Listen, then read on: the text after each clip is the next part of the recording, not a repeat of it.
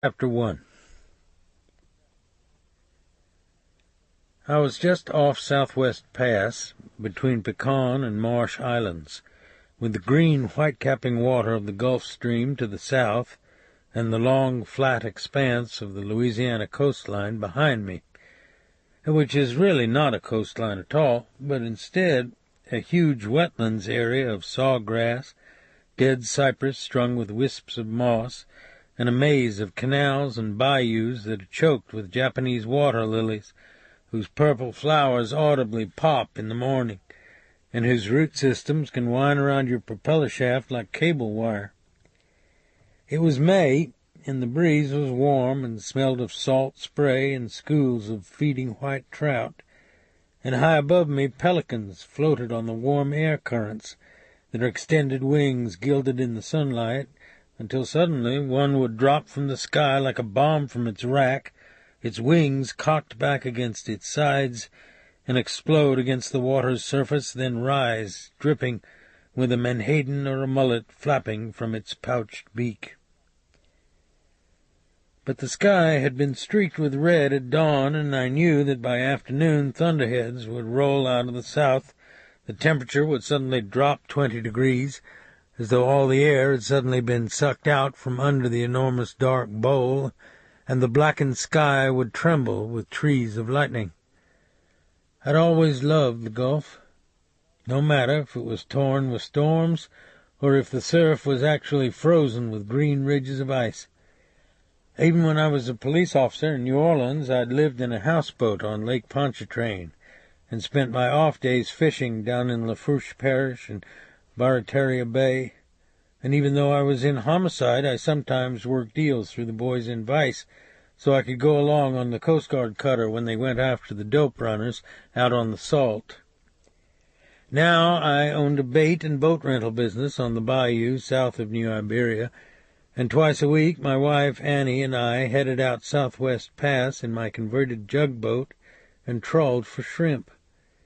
It was called a jug boat because years ago it had been designed by an oil company for retrieving the long, thick, rubber-coated cables and seismic instruments used in marine oil exploration. It was long, narrow, and flat, with a big Chrysler engine, 2 screws, and the pilot's cab flush against the stern.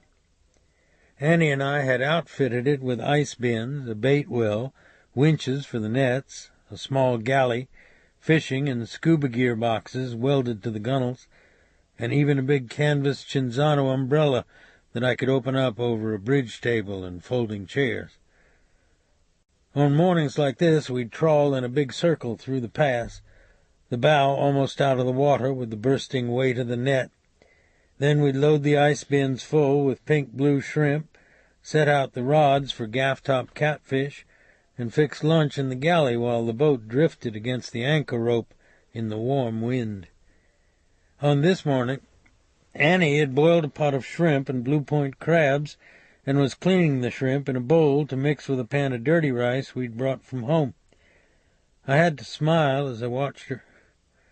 She was my Mennonite Kansas girl with curly gold hair that lifted on the nape of her neck in the breeze, and eyes that were the most electric blue I'd ever seen.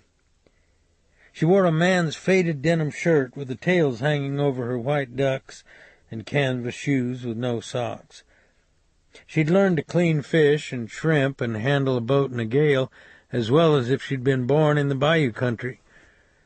But she'd always remained my Kansas girl, sewn together from bluebonnets and sunflowers, tilting awkwardly on high heels, always awed by cultural difference and what she called weirdness in other people, although she came from a background of wheat farmer pacifists that was so pervasively eccentric that she couldn't recognize normality when she saw it.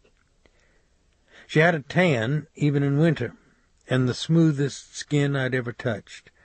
Small lights played in her eyes when you looked into them. She saw me smiling at her, set down the bowl of shrimp, and walked past me as though she were going to check the rods. Then I felt her behind me, felt her breasts touch the back of my head.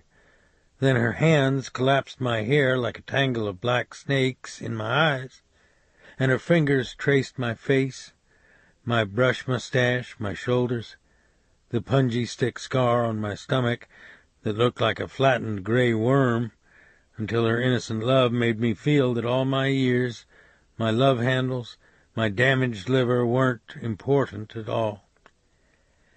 Maybe I'd grown foolish, or perhaps fond is a better word, in the way that an aging animal doesn't question its seduction by youth.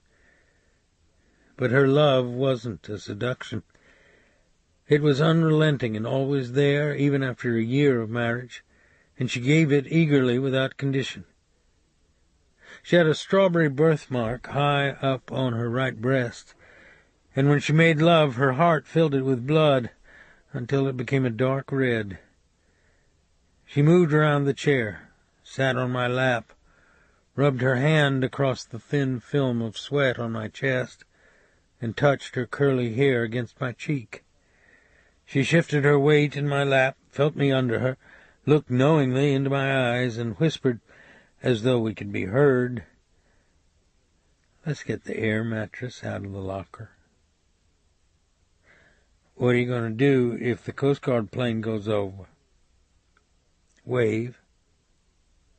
"What if one of the reels goes out?" "I'll try to keep your mind on something else." I looked away from her toward the southern horizon. "Dave?" "It's a plane." "How often do you get propositioned by your own wife?" "Don't let opportunity pass, Skipper." Her blue eyes were merry and full of light. "No, look. He's in trouble." It was a bright yellow two-engine job, and a long trail of thick black smoke blew from behind the cabin all the way across the sky to the horizon. The pilot was trying hard to gain altitude, gunning both engines, but the wingtips wobbled from side to side and wouldn't stabilize, and the water was coming up fast. He went past us, and I could see faces in the glass windows. The smoke twisted out of a ragged hole just in front of the tail. "Oh, Dave, I thought I saw a child," Annie said. The pilot must have been trying to make Pecan Island so he could pancake into the salt grass, but suddenly pieces of the rudder shredded away like strips of wet cardboard, and the plane dipped violently to port and turned in a half circle, both engines stalling now, the smoke curling as thick and black as smoke from an oil fire, and went down hard on one wing against the water's surface, flipped over in the air like a stick toy, and landed upside down in a huge spray of green and white water and floating seaweed. The water boiled and danced on the overheated engine housings, and the hole and back actually seemed to create and suck a river deep inside the plane. In seconds the bright yellow underside of the plane was dimming in the low waves that slid across it. I couldn't see the doors, but I kept waiting for somebody in a life preserver to break through the surface.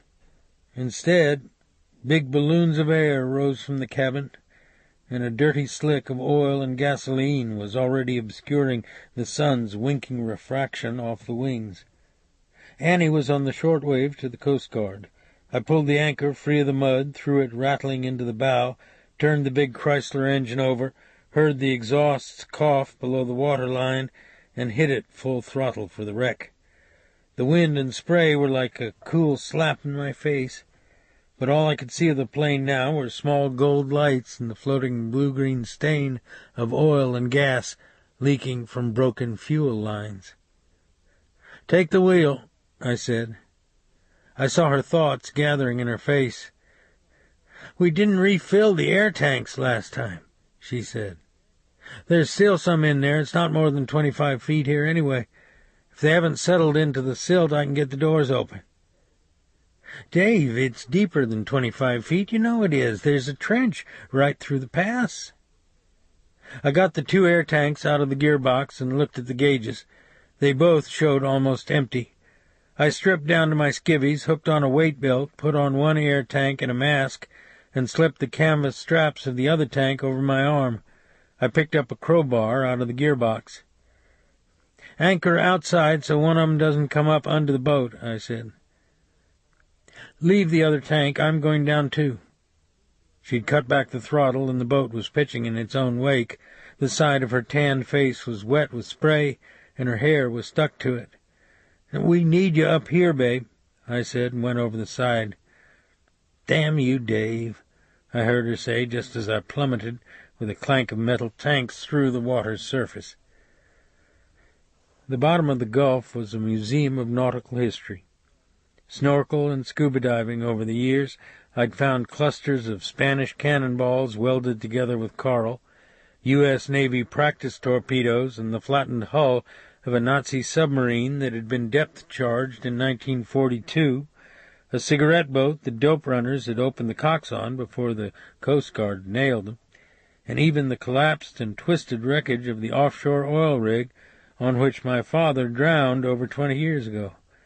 It lay on its side in the murk in 80 feet of water, and the day I swam down to it the steel cables whipped and sang against the stanchions like hammers ringing against an enormous saw blade.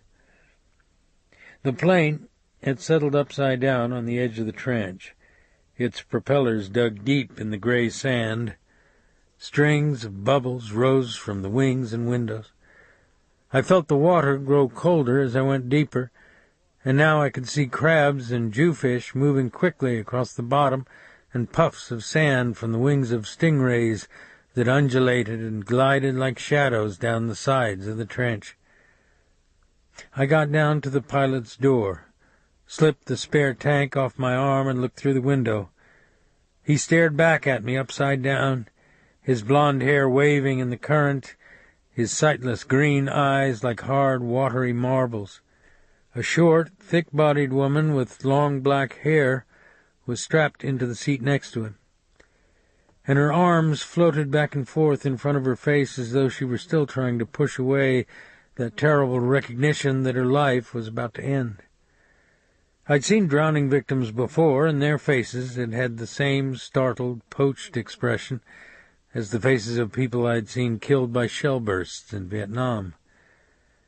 I just hoped that these two hadn't suffered long. I was kicking up clouds of sand from the bottom, and in the murky green-yellow light I could barely see through the window of the back door. I held myself out flat, holding on to the door handle for balance, and pressed my mask to the window again. I could make out a big, dark man in a pink shirt with pockets and cloth loops all over it, and a woman next to him who had floated free from her seat-belt. She was squat, with a square, leathery face, like the woman in front, and her flowered dress floated up around her head. Then, just as my air went, I realized, with a terrible quickening of my heart, that somebody was alive in the cabin. I could see her small, bare legs kicking like scissors, her head and mouth turned upward like a guppy's into an air pocket at the rear of the cabin. I dumped the empty tank off my back and jerked on the door handle, but the door's edge was wedged into the silt.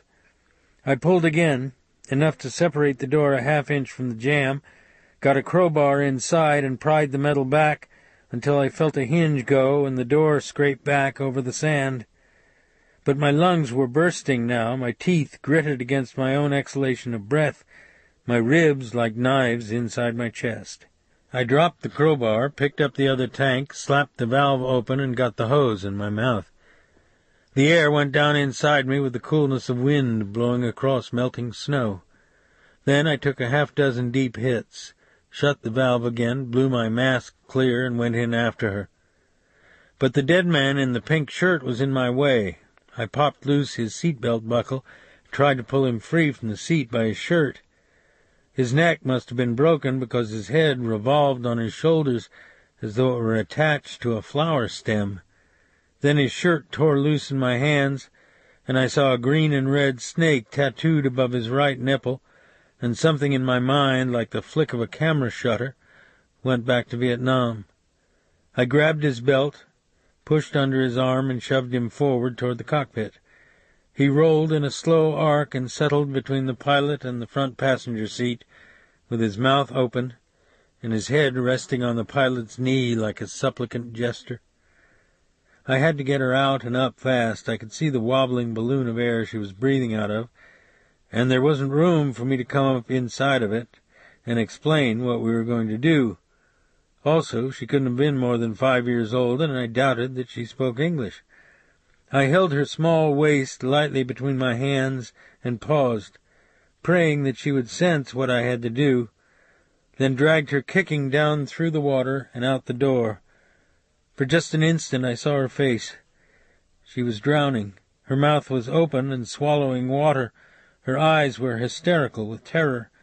Her close-cropped black hair floated from her head like duck down, and there were pale, bloodless spots in her tanned cheeks. I thought about trying to get the air hose in her mouth, but I knew I wouldn't be able to clear the blockage in her throat, and she would strangle before I could get her to the top.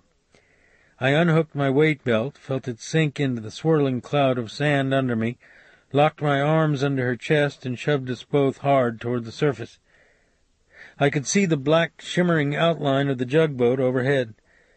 Annie had cut the engine, and the boat was swinging in the current against the anchor rope. I'd gone without air for almost 2 minutes, and my lungs felt as though they'd been filled with acid. I kept my feet out straight, kicking hard. The bubbles leaking through my teeth, the closure in my throat about to break and suck in a torrent of water that would fill my chest like concrete. Then I could see the sunlight become brighter on the surface, like a yellow flame dancing on the chop, and glazing the flat slicks, feel the layers of current suddenly become tepid, touch the red-brown wreaths of seaweed that turned under the waves. Then we burst into the air, into the hot wind, into a dome of blue skies and white clouds and brown pelicans sailing over us like welcoming sentinels. I grabbed the bottom of the deck rail with one hand and held the little girl up to Annie's arms. She felt as though she had the hollow bones of a bird. Annie pulled her up on deck and stroked her head and face while the little girl sobbed and vomited into Annie's lap. I was too weak to climb out of the water right away. Instead, I simply stared at the red handprints on the child's trembling thighs, where the mother had held her up into the pocket of air while she herself lost her life. And I wished that those who handed out medals for heroism and war had a more encompassing vision about the nature of valor.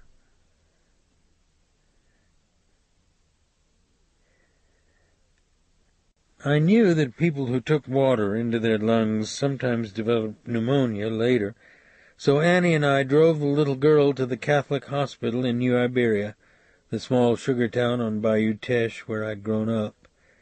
The hospital was a gray stone building set back in Spanish oaks on the bayou, and purple wisteria grew on the trellises above the walkways, and the lawn was filled with yellow and red hibiscus and flaming azalea. We went inside, and Annie carried the little girl back to the emergency room, while I sat across the reception desk from a heavy-set nun in a white habit who filled out the girl's admission form. The nun's face was as big and round as a pie plate, and her wimple was crimped as tightly across her forehead as a medieval knight's visor. "What is her name?" she said. I looked back at her. "Do you know her name?" "Alifair." "What is her last name?" "Robicheaux." "Is she your daughter?" "Sure." "She's your daughter?" "Of course."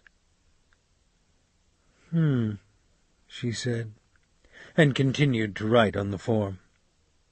Then, "I'll look in on her for you. In the meantime, why don't you look over this information and make sure I wrote it down accurately?" "Well, I trust you, sister."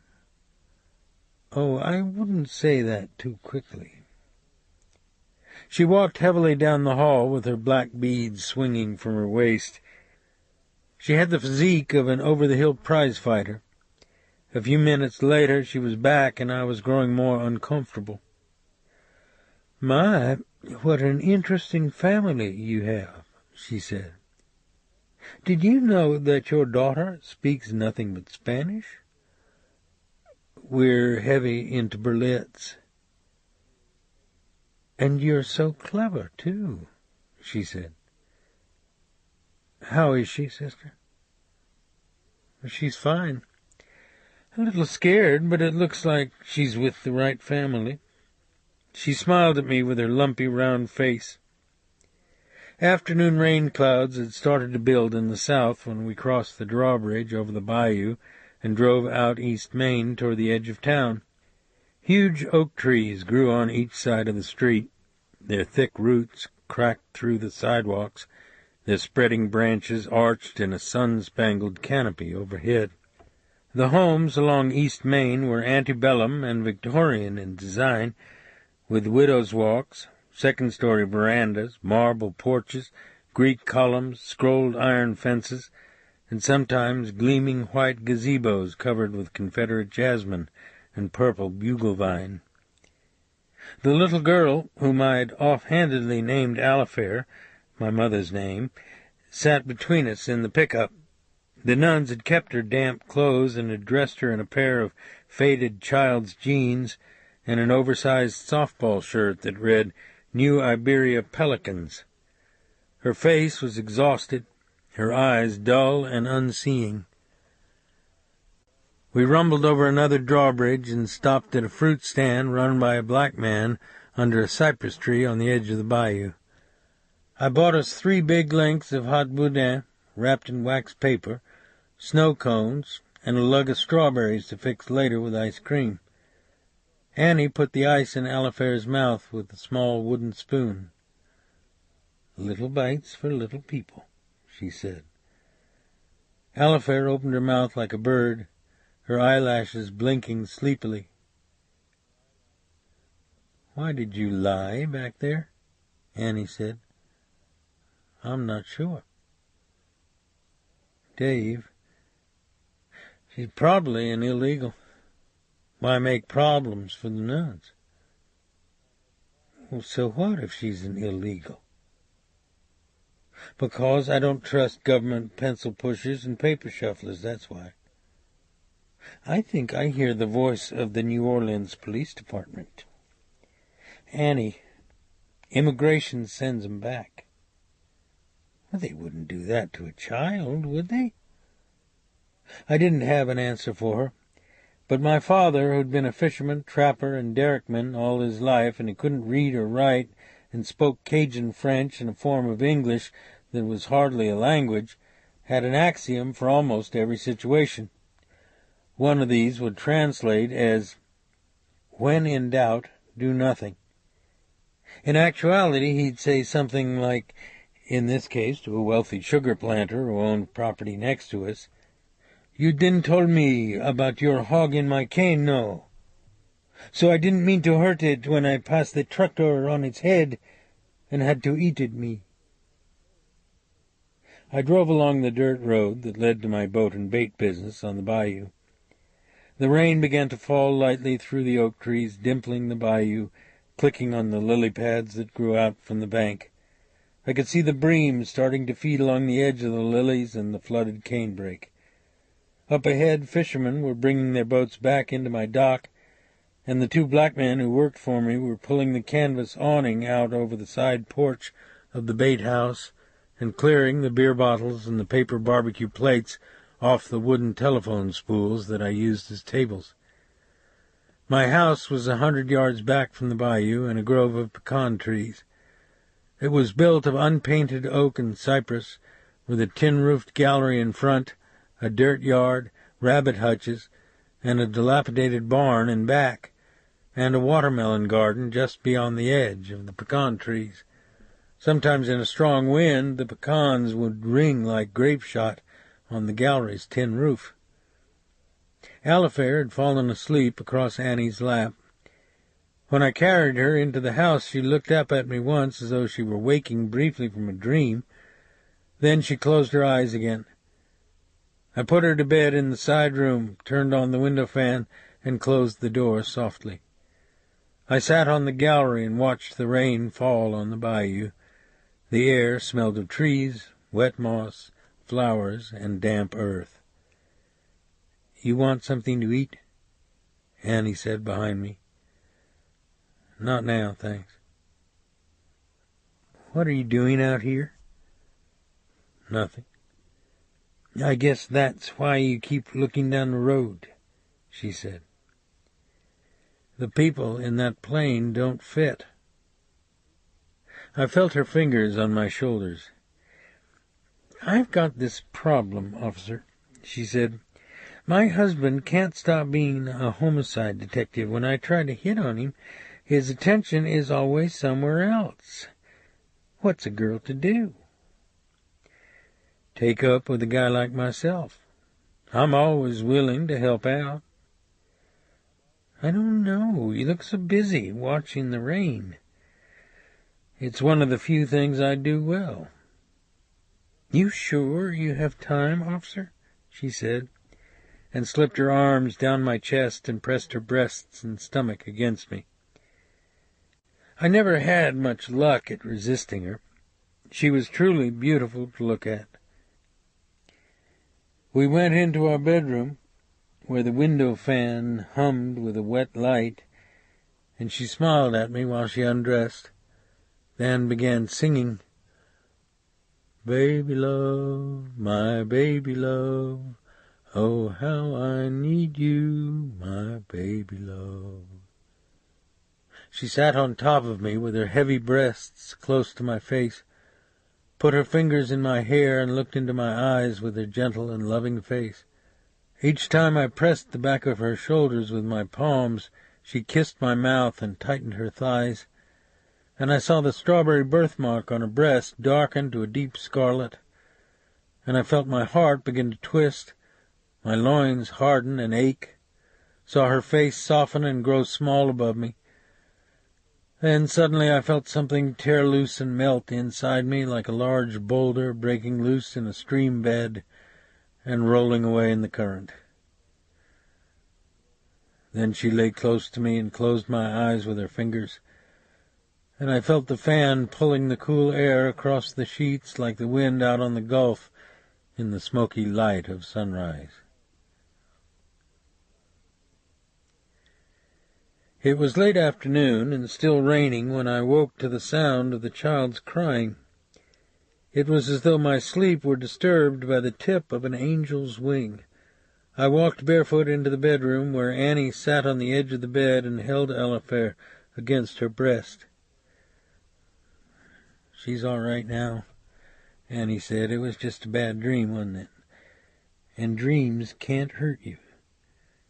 We just brush them away and wash our face and then eat some ice cream and strawberries with Dave and Annie." The little girl held Annie's chest tightly and looked at me with her round, frightened eyes. Annie squeezed her and kissed the top of her head. "Dave, we just have to keep her," she said. Again I didn't answer her. I sat out on the gallery through the evening and watched the light turn purple on the bayou and listened to the cicadas and the rain dripping in the trees. At one time in my life, rain had always been the color of wet neon or Jim Beam whiskey. Now it just looked like rain. It smelled of sugar cane, of the cypress trees along the bayou, of the gold and scarlet 4 o'clocks that opened in the cooling shadows. But as I watched the fireflies lighting in the pecan orchard, I couldn't deny that a thin tremolo was starting to vibrate inside me, the kind that used to leave me in after-hours bars with the rain streaking down the neon-lit window. I kept watching the dirt road, but it was empty. Around 9 o'clock, I saw some kids in a pirogue out on the bayou, gigging frogs. The headlamps of the children danced through the reeds and cattails, and I could hear their paddles chunking loudly in the water. An hour later, I latched the screen, turned out the lights, and got in bed next to Annie. The little girl slept on the other side of her. In the moon's glow through the window, I saw Annie smile without opening her eyes. Then she laid her arm across my chest.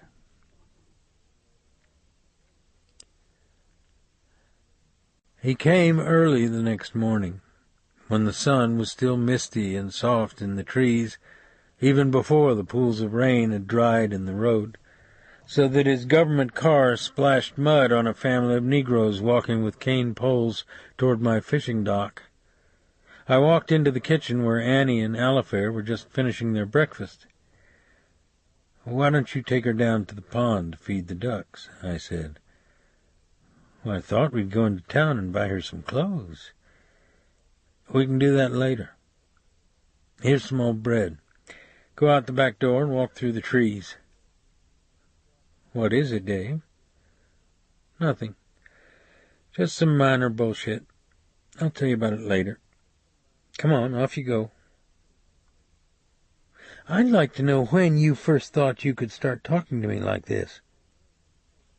"Annie, I'm serious," I said. Her eyes flicked past me to the sound of the car driving across the pecan leaves in front. She picked up the cellophane bag of stale bread, took Alifair by the hand, and went out the back screen door through the trees toward the pond at the end of our property. She looked back once, and I could see the alarm in her face.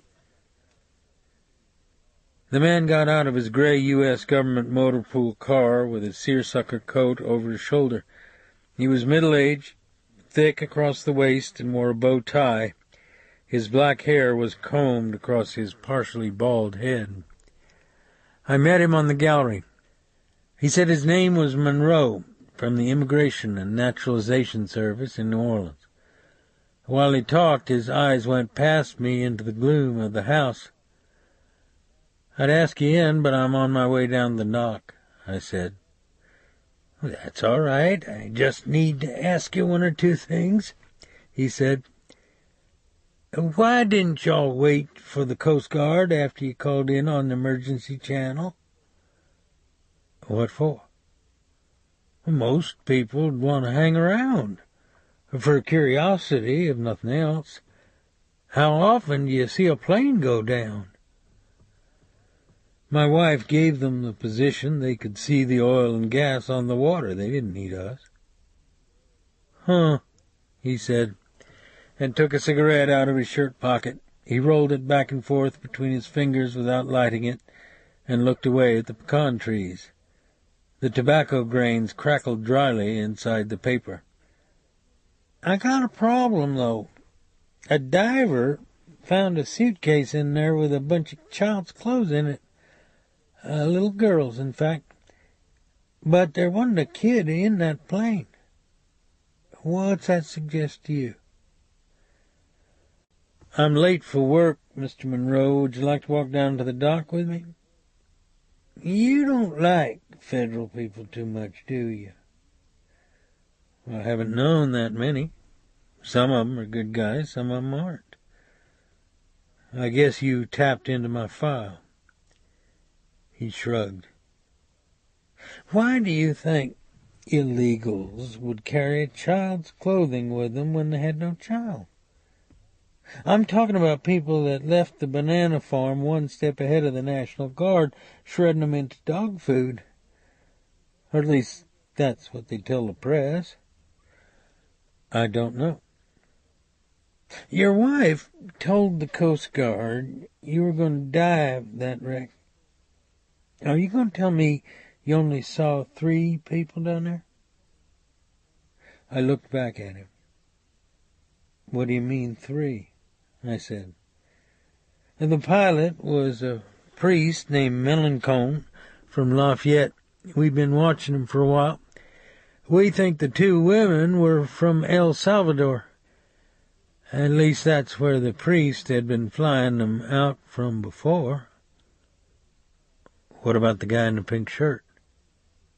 His face became perplexed, his eyes muddy with confusion. "What are you talking about?" he said. "I damn near tore the shirt off him. He was in the back, his neck was broken, and he had a tattoo over one nipple." He was shaking his head. He lit his cigarette and blew smoke out into the dappled sunlight. "You're either a good storyteller or you say things nobody else knows about," he said. "Are you calling me a liar?" I asked quietly. Well, I won't play word games with you, Mr. Robicheaux. Seems to me that's just what you're doing. You're right. I did get feedback on your fall before I came down here. You have an amazing record. How's that? You blew away 3 or 4 people, one of whom was a government witness. That's real hardball, all right. You want me to come back out with a warrant? I don't think I'm going to see you for a while. You dumped the wheelbarrow on its side, partner. Your people are into something they haven't let you in on yet. I saw his eyes darken. I'd tend to my own business if I was you, he said. There's something I didn't tell you. The UPI in New Orleans called me last night. I told them there were 4 dead people in that plane. I hope you guys aren't going to tell people I can't count. Oh, you don't need to worry about what we do. Just keep your own act clean and we'll get along fine. I think you've been talking to wetbacks too long. I think you should give some thought to your words before you say things to people. He dropped his cigarette on the ground, pressed it out with his shoe, and smiled to himself as he got in his car. He started his engine. A shaft of sunlight cut across his face. Well, you've made my day, he said. I always like to be reassured that I'm on the right side of the fence. One other thing. When you drove in here, you splashed mud on some people. Try to be more careful when you leave. Anything you say, he said, and smiled up at me, then accelerated slowly down my lane. Very cool, Robicheaux, I thought. There's nothing like rattling the screens on the baboon cage. But what should you do in a situation like that?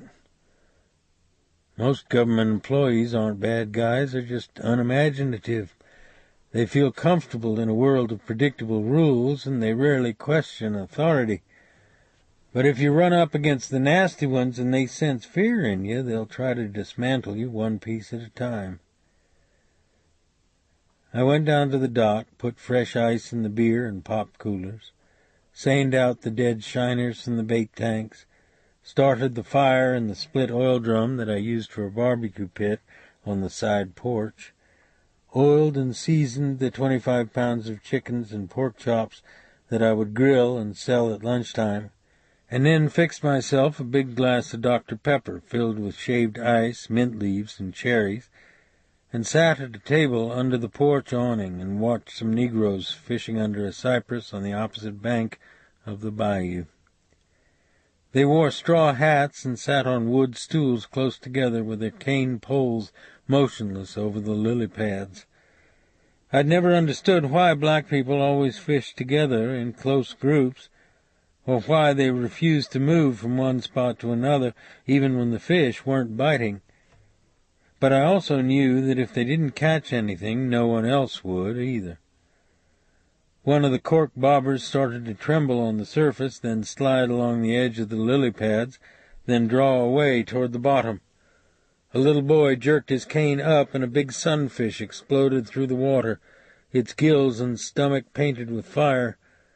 The boy held it with one hand, worked the hook out of its mouth, then dipped his other hand into the water and lifted out a shaved willow branch, dripping with bluegill and goggle-eye perch. I watched him thread the sharpened tip of the branch through the sunfish's gill and out his mouth, then replace it in the water. But watching that scene out of my own youth, living that moment with yesterday's people, wouldn't take my mind off that ugly scar of smoke across the sky at Southwest Pass, or a woman who would hold a child up into a pocket of air while her own lungs filled with water and gasoline. That afternoon, I drove into New Iberia and bought a copy of the Times-Picayune. The wire service story said that the bodies of 3 people including that of a Catholic priest, had been removed from the plain. The source of the story was the St. Mary Parish Sheriff's Office, which meant the sheriff's office had been told that 3 bodies were recovered, or that only 3 had been brought into the parish coroner's office. It was hot and bright the next morning when I cut the engine off Southwest Pass and splashed the anchor overboard. The waves slapped under the bow as I put on my flippers and air tank, which I'd refilled earlier in the morning. I hitched on a weight belt, went over the side, and swam down in a stream of bubbles to the wreck, which still lay upside down on the sloping edge of the trench. The water was a cloudy green from the rains, but I could see detail within a foot of my face mask. I came down on the tail section and worked my way forward toward the cabin. The hole that had gushed black smoke across the sky was jagged and sharp under my hands. The metal was twisted outward in the same way that an artillery round would exit from iron plate. All the doors were open forward, and the cabin was picked clean, at least almost. The torn pink shirt of the tattooed man undulated gently against the floor in the groundswell. One of the cloth loops was caught in the floor fastening for the safety strap harness. I jerked the shirt loose, wadded it into a tight ball, and swam back up to the yellow-green light on the surface. I'd long ago learned to be thankful for small favors. I'd also learned not to be impetuous or careless with their use. I laid the shirt out on the deck and weighted the sleeves and collar and tails with fishing sinkers. It didn't take long for the shirt to dry in the wind and against the hot boards of the deck. The cloth was stiff and salty to the touch. I found a plastic minnow bag in my tackle box, took the shirt back to the pilot house out of the wind, and began cutting away the pockets with my single-blade Puma knife, which had the edge of a barber's razor. I picked out a pencil stub, tobacco grains, sodden kitchen matches, a small comb, strings of lint, and finally a swizzle stick. A wooden swizzle stick in a tiny sanitary wrapper.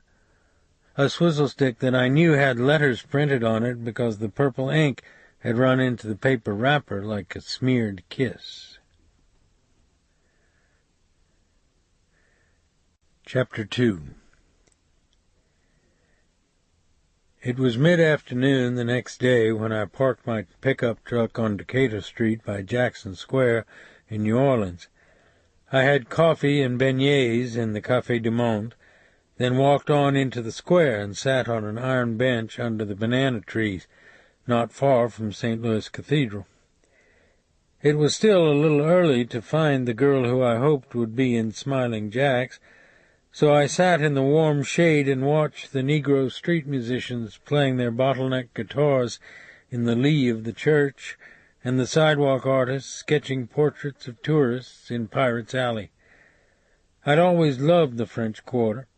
Many people in New Orleans complained that it was filled with winos, burnt-out dopers, hookers, black street hustlers, and sexual degenerates. What they said was true, but I didn't care. The Quarter had always been like that. Jean Lafitte and his gang of cutthroats had operated out of old New Orleans, and so had James Bowie, who was an illegal slave trader when he wasn't slicing people apart with his murderous knife. Actually, I thought the hookers and drunks, the thieves and pimps, probably had more precedent and claim to the Quarter than the rest of us did. The old Creole buildings and narrow streets never changed. Palm fronds and banana trees hung over the stone walls and iron gates of the courtyards. It was always shady under the scrolled colonnades that extended over the sidewalks, and the small grocery stores with their wood-bladed fans always smelled of cheese, sausage, ground coffee, and crates of peaches and plums. The brick of the buildings was worn and cool and smooth to the touch. The flagstones in the alley troughed and etched from the rainwater that sluiced off the roofs and balconies overhead. Sometimes you looked through the scrolled iron door of a brick walkway and saw a courtyard in the interior of a building ablaze with sunlight and purple wisteria and climbing yellow roses, and when the wind was right you could smell the river, the damp brick walls, a fountain dripping into a stagnant well, the sour odor of spilled wine, the ivy that rooted in the mortar like the claws of a lizard, the 4 o'clocks blooming in the shade, and a green garden of spearmint erupting against a sunlit stucco wall. The shadows were growing longer in Jackson Square. I looked again at the swizzle stick I'd found in the dead man's shirt pocket. The smears of purple dye on it didn't look like much now, but that morning a friend of mine at the university in Lafayette had put it under an infrared microscope that was a technological miracle. It could lighten and darken both the wood and the dye, and as my friend shifted the grain in and out of focus, we could identify 8 of the 12 letters printed on the stick. S-M-L-I-G-J-K-S.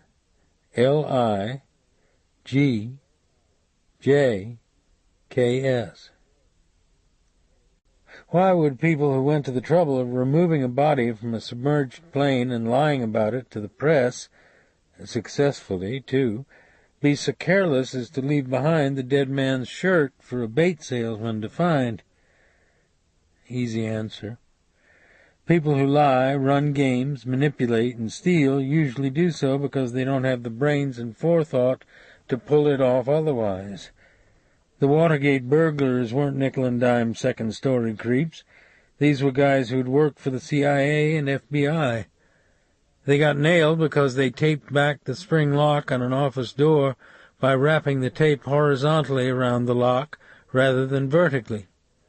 A minimum-wage security guard saw the tape and removed it, but didn't report it. One of the burglars came back and taped the door open a second time.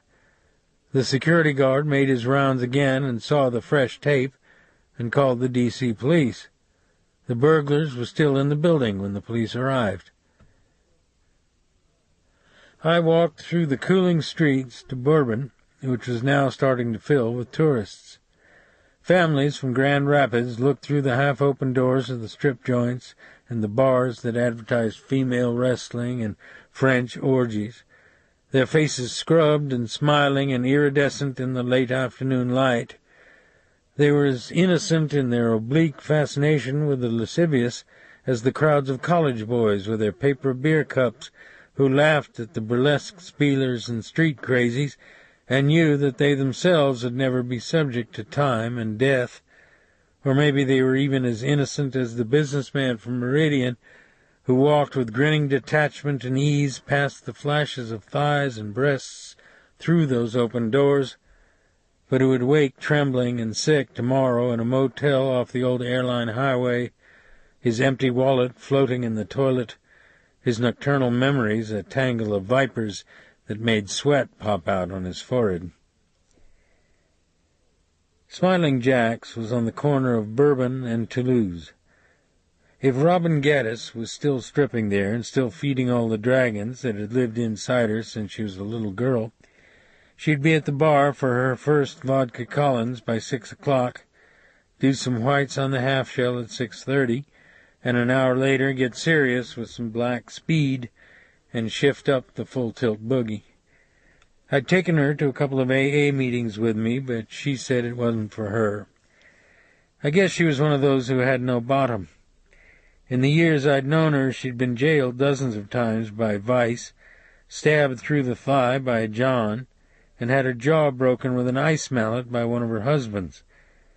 One time, when I was over at the Social Welfare Agency, I pulled her family file, a 3-generation case history that was a study in institutional failure and human inadequacy. She'd grown up in the public housing project by St. Louis Cemetery, the daughter of a half-wit mother and an alcoholic father who used to wrap the urine-soaked sheets around her head when she wet the bed. Now, in her adulthood, she'd managed to move a half-mile away from the place of her birth. But she wasn't at the bar. In fact, Smiling Jack's was almost empty. The mirrored runway behind the bar was darkened. The musical instruments of the three-piece band sat unattended in the small pit at the end of the runway, and in the empty gloom a turning strobe overhead light made a revolving shotgun pattern of darkness and light that could be equaled only by seasickness. I asked the bartender if she'd be in. He was perhaps 30 and wore hillbilly sideburns, a black fedora, and a black T-shirt with the faces of the Three Stooges embossed whitely on the front. "You bet," he said and smiled. "First show's at 8. She'll be in by 6:30 for the glug-glug hour. Are you a friend of hers?" "Yes." "What are you drinking?" "Do you have a Dr. Pepper?" "You kidding me?" "Give me a 7-Up. It's $2. You sure you won't drink soda pop?" I put the $2 on the bar. "I know you, right?" he said and smiled again. "Maybe." "You're a cop, right?" "No." "Hey, come on, man. I got 2 big talents. One as a mixologist and the other for faces. But you're not Vice, right?" "I'm not a cop." "Wait a minute, I got it. Homicide. You used to work out of the 1st District on Basin." "Not anymore." "You get moved or something?" "I'm out of the business." "Early change of life, huh?" he said. His eyes were green, and they stayed sufficiently narrowed so you couldn't read them. "You remember me?" "It's Jerry something or other. 5 years ago you went up the road for bashing an old man with a pipe. How'd you like it up there at Angola?" His green eyes widened a moment, looked boldly at me from under the brim of the black fedora, then narrowed and crinkled again. He began drying glasses with a towel, his face turned at an oblique angle. "It wasn't bad. I was outdoors a lot, lots of fresh air. Gave me a chance to get in shape. I like farm work. I grew up on one," he said. "Hey, have another 7-Up. You're impressive, man. Sharp guy like you should have a 7-Up on the house." "You drink it for me," I said, and picked up my glass and walked to the back of the bar. I watched him light a cigarette, smoke only a few puffs of it, then flip it angrily through the front door onto the tourist-filled sidewalk. She came in a half-hour later, dressed in sandals, blue jeans low on her hips, and a tank top that exposed her flat, tanned stomach. Unlike most of the strippers, she wore black hair cut short like a 1940 schoolgirl's, and in spite of all the booze, coke, and speed that went into her body, she was still good to look at. "Well, they put the first team back on the street," she said and smiled. "How you doing, Streak? I heard you were remarried and back on the bayous selling worms and all that jazz." "That's right. I'm just a tourist now." "You really hung it up for good, huh? That must take guts. I mean, just to boogie on out of it one day and do something weird like sell worms to people. What'd you say, sayonara, Crime Stoppers, keep your guns in your pants?" "Something like that." "Hey, Jerry, does it look like we got AIDS down here? It's glug-glug time for Mommy." "I'm trying to find out something about a guy," I said. "Well, I'm not exactly an information Santa, Streak. Didn't you ever want to touch up that white spot in your hair? You got the blackest hair I've ever seen in a man except for that white patch." She touched the side of my head with her fingers. This guy had a green and red snake tattooed on his chest. I think he probably came in here. "They pay to see me take off my clothes. It's not the other way around. Unless you mean something else." "I'm talking about a big, dark guy with a head the size of a watermelon The tattoo was just above the nipple. If you saw it, you wouldn't forget it. Why's that? She lit a cigarette and kept her eyes on the vodka Collins that Jerry was mixing for her down the bar. There was a tattoo artist in Bring Cash Alley in Saigon who used the same dark green and red ink. His work was famous in the Orient. He was in Hong Kong for years. British sailors all over the world have his work on 'em. Why would I get to see it? Listen, Robin, I was always your friend. I never judged what you did. Cut the bullshit. Oh, that's what it is, huh? She took the Collins glass from Jerry's hand and drank from it. Her mouth looked wet and red and cold when she set the glass down. I don't do the other stuff anymore. I don't have to.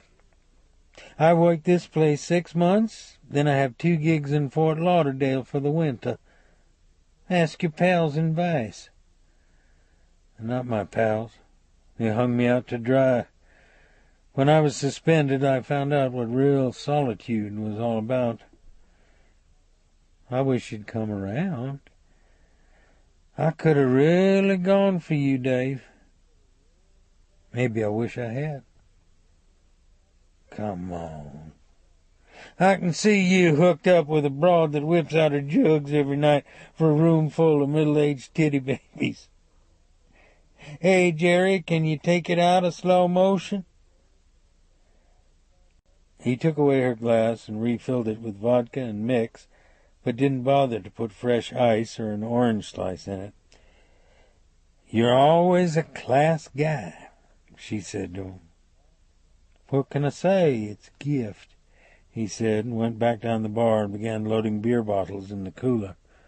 He turned his face from side to side each time he placed a bottle in the cooler, in case one of them should explode.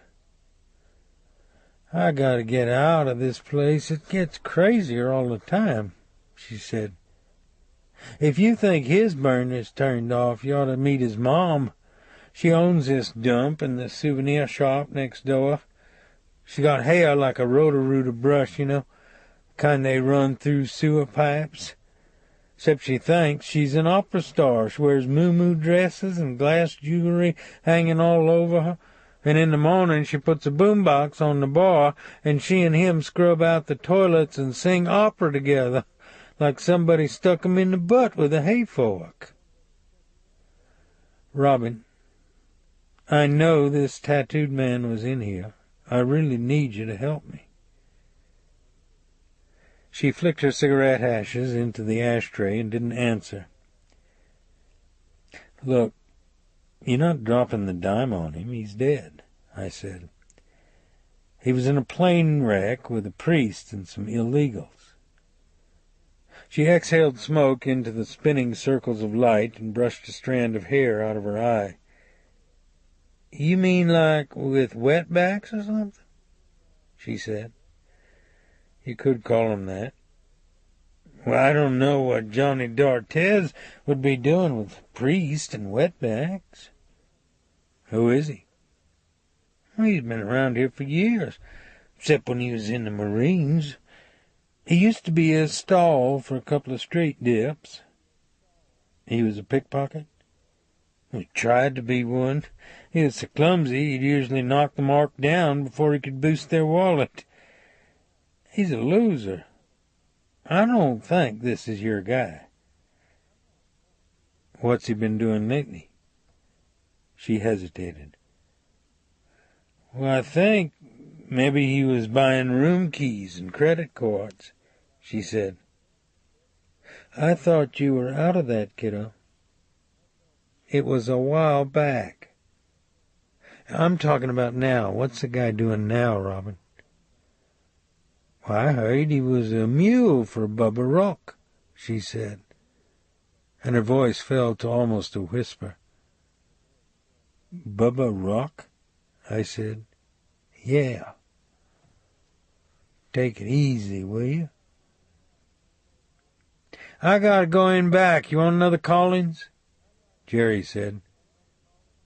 Yeah. Wash your hands when you go to the bathroom, too. You know, Robin, when you come in here, I hear this funny sound, he said.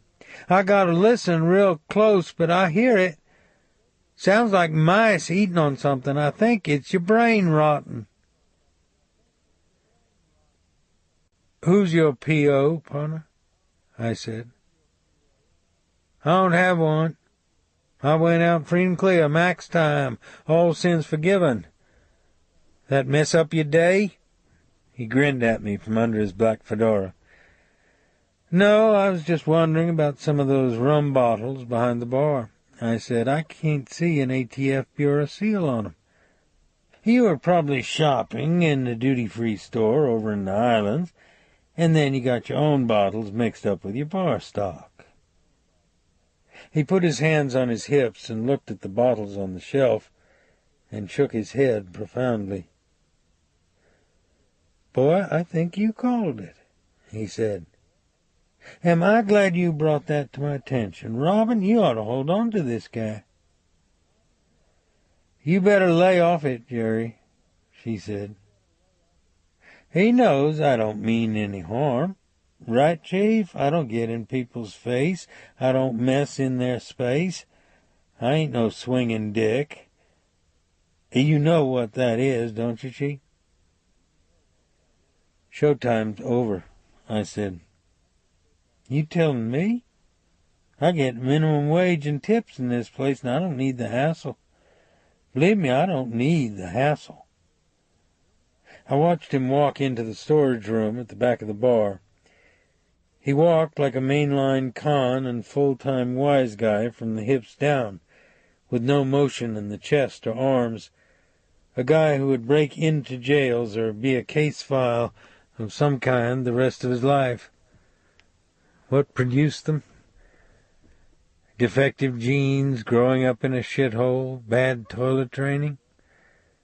Even after 14 years with the New Orleans Police Department, I never had an adequate answer. About that Bubba Rock stuff, it didn't come from me, okay? She said. Bubba's crazy, Dave. I know a girl, she tried to go independent. Her guys soaked her in gasoline and set her on fire. You didn't tell me anything I didn't already know about Bubba. You understand that? You're not a source.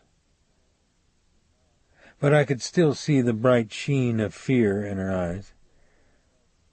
Listen, I've known him all my life, I said. He still owns a home outside of Lafayette. There's nothing you could tell me about him that's new. She let out her breath and took a drink from her glass. I know you were a good cop and all that bullshit, she said. But there's a lot of stuff you guys never see. You can't. You don't live in it, Streak. You're a visitor. I gotta run, kiddo, I said. We live just south of New Iberia. If you ever want to work in the boat and bait business, give me a call. Dave? Yeah? Come see me again, okay? I walked out into the dusky, neon-lit street. The music from the Dixieland and rockabilly bars was thunderous. I looked back at Robin, but her bar stool was empty.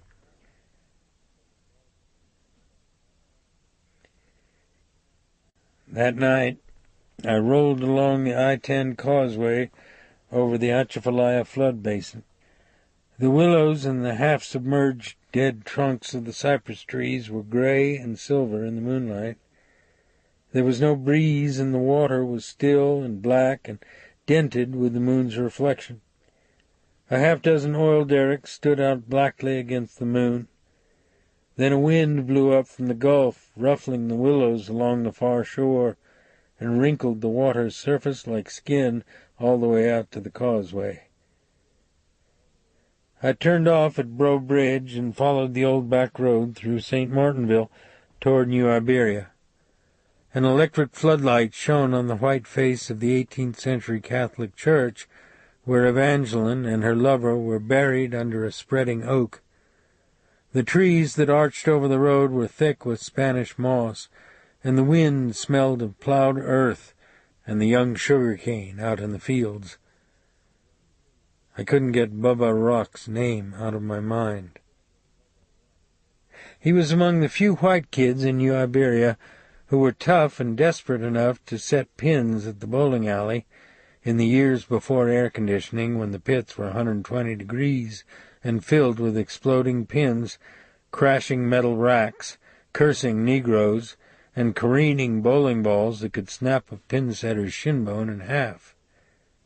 He was the kid who wore no coat in winter, had scabs in his hair, and cracked his knuckles until they were the size of quarters. He was dirty and he smelled bad, and he'd spit down a girl's collar for a nickel. He was also the subject of legends. He got laid by his aunt when he was 10. He hunted the neighborhood cats with a Benjamin pump. Tried to rape a Negro woman who worked in the high school lunchroom. His father whipped him with a dog chain. He set fire to his clapboard house, which was located between the scrapyard and the SP tracks. But what I remember most about him were his wide-set, gray-blue eyes. They never seemed to blink, as though the lids had been surgically removed. I fought him to a draw in district golden gloves. You could break your hands on his face, and he'd keep coming at you, the pupils of those unrelenting eyes like burnt cinders.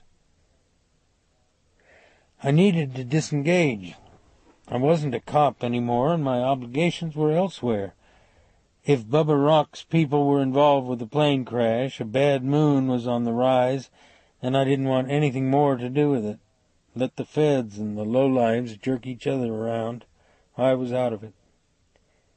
When I got home, the house was dark under the pecan trees, except for the glow of the television set in the front room.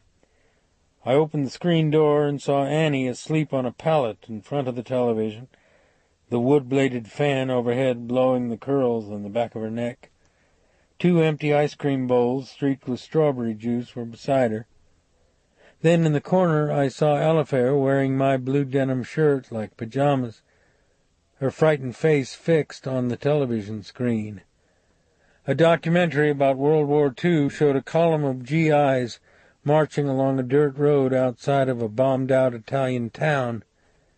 They wore their pots at an angle, cigarettes dangled from their grinning mouths. A BAR man had a puppy buttoned up in his field jacket. But to Alifair, these weren't the liberators of Western Europe. Her thin body trembled under my hands when I picked her up.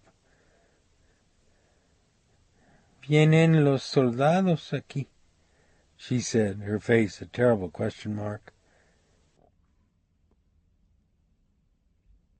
This ends Disc 1. Heaven's Prisoners, Disc 2. She had other questions for us, too, ones not easily resolved by Annie's and my poor Spanish, or, more importantly, our adult unwillingness to force the stark realization of mortality upon a bewildered child. Perhaps in her sleep she still felt her mother's hands on her thighs, raising her up into the wobbling bubble of air inside the plane's cabin. Maybe she thought I was more than human, that I could resurrect the dead from water, anoint them with my hand, and make them walk from the dark world of sleep into the waking day. Alifair's eyes searched mine as though she would see in them the reflected image of her mother. But try as we might, neither Annie nor I could use the word muerto. "¿A dónde ha ido mi mamá?" she said again the next morning. And maybe her question implied the best answer we could give her. She didn't ask what had happened to her mother. She asked instead where she'd gone. So we drove her to St. Peter's Church in New Iberia. I suppose one might say that my attempt at resolution was facile, but I believe that ritual and metaphor exist for a reason. Words have no governance over either birth or death, and they never make the latter more acceptable, no matter how many times its inevitability is explained to us.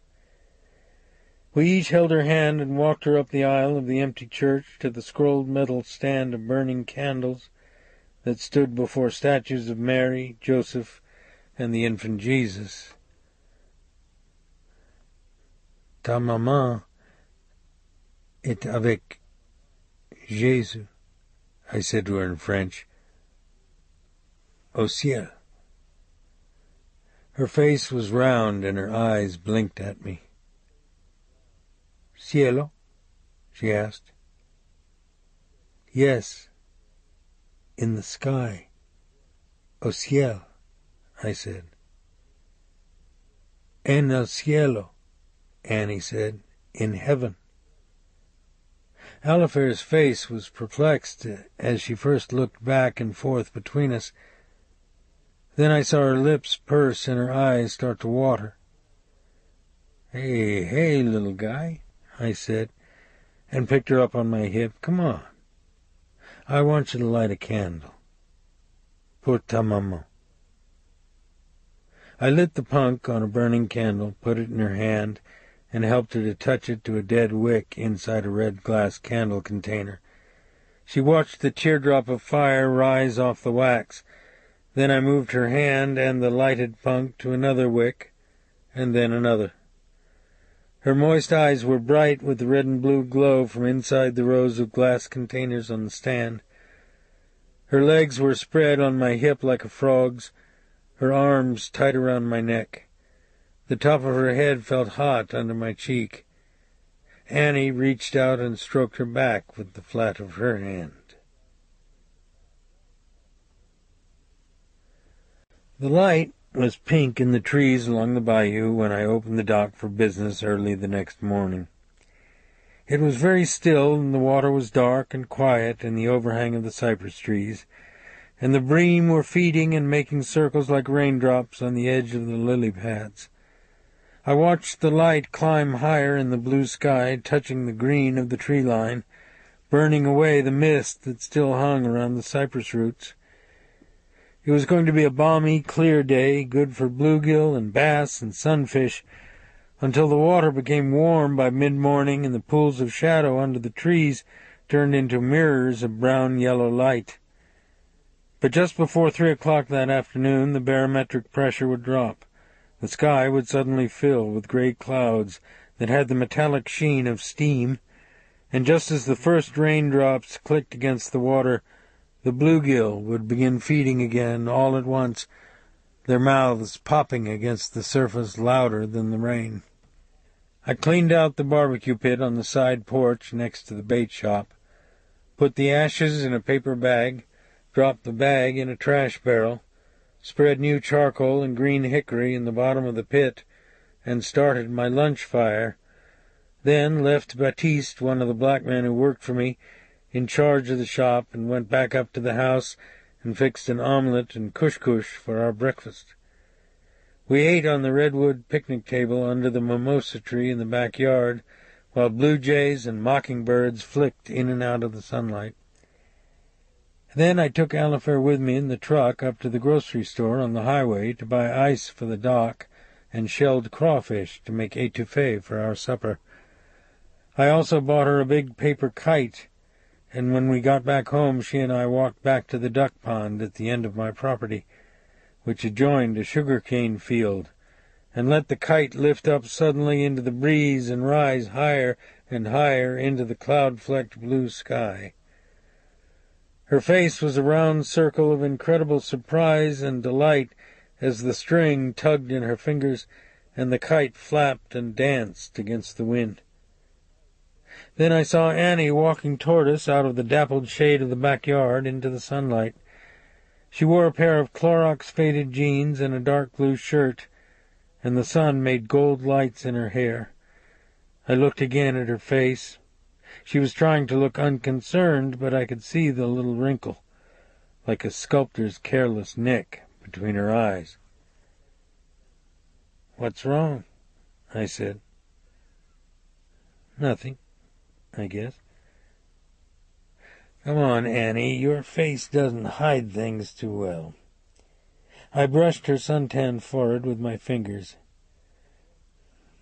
There's a car parked off the side of the road in the trees with 2 men in it, she said. I saw 'em a half hour ago, but I didn't pay any attention to 'em.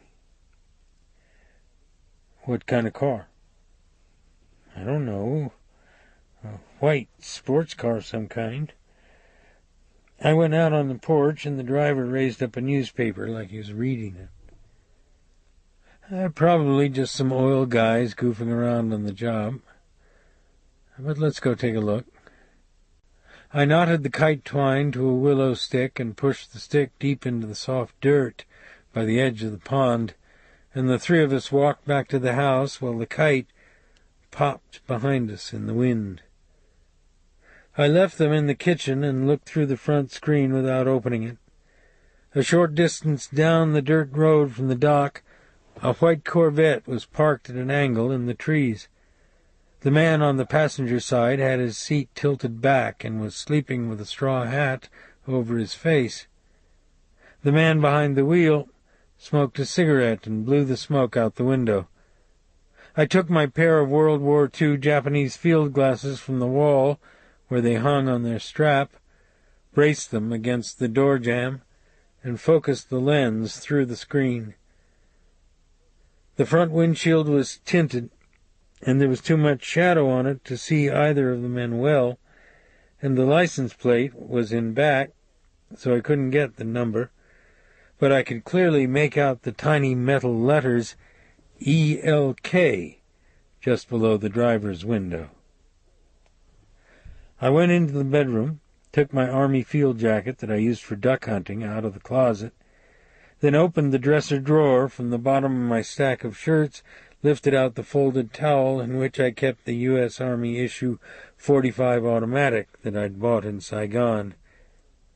I picked up the heavy clip loaded with hollow points, inserted it into the handle, pulled back the receiver and slid around into the chamber, set the safety, and dropped the pistol into the pocket of my field jacket. I turned around and saw Annie watching me from the bedroom doorway, her face taut and her eyes bright. "Dave, what are you doing?" "I'm going to stroll down there and check these guys out. They won't see the gun." "Let it go. Call the sheriff's office if you have to. They're on our property, kiddo. They just need to tell us what they're doing here. It's no big deal." "No, Dave, maybe they're from immigration. Don't provoke them." "Government guys use economy rentals when they can't use the motor pool. They're probably landmen from the oil center in Lafayette." "Yes. That's why you have to take the pistol with you." "So I have some bad habits." "Leave it alone, Annie." I saw the hurt in her face. Her eyes flicked away from mine, then came back again. "Yes, I wouldn't want to tell you anything," she said. "A good Cajun girl stays barefoot and pregnant in the kitchen while her macho man goes out and kicks ass and takes names. I had a partner 8 years ago who walked up on a guy trying to change a tire 2 blocks from the French Market. My partner had just gotten off work, and he still had his badge clipped to his belt. He was a nice guy. He was always going out of his way to help people. He was going to ask this guy if he needed a bigger jack. The guy shot him right through the mouth with a 9mm. Her face twitched as though I'd slapped her. "I'll be back in a minute," I said, and went out the screen door with the field jacket over my arm. The pecan leaves in the yard were loud under my feet. I looked back over my shoulder and saw her watching me through the screen, with Alifair pressed against her thigh. Lord, why did I have to talk to her like that, I thought. She was the best thing that had ever happened to me. She was kind and loving, and every morning she made me feel that Somehow I was a gift in her life rather than the other way round. And if she ever had any fears, they were for my welfare, never for her own. I wondered if I would ever exorcise the alcoholic succubus that seemed to live within me, its claws hooked into my soul. I walked on into the trees toward the dirt road and the parked white car. Then I saw the driver flip his cigarette out into the leaves and start the engine. But he didn't drive past me so I could look clearly into the car or see the license plate in the rear. Instead, he backed down the dirt road, the spangled sunlight bouncing off the windshield, then straightened the car abruptly in a wide spot and accelerated around a bend that was thick with scrub oak. I heard the tires thump over the wooden bridge south of my property, and the sound of the engine become thin through the trees. I went back in the house, slipped the clip out of the .45, ejected the shell from the chamber, snicked the shell into the top of the clip again, and folded the towel over the .45 and the clip, and replaced them in the dresser drawer. Annie was washing dishes in the kitchen. I stood beside her but didn't touch her. "I'll say it only once, and I'll understand if you don't want to accept it right now," I said. "But you mean a lot to me, and I'm sorry I talked to you the way I did. I didn't know who those guys were, but I wasn't going to find out on their terms.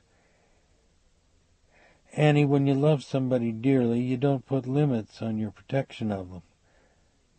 That's the way it is."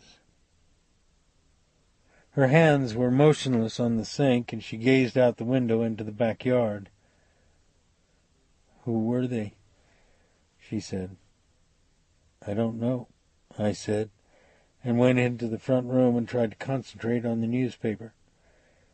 A few minutes later she stood behind my chair, her hands on my shoulders. They were still damp and warm from the dishwater. Then I felt her bend down and kiss me in the hair.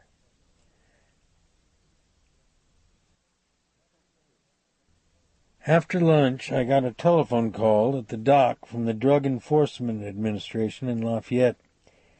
He said his name was Minos P. Dautrive. He said he was the resident agent in charge, or RAC, as he called it. He also said he wanted to talk with me. "Go ahead," I said. "No, in my office. Can you come in?" "Well, I have to work, Mr. Dautrive." "Well, we can do it 2 or 3 ways, he said. "I can drive over there, which I don't have time for. Also, we don't usually interview people in bait shops. Or you can drive over here at your convenience, since it's a beautiful day for that sort of thing. Or we can have you picked up." I paused a moment and looked across the bayou at the Negroes fishing in the shallows. "I'll be there in about an hour," I said. "Hey, that's great. I'm looking forward to it." "Were your people out at my place this morning?" "No." "Did you see somebody who looked like us?" "Not unless you guys are driving Corvettes." "Come in and let's talk about it. Hell, you're quite a guy." "What is this bullshit, Mr. Dautrive?" The receiver went dead in my hand. I went out on the dock where Baptiste was cleaning a string of mudcat in a pan of water. Each morning he ran a trot line in his pirogue, then brought his fish back to the dock, gutted them with a double-edged knife he'd made from a file, ripped the skin and spiked fins from their flesh with a pair of pliers, and washed the fillets clean in the pan of red water. He was 50, as hairless as a cannonball, coal-black, and looked as though he'd been hammered together out of angle iron. When I looked at him with his shirt off and the sweat streaming off his bald head and enormous black shoulders, the flecks of blood and membrane on his arms, his knife slicing through vertebrae and lopping the heads of catfish into the water like wood blocks. I wondered how Southern whites had ever been able to keep his kind in bondage. Our only problem with Baptiste was that Annie often couldn't understand what he was saying. Once, when she'd gone with him to feed the livestock in a pasture I rented, he'd told her, "Me throw dem tree cow over the fence some, hey you." "I have to go to Lafayette for a couple of hours," I said. "I want you to watch for a couple of men in a Corvette. If they come around here, call the sheriff's department, then go up to the house and stay with Annie." "Qui c'est une Corvette, Dave?" he said, his eyes squinting at me in the sun. "It's a sports car, a white one." "What they do to them?" "I don't know. Maybe nothing." "What you want I do to them, me?" "You do nothing to them. You understand that? You call the sheriff, and then you stay with Annie." "Qui c'est tu vas faire si le sheriff pas bien pour un nègre, Dave? Dit Baptiste fait plus rien?" He laughed loudly at his own joke. "What are you going to do if the sheriff doesn't come for a Negro, Dave? Tell Baptiste to do more nothing?" "I'm serious. Don't mess with them." He grinned at me again and went back to cleaning his fish. I told Annie where I was going, and a half-hour later I parked in front of the Federal Building in downtown Lafayette, where the DEA kept its office. It was a big, modern building constructed during the Kennedy-Johnson era, filled with big glass doors and tinted windows and marble floors. But right down the street was the old Lafayette police station and jail, a squat, gray cement building with barred windows on the second floor, an ugly sentinel out of the past, a reminder that yesterday was only a flick of the eye away from the seeming tranquility of the present. My point is that I remember an execution that took place in the jail in the early 1950s. The electric chair was brought in from Angola. 2 big generators on a flatbed truck hummed on a side street behind the building. Thick black cables ran from the generators through a barred window on the second floor. At 9 o'clock on a balmy summer night, people in the restaurant across the street heard a man scream once, just before an arc light seemed to jump off the bars of the windows. Later, townspeople didn't like to talk about it. Eventually, that part of the jail was closed off and was used to house a civil defense siren. Finally, few people even remembered that an execution had taken place there. But on this hazy May afternoon that smelled of flowers and rain, I was looking up at an open window on the second story of the Federal Building, through which flew a paper airplane. It slid in a long glide across the street and bounced off the windshield of a moving car. I had a strong feeling about where it had come from. Sure enough, when I walked through the open door of Minos P. Dautreeve's office, I saw a tall, crew-cut man tilted back in his chair, his knit tie pulled loose, his collar unbuttoned, one foot on the desk, the other in the wastebasket, one huge hand poised in the air, about to sail another paper plane out the window. His blond hair was cut so short that light reflected off his scalp. In fact, light seemed to reflect all over his lean, close-shaved, scrubbed, smiling face. On his desk blotter was an open manila folder with several telex sheets clipped inside. He dropped the airplane on the desk, clanged his foot out of the wastebasket, and shook hands with such energy that he almost pulled me off balance. I thought I'd seen him somewhere before. "I'm sorry to drag you in here," he said, "but that's the breaks, right? Hey, I've been reading your history. It's fascinating stuff. Sit down. You really do all this bullshit?" "I'm not sure what you mean." "Come on." Anybody with a sheet like this is genuinely into rock and roll. Wounded twice in Vietnam, the second time on a mine, then 14 years with the New Orleans Police Department, where you did some very serious things to a few people. Why does a guy with a teacher's certificate in English go into police work? Is this a shake? Be serious. We don't get to have that kind of fun. Most of the time we just run around and prepare cases for the U.S. Attorney. You know that. But your file's intriguing, you gotta admit. It says here you blew away 3 people, one of whom was the numero uno greaseball, drug pusher, and pimp in New Orleans. But he was also on tap as a federal witness, at least until you scrambled these eggs for him. He laughed out loud. How'd you manage to snuff a government witness? That's hard to pull off. We usually keep 'em on the game reserve. You really want to know? Hell yes, this is Sacco stuff. His bodyguard pulled a gun on my partner and took a shot at him. It was a routine possession bust, and the pair of 'em would have been out in bond in an hour. So it was a dumb thing for the bodyguard to do. It was dumb because it was unnecessary and it provoked a bad situation. A professional doesn't do dumb things like that and provoke people unnecessarily. You get my drift? Oh, I get it. We federal agents shouldn't act like dumb guys and provoke you, huh? Let me try this one on you, Mr. Robicheaux. What are the odds of anybody being out on the Gulf of Mexico and witnessing a plane crash? Come on. Your file says you spent lots of time at racetracks. Figure the odds for me. What are you saying, partner? We know a guy named Johnny D'Artes was on that plane. Johnny D'Artes' name means one thing: narcotics. He was a transporter for Bubba Rock. His specialty was throwing it out in big rubber balloons over water. And you figure maybe I was the pickup man? You tell me.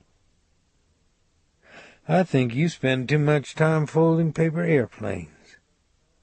Oh, I should be out developing some better leads.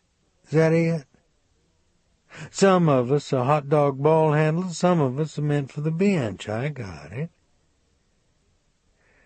I remember now. Forward for LSU 15 years or so ago. Dr. Duncanstein, you were All-American. Honorable mention. Answer my questions, Mr. Robicheaux. What are the odds of a guy like you being out on the salt when a plane goes down right by his boat? A guy who happened to have a scuba tank so he could be the first one down on the wreck. Listen, the pilot was a priest. Use your head a minute. Yeah, a priest who did time in Danbury, he said. Danbury? Yeah, that's right. What for? Breaking and entering. I think I'm getting the abridged version here. He and some nuns and other priests broke into a General Electric plant and vandalized some missile components. And you think he was involved with drug smuggling?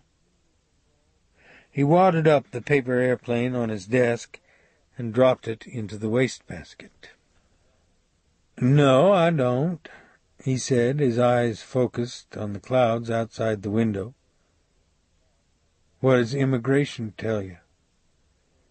He shrugged his shoulders and clicked his nails on the desk blotter. His fingers were so long and thin and his nails so pink and clean that his hands looked like those of a surgeon rather than of an ex-basketball player. According to them, there was no Johnny D'Artes on that plane, I said. They have their areas of concern, we have ours. They're stonewalling you, aren't they? Look, I'm not interested in immigration's business. I want Bubba Rock off the board. Johnny D'Artes was a guy we spent a lot of money and time on. Him and another dimwit from New Orleans named Victor Romero. Does that name mean anything to you? No. They both disappeared from their usual haunts about 2 months ago, just before we were going to pick 'em up. Since Johnny's done the big gargle out at Southwest Pass, Victor's value has appreciated immensely. You won't get Bubba by squeezing his people. He pushed his large shoe against the wall so that his chair spun around in a complete circle, like a child playing in the barber's chair. How is it that you have this omniscient knowledge? He said. In high school, he'd put on different kinds of shows for us. Sometimes he'd eat a light bulb, or he might open a bottle of RC Cola on his teeth, or push thumbtacks into his kneecaps. It was always a memorable exhibition. Yeah, we see a lot of that kind of psychotic charisma these days. I think it's in fashion with the wise guys. That's why we have a special lockdown section in Atlanta where they can yodel to each other. Good luck. You don't think we can put him away? Who cares what I think? What's the National Transportation Safety Board say about the crash? A fire in the hold, they're not sure. It was murky when their divers went down. The plane slipped down a trench of some kind, and it's half covered in mud now. You believe it was just a fire? It happens. You better send 'em down again. I dove that wreck twice. I think an explosion blew out the side. He looked at me carefully. I think maybe I ought to caution you about involving yourself in a federal investigation, he said. I'm not one of your problems, Mr. Dautrieve. You got another federal agency trespassing on your turf, maybe tainting your witnesses, maybe stealing bodies. Anyway, they're jerking you around, and for some reason you're not doing anything about it. I'd appreciate it if you didn't try to lay off your situation on me. I saw the bone flex against the clean line of his jaw. Then he began to play with a rubber band on his long fingers. You'll have to make allowances for us government employees who have to labor with bureaucratic manacles on, he said. We've never been able to use the simple, direct methods you people have been so good at. You remember a few years back when a New Orleans cop got killed and some of his friends squared it on their own? I think they went into the guy's house, it was a black guy, of course, and blew him and his wife away in the bathtub. Then there were those black revolutionaries that stuck up an armored car in Boston and killed a guard and hid out in Louisiana and Mississippi. We worked 2 years preparing that case, and your people grabbed one of 'em and tortured a statement out of him and flushed everything we'd done right down the shithole. You guys sure knew how to let everybody know you were in town. I guess I'll go now. You want to ask me anything else? Not a thing, he said, and fired a paperclip at a file cabinet across the room. I stood up to leave. His attention was concentrated on finding another target for his rubber band and paperclip. Does a white Corvette with the letters ELK on the door bring any of your clientele to mind? I said. Were these the guys out at your place? His eyes still avoided me. Yes. How should I know? We're lucky to keep tabs on 2 or 3 of these assholes. He was looking straight at me now, his eyes flat, the skin of his face tight. Maybe it's somebody you sold some bad fish to.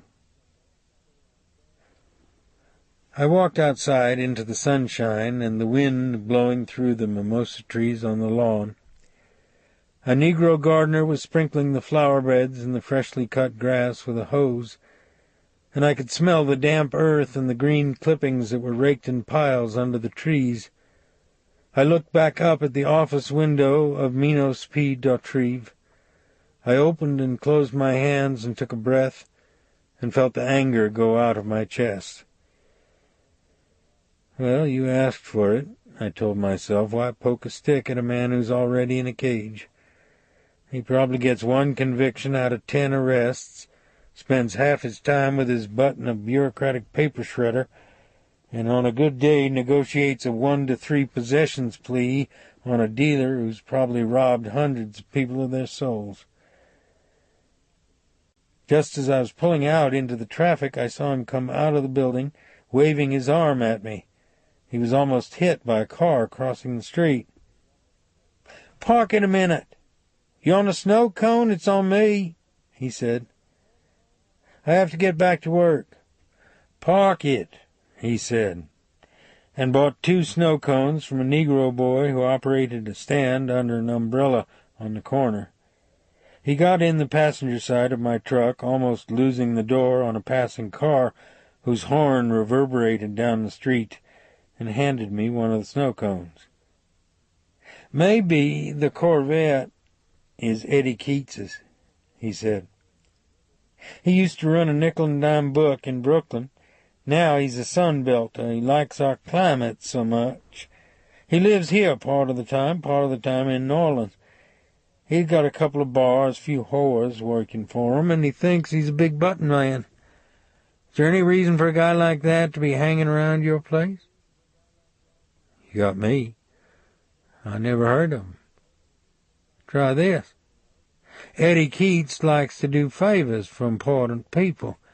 He jobs out for Bubba Rock sometimes, for free or whatever Bubba wants to give him. He's that kind of swell guy. We heard he set fire to one of Bubba's hookers in New Orleans." He stopped and looked at me curiously. "What's the matter? You never got a case like that in homicide?" he said. "Well, you know how their pimps keep 'em down on the farm." I talked to a stripper in New Orleans about Johnny D'Artez. She told me he worked for Bubba Rock. I've got a bad feeling about her. That disturbs me. What? I'm serious when I warn you about fooling around in a federal investigation. Listen, I reported 4 dead people in that plane. The wire service was told there were only 3. That suggests that maybe I was drunk, or that I'm a dumb shit, or maybe both. All right, for right now, forget all that. We can pick her up and give her protective custody if that's what you want. That's not her style. Getting the shit kicked out of her is. She's an alcoholic and an addict. She'd rather eat a bowl of spiders than disconnect from her source. Okay. If you see that car around your place again, you call us. We handle it. You're not a player, you understand? Well, I don't intend to be one. Watch your ass, Robicheaux, he said. If I see your name in the paper again, it had better be in the fishing news.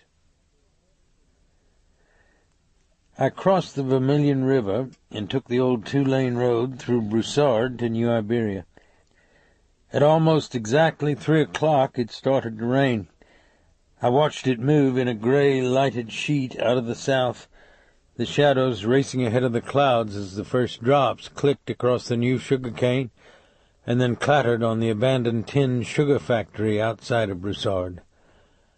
In the middle of the shower, shafts of sunlight cut through the clouds like the depictions of spiritual grace on a child's holy card. When the sun shone through the rain, my father used to say, "That how God tell you it ain't for long, him." When I got back home, the rain was still dancing on the bayou, and Annie had walked Alifair down to the dock to help Baptiste take care of the fishermen who were drinking beer and eating boudin under the canvas awning. I went up to the house and called New Orleans information for Robin's number, but she had no listing. Then I called Smiling Jack's. The man who answered didn't identify himself, but the voice and the manner were unmistakable. She don't come in till 6, he said. Do you have her home number? Are you kidding? Who is this? What's her number, Jerry? Oh, yeah, I should have known.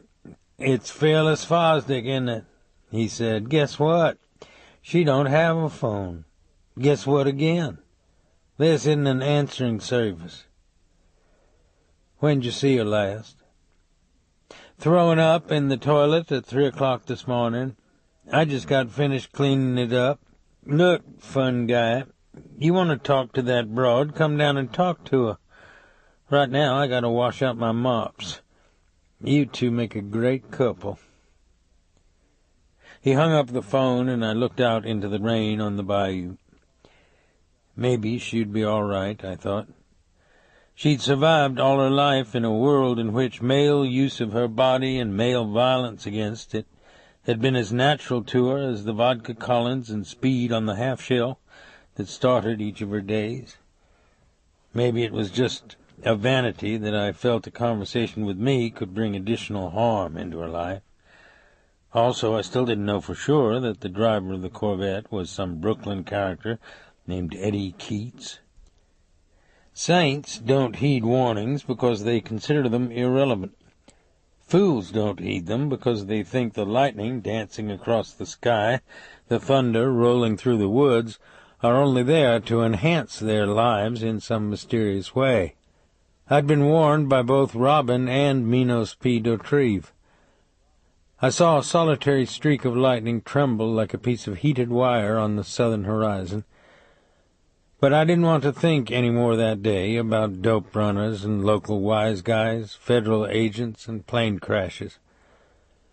I listened to the rain dripping through the pecan trees, then walked down to the dock in the flicker of distant lightning to help Annie and Baptiste get ready for the late afternoon fishermen.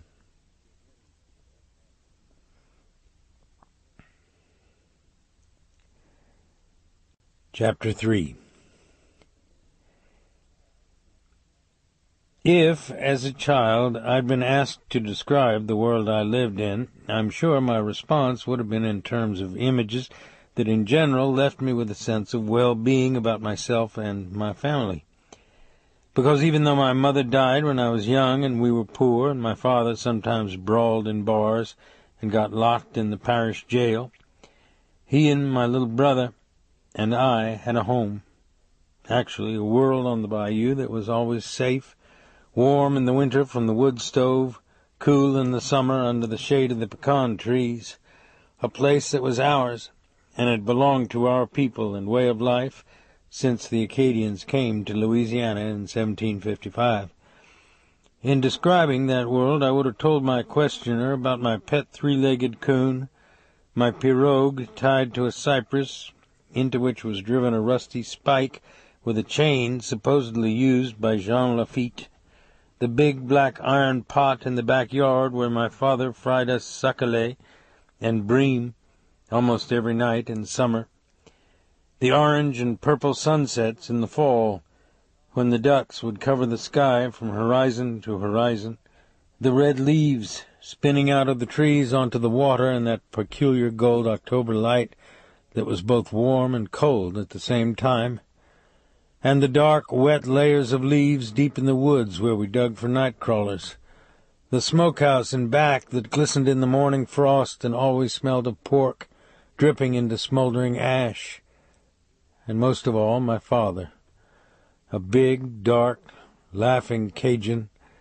who could break boards into kindling with his bare hands, throw a wash-tub full of bricks over a fence, or pull a 6-foot gator out of the water by his tail. But what images would you find if you unlocked the mind of a 6-year-old child who'd been flown out of a virtual Stone Age, a Central American village where the 20th century intruded itself in the form of the most sophisticated and destructive infantry weapons in the world. The only Spanish-speaking person I knew in New Iberia was a parimutuel window seller named Felix, who worked at Evangeline Downs in Lafayette and the Fairgrounds in New Orleans. He'd been a casino card dealer in Havana during the Batista era, and his lavender shirts and white French cuffs, crinkling seersucker suits, and pomade-scented hair gave him the appearance of a man who still aspired to a jaded opulence in his life. But like most people I knew around the track, his chief defect was that he didn't like regular work or the world of ordinary people. The skies had cleared almost completely of rain clouds an hour after I'd returned from Lafayette and my visit to the DEA, and now the western horizon was aflame with the sunset. Cicadas droned in the trees, and fireflies were starting to light in the dusk. We sat in the living room while Felix spoke quietly to Alifair in Spanish about her parents, her village, the small geographic tropical postage stamp that constituted the only world she'd ever known, but that sent my own mind back across the seas, back across 2 decades to other villages that smelled of fish heads, animal dung, chicken yards, sour mud, stagnant water, human feces, ulcerated children with no pants on who urinated in the road. And then there was that other smell, the reek of soldiers who hadn't bathed for days, who lived enclosed in their own fetid envelope, whose fantasies vacillated from rut to dissolving their enemies and the source of their discomfort into a bloody mist. But I digress into my own historical myopia. Her story is more important than mine because I chose to be a participant and she didn't. I chose to help bring the technology of napalm and the M16 and AK-47 meat cutters to people who harvested rice with their hands. Others elected Alifair and her family to be the recipients of our industrial gifts to the Third World. She spoke as though she were describing the contents of a bad picture show of which she understood only parts, and Annie and I had trouble looking at each other's eyes lest we see reflected there the recognition of the simian creature that was still alive and thriving in the human race. Felix translated. The soldiers carry knives and pliers to steal the faces of the people in the village. My uncle ran away into the cane, and the next day we found him where they'd left him. My mother tried to hide my eyes, but I saw anyway. His thumbs were tied together with wire, and they had taken away his face. It was hot in the cane, and we could hear the flies buzzing. Some of the people got sick because of the smell and vomited on themselves. That was when my father ran away, too. My mother said he went into the hills with the other men from the village. The helicopters chased them sometimes, I think, because we saw the shadows go across our house and then across the road and the fields. Then they would stop in the air and begin shooting. They had tubes on their sides that made puffs of smoke, and the rocks and trees on the hillside would fly in the air. The grasses and bushes were dry and caught fire, and at night we could see them burning high up in the darkness and smell the smoke in the wind. Ask her what happened to her father, I said to Felix. ¿Dónde está tu padre ahora? Maybe he went away with the trucks. The trucks went into the hills, then came back with many men from the village. They took them to a place where the soldiers live, and we didn't see them again. My cousin said the soldiers have a prison far away, and they keep many people there. Maybe my father's with them. The American priest said he would try to find out, but that we had to leave the village. He said they'd hurt my mother the way they hurt the other lady, because of the clinic. She went silent on the couch and stared out the screen door at the fireflies in the dusk. Her tan face was now discolored with the same pale, bloodless spots it had had when I pulled her out of the water. Annie stroked her close-cropped hair with her palm and squeezed her around the shoulders. "Dave, maybe that's enough," she said. "No, she's got to tell it all. She's too little a kid to carry that kind of stuff around by herself," I said. Then, to Felix, "What other lady?" "¿Quién es la otra señora?" he asked. "She worked at the clinic with my mother. Her stomach was big and it made her walk like a duck. One day the soldiers came and pulled her out in the road by her arms. She was calling the names of her friends to help her, but the people were afraid and tried to hide. Then the soldiers made us go outside and watch the thing they did to her in the road. Her eyes were wide and had the empty, dry, glazed expression of someone who might be staring into a furnace." "¿Qué hicieron los soldados?" Felix said softly. "They went to the woodcutter's house and came back with his machete. They were chopping, and the machete was wet and red in the sunlight. A soldier put his hands in her stomach and took out her baby. The people were crying now and covering their faces. The priest ran to us from the church, but they knocked him down and beat him in the road. The fat lady and her baby stayed out there by themselves in the sun. The smell was like the smell in the cane when we found my uncle. It was in all the houses, and when we woke up in the morning it was still there. But worse, the cicadas were loud in the trees.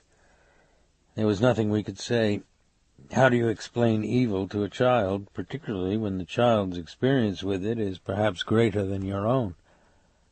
I'd seen children in a Saigon burn ward whose eyes rendered you mute before you could even attempt to apologize for the calamity that adults had imposed upon them. My condolence became a box of Hershey bars. We drove to Mulates in Bro Bridge for pecan pie and listened to the Acadian string band, then took a ride down Bayou Teche on the paddle-wheel pleasure boat that operated up and down the bayou for tourists. It was dark now, and the trees on some of the lawns were hung with Japanese lanterns, and you could smell barbecue fires and crabs boiling in the lighted and screened summer houses beyond the cane that grew along the bayou's banks. The baseball diamond in the park looked as if it were lit by an enormous white flare, and the people were cheering on an American Legion game that had all the innocent and provincial intensity of a scene clipped from the summer of 1941. Alifair sat on a wooden bench between Annie and me and watched the cypress trees and shadowy lawns and the scrolled 19th century homes slip past us. Maybe it wasn't much to offer in recompense, but it was all we had.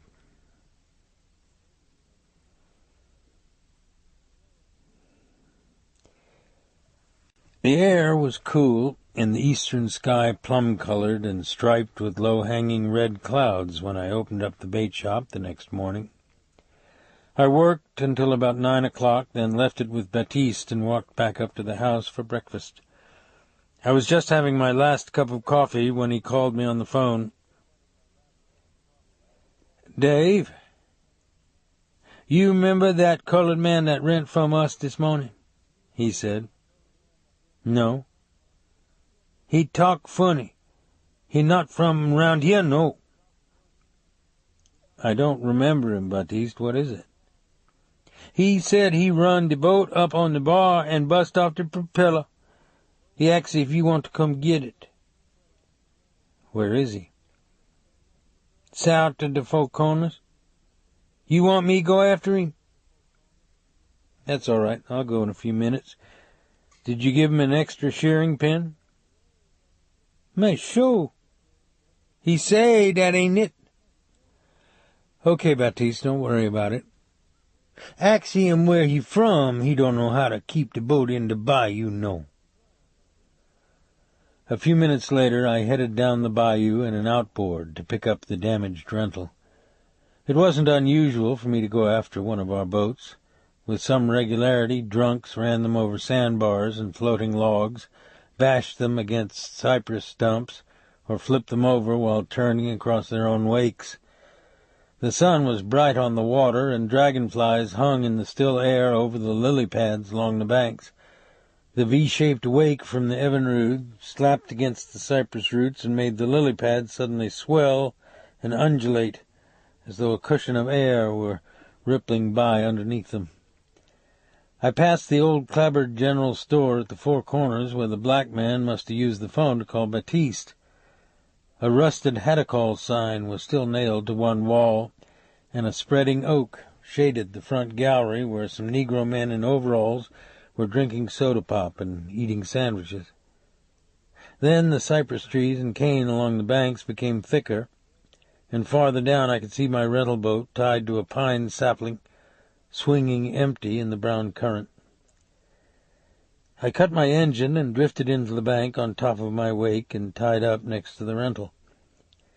The small waves slapped against the sides of both aluminum hulls.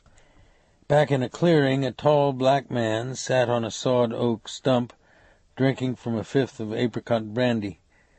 By his foot were an opened loaf of bread and a can of Vienna sausages. He wore Adidas running shoes, soiled white cotton trousers, and an orange undershirt, and his chest and shoulders were covered with tiny coils of wiry black hair. He was much blacker than most South Louisiana people of color, and he must have had a half-dozen gold rings on his long fingers. He put 2 fingers of snuff under his lip and looked at me without speaking.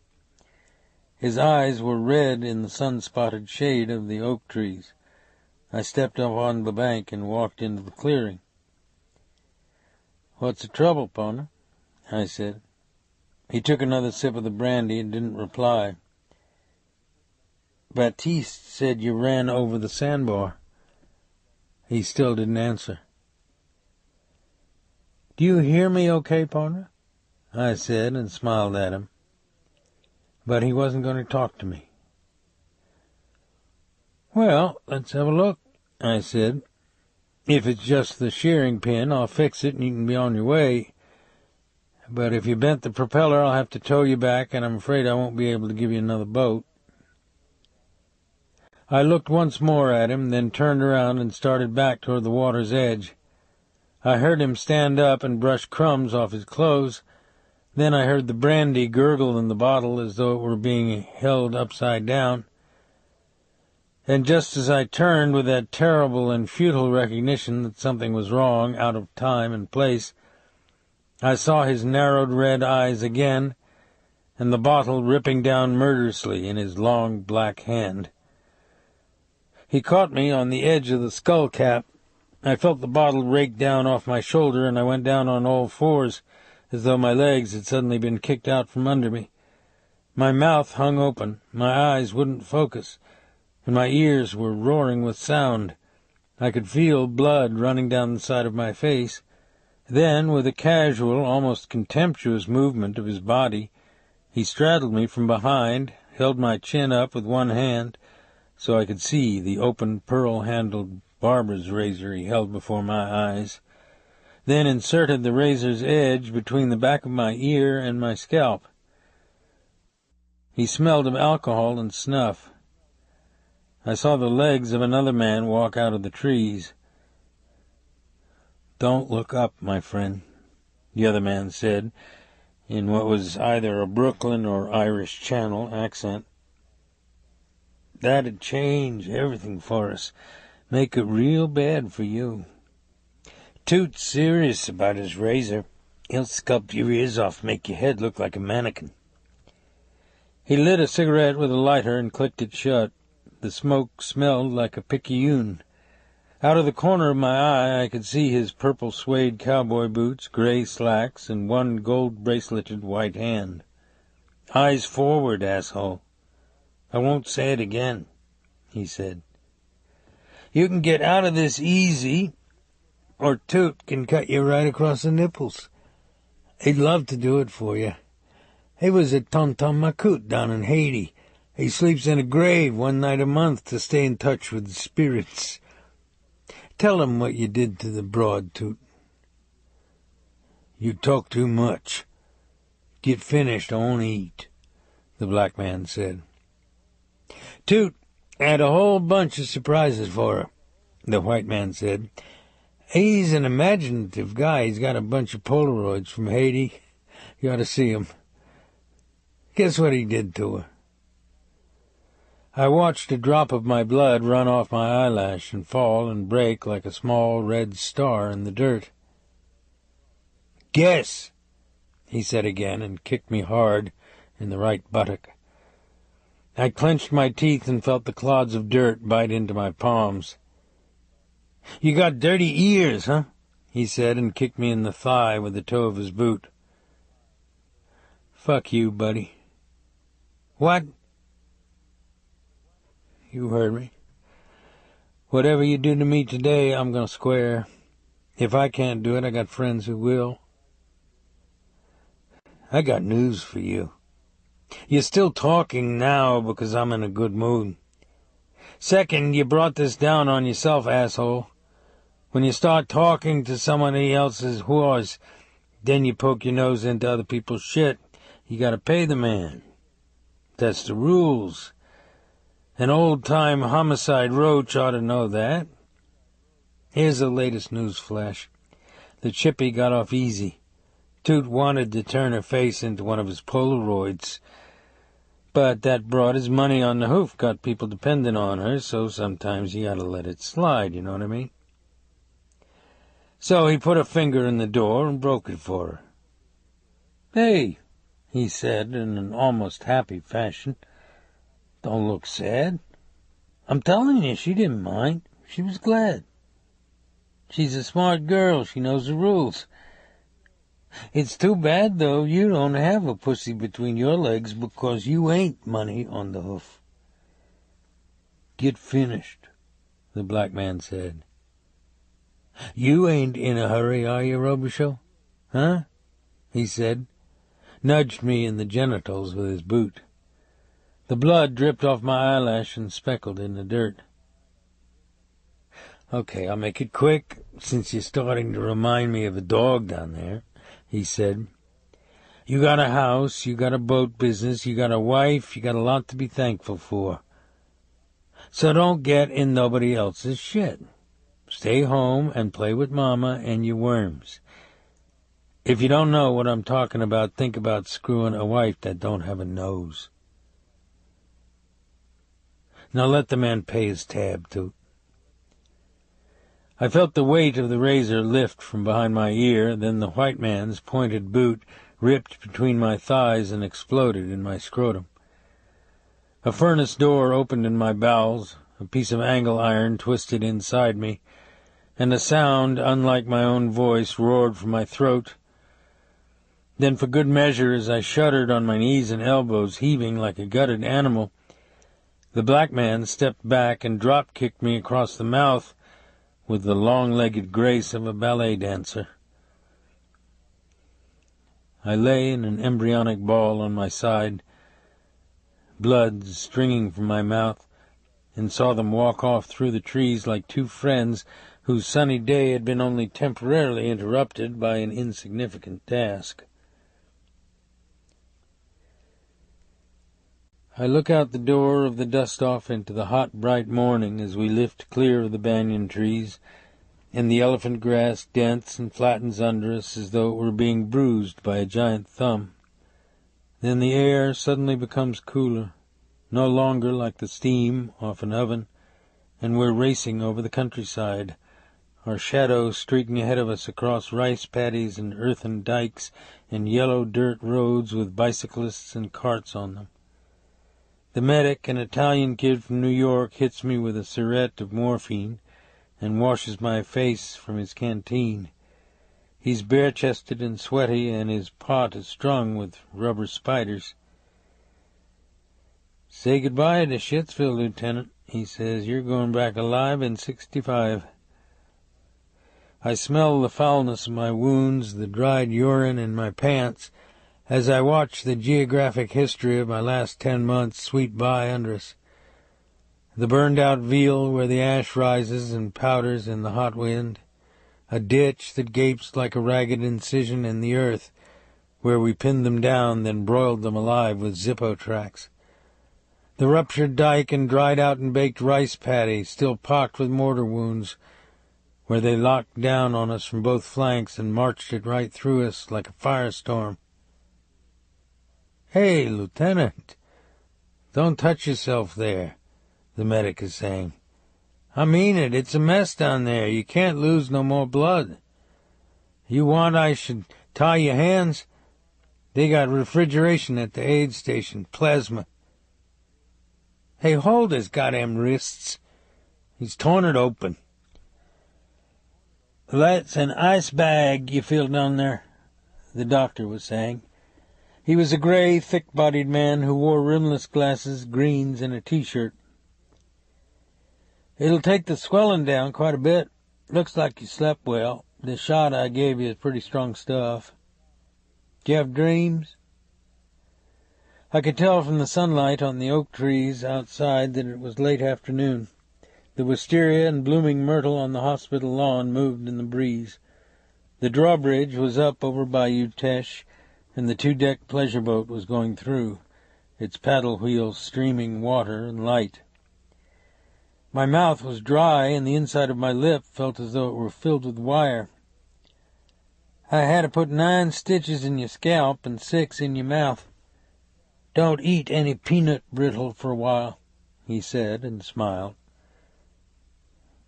"Where's Annie?" I asked thickly. "I sent her for a cup of coffee. She'll be back in a minute. The colored man's outside, too. He's a big fella, isn't he? How far'd he carry you?" I had to wet the row of stitches inside my lip before I could talk again. "About 500 yards up to the 4 corners. How bad am I down below, Doc?" "You're not ruptured, if that's what you mean. Keep it in your pajamas a couple nights and you'll be all right. Where'd you get those scars around your thighs?" "In the service." "I thought I recognized the handiwork. Looks like some of it is still there." "I set off metal detectors at the airport sometimes." "Well, we're going to keep you with us tonight, but you can go home in the morning. You want to talk with the sheriff now or later?" I hadn't seen the other man, who was sitting in a leather chair in the corner. He wore a brown departmental uniform, held his lacquered campaign hat on his knee, and leaned forward deferentially. He used to own a dry-cleaning business in town before someone talked him into running for sheriff. The rural cops had changed a lot in the last 20 years. When I was a boy, the sheriff wore a blue suit with a vest and a big railroad watch and chain and carried a heavy revolver in his coat pocket. He wasn't bothered by the bordellos on Railroad Avenue and the slot machines all over Iberia Parish, nor was he greatly troubled when white kids went nigger-knocking on Saturday nights. He'd tip his John B. Stetson hat to a white lady on Main and talk to an elderly Negro woman as though she were a post. This one was president of the Downtown Merchants Association. "You know who they were, Dave?" he said. He had the soft downturned lines in his face of most Acadian men in their late middle age. His cheeks were flecked with tiny blue and red veins. "A white guy named Eddie Keats. He owns some bars in Lafayette, New Orleans. The other guy's black. His name's Toot." I swallowed from the water glass on the table. "Maybe he's a Haitian. You know anybody like that around here?" "No." "You know Eddie Keats?" "No. But we can cut a warrant for him." "Won't do any good. I never saw his face. I couldn't make him in the lineup." "I don't understand. How do you know it was this guy Keats? He was messing around my house yesterday. Called the DEA agent in Lafayette. He's got a sheet on him. The guy works for Bubba Rock sometimes. Oh, boy. Look, you can pick up Keats on suspicion. He's supposed to be a low-level hitman. Roust him in his automobile, and maybe he'll turn something. Some weed, a concealed weapon, hot credit cards. These fuckers always have spaghetti hanging off the place somewhere. I drank from the water again and laid my head back on the pillow. My scrotum, with the ice bag under it, felt as big as a bowling ball. I don't know about that. That's Lafayette Parish. It's a little like going on a fishing trip in somebody else's pond. He looked at me quietly as though I should understand. You want him back here again? I said. Because unless you send him a hard telegram, he will be. He was silent a moment, then wrote in a pad and put the pad and pencil back in his shirt pocket and buttoned it. Well, I'll give the DEA and the Lafayette Sheriff's Office a call, he said. We'll see what happens. Then he asked some more questions, most of which were the formless and irrelevant afterthoughts of a well-meaning amateur who didn't want to seem unsympathetic. I didn't reply when he said goodbye. But what did I expect? I couldn't be sure myself that the white man was Eddie Keats. New Orleans was full of people with the same Italian-Irish background that produced the accent you'd normally associate with Brooklyn. I'd admitted I couldn't make him in a lineup, and I didn't know anything about the black man, except that his name was Toot, and he slept in a grave. What's an ex-dry cleaner who dresses like a Fritos delivery man supposed to do with that one? I asked myself. But maybe there was a darker strain at work inside me that I didn't want to recognize. I knew how local cops would have dealt with Eddie Keats and his kind 20 years ago. A couple of truly vicious coon-ass plainclothes, they usually wore J.C. Higgins suits that looked like clothes on a duck, would have gone to his bar, thrown his framed liquor license in the toilet, broken out all his car windows with a baton, then pointed a revolver between his eyes and snapped the hammer on an empty chamber. No, I didn't like them then. I didn't like them now. But it was a temptation. This ends Disc 2. Heaven's Prisoners, Disc 3. Baptiste came in, smelling of wine and fish, with some flowers I suspected he'd taken from a hall vase and put in a Coca-Cola bottle. When I told him that the black man named Toot was possibly a Tonton Macoute from Haiti who practiced black magic, Baptiste got him confused with the loup-garou, the bayou equivalent of the lamia or werewolf, and was convinced that we should see a traiteur in order to find this loup-garou and fill his mouth and nostrils with dirt from a witch's grave.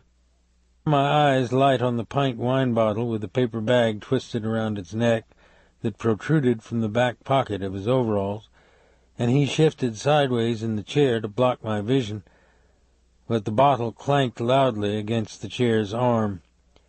His face was transfused with guilt. "Hey, partner, since when did you have to hide things from me?" I said. "I shouldn't drink me when I got to look after Miss Annie and that little girl." "I trust you, Baptiste." His eyes averted mine, and his big hands were awkward in his lap. Even though I'd known him since I was a child, he was still uncomfortable when I, a white man, spoke to him in a personal way. "Where's Alifair now?" I said. "With my wife and girl. She all right. You ain't got to worry, no. You know she talk French, huh? We fixin' po' boys, I say pain. She know that mean bread, yeah. I say sauce picante. She know that mean hot sauce. How come she know that, Dave?" The Spanish language has a lot of words like ours. Oh, he said, and was thoughtful a moment. Then, how come, Dad? Annie came through the door and saved me from an impossible discussion. Baptiste was absolutely obsessive about understanding any information that was foreign to his world, but as a rule he'd have to hack and hew it into pieces until it would assimilate into that strange Afro-Creole Acadian frame of reference that was as natural to him as wearing a dime on a string around his ankle to ward off the gris-gris, an evil spell cast by a traiteur or conjurer. Annie stayed with me through the evening while the light softened on the trees outside and the shadows deepened on the lawn. The western sky turned russet and orange like a chemical flame, and high school kids strolled down the sidewalks to the American Legion baseball game in the park. Through the open window I could smell barbecue fires and water sprinklers, magnolia blossoms, and night-blooming jasmine. Then the sky darkened, and the rain clouds in the south pulsated with white streaks of lightning like networks of veins. Annie lay next to me and rubbed my chest and touched my face with her fingers and kissed me on the eyes. "Take away the ice bag and push the chair in front of the door," I said. "No, Dave." "Yeah, it's all right. The doctor said there was no problem." She kissed me on the ear, then whispered, "Not tonight, baby love." I felt myself swallow. "Annie, please," I said. She raised up on one elbow and looked curiously into my face. "What is it?" she said. "I need you. You're my wife." She frowned, and her eyes went back and forth into mine. "Tell me what it is," she said. "You want to know?" "Dave, you're my whole life. How could I not want to know?" "Those sons of bitches put me on my hands and knees and worked me over like they would a dog." I could see the pain in her eyes. Her hand went to my cheek, then to my throat. "Somebody will catch them, you know that," she said. "No, they're hunting on the game reserve. They're mainline badasses, and they don't have anybody more serious to deal with than a dry cleaner in a sheriff's suit." "You gave it up. We have a good life now. This is the place you've always wanted to come back to. Everybody in town likes you and respects you, and the people up and down the bayou are the best friends anyone could have. And now we have Elifair, too. How can you let a couple of criminals hurt all that?" "It doesn't work that way." "Yes, it does. If you look at what's right with your life instead of what's wrong with it." "Are you going to push the chair in front of the door?" She paused. Her face was quiet and purposeful. She turned off the light on the bedstand and pushed the heavy leather chair until it caught under the doorknob. In the moonlight through the window, her curly gold hair looked as if it were flecked with silver. She pulled back the sheet and took away the ice bag, then touched me with her hand. The pain made both my knees jump. I heard her sigh as she sat back down on the side of the bed. "Are we going to fight with each other when we have a problem?" she said. "I'm not fighting with you, kiddo." "Yes, you are. You can't turn loose of the past, Dave. You get hurt or you see something that's wrong in the world and all the old ways come back to you." "I can't help that." "Maybe not. But you don't live alone anymore." She took my hand and lay down beside me again. "There's me, and now there's Elifair, too." I'll tell you what it feels like, and I won't say any more. You remember when I told you about how those North Vietnamese regulars overran us and the captain surrendered to them? They tied our hands around trees with piano wire, then took turns urinating on us. That's what it feels like. She was quiet a long time. I could hear her breathing in the dark. Then she took a deep breath and let it out and put her arm across my chest. I have a very bad feeling inside me, Dave, she said. There was nothing more to say. How could there be? Even the most sympathetic friends and relatives of a battery or assault victim couldn't understand what that individual experiences. Over the years, I'd questioned people who'd been molested by degenerates, mugged by street punks, shanked and shot by psychopaths, gang-banged and sodomized by outlaw bikers. They all had the same numb expression, the same drowning eyes, the same knowledge that they somehow deserved their fate and that they were absolutely alone in the world. And often we made their grief and humiliation even greater by ascribing the responsibility for their suffering to their own incaution, so that we could remain psychologically invulnerable ourselves. I wasn't being fair to Annie. She'd paid her share of dues. But there are times when you are very alone in the world and your own thoughts flay your skin an inch at a time. This was one of them. I didn't sleep that night. But then insomnia and I were old companions.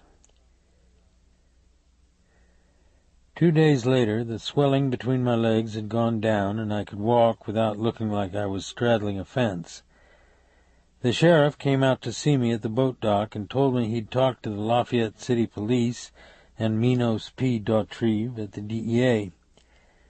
Lafayette had sent a couple of detectives to question Eddie Keats at his bar, but he claimed that he'd taken 2 of his dancers sailing on the day I was beaten up, and the 2 dancers corroborated his story. Are they going to accept that? I said. What are they supposed to do? Do some work and find out where those girls were 2 days ago. Do you know how many cases those guys probably have? I'm not sympathetic, Sheriff. People like Keats come into our area because they think they have a free pass. What did Minos P. Dautrive have to say? The sheriff's face colored, and the skin at the corner of his mouth tugged slightly in a smile. I think he said, "You'd better get your ass into his office," the sheriff replied. Those were his words?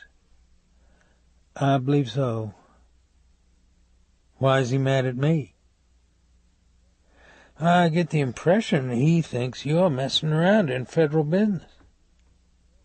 Does he know anything about a Haitian named Toot? No. I went through Baton Rouge and the National Crime Information Center in Washington and couldn't find out anything either. He's probably an illegal. There's no paper on him, I said. That's what Dautrive said. He's a smart cop. I saw a look of faint embarrassment in the sheriff's eyes, and I felt instantly sorry for my remark.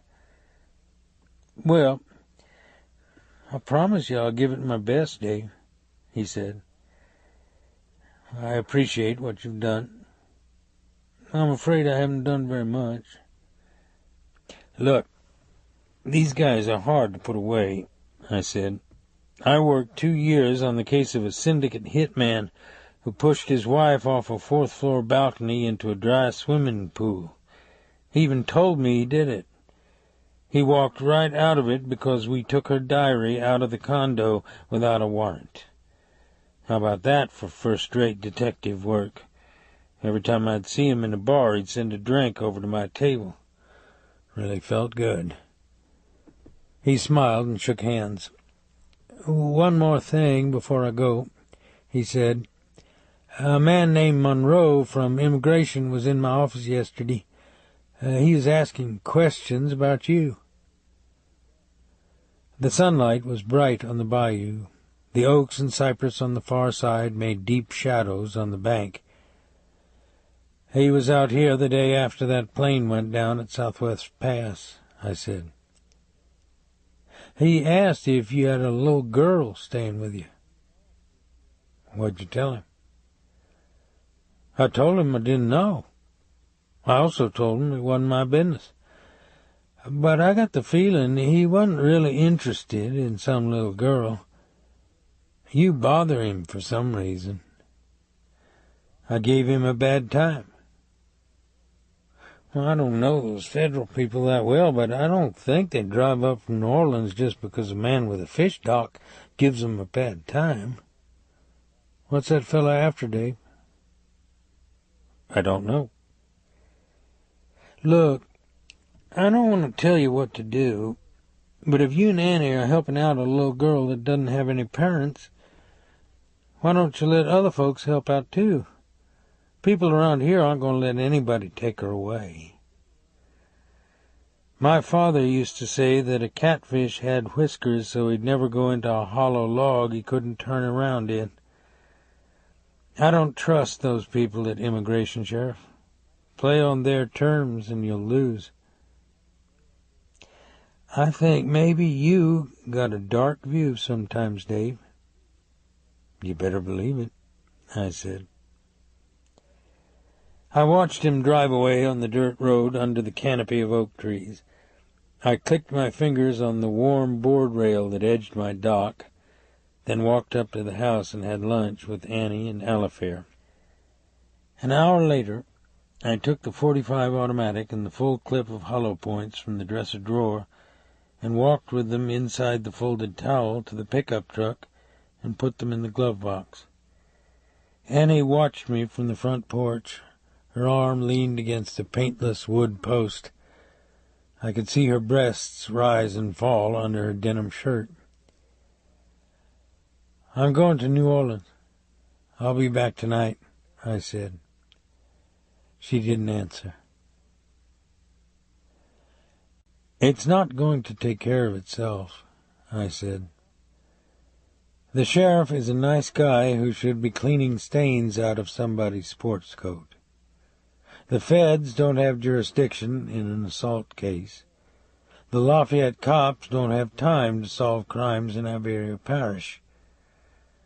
That means we fall through the cracks. Screw that. I'm sure that somehow that makes sense. You know, rah-rah for the penis and all that. But I wonder if Dave is giving Dave a shuck so we can march off to the wars again." Her face was cheerless and empty. I watched the wind flatten the leaves in the pecan trees, then I opened the door of the pickup. "I need to take some money out of savings to help somebody," I said. "I'll put it back next month." "What can I say? Like your first wife told you, keep it high and hard, Padjo," she said, and went back inside the house. The sweep of wind in the pecan trees seemed deafening. I gassed up the truck at the dock. Then, as an afterthought, I went inside the bait shop, sat at the wooden counter with a Dr. Pepper, and called Minos P. Dautrive at the DEA in Lafayette. While the phone rang, I gazed out the window at the green leaves floating on the bayou. "I understand you want my ass in your office," I said. "Yeah. What the fuck's going on over there?" "Why don't you drive over and find out?" "You sound funny." "I have stitches in my mouth." "They bounced you around pretty good, huh?" "What's this about you wanting my ass in your office?" "I'm curious. Why are a bunch of farts who deal dope and whores so interested in you? I think maybe you're onto something we don't know about." "I'm not." "I think also You may have the delusion you're still a police officer. You've got things turned around a little bit. When a guy gets his cojones and his face kicked in, he becomes the victim. The guys who kick in his cojones and his face are the criminals. These are the guys you get mad at. The object is to put them in jail. The sheriff said you can't identify Keats. I didn't see his face. And you never saw the Zulu before? Keats, or whoever the white guy was, said he was one of Baby Doc's Tonton Macoute. What do you want us to do then? If I remember our earlier conversation right, y'all were going to handle it. It's after the fact now, and I don't have authority in this kind of assault case. You know that. I looked out the window at the leaves floating on the brown current. Do you all ever salt the mine shaft? I said. You mean plant dope on a suspect? Are you serious? Save the Boy Scout stuff. I've got a wife and another person in my home who are in jeopardy. You said you were going to handle things. You're not handling anything. Instead, I get this ongoing lecture that somehow I'm the problem in this situation. Well, I never said that. You don't have to. A collection of moral retards runs millions in drugs through the bayous, and you probably don't nail one of them in 50. It's frustrating. It looks bad on the monthly report. You wonder if you're going to be transferred to Fargo soon. So you make noise about civilians meddling in your business. I don't like the way you're talking to me, Robicheaux. Too bad. I'm the guy with the stitches. If you want to do something for me, figure out a way to pick up Keats. I'm sorry you got beat up. I'm sorry we can't do more. I understand your anger. But you're a cop, and you know our limits. So how about easing off the Purple Heart routine? You told me Keats's bars have hookers in 'em. Get the local heat to park patrol cars in front of his bars a few nights. He'll bring his own people down on him. We don't operate that way. I had a feeling you'd say that. See you around, partner.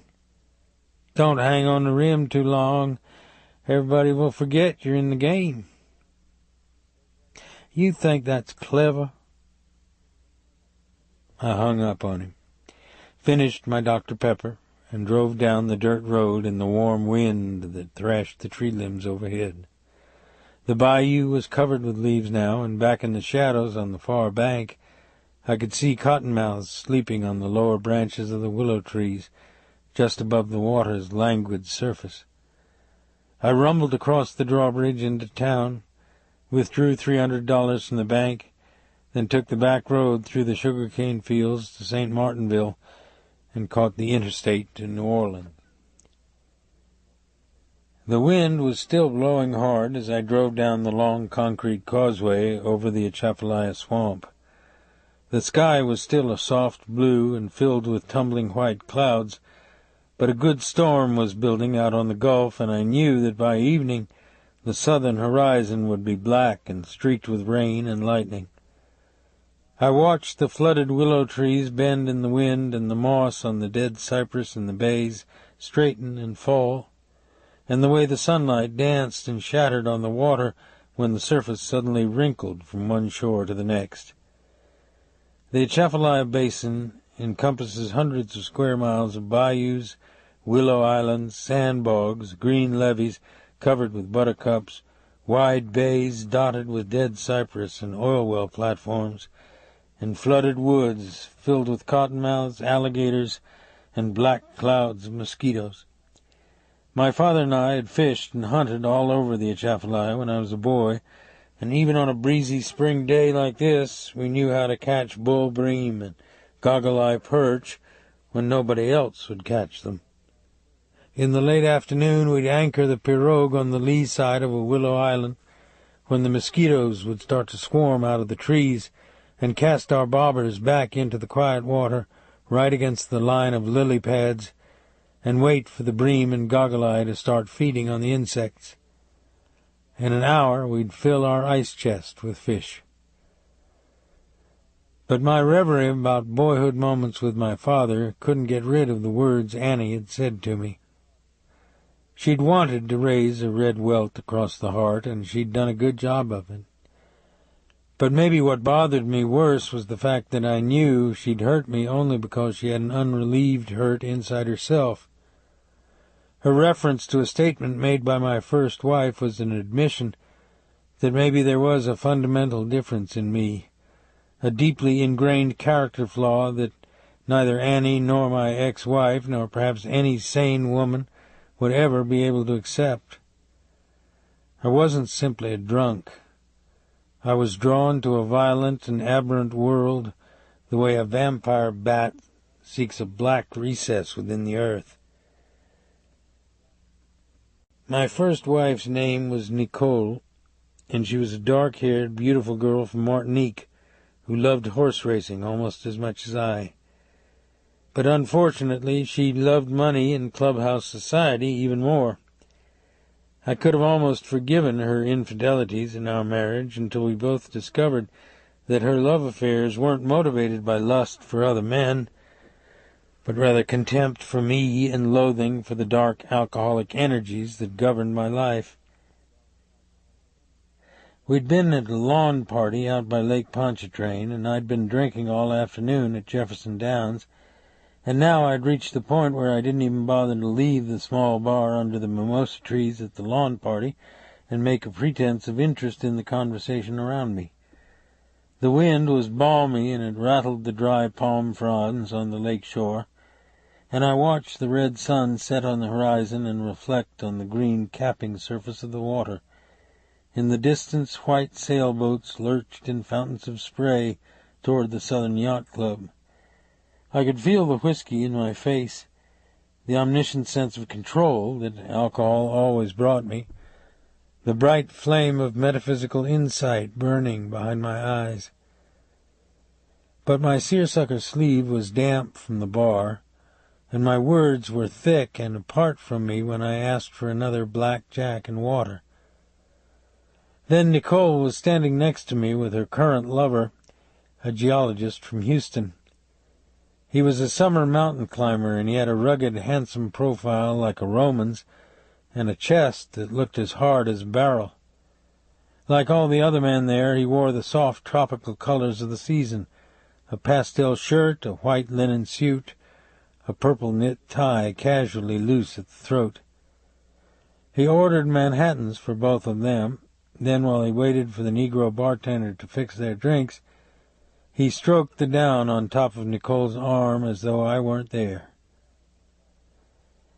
Later, I wouldn't be able to describe accurately any series of feelings or events after that moment. I felt something rip like wet newspaper in the back of my head. I saw his startled face look suddenly into mine. I saw it twist and convulse as my fist came across his mouth.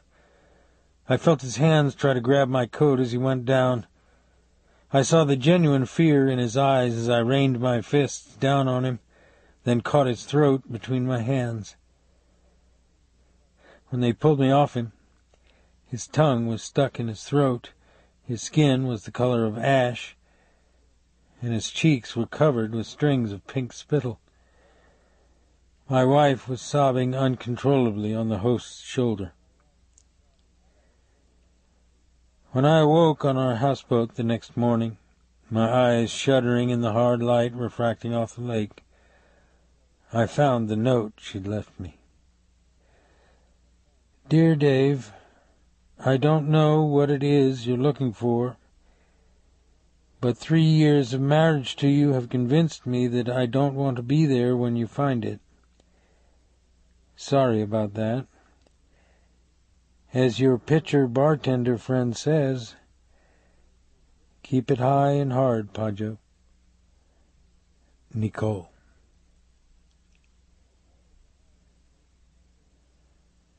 I followed the highway through the eastern end of the Atchafalaya Basin.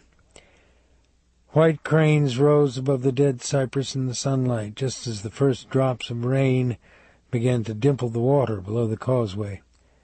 I could smell the wet sand, the moss, the 4 o'clock flowers, the toadstools, the odor of dead fish and sour mud blowing on the wind out of the marsh. A big willow tree by the water's edge looked like a woman's hair in the wind.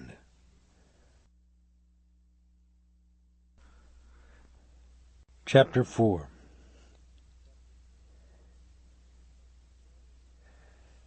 The rain was falling out of the blue-black sky when I parked the pickup truck in front of the travel agency in New Orleans. I knew the owner, and he let me use his Watts line to call a friend in Key West. Then I bought a one-way ticket there for $79. Robin lived in a decrepit Creole-style apartment building off South Rampart. The cracked brick and mortar had been painted purple. The red tiles of the roof were broken. The scrolled iron grillwork on the balconies had burst loose from its fastenings and was tilted at odd angles. The banana and palm trees in the courtyard looked as though they had never been pruned, and the dead leaves and fronds clicked loudly in the rain and wind. Dark-skinned children rode tricycles up and down the second-floor balcony, and all the apartment doors were open, and even in the rain you could hear an incredible mixed din of daytime television, Latin music, and people shouting at each other. I walked up to Robin's apartment, but as I approached her door, a middle-aged, overweight man in a rain-spotted gray business suit with an American flag pin in his lapel came toward me, squinting at a small piece of damp paper in his hand. I wanted to think he was a bill collector, a social worker, a process server, but his eyes were too furtive, his face too nervous, his need too obvious. He realized that the apartment number he was looking for was the one I was standing in front of. His face went blank, the way a man's does when he suddenly knows that he's made a commitment for which he has no preparation. I didn't want to be unkind to him. "She's out of the business, partner," I said. "Sir?" "Robin's not available anymore." "I don't know what you're talking about." His face had grown rounder and more frightened. "That's her apartment number on that piece of paper, isn't it? You're not a regular, so I suspect somebody sent you here. Who was it?" He started to walk past me. I put my hand gently on his arm. "I'm not a policeman. I'm not her husband. I'm just a friend." "Who was it, partner?" I said. "A bartender at Smiling Jack's on Bourbon." "Yes, I think that was it." "Did you give him money?" "Yes." "Don't go back there for it. He won't give it back to you anyway. Do you understand that?" "Yes." I took my hand away from his arm, and he walked quickly down the stairs and out into the rain-swept courtyard. I looked through the screen door into the gloom of Robin's apartment. A toilet flushed in back, and she walked into the living room in a pair of white shorts and a green two-lane T-shirt, and saw me framed against the wet light. The index finger of her left hand was wrapped in a splint. She smiled sleepily at me, and I stepped inside. The thick, drowsy odor of marijuana struck at my face. Smoke curled from a roach clip in an ashtray on the coffee table. "What's happening, Street?" she said lazily. "I just ran off a client, I'm afraid." "What do you mean?"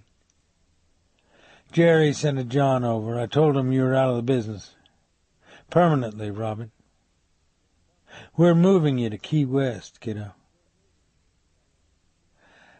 This is all too weird. "Look, Dave, I'm down to seeds and stems, if you know what I mean. I'm going out to buy some beer. Mommy has to get a little mellow before she bounces her stuff for the cantaloupe lovers. You want to come along?" no beer. No more hooking, no smiling jacks tonight. I've got your ticket on the 9 o'clock flight to Key West. Stop talking crazy, will you?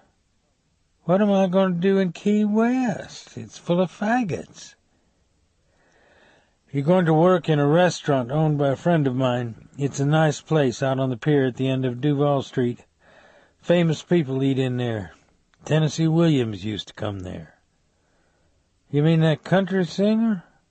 Wow, what a gig. I'm going to square what those guys did to you and me. I said, when I do, you won't be able to stay in New Orleans. That's what's wrong with your mouth? They told me what they did to your finger. I'm sorry, it's my fault. Forget it. It comes with my stage career.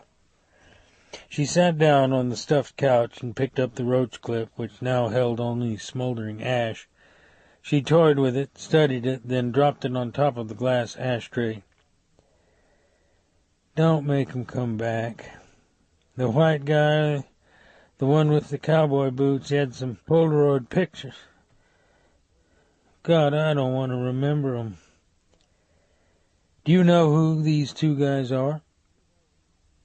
No. Did you ever see 'em before? No. Are you sure? Yes. She squeezed one hand around the fingers of the other. In the pictures, some colored people were tied up in a basement or something.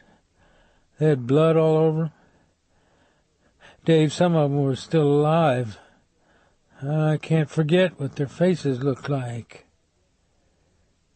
I sat down beside her and picked up her hands. Her eyes were wet, and I could smell the marijuana on her breath. If you catch that plane tonight, you can start a new life. I'll check on you, and my friend will help you, and you'll put all this stuff behind you. How much money do you have? Couple of $100, maybe. I'll give you 200 more. That'll get you to your first paycheck. But no snorting, no dropping, no shooting. You understand that? Hey, is this guy out there one of your AA pals? Because I told you I don't dig that scene. Who's asking you to? I got enough troubles without getting my head shrunk by a bunch of ex-drunks. Make your own choices. It's your life, kiddo. Yeah, but you're always up to something on the side. You should have been a priest. You still go to Mass? Sure. You remember the time you took me to midnight Mass at St. Louis Cathedral? And then we walked across the square and had beignets at the Café du Monde? You know, I thought maybe you were serious about me that night. I have to ask you a couple of questions before I go. Sure, why not? Most men are interested in my jugs. You come around like a census taker. I'm serious, Robin. Do you remember a guy named Victor Romero? Yeah, I guess so. He used to hang around with Johnny D'Artes. Where's he from? Here. What do you know about him? Well, he's a little dark-skinned guy with black curls hanging off his head, and he wears a French beret like he's an artist or something. Except he's bad news. He sold some tainted skag down on Magazine, and I heard a couple of kids were dead before they got the spike out of their arms. Was he muling for Bubba Rock, too? I don't know. I don't care. I haven't seen the guy in months. Why do you care about all those dipshits? I thought you were the family man now. Maybe things aren't too good at home? Maybe. And you're the guy that's going to clean up Mommy's act so she can wipe off tables for the tourists. Wow. Here's the airline ticket and the $200. My friend's name is written on the envelope. Do whatever you want." I started to get up, but she pressed her hands down on my arms. Her breasts were large and heavy against her T-shirt, and I knew secretly that I had the same weakness as the men who watched her every night at Smiling Jack's. "Dave?" "What?" "Do you think about me a little bit sometimes?" "Yes." "Do you like me?" "You know I do." "I mean, the way you'd like an ordinary woman, somebody who didn't have a pharmacy floating around in her bloodstream." "I like you a lot, Robin." "Stay just a minute, then. I'll take the plane tonight, I promise." Then she put her arm across my chest, tucked her head under my chin like a small girl, and pressed herself against me. Her short-cropped dark hair was soft and smelled of shampoo, and I could feel her breasts swell against me as she breathed. Outside it was raining hard on the courtyard. I brushed her cheek with my fingers and held her hand. Then a moment later I felt her shudder, as though some terrible tension and fear had left her body with sleep. In the silence I looked out at the rain dancing on the iron grillwork.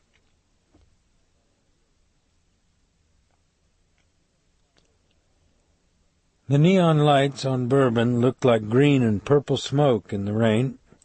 The Negro street dancers with their heavy metal clip-on taps that clattered like horseshoes on the sidewalk weren't out tonight, and the few tourists were mostly family people who walked close against the buildings from one souvenir shop to the next, and didn't stop at the open doors of the strip joints where spielers and straw boaters and candy-striped vests were having a hard time bringing in the trade.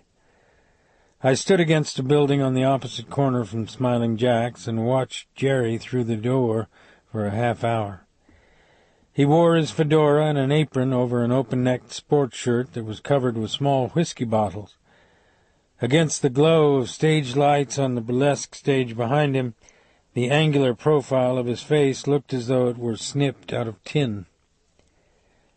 The weight of the .45 was heavy in my raincoat pocket. I had a permit to carry it, but I never had occasion to, and actually I'd fired it only once since leaving the department, and that was at an alligator who attacked a child on the bayou. But I had used it as a police officer when the bodyguard of New Orleans' #1 pimp and drug dealer threw down on my partner and me. It had kicked in my hand like a jackhammer, as though it had a life of its own. When I had stopped shooting into the back window of the Cadillac, my ears were roaring with a sound like the sea, my face was stiff with the smell of the cordite, and later my dreams would be peopled by two men whose bodies danced disjointedly in a red haze. This district had been my turf for 14 years, first as a patrolman, then as a sergeant in robbery investigation, and finally as a lieutenant in homicide. In that time I got to see them all, male and female prostitutes, Murphy artists, psychotic snipers, check writers, peat men, car boosters, street dealers, and child molesters. I was punched out, shot at, cut with an ice pick, stuffed unconscious behind the wheel of a car, and shoved off the third level of a parking garage. I witnessed an electrocution in Angola Penitentiary, helped take the remains of a bookie out of a garbage compactor, drew chalk outlines on an alley floor where a woman had jumped with her child from the roof of a welfare hotel. I turned the key on hundreds of people. A lot of them did hard time in Angola. 4 of them went to the electric chair. But I don't think my participation in what politicians call the war on crime ever made much difference. New Orleans is no safer a town now than it was then. Why? Narcotics is one answer. Maybe another is the fact that in 14 years I never turned the key on a slumlord or a zoning board member who owned interests in pornographic theaters and massage parlors. I saw Jerry take off his apron and walk toward the back of the bar. I crossed the street in the slanting rain and entered the bar just as Jerry disappeared through a curtained doorway and back. On the lighted stage in front of a full-wall mirror, two topless girls in sequined G-strings with gold chains around their ankles danced barefoot to a 1950s rock and roll record. I had to wait for my eyes to adjust to the turning strobe light that danced across the walls and floor, and the bodies of the men staring up at the girls from the bar. Then I headed toward the curtained doorway and back. "Can I help you, sir?" the other bartender said. He was blond and wore a black string tie on a white sports shirt. "I have an appointment with Jerry." "Jerry Falgout?" The other bartender. "Yeah, have a seat. I'll tell him you're here." "Don't bother."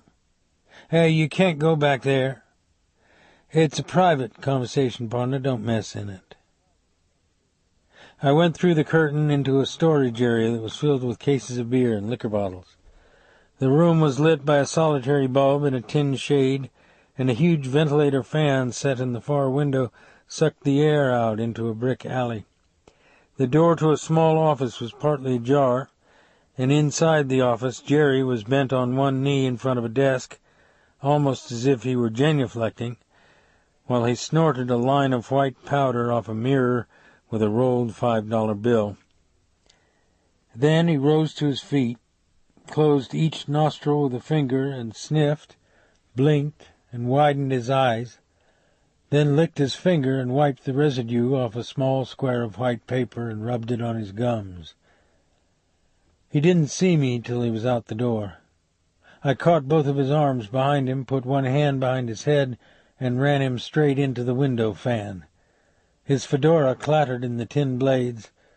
Then I heard them thunk and whang against his scalp, and I pulled his head up the way you would a drowning man's and shoved him back inside the small office and shut the door behind us. His face was white with shock, and blood ran out of his hairline like pieces of string. His eyes were wild with fright.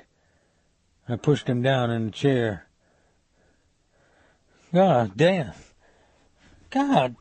man, you're out of your fucking mind," he said, his voice almost hiccuping. "How much did you get for dropping the dime on Robin?" "What? I didn't get nothing. What are you talking about?" "You listen to me, Jerry. It's just you and me. No Miranda, no lawyer, no bondsman, no safe cell to be a tough guy in. It all gets taken care of right here. You understand that?" He pressed his palm against the blood in his hair, then looked at his palm stupidly. "Say you understand." "What?" "Last chance, Jerry." "I don't understand nothing. What the fuck's with you? You come on like a crazy person." I took the .45 out of my coat pocket, pulled back the receiver so he could see the loaded magazine, and slid around into the chamber. I sighted between his eyes. His face twitched with fear, his mouth trembled, his hair glistened with sweat. His hands were gripped on both his thighs as though there were a terrible pain in his bowels. "Come on, man, put it away," he said. "I told you, I ain't no swinging dick. I'm just a guy getting by. I tend bar, I live off tips, I mop up bathrooms. I'm no heavy dude you gotta come down on like King Kong.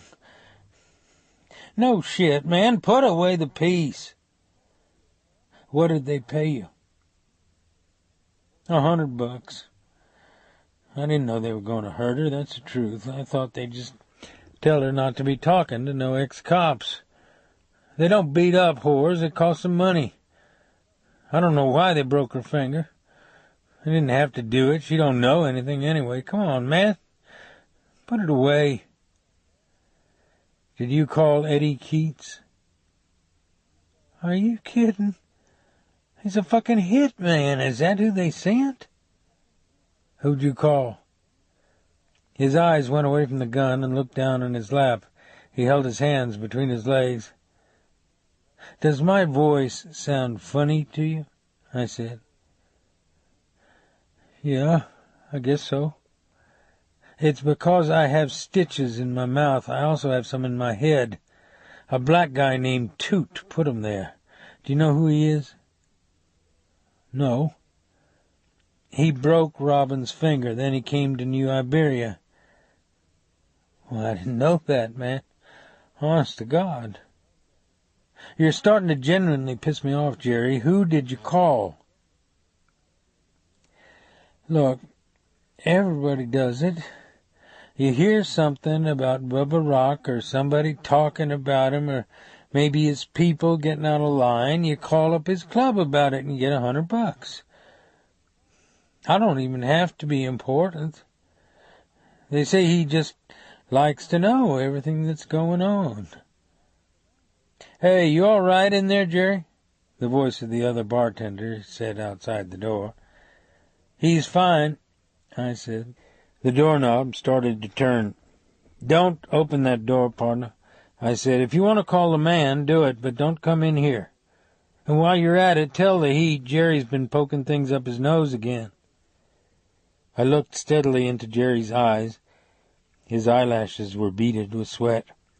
He swallowed and wiped the dryness of his lips with his fingers. It's all right, Maurice, he said. I'm coming out in a minute. I heard the bartender's feet walk away from the door.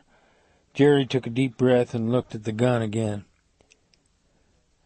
I told you what you want, so cut me some slack, okay? He said. Where's Victor Romero? What the fuck I know about him? You knew Johnny D'Artes, didn't you? Sure. He was in all these skin joints. He's dead now, right? So you must have known Victor Romero, too. You don't get it.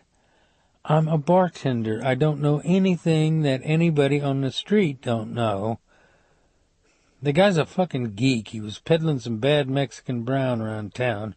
It had insecticide in it or something. So he had to get out of town. Then I heard him and Johnny D'Artes got busted by immigration for trying to bring in a couple of big-time greasers from Colombia. But that must be bullshit, because Johnny was still flying around when he went down in the drink, right? They were busted by immigration? Well, I don't know that, man. You stand behind that bar, and you'll hear 100 fucking stories a night. It's a soap opera. How about it, man? Do I get some slack? I eased the hammer down carefully and let the .45 hang from my arm. He expelled a long breath from his chest, his shoulders sagged, and he wiped his damp palms on his pants. There's one other thing, I said. You're out of Robin's life.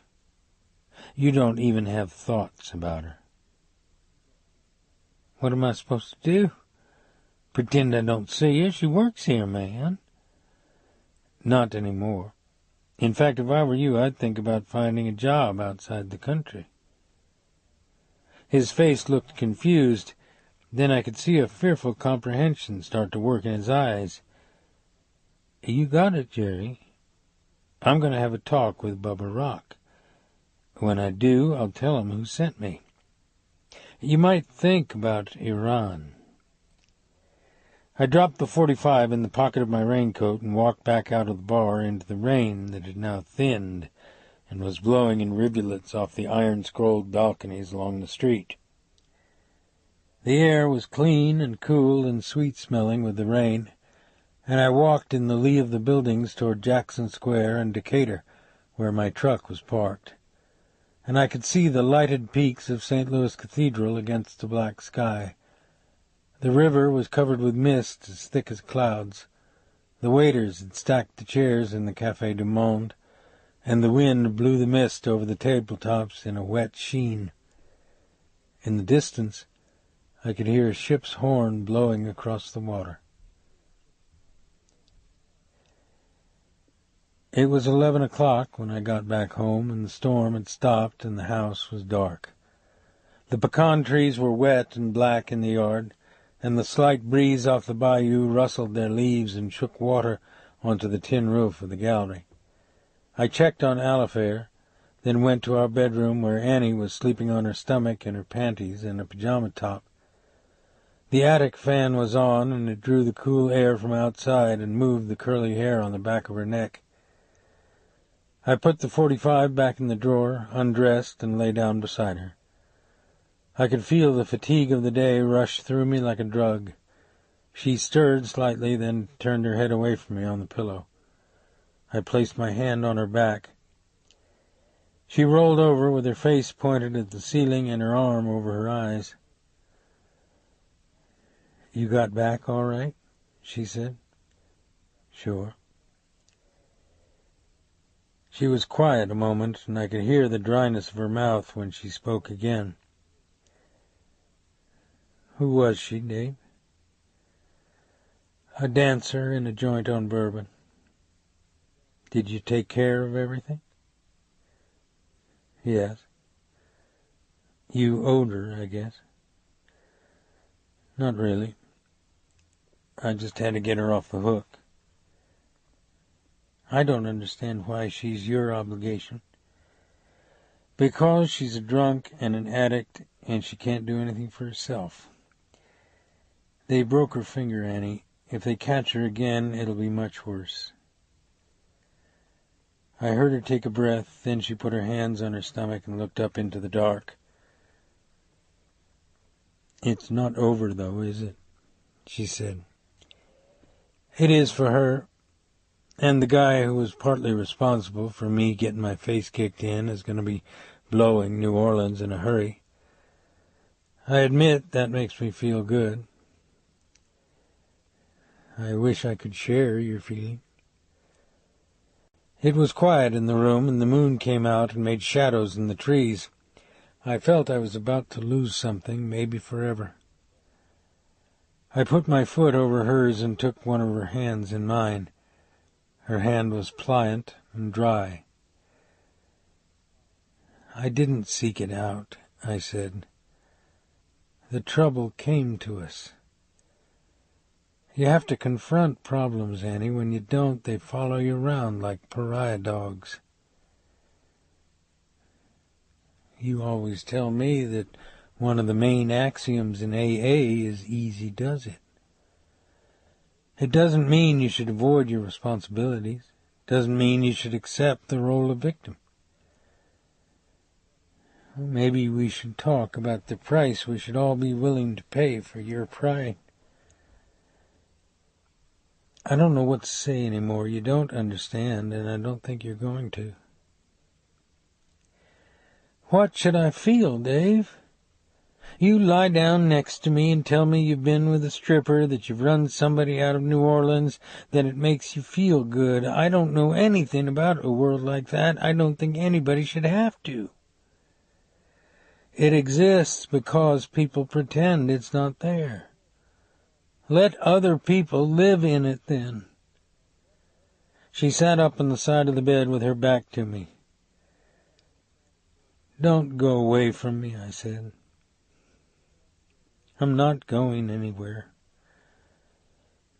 Lie down and talk." "It's no good to talk about it anymore. We can talk about other things. This is just a temporary thing. I've had a lot worse trouble in my life than this," I said. She remained seated on the side of the bed, her panties low on her bottom. I put my hand on her shoulder and eased her back down on the pillow. "Come on, kiddo. Don't lock your old man out," I said. I kissed her cheeks and stroked her hair. I could feel myself grow against her side, but her eyes looked straight ahead and her hands rested loosely on my shoulders, as though that were the place that obligation required them to be. I could see the water dripping out of the pecan trees in the moonlight. I didn't care about pride or the feelings that I would have later. I needed her, and I slipped off her panties and pulled off my underwear and held her against me. Her arm rested on my back, and she kissed me once lightly on the jaw. But she was dry when I entered her, and her eyes stayed open and unseeing as though she were focused on a thought inside herself. Out on the bayou I heard the peculiar cry of a bull gator calling its mate. I was sweating now, even in the cool wind drawn by the attic fan through the window, and in the mire of thoughts that can occur in such a heart-rushing and self-defeating moment, I tried to justify both my lustful dependency and my willingness to force her to be my accomplice. I stopped and raised myself off her, my body trembling with its own denial, and worked my underwear back over my thighs. She turned her head on the pillow and looked at me as a patient might from a hospital bed. "It's been a long day," she said quietly. "Not for me. I think I'd like to go out and blow the shit out of some tin cans and bottles right now." I stood up from the bed and put on my shirt and pants. "Where are you going?" she said. "I don't know." "Come back to bed, Dave. I'll lock the front door on the way out. I'll try not to wake you when I come back." I slipped on my loafers and went outside to my truck. The few black clouds in the sky were rimmed with moonlight, and shadows fell through the oaks on the dirt road that led back from New Iberia. The bayou was high from the rain, and I could see the solitary V-shaped ripple of a nutria swimming from the cattails to the opposite shore. I banged and splashed through the muddy pools in the road, and gripped the steering wheel so tightly that my fists were ridged with bone. When I went across the drawbridge, the spare tire in the bed of the pickup bounced 3 feet in the air.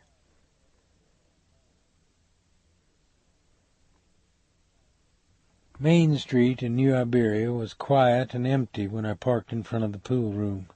The oaks along the street stirred in the breeze, and out on the bayou the green and red running lights of a tug moved silently through the open drawbridge.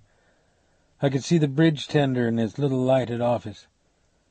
Down the block, a man in shirt sleeves, smoking a pipe, was walking his dog past the old brick Episcopalian church that had been used as a hospital by Federal soldiers during the war between the states. The inside of the pool room was like a partial return into the New Iberia of my youth, when people spoke French more often than English, when there were slot and racehorse machines in every bar, and the cribs on Railroad Avenue stayed open 24 hours a day, and the rest of the world was as foreign to us as the Texans who arrived after World War II with their oil rigs and pipeline companies. A mahogany bar with a brass rail and spittoons ran the length of the room. There were 4 green felt pool tables in back that the owners sometimes covered with oilcloth and served free gumbo on. An old man played bourrée and dominoes under the wood-bladed fans that hung from the ceiling. The American and National League scores were written on a big chalkboard against one wall, and the television above the bar always seemed to have a baseball game on it. The room smelled of draft beer and gumbo and talcum, of whiskey and boiled crawfish and Virginia extra tobacco, of pickled pig's feet and wine and Red Man. The owner was named T. Negg. He was an old-time pipeliner and oil-field roughneck who looked like a mulatto and who had 3 fingers pinched off by a drilling chain. I watched him draw a beer in a frosted schooner, rake the foam off with a ladle, and serve it with a jigger of neat whiskey to a man in denim clothes and a straw hat who stood at the bar and smoked a cigar. "I hope you are here to play pool, Dave," T. Negg said. "Give me a bowl of gumbo. The kitchen's closed, you know that. Give me some boudin. They didn't bring me none today. You want a Dr. Pepper?" "I don't want anything." "Suit yourself. Give me a cup of coffee." "You look tired, you. Go home and sleep." "Just bring me a cup of coffee, T. Negg. Bring me a cigar, too." "You don't smoke, Dave. What you mad at you?" Nothing. I didn't eat tonight. I thought your kitchen was open. You got today's paper? Sure. I'm just going to read the paper. Anything you want. He reached under the bar and handed me a folded copy of the Daily Iberian. There were beer rings on the front page. Give those old gentlemen back a round on me, I said. You don't have to do that. I want to. You don't have to do that, Dave. He looked at me steadily in the face. So I'm flush tonight. Okay, partner, but they buy you one, you go behind the bar and get it yourself. You don't choose tea-neg, no. I shook open the paper and tried to read the sports page, but my eyes wouldn't focus on the words. My skin itched, my face burned, my loins felt as though they were filled with concrete.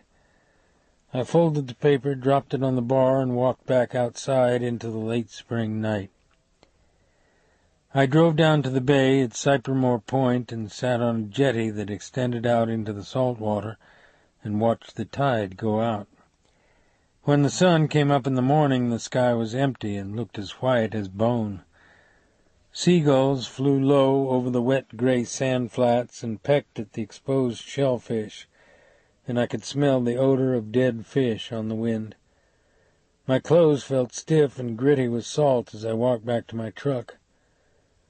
All the way back to town, my visit to the pool room remained as real and as unrelenting in its detail as a day-long hangover. Later, Baptiste and I opened up the bait shop and dock. Then I went up to the house and slept until early afternoon. When I woke, it was bright and warm, and the mockingbirds and blue jays were loud in the trees. Annie had left me 2 wax-paper-wrapped ham and onion sandwiches and a note on the kitchen table. Didn't want to wake you, but when I get back from town, can you help me find a horny middle-aged guy with a white streak in his head who knows how to put a Kansas girl on rock and roll? Love, A. P.S. Let's picnic in the park this evening and take Alifair to the baseball game. I'm sorry about last night. You'll always be my special guy, Dave. It was a generous and kind note. I should have been content with it. But it disturbed me as much as it reassured me, because I wondered if Annie, like most people who live with alcoholics, wasn't partly motivated by fear that my unpredictable mood might lead all of us back into the nightmarish world that AA had saved me from. Regardless, I knew that the problems that had been caused us by the plane crash at Southwest Pass wouldn't go away, and having grown up in a rural Cajun world that was virtually devoid of books, I'd learned most of my lessons for dealing with problems from hunting and fishing and competitive sports. No book could have taught me what I'd learned from my father in the marsh, and as a boxer in high school, I discovered that it was as important to swallow your blood and hide your injury as it was to hurt your opponent. But maybe the most important lesson I'd learned about addressing complexity was from an elderly Negro janitor who'd once pitched for the Kansas City Monarchs in the old Negro Leagues. He used to watch our games in the afternoon, and one day when I'd been shotgunned off the mound and was walking off the field toward the shower, he walked along beside me and said, "Sliders and screwballs is cute, and spitters shows 'em you can be nasty. But if you want to make that batter's pack a shrivel up, you throw a fork ball at his head." Maybe it was time to float one by the batter's head, I thought. Bubba Rock had bought a ruined antebellum home on the Vermilion River outside of Lafayette, and had spent $250,000 rebuilding it. It was a massive plantation house, white and gleaming in the sun, the 3-story Doric columns so thick that 2 men couldn't place their arms around them and touch hands. The front gallery was made of Italian marble, The second-story veranda ran completely around the building and was railed with ironwork from Seville and hung with boxes of petunias and geraniums. The brick carriage house had been expanded to a 3-car garage. The stone wells were decorated with ornamental brass pulleys and buckets and planted with trumpet and passion vine. The desiccated wood outbuildings had been replaced with a clay tennis court. The lawn was blue-green and glistening in the water sprinklers, dotted with oak, mimosa, and lime and orange trees, and the long gravel lane that led to the front door was bordered by a white fence entwined with yellow roses. A Cadillac convertible and a new cream-colored Oldsmobile were parked in front, and a fire-engine-red Collector's MG stuck out of the carriage house. Through the willows on the river bank I could see a cigarette boat moored bow and stern to the dock, a tarp pulled down snugly on the cockpit. It was hard to believe that this scene, clipped out of Southern living, belonged to Bubba Rock. The kid who used to train for a fight by soaking his hands in diluted muriatic acid and running 5 miles each morning with army boots on. An elderly Negro servant opened the door but didn't invite me in. Instead, he closed the door partly in my face and walked into the back of the house. Almost 5 minutes later, I heard Bubba lean over the veranda and call down to me, "Go on in, Dave. I'll be right down. Sorry for our crummy manners. I was in the shower." This ends Disc 3. Heaven's Prisoners, Disc 4. I let myself in and stood in the middle of the front hall under a huge chandelier and waited for him to come down the winding staircase that curled back into the second floor. The interior of the house was strange. The floors were blond oak, the mantelpiece carved mahogany, the furnishings French antiques.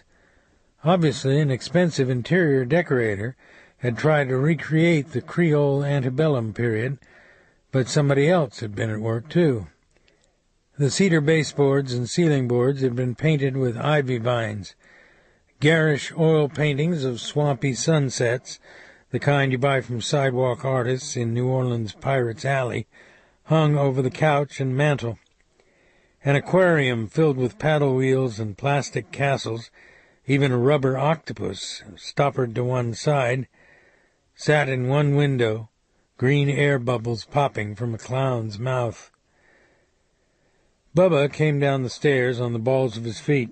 He wore white slacks and a canary-yellow golf shirt, sandals without socks and a gold neck chain, a gold wristwatch with a diamond and ruby face, and his spiked butch hair was bleached on the tips by the sun, and his skin was tanned almost olive. He was still built like a fighter, his hips narrow, his stomach as flat as boilerplate, the shoulders an axe-handle wide, the arms longer than they should be, the knuckles as pronounced as ball bearings. But it was the wide-set gray-blue eyes above the gap-toothed mouth that leaped at you more than anything else. They didn't focus, adjust, stray, or blink. They locked on your face and they stayed there. He smiled readily, in fact constantly, but you could only guess at whatever emotion the eyes contained. "What's happening, Dave?" he said. "I'm glad you caught me when you did. I got to go down to New Orleans this afternoon. Come on out on the patio and have a drink. What do you think of my place?" "It's impressive." "It's more place than I need. I got a small house on Lake Pontchartrain and a winter house in Bimini. That's more my style. But the wife likes it here, and you're right, it impresses the hell out of people. You remember when you and me and your brother used to set pins in the bowling alley and the colored kids tried to run us off 'cause we were taking their jobs? My brother and I got fired, but I don't think they could have run you off with a shotgun, Bubba. Hey, those were hard times, partner. Come out here. I gotta show you something." He led me through some French doors onto a flagstone patio by a screen-enclosed pool. Overhead, the sun shone through the spreading branches of an oak and glinted on the turquoise water. On the far side of the pool was a screened breezeway with a peaked shingled roof that contained a universal gym, dumbbells, and a body and timing bag. He grinned, went into a prize-fighter's crouch, and feinted at me. "You want to slip on the 16-ounce pillows and waltz around a little bit?" he said. "You almost put out my lights the last time I went up against you." "The hell I did. I got you in the corner and was knocking the sweat out of your hair all over the timekeeper, and I still couldn't put you down. You want highball? Clarence, bring us some shrimp and boudin. Sit down. I've got a problem you might be able to help me with." "Sure. What are you drinking?" He took a pitcher of martinis out of a small icebox behind the wet bar. "Nothing."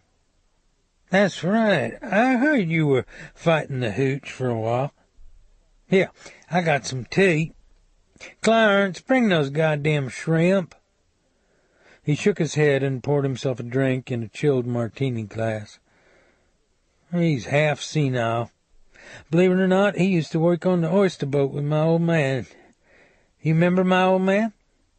He got killed 2 years ago on the SP tracks. I ain't kidding you. They say he took a nap right on the tracks with a wine bottle on his chest. Well, he always told me he wanted to be a traveling man." Poor old bastard.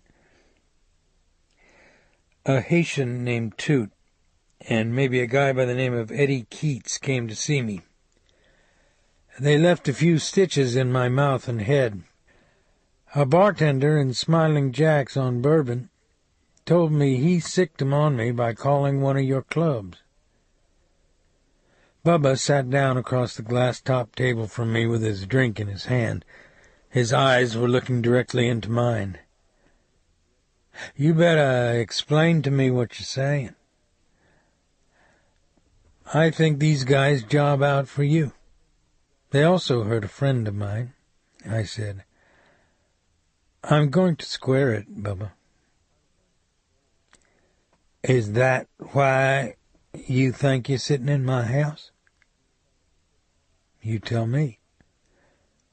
"No, I'll tell you something else instead. I know Eddie Keats. He's from some toilet up north. He doesn't work for me. From what I hear, he doesn't put stitches in people's heads. He smokes 'em. The Haitian I never heard of. I'm telling you this because we went to school together. Now we eat some shrimp and boudin, and we don't talk about this kind of stuff." He ate a cold shrimp off a toothpick from the tray the Negro had placed on the table, then sipped from his martini and looked directly into my face while he chewed. "A federal cop told me Eddie Keats' job's out for you," I said. "Then he ought to do something about it." The feds are funny guys. I never figured them out. One day they're bored to death with a guy. The next day they run him through a sausage grinder. "You're talking about Minos Dotrieve at the DEA, right? You know what his problem is? He's a coon-ass just like you and me, except he went to college and learned to talk like he didn't grow up down here. I don't like that. I don't like these things you're saying to me either, Dave." "You dealt the play, Bubba, when those two guys came out to my house." He looked away at a sound in the front of the house, then tapped his fingertips on the glass tabletop. His nails were chewed back to the quick, and the fingertips were flat and grained.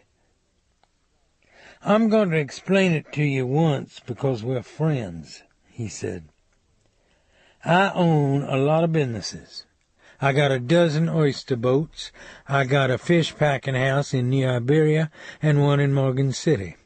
I own seafood restaurants in Lafayette and Lake Charles. I own 3 clubs and an escort agency in New Orleans. I don't need guys like Eddie Keats. But I got to deal with all kinds of people in my business. Jews, Dagos, broads with their brains between their legs, you name it. There's a labor lawyer in New Orleans I wouldn't spit on, but I pay him a $5,000 a year retainer so I don't get a picket in front of my clubs. So maybe I don't like everybody on my payroll, and maybe I don't always know what they do. That's business. But if you want me to, I'll make some calls and find out if somebody sent Keats and this colored guy after you. What's the name of this motor mouth at Smiling Jack's? Forget him. I already had a serious talk with him. Yeah? He looked at me curiously. Sounds mean. He thought so. Who's the friend that got hurt? The friend is out of it.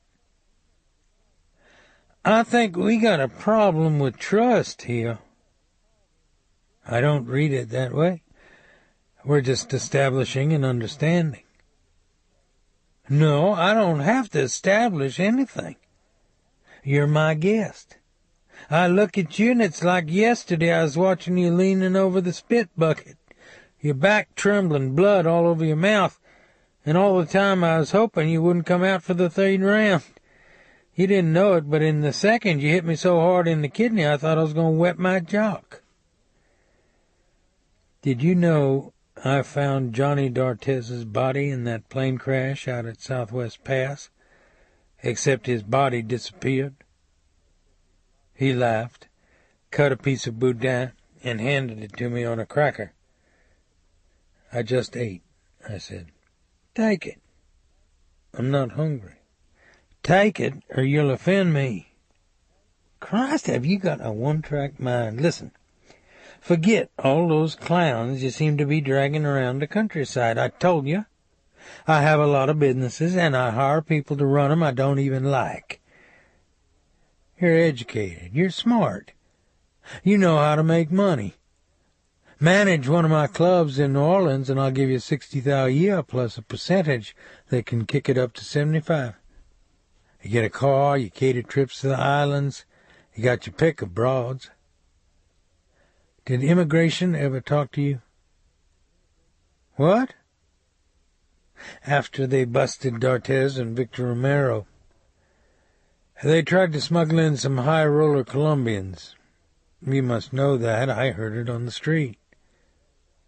You're talking about wetbacks or something now? Oh, come on, Bubba. You want to talk about the Spicks, find somebody else. I can't take 'em. New Orleans is crawling with them now. The government ought to send massive shipments of rubbers down to wherever they come from. The weird thing about this bust is that both these guys were mules. But they didn't go up the road, and they didn't have to finger anybody in front of a grand jury. What's that lead you to believe? Nothing, because I don't care about these guys. I believe they went to work for the feds. If they'd been muling for me, I'd been nervous. You think I give a fuck about some greasers say they got something on me? You think I got this house, all these businesses, because I run scared? Because the DEA or immigration or Minus Dautrey with his thumb up his pink ass say a lot of bullshit they never prove, that they make up, that they tell to the newspapers or people that's dumb enough to listen to it? His eyes were bright and the skin around his mouth was tight and gray. I don't know. I don't know what goes on inside you, Bubba, I said. Maybe if a person wants to find out, he just gotta keep fucking in the same direction. That's a two-way street, partner. Is that right? Put it in the bank. I'll see you around. Thanks for the boudin. I stood up to leave, and he rose from the table with me. His face was flat, heated, as unknowable as a shark's, Then suddenly he grinned, ducked into a boxer's crouch again, bobbed, and feinted a left at my face.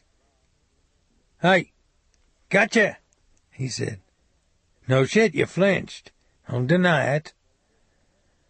I stared at him. "What are you looking at?" he said. "All right, so I was hot. You come on pretty strong. I'm not used to that." "I gotta go, Bubba." "Hell no, let's slip on the pillows. We'll take it easy on each other. Hey, get this. I went to this full-contact karate club in Lafayette, where they box with their feet like kangaroos or something. I'm in the ring with this guy, and he's grunting and swinging his dirty foot around in the air, and all these guys are yelling because they know he's going to cut my head off. And I stepped inside him real fast and busted him 3 times before he hit the deck.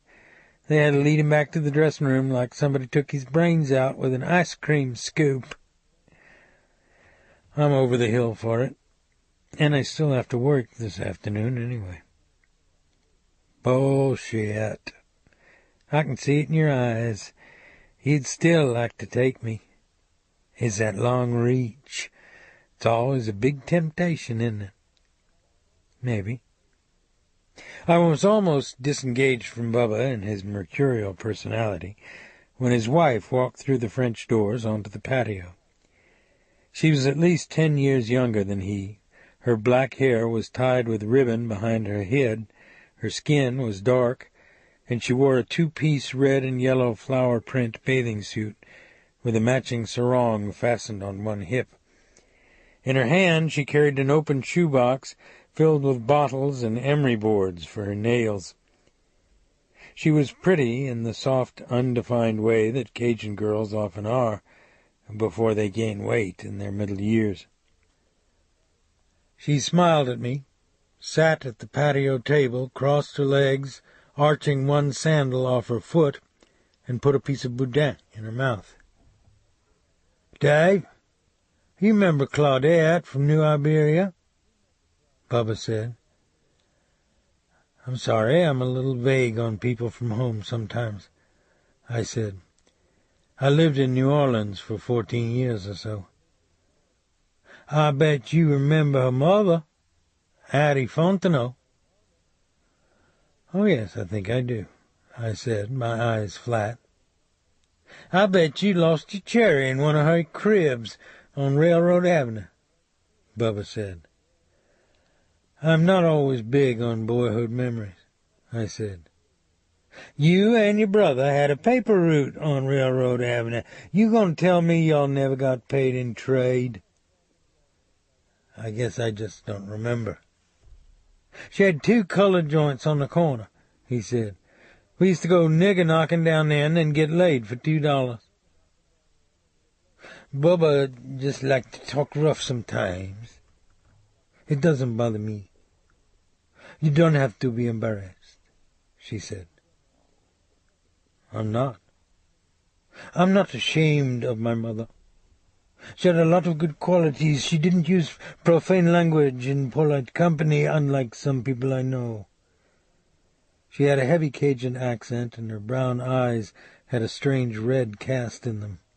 They were as round as a doll's. "Bubba, will you make me a gin rickey?" she said. "Your thermos is in the icebox." "So? I'd like one in a glass, please." "She can drink gin rickeys all day, not get loaded," Bubba said. "I think she's got hollow buns." "I don't think Dave is used to our kind of talk," she said. "He's married too, isn't he?" "Bubba." "What?" "Would you please get me a drink?" "All right," he said, taking the thermos and a chilled glass out of the icebox. "I wonder what I pay Clarence for. I damn near have to show him a diagram just to get him to dust." He poured from the thermos into his wife's glass, then put it in front of her. He continued to look at her with an exasperated expression on his face. Look, I don't want to get on your case all the time, but how about not filing your nails at the table? He said. I can do without nail filings in my food. She wiped the powdered filings off the glass top with a Kleenex, then continued filing her nails over the shoebox. Well, I have to go. It was nice meeting you, I said. Yeah, I gotta pack and get on the road, too. Walk him out to his truck, Claudette. I'm gonna make some calls when I get to New Orleans. I find out somebody's been causing you problems, I'll cancel their act. That's a promise. By the way, that bartender better be out of town. He looked at me a moment, balancing on the balls of his feet, then cocked his fists and jerked his shoulders at an angle as quickly as a rubber band snapping. Hi, he said, grinned and winked, then walked back out the patio toward the circular staircase. His back was triangular, his butt flat, his thighs as thick as telephone posts. His wife walked with me out to my pickup truck. The wind blew across the lawn and flattened the spray from the sprinklers into a rainbow mist among the trees. Gray clouds were building in the south, and the air was close and hot. Upstairs, Bubba had turned on a 1950s Little Richard record, full blast. You really don't remember me, she said. No, I'm sorry. I dated your brother Jimmy in New Orleans about 10 years ago. One night we went out to visit you at your fish camp. You were really flustered, and you kept saying that the freight train wouldn't let you sleep. So when it went by, you ran outside and shot it with a flare pistol. I suddenly realized that Bubba's wife wasn't so uncomplicated after all. I'm afraid I was 90 proof a lot of the time back then. I thought it was funny. I tried to be polite, but like most dry alcoholics, I didn't want to talk about my drinking days with people who saw humor in them. Well, so long. I hope to see you again, I said. Do you think Bubba's crazy? I don't know. His second wife left him 2 years ago. He burned all her clothes in the incinerator out back. He's not crazy, though. He just wants people to think he is because it scares them. That could be. He's not a bad man. I know all the stuff they say about him. But not many people know the hard time he had growing up. A lot of us had a hard time, Mrs. Rourke. You don't like him, do you? I guess I just don't know your husband well, and I'd better go. You get embarrassed too easy. Mrs. Rourke, I wish you good luck because I think you're going to need it. I heard him offer you a job. You should take it. The people that work for him make a lot of money. Yes, they do. And there's a big cost to lots of other people. He doesn't make them do anything they don't already want to do. Your mother ran brothels, but she wasn't a white slaver and she didn't sell dope. The most polite thing I can say about Bubba is that he's a genuine son of a bitch. I don't even think he'd mind. I like you. Come have dinner with us sometime, she said. I'm home a lot. I drove back down the pea-gravel lane and headed toward New Iberia and the picnic in the park with Annie and Alifair. The sun was bright on the tin roofs of the barns set back in the sugar-cane fields. The few moss-hung oaks along the road made deep pools of shadow on the road's surface. I had to feel sorry for Bubba's wife. In AA, we called it denial. We take the asp to our breast and smile at the alarm we see in the eyes of others. I'd gotten to him when I mentioned immigration busting 2 of his mules, which made me wonder even more what role immigration played in all of this. They'd obviously stonewalled Minos Dotrieve at the DEA, and I believed they were behind the disappearance of Johnny D'Artez's body after it was recovered from the plane crash by the Coast Guard. So if I was any kind of cop at all, why hadn't I dealt with immigration head-on? They probably would have thrown me out of their office, but I also knew how to annoy bureaucrats, call their supervisors in Washington collect, and file Freedom of Information forms on them until their paint started to crack. So why hadn't I done it, I asked myself. And in answering my own question, I began to have a realization about presumption and denial in myself.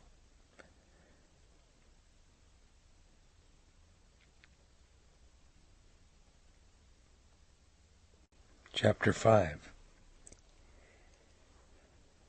Annie and Elifair were wrapping fried chicken in wax paper and fixing lemonade in a thermos when I got back home. I sat at the kitchen table with a glass of iced tea and mint leaves and looked out the window at the blue jays swooping over the mimosa tree in the backyard. The ducks in my pond were shaking water off their backs and waddling onto the bank in the shade created by the cattails. I feel foolish about something, I said. We'll take care of that tonight, she said and smiled. Something else. Oh. Years ago, when I was a patrolman, there was a notorious street character in the quarter named Doc Stratton. The welfare office would give him a meal and lodging ticket at one of their contract hotels, and he'd check into the place, then throw all the furniture out the window. Tables, chairs, dresser drawers, lamps, mattresses. Everything he could squeeze through the window, it would all come crashing down on the sidewalk. Then he'd run downstairs before anybody could call the heat and haul everything to the second-hand store. But no matter what this guy did, we never busted him. I was new and didn't understand. The other guys told me it was because Doc was a barfer. If he got a finger loose in the back of the car, he'd stick it down his throat and puke all over the seats. He'd do it in a lineup, in a holding cell, in a courtroom. He was always cocked and ready to fire.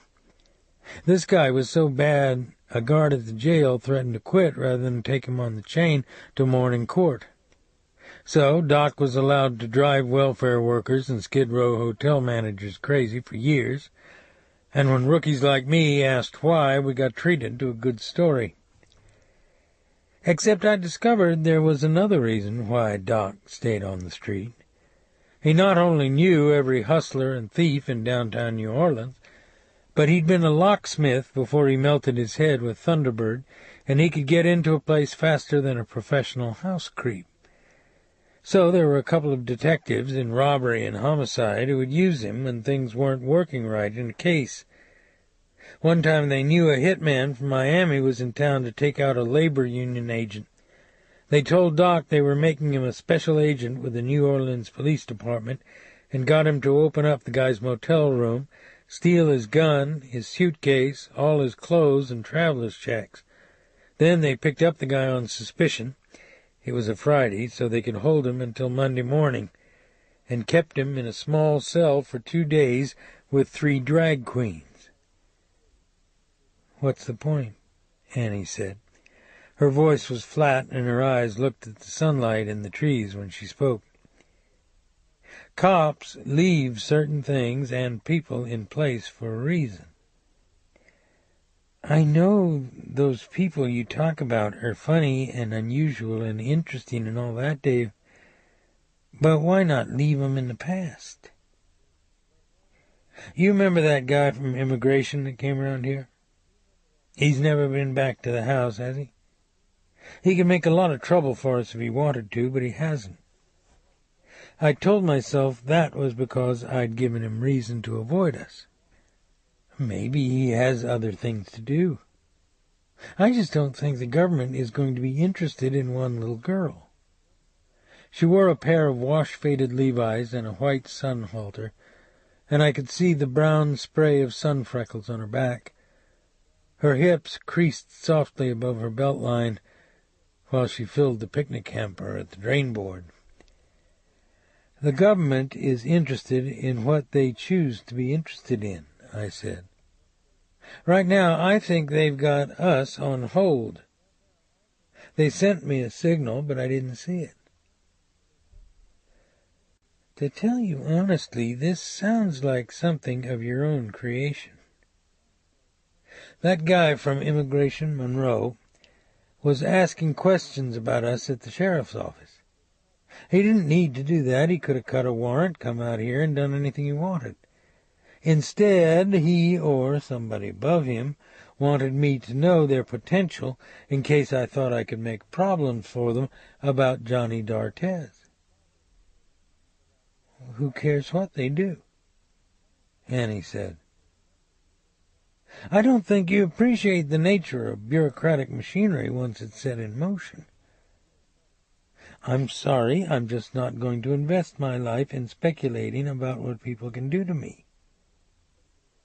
Alifair was looking back and forth between the two of us, her face clouded with the tone of our voices, dressed in her pink shorts, a Mickey Mouse T-shirt and pink tennis shoes with the words left and right stamped boldly on the rubber tip of each shoe. Annie rubbed her hand over Alifair's head and gave her the plastic draw bag in which we kept the old bread. Go feed the ducks, she said. We'll leave in a minute. Feed ducks? Yes. Feed ducks now? That's right. Dave, viene al parque? Sure he's coming, Annie said. Alifair grinned at me and went out the back screen to her pond. The sunlight through the trees made patterns on her brown legs. I'll tell you one thing, Dave. No matter what those people from immigration do, they're not going to take her away. She's ours, just as if we had conceived her. I didn't tell you the rest of the story about Doc Stratton. After he finished blowing out his wiring with synthetic wine and wasn't any good to anybody, they shipped him off to the asylum at Mandeville. So, what does this mean? Are you going to become the knight-errant, tilting with the U.S. government? No. Do you still want to go to the park? That's the reason I came home, kiddo. I wonder. I really do, she said. I'd appreciate it if you'd explain that. Don't you see it, Dave? It's like you want to taint every moment in our lives with this conspiratorial vision of yours. It's become an obsession. We don't talk about anything else. Either that or you stare into space. How do you think I feel? I'll try to be different. I know. I really will. Her eyes were wet. She sat down across the table from me. We haven't been able to have our own child. Now one's been given to us, she said. That should make us the happiest people in the world. Instead, we fight and worry about what hasn't happened yet.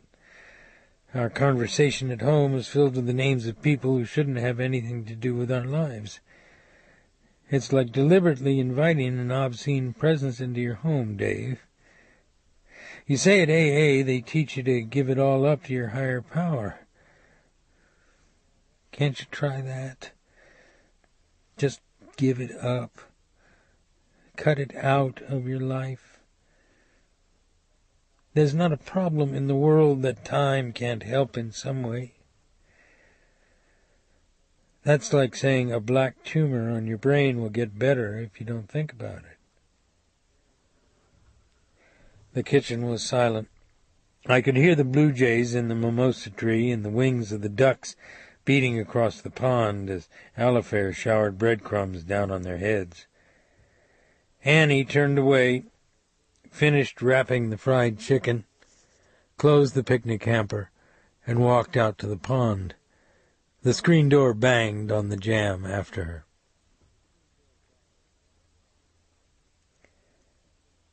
That evening there was a big crowd in the park for the baseball game, and the firemen were having a crawfish boil in the open-air pavilion. The twilight sky was streaked with lilac and pink, and the wind was cool out of the south with the promise of rain. We ate our picnic supper on a wooden table under the oak trees and watched the American Legion game and the groups of high school and college kids who drifted back and forth between the bleachers and the tailgates of pickup trucks where they kept beer in washtubs on ice. Out on the bayou, the paddle-wheel pleasure boat with its lighted decks slid by against the dark outlines of cypress and the antebellum homes on the far bank. The trees were full of barbecue smoke, and you could smell the crawfish from the pavilion and the hot boudin that a Negro sold from a hand cart. Then I heard a French string band play Jolie Blonde in the pavilion, and I felt as though once again I were looking through a hole in the dimension at the South Louisiana in which I'd grown up. Jolie Blonde, gardez donc cet effet. T'as maquille pour t'en aller avec un autre que moi. Jolie Blonde, pretty girl, flower of my heart, I'll love you forever, my Jolie Blonde. But seldom did Annie and I speak directly to each other. Instead, we talked brightly to Alifair, walked her to the swing sets and seesaws, bought snow cones, and avoided one another's eyes. That night, in the almost anonymous darkness of our bedroom, we made love. We did it in need, with our eyes closed, without words, with a kiss only at the end. As I lay on my back, arms across my eyes, I felt her fingers leave the top of my hand, felt her turn on her side toward the opposite wall, and I wondered if her heart was as heavy as mine.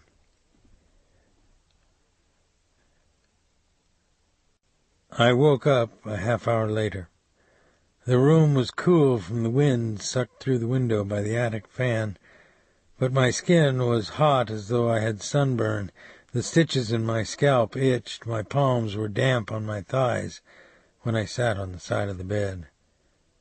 Without waking Annie, I washed my face, put on a pair of khakis and an old Hawaiian shirt, and went down to the bait shop.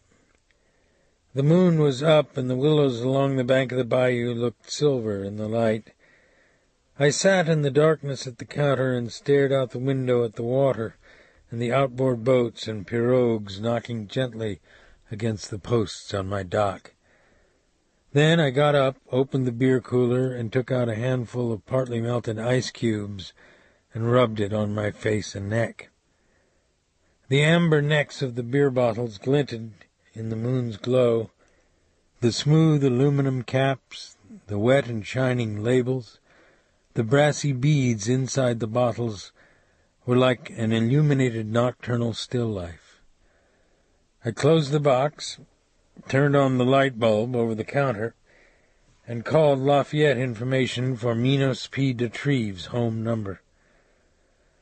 A moment later I had him on the phone. I looked at the clock. It was midnight. "What's happening, Duncanstein?"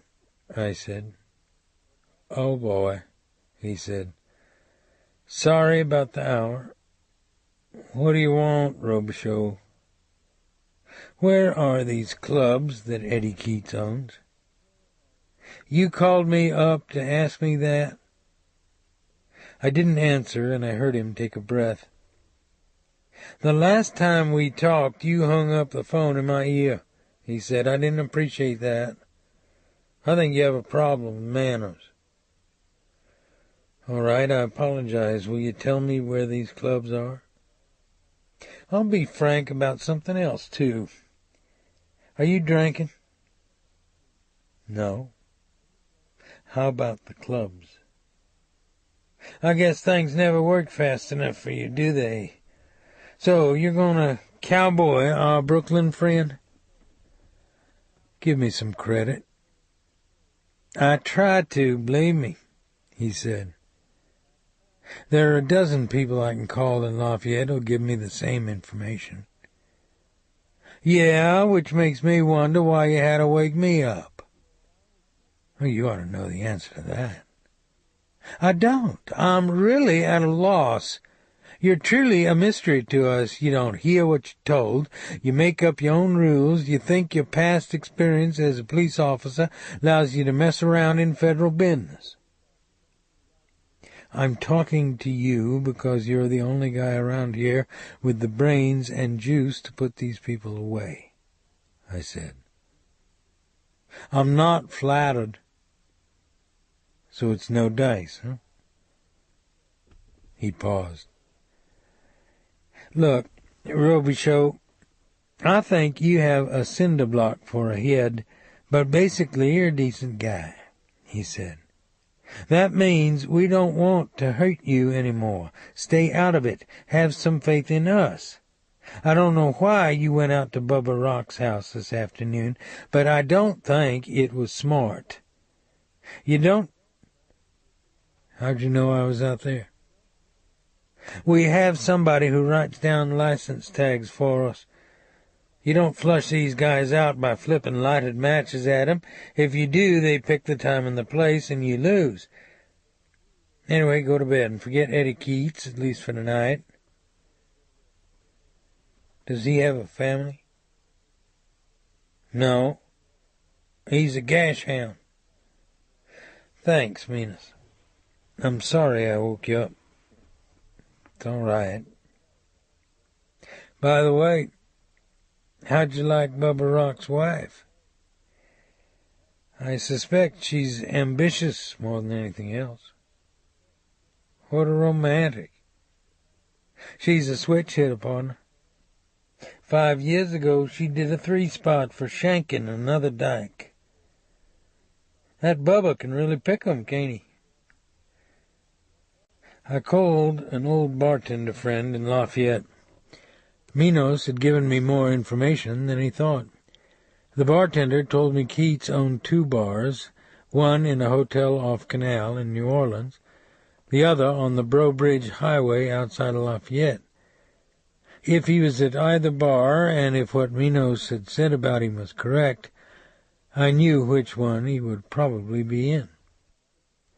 When I was in college, the Breaux Bridge Highway contained a string of all-night low-life bars, oil-field supply yards, row houses, a quarter-horse track, gambling joints, and one Negro brothel. You could find the pimps, hoods, whores, ex-cons, and white-knuckle crazies of your choice there every Saturday night. Emergency flares burned next to the wrecked automobiles and shattered glass on the 2-lane blacktop. The dance floors roared with electronic noise and fistfights. You could get laid, beat up, shanked, and dosed with clap all in one night, and for less than $5.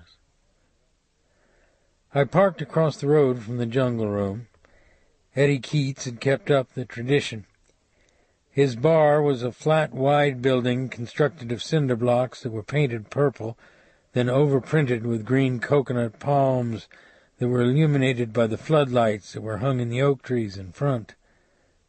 But I could see 2 house trailers in the back parking lot, which was kept dark, that were obviously being used by Keats's hot pillow action.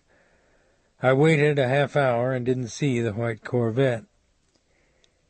I had no plan, really, and I knew that I should have listened to Minos's advice, but I still had that same hot flush to my skin. My breath was quicker than it should have been.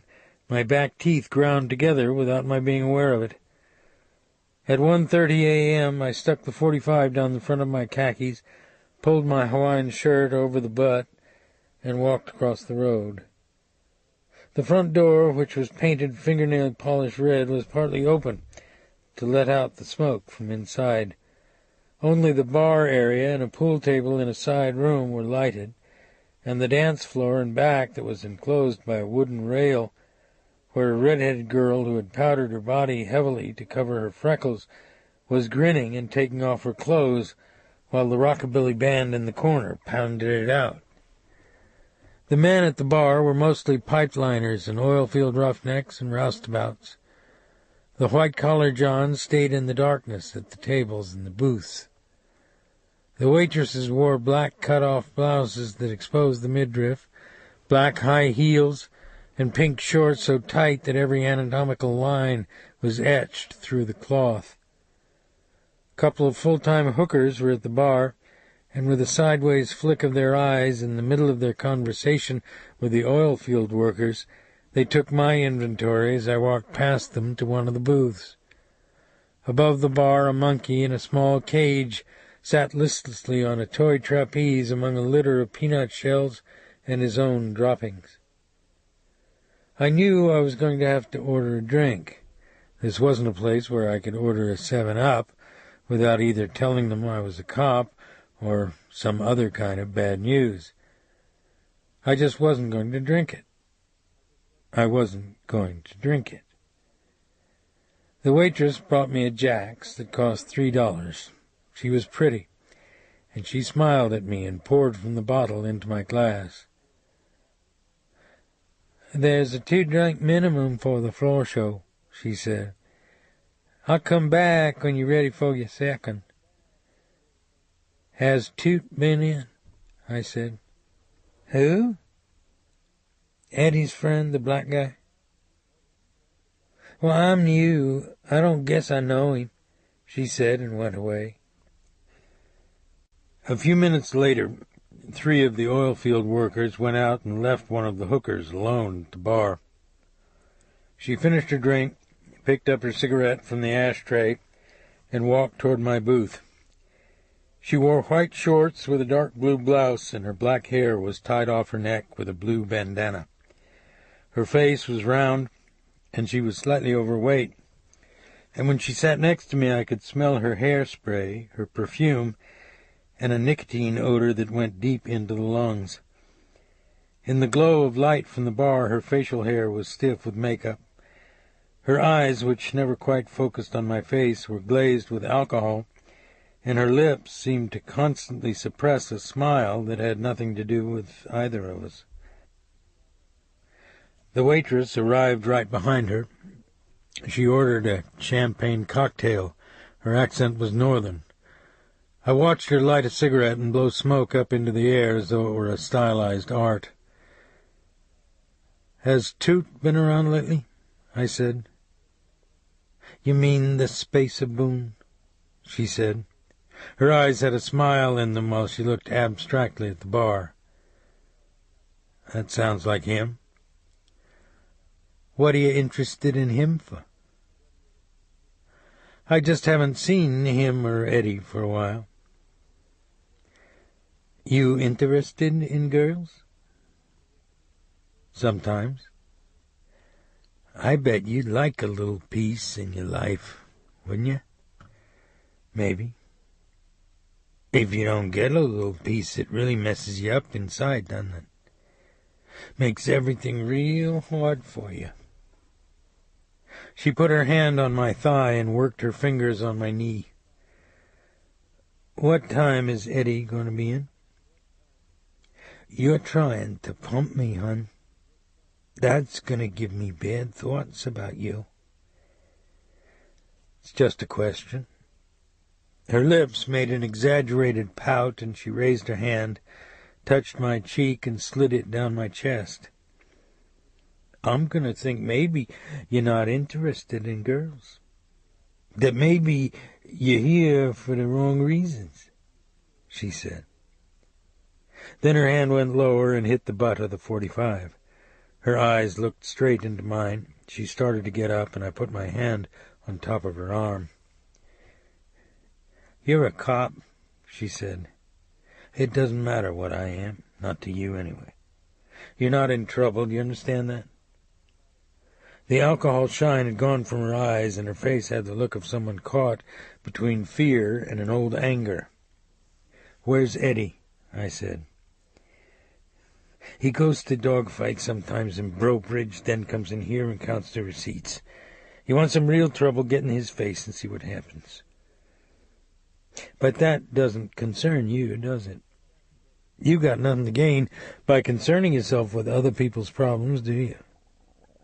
Do you have a car?" "What?" "A car." I pressed her arm lightly. "Yeah, what do you think?" "When I take my hand off your arm, you're going on your break. You're going out the door for some fresh air, and you're not going to talk to anybody, and you're going to drive your car down the road and have a late supper somewhere, and that phone on the bar isn't going to ring either." "You're full of shit." "Make your choice, hon. I think this place is going to be full of cops tonight. You want to be part of it? That's cool." I took my hand away from her arm. "You son of a bitch." I looked at the front door. Her eyes went angrily over my face again.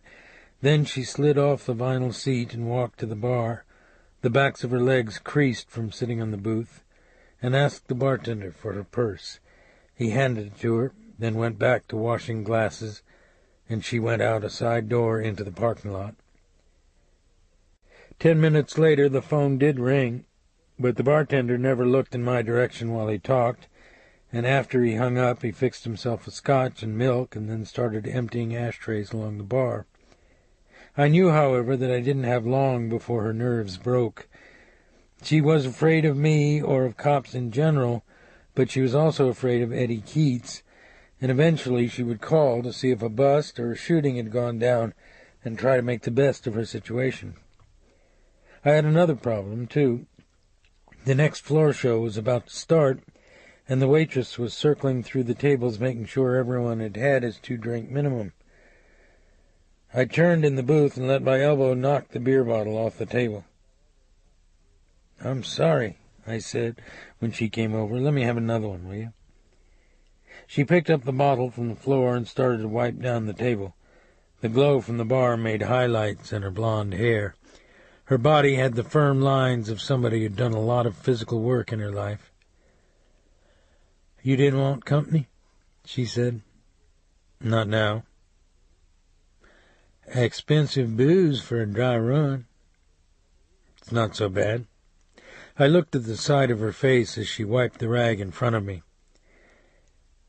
"It's the wrong place for trouble, sugar," she said quietly. "Do I look like bad news?" "A lot of people do, but the guy that owns this place really is. For kicks, he heats up the wires in that monkey's cage with a cigarette lighter." "Why do you work here?" "I couldn't get into the convent," she said, and walked away with a drink tray as though a door were closing behind her.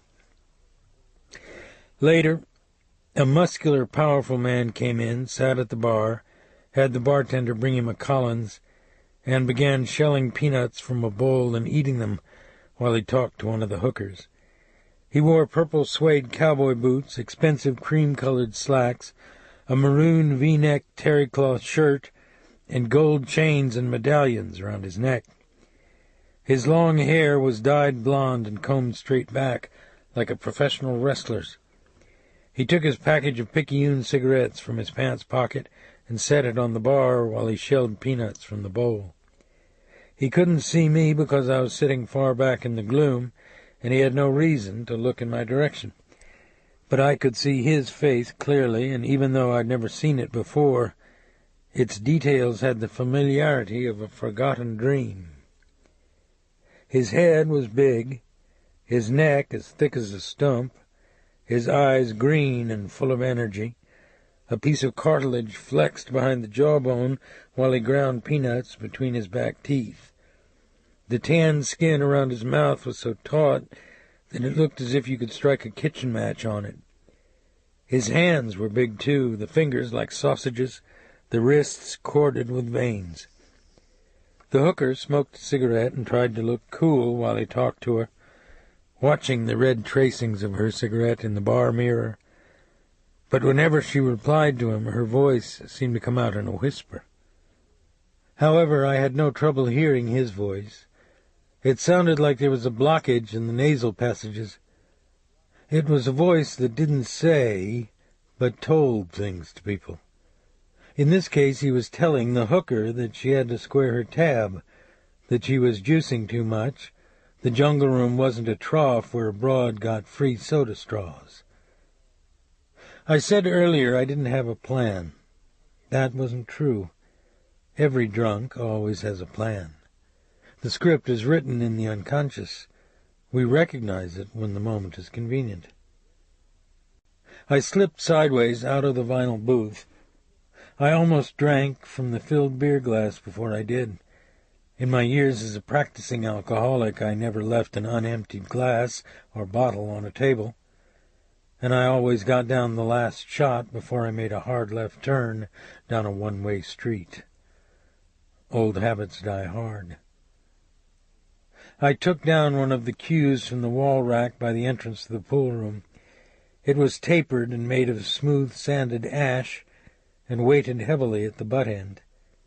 He didn't pay attention to me as I walked toward him. He was talking to the bartender now, snapping peanut shells apart with his thick thumb and popping the nuts into his mouth. Then his green eyes turned on me, focused in the dim light, his glance concentrating as though there were a stitch across the bridge of his nose. Then he brushed his hands clean and swiveled the stool casually so that he was facing me directly.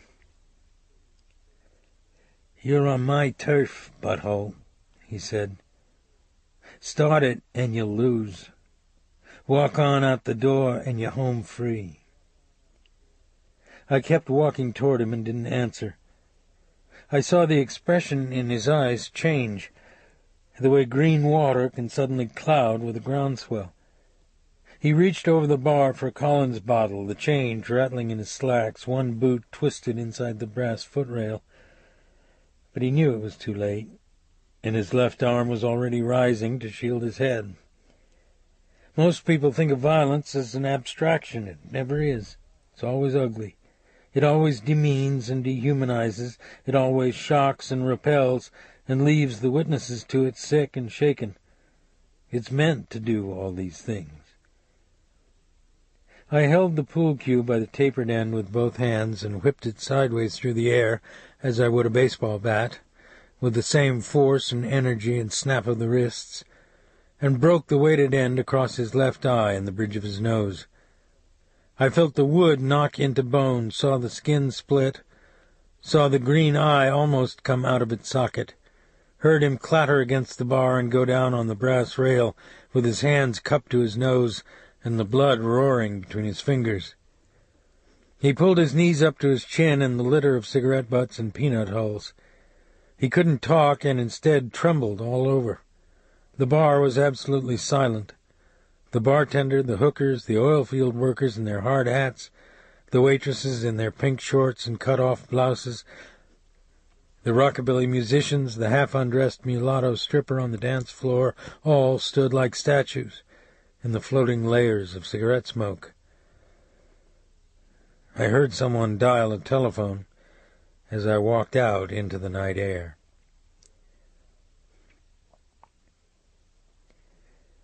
The next morning, I drove into New Iberia and picked up a supply of red worms, night crawlers, and shiners. It was a clear, warm day with a little wind, and I rented out almost all my boats. While I worked behind the counter in the bait shop and later started the fire in the barbecue pit for the lunch customers, I kept looking down the dirt road for a sheriff's car, but none came. At noon, I called Minos Dautrive at the DEA in Lafayette. "I need to come in and talk to you," I said. "No, I'll come over there. Stay out of Lafayette."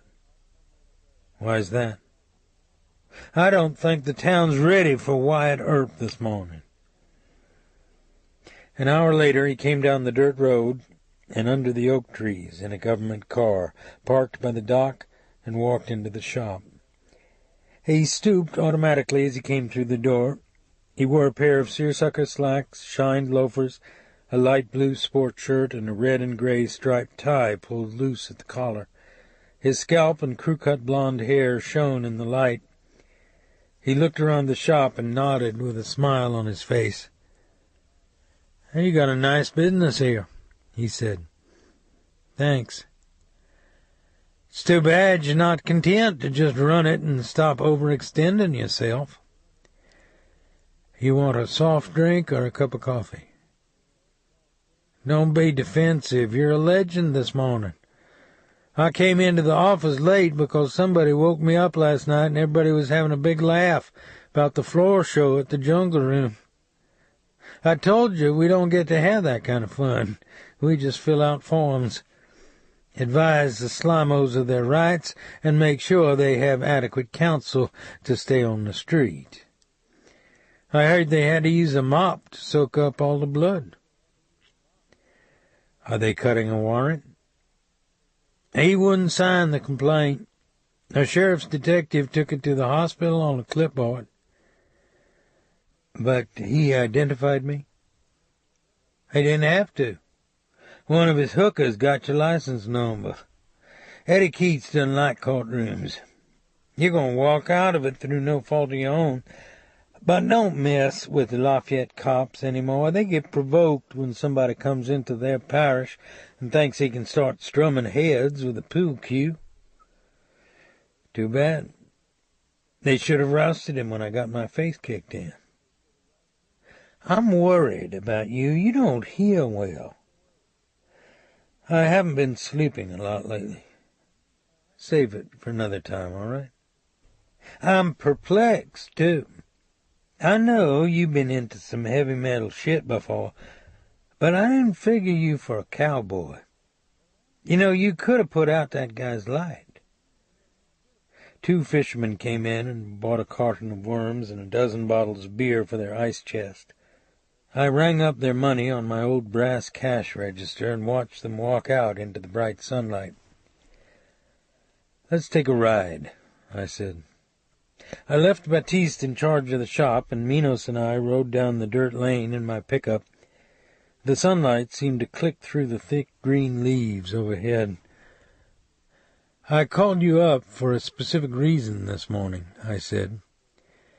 "If you don't like the way I do things, I'm sorry. You're not in the hot box, partner. I didn't invite any of this bullshit into my life, but I got it just the same. So I don't think it's too cool when you start making your observations in the middle of my shop in front of my help and customers." "Okay, you got your point. I never busted up a guy like that before. I don't feel good about it. It's always dumb to play on the wise guy's terms. But if you needed to scramble somebody's eggs, Keats was a fine selection. I told you about him torching the whore in New Orleans, but believe it or not, we have a couple of things in his file that are even worse. The kid of a federal witness disappeared a year ago. We found him in a... Then why don't you put the fucker away?" He didn't answer. He turned the wind vane in his face and looked out at the Negro families fishing in the shade of the cypress trees. "Is he feeding you guys?" I said. "We don't use hit men as informants." "Don't jerk me around, Minos. You use whatever works." "Not hit men. Never, not in my office." He turned and looked me directly in the face. There was color in his cheeks. "Then give him a priority and weld the door shut on him." "You think you're twisting in the wind while we play pocket pool. But maybe we're doing things you don't know about. Look, we never go for just one guy, you know that. We throw a net over a whole bunch of these shitheads at once. That's the only way we get 'em to testify against each other. Try learning some patience. You want Baba Rock? You got a file on everybody around him. In the meantime, his clowns are running loose with baseball bats. I think you're unteachable. Why'd you call me up, anyway?" about immigration. I didn't eat breakfast this morning. Stop up here somewhere. You know this guy Monroe that was sniffing around New Iberia? Yeah, I know him. Are you worried about the little girl you have in your house? I looked at him. You have a way of constantly earning our attention, he said. Stop there, I'm really hungry. You can pay for it, too. I left my wallet on the dresser this morning. I stopped at a small wooden lunch stand run by a Negro, set back in a grove of oak trees. We sat at one of the tables in the shade and ordered pork chop sandwiches and dirty rice. The smoke from the stove hung in the sunlit branches of the trees. What's this about immigration? Minos said. I heard they busted both Johnny D'Artes and Victor Romero. Where'd you get that? He watched some black children playing pitch and catch next to the lunch stand, but I could see that his eyes were troubled. From a bartender in New Orleans? Sounds like a crummy sauce. No games. You knew the government agency of some kind had a connection with D'Artes, or his body wouldn't have disappeared. You just weren't sure about Victor Romero. So, I think immigration was using these guys to infiltrate the sanctuary movement. He put his hand on his chin and watched the children throwing the baseball. What does your bartender friend know about Romero now? He said. Nothing. What's this guy's name? We'd like to chat with him. So would Bubba Rock. That means that Jerry, that's his name, and he works at Smiling Jack's on Bourbon, is probably looking for a summer home in Afghanistan. You never disappoint me. So you've managed to help scare an informant out of town. Just out of curiosity, how is it that people tell you these things they don't care to share with us? I stuck a cocked .45 up his nose. That's right, I forgot. You learned a lot of constitutional procedure from the New Orleans Police Department. I'm correct, though, aren't I? Somehow immigration got these two characters into the Underground Railway, or whatever the sanctuary people call it. That's what they call it, and no matter what you might have figured out, it's still not your business. Of course, that doesn't make any difference to you, so I'll put it another way. We're nice guys at the DEA. We try to lodge as many lowlifes as we can in our gray bar hotel chain, and we respect guys like you who are well-intended but who have their brains encased in cement. But my advice to you is not to fuck with immigration, particularly when you have an illegal in your home. You don't like them. I don't think about them, but you should. I once met a regional INS commissioner, an important man, wired right into the White House. He said, if you catch 'em, you ought to clean 'em and fry 'em yourself. I wouldn't want somebody like that on my case. Sounds like folksy bullshit to me, I said. You're a delight, Robicheaux. I don't want to mess up your lunch, but aren't you bothered by the fact that maybe a bomb sent that plane down at Southwest Pass? That somebody murdered a Catholic priest and 2 women who were fleeing a butcher shop we helped create in El Salvador? Are you an expert on Central American politics? No. Have you been down there? No. But you give me that impression just the same, like you got the franchise on empathy. I think you need a whiff of a veal that's been worked over with Zippo tracks. Don't give me that righteous dog shit. I was there too, partner. The bread in the side of his mouth made an angry lump along his jaw. Then don't let those farts at immigration jerk you around. He put his sandwich in his plate, drank from his iced tea, and looked away reflectively at the children playing under the trees. "Have you ever thought that maybe you'd be better off drunk than sober?" he said. "I'm sorry, I really didn't mean that. What I meant to say is, I just remembered that I have a check in my shirt pocket. I'll pay for my own lunch today. Now, don't argue. It's just been a real pleasure being out with you." This ends Disc 4. Heaven's Prisoners, Disc 5. The inside of the church was cool and dark and smelled of stone, burning candles, water, and incense. Through the side door I could see the enclosed garden where, as a child, I used to line up with the other children before we made the Stations of the Cross on Good Friday. It was sunny in the garden, and the St. Augustine grass was green and clipped, and the flower beds were full of yellow and purple roses. At the head of the garden, shaded by a rain tree with blood-red blooms on it, was a rock grotto with a waterfall at the bottom and a stone statue of the crucified Christ set back in the recess. I walked into the confessional and waited for the priest to slide back the small wooden door in the partition. I'd known him for 25 years, and I trusted his working-class instincts and forgave him his excess of charity and lack of admonition, just as he forgave me for my sins. He slid back the door, and I looked through the wire screen at the round head, the bull neck, the big shoulders in silhouette. He had a small rubber-bladed fan in the box with him, and his crew-cut gray hair moved slightly in the breeze. I told him about Eddie Keats. Everything. The beating I took, the humiliation, the pool cue shattered across his face, the blood stringing from the fingers cupped over his nose. The priest was quiet a moment. "Did you want to kill this man?" he said. "No." "Are you sure of that?"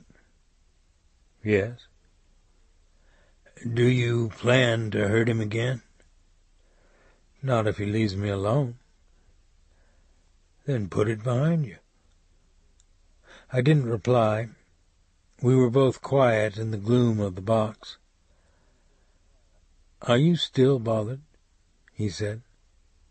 "Yes." "Dave, you've made your confession. Don't try to judge the right and wrong of what you did. Let it go. Perhaps what you did was wrong, but you acted with provocation. This man threatened your wife. Don't you think the Lord can understand your feelings in a situation like that?" "That's not why I did it." "I'm sorry, I don't understand." "I did it because I want to drink. I burn inside to drink. I want to drink all the time." I don't know what to say. I walked out the side door of the church into the garden. I could hear the waterfall in the grotto, and the odor of the yellow and purple roses and the red flowers on the rain tree was heavy and sweet in the warm enclosed air. I sat on the stone bench by the grotto and stared at the tops of my shoes.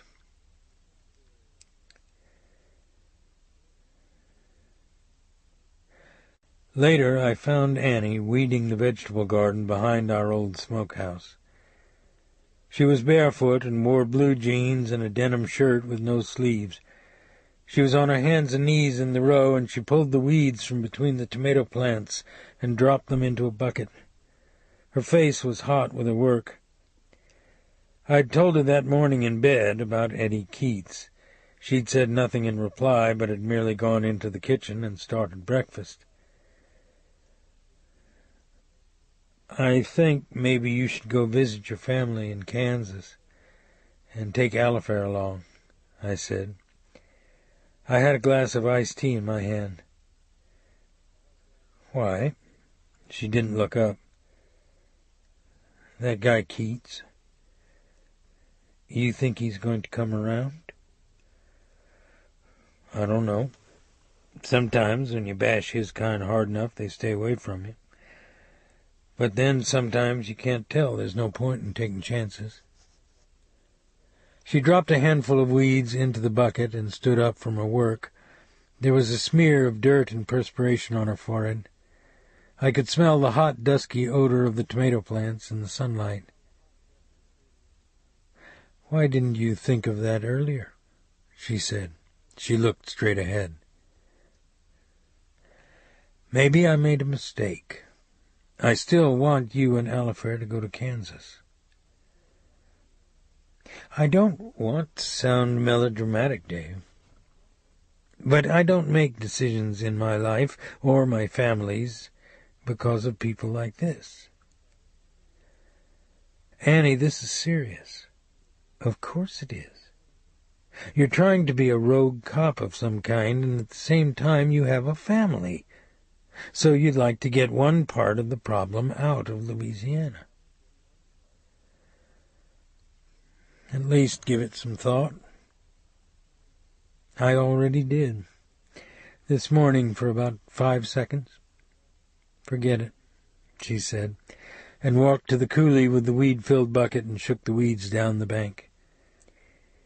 When she came back, she continued to look at me seriously.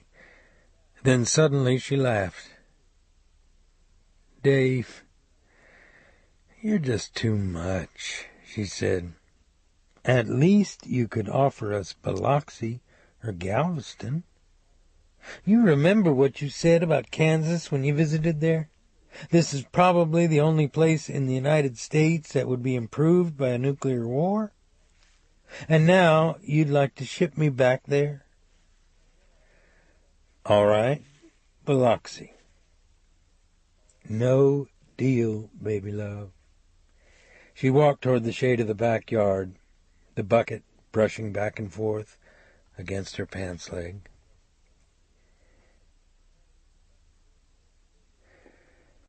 That evening we went to a fête dodo in St. Martinville.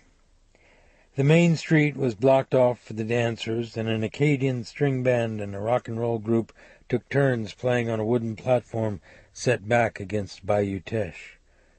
The tops of the trees were green against the lavender and pink lights in the sky, and the evening breeze blew through the oaks in the churchyard where Evangeline and her lover were buried. For some reason, rock and roll music in southern Louisiana has never changed since the 1950s. It still sounds like Jimmy Reed, Fats Domino, Clifton Chenier, and Albert Ammons. I sat at a wooden table not far from the bandstand with a paper plate of rice and red beans and fried sacalé, and watched the dancers and listened to the music while Annie took Alifair down the street to find a restroom. Then rain clouds blackened the western sun temporarily, and the wind came up strong and blew leaves, newspapers, beer cups, and paper plates through the streets. But the band kept playing, as though the threat of rain or even an electric storm were no more important a consideration than time and mortality, and for some reason I began to muse on why any of us are what we are, either for good or bad. I didn't choose to be an alcoholic, to have the oral weakness of a child for a bottle, but nevertheless that self-destructive passion, that genetic or environmental wound, festered every day at the center of my life. Then I thought about a sergeant in my platoon, who was perhaps the finest man I ever knew. If environment was the shaping and determining factor in our lives, his made no sense.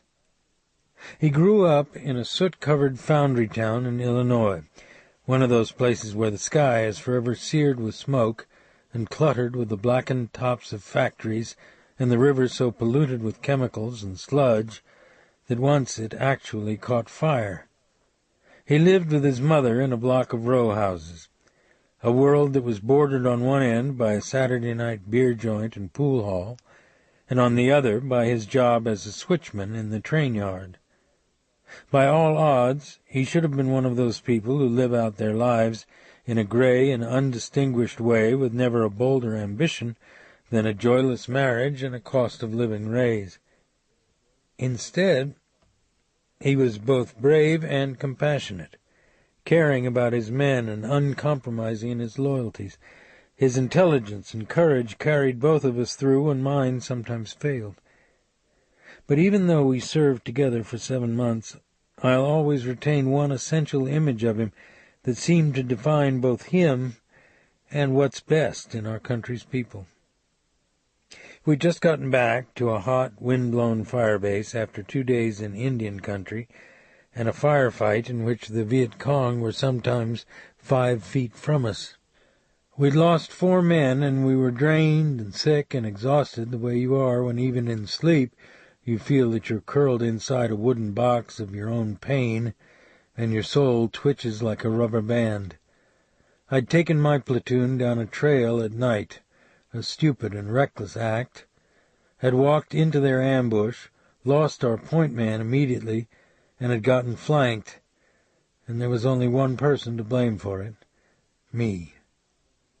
Although it was now noon and the sun was as hot and bright as a welder's arc overhead, in my mind's eye I still saw the flash of the AK-47s against the black-green of the jungle. Then I looked at Dale, my sergeant, wringing out his shirt in a metal water drum.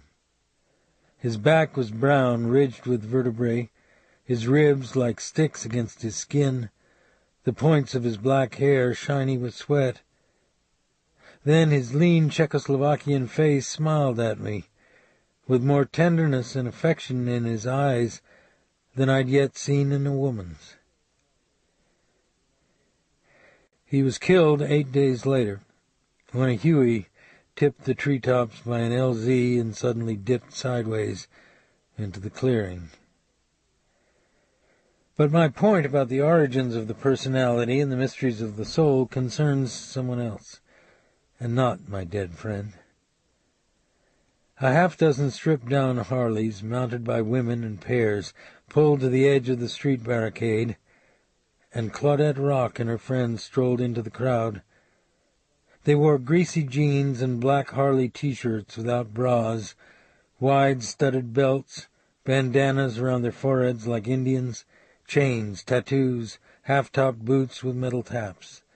They had 6 packs of beer hooked in their fingers, folders of zigzag cigarette papers protruding from their T-shirt pockets. They wore their strange form of sexuality like Visigoth warriors in leather and mail. But not Bubba's wife. Her breasts hung heavy in a black sun halter that was covered with red hearts, and her jeans were pulled low on her soft, tanned stomach to expose an orange and purple butterfly tattooed by her navel. She saw me through the dancers and walked toward my table, a smile at the edge of her mouth, her hips creasing and undulating with her movement, the top of her blue jeans damp with perspiration against her skin. She leaned down on the table and smiled into my eyes. There were sun freckles on the tops of her breasts. I could smell beer on her breath and the faint odor of marijuana in her hair. Her eyes were indolent and merry at the same time, and she bit down on her lip as though she'd come to a sensuous conclusion for both of us. "Where's the wifey?" she said. "Down the street." "Will she let you dance with me?" "I'm not a good dancer, Mrs. Rock." "I bet you're good at other things, then." "Everybody has their special talent." She bit down on her lip again. "I think maybe I'm one of those people who was born without any. Some of us don't have to seek humility." She smiled sleepily. "The sun went behind the clouds," she said. "I wanted to get more tan. Do you think I'm dark enough?" I ate from my paper plate and tried to grin good-naturedly. "Some people say my family has colored and Indian blood in it," she said. "I don't care, though. Like my mother's colored girls used to say, the blackberry got the sweet juice. Then she touched away a drop of sweat on my forehead with her finger and put it in her mouth. I felt my face redden in the stares from the people on each side of me. "Last chance to dance," she said, then put her hands behind her head and started to sway her hips to a Jimmy Clanton song the rock and roll band was playing on the stage. She flexed her breasts and rolled her stomach, and her eyes looked directly into mine. Her tongue moved around the edges of her mouth as though she were eating an ice cream cone. A family seated next to me got up and moved. She bent her knees so her rear came tight against her jeans and held her elbows close against the sides of her breasts with her fingers pointed outward, her wet mouth pouting, and went lower and lower toward the ground with the pale tops of her breasts exposed to everyone at the table. I looked away at the bandstand, then saw Annie walk through the crowd with Alifair's hand in hers. Claudette Rock and Annie looked at each other with that private knowledge and recognition of intention that women seem to have between one another. But there was no embarrassment in Claudette's face, only that indolent, merry light in her reddish-brown eyes. Then she smiled at both of us, put her hand idly on a man's shoulder, and in a moment had moved off with him into the center of the street. "What was that?" Annie said. "Bubba Rock's wife. She seemed to have enjoyed entertaining you." "I think she's been hitting on the Muta this afternoon." "The what?" "The reefer. I love the dancing butterfly. She wiggles it around so well. She learned it at Juilliard. Come on, Annie, no screws today." "Butterfly. Butterfly dance?" Alifair said. She wore a Donald Duck cap with a yellow bill that quacked when you squeezed it. I picked her up on my knee and quacked the cap's bill, happy to be distracted from Annie's inquiring eye. Out of the corner of my vision I saw Claudette Rock dancing with the man she'd found in the crowd, her stomach pressed tightly against his loins. The next day, the doctor snipped the stitches out of my scalp and mouth. When I ran my tongue along the inside of my lip, the skin felt like a rubber bicycle patch with welts on it. Later that afternoon I went to an AA meeting. The air conditioner was broken and the room was hot and smoky. My mind wandered constantly. It was almost summer now, and the afternoon seemed to grow hotter as the day wore on. We ate supper on the redwood table in the backyard amid the drone of the cicadas and the dry rumble of distant thunder. I tried to read the newspaper on the porch, but I couldn't concentrate on the words for more than a paragraph.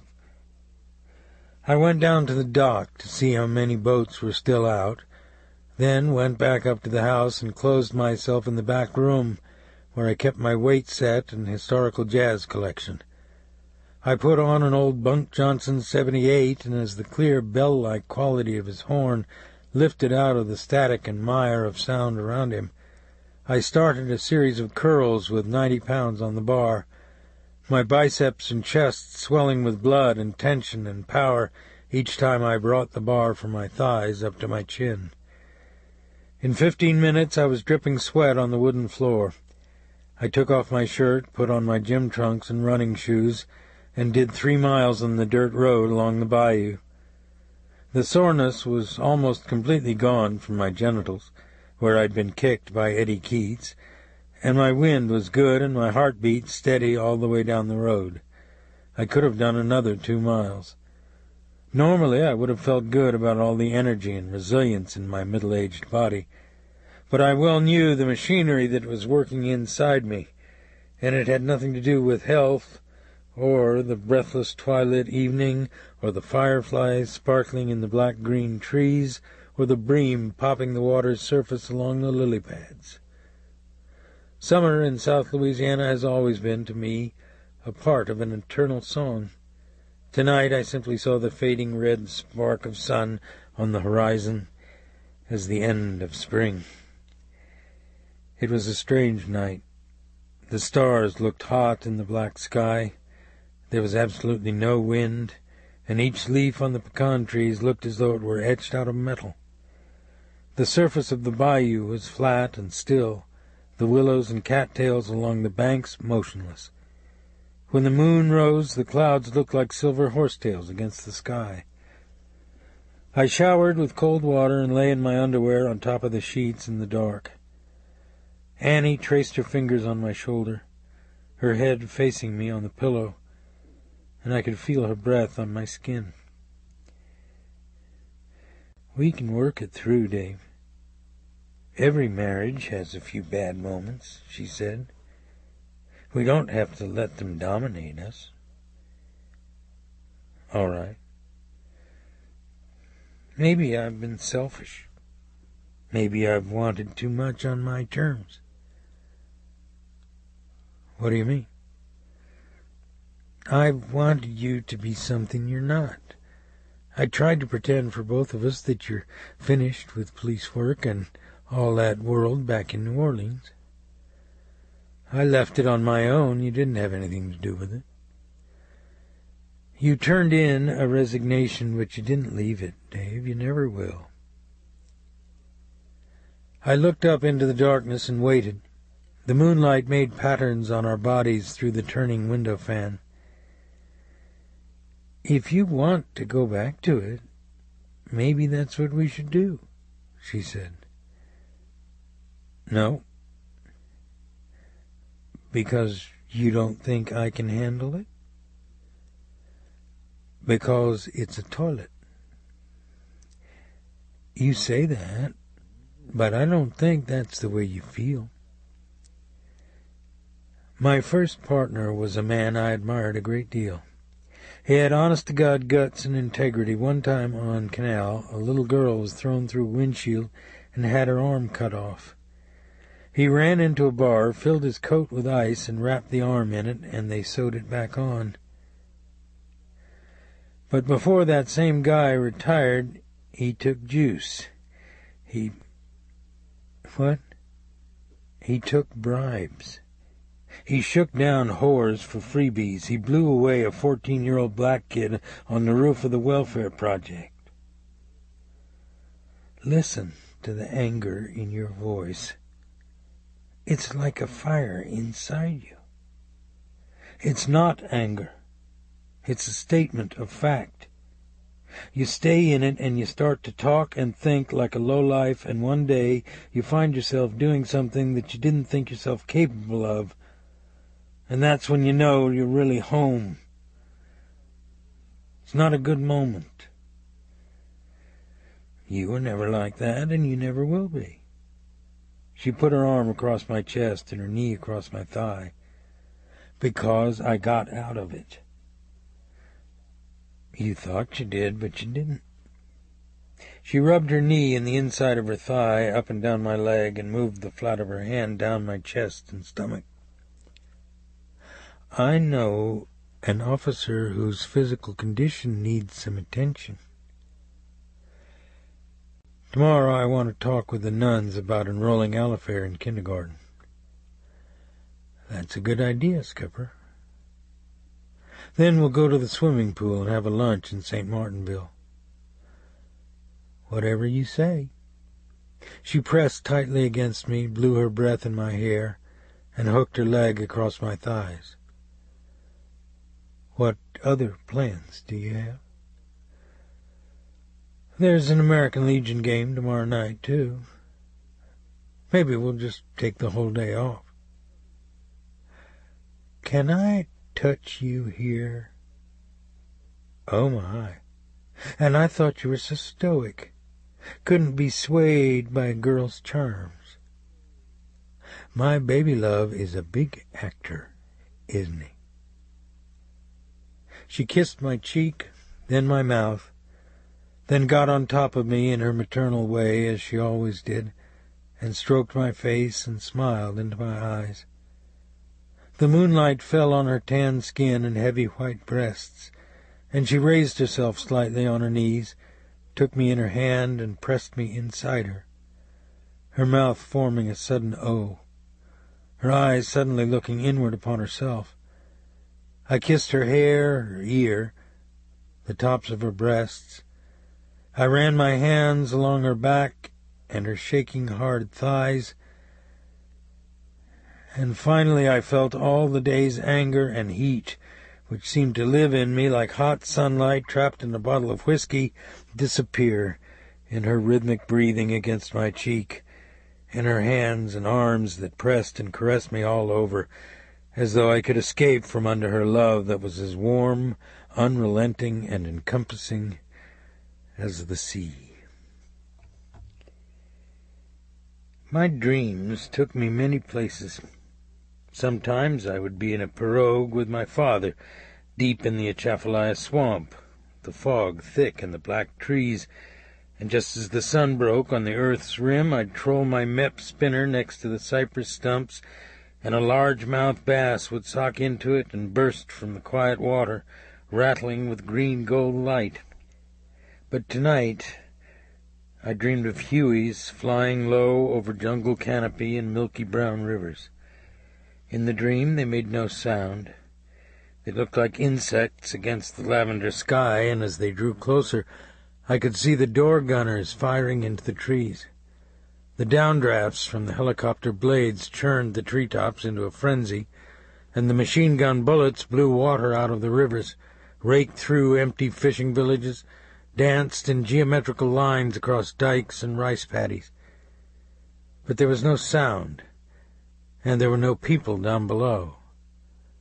I saw a door gunner's face, and it was stretched tight with fear, whipped with wind, throbbing with the action of the gun. I could see only one of his eyes, squinted, cordite bitten, liquid with the reflected images of dead water buffalo in the heat, smoking villages, and glassy countryside where the people had scurried into the earth like mice. His hands were swollen and red, his finger wrapped in a knot around the trigger, the flying brass cartridge casings kaleidoscopic in the light.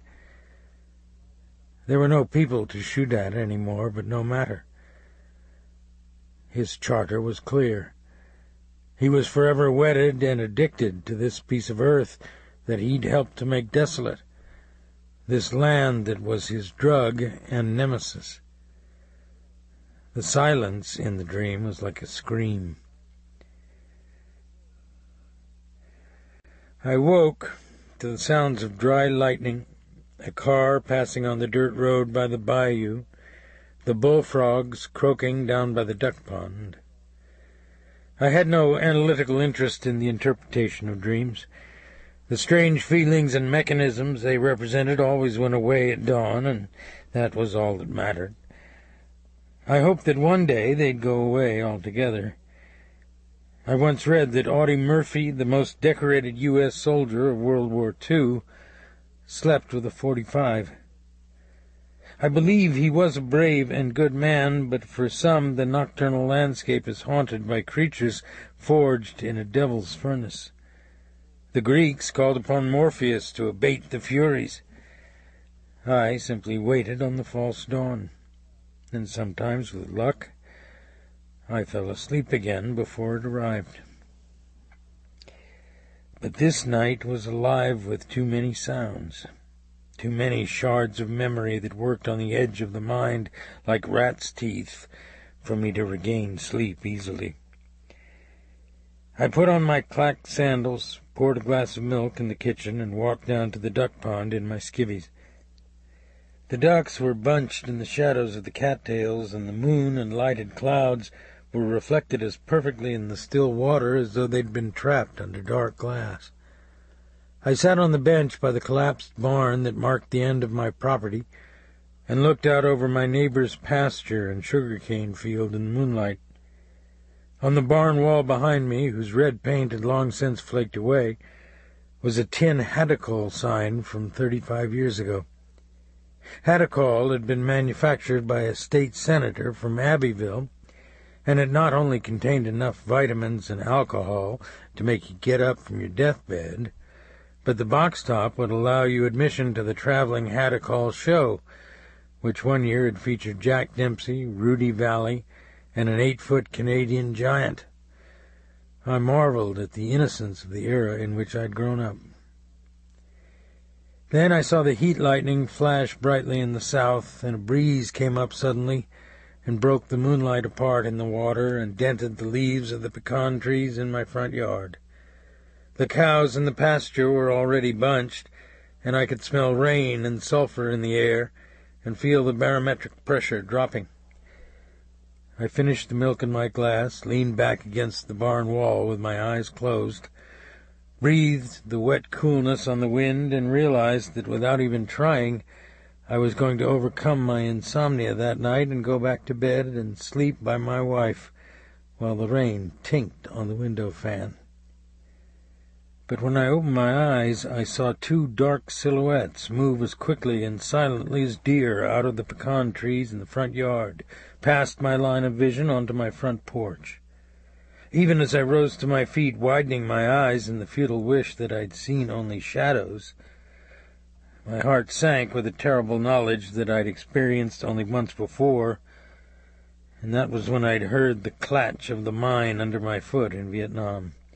Even as I started to run toward the darkened house, even before I heard the crowbar bite into the door jamb, before the words burst out of my throat, I knew that my nocturnal fears would have their realization tonight and not be dispelled by a false dawn that only fools waited upon.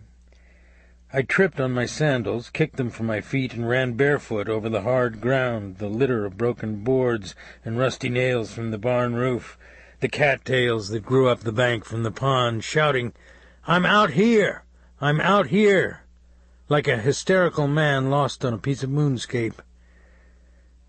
But my words were lost in the thunder, the wind, the splatter of raindrops on the tin roof, the crowbar that splintered the door jamb, sprung the hinges, snapped the deadbolt, ripped the door open into the living room.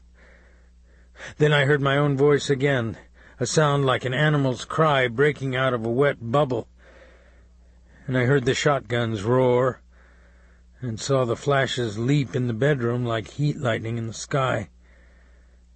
They fired and fired, the pump actions clacking loudly back into place with each fresh shell, the explosions of flame dissecting the darkness where my wife lay alone under a sheet. Their buckshot blew window glass and curtain material out into the yard, tore divots of wood from the outside wall, rang off the window fan blades. A bolt of lightning struck somewhere behind me, and my own skin looked white and dead in the illumination. They'd stopped shooting. I stood breathless and barefoot in my underwear in the rain and looked through the broken window and ragged curtains at the outline of a man who stared back at me, motionless, his shotgun held at an angle across his chest. Then I heard the pump clack back to feed another shell into the chamber. I ran to the side of the house, pressed myself against the cypress boards, moved under the windows toward the front, and crouched in the darkness. I heard one of them knock into a wall or door in the dark, trip over the telephone extension, rip the phone from its jack, and throw it down the hall. There was blood on the tops of my feet, a ragged tear in my ankle, but my body had no feeling. My head reeled as though it had been slapped hard with a rolled newspaper, and I could taste the bile rising uncontrollably from my stomach. I had no weapon. My neighbors were away. There was nothing I could do to help Annie. Sweat and rainwater ran out of my hair like insects. There was nothing else to do but run for the phone in the bait shop. Then I heard the front screen fly back against the wall and both of them come out on the gallery. Their feet were loud on the wood, their steps going in one direction then another. I pressed against the side of the house and waited. All one of them had to do was jump over the side railing of the gallery, and he would have me at point-blank range. Then their feet stopped, and I realized that their attention was focused on something else.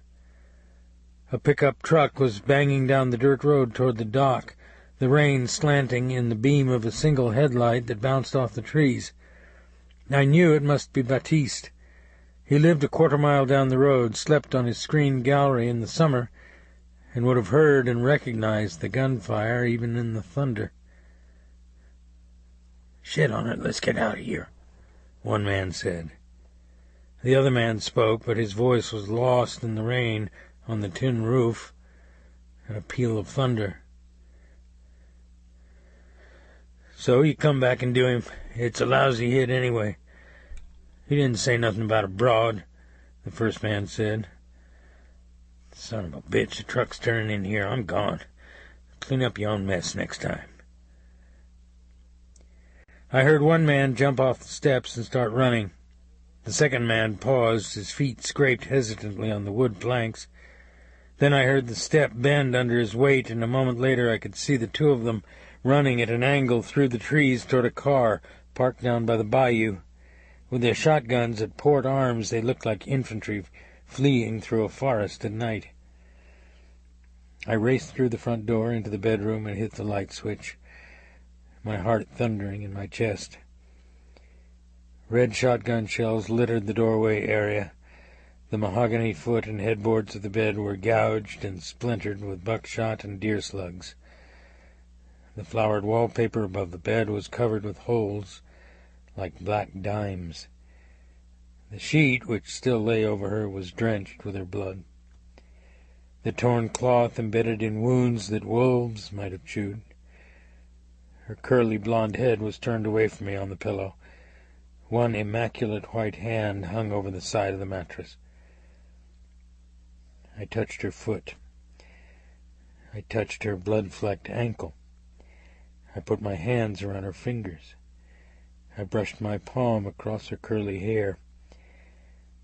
I knelt like a child by the bed and kissed her eyes. I picked her hand up and put her fingers in my mouth. Then the shaking started, like sinew and bone separating inside me, and I pressed my face tightly into the pillow with my wet hair against her forehead. I don't know how long I knelt there. I don't remember getting up from my knees. I know that my skin burned as though someone had painted it with acid, that I couldn't draw enough air into my lungs, that the room's yellow light was like a flame to my eyes, that all my joints seemed atrophied with age, that my hands were blocks of wood when I fumbled in the dresser drawer, found the .45, and pushed the heavy clip into the magazine. In my mind's eye, I was already running through the yard, across my neighbor's pasture, through the sloping woods of oak and pine on the far side, where the dirt road passed before it reached the drawbridge over the bayou. I heard a black kid from my platoon yell, "Charlie don't want to boogie no more. He running for the tunnel. Blow up their shit, Lieutenant." I saw parts of men dissolve in my fire, and when the breech locked open and I had to reload, my hands shook with anticipation. But the voice wasn't a black kid's from my platoon, and I wasn't the young lieutenant who could make small yellow men in black pajamas hide in their earthen holes. Baptiste had his big hands on each of my arms, his bare chest like a piece of boilerplate, his brown eyes level and unblinking and staring into mine. "Dey gone, Dave. You can't do no good with that gun, he said. "The drawbridge, we can cut across." "C'est pas bon. Ils sont partis." "We'll take the truck." He shook his head to say no, then slipped his huge hand down my arm and took the automatic from my palm. Then he put his arm around my shoulders and walked me into the living room. "You sit here. You don't got to do nothing, he said. The .45 stuck up out of the back pocket of his blue jeans. "Where are l'affaire at?" I looked at him dumbly. He breathed through his mouth and wet his lips. "You stay here. Don't you move no. Tu comprends, Dave?" "Yes." He walked into Alifair's room. The pecan trees in the yard flickered whitely, then lightning jumped across the sky, and the wind swept the rain across the gallery and through my shattered front door. When I closed my eyes, I saw light dancing inside a dark window frame like electricity trapped inside a black box. I rose woodenly from the couch and walked to the doorway of Alifair's room. I paused with one hand on the door jamb, almost as though I'd become a stranger in my preoccupation with my own grief.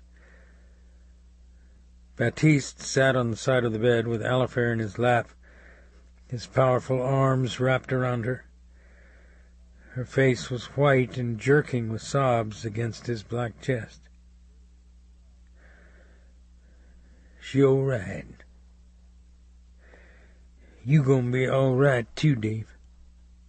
Baptiste gonna take care of y'all. You'll see," he said. "Lord, Lord, what the world done to this little child." He shook his head from side to side, an unmasked sadness in his eyes.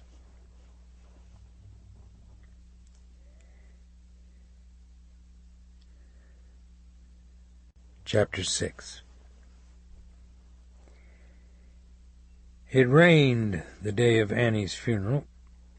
In fact, it rained all that week. The water dripped from the trees, ran in rivulets off the eaves, formed brown pools filled with floating leaves in the yard, covered the fields and canebrakes with a dull gray-green light. Her parents flew down from Kansas, and I picked them up at the airport in Lafayette and drove them in the rain to a motel in New Iberia. Her father was a big sandy-haired wheat farmer with square calloused hands and thick wrists, and he looked out the car window silently at the sopping countryside and smoked a cigar and spoke only enough to be polite. Her mother was a thick-bodied Mennonite countrywoman with sun-bright blonde hair, blue eyes, and red cheeks.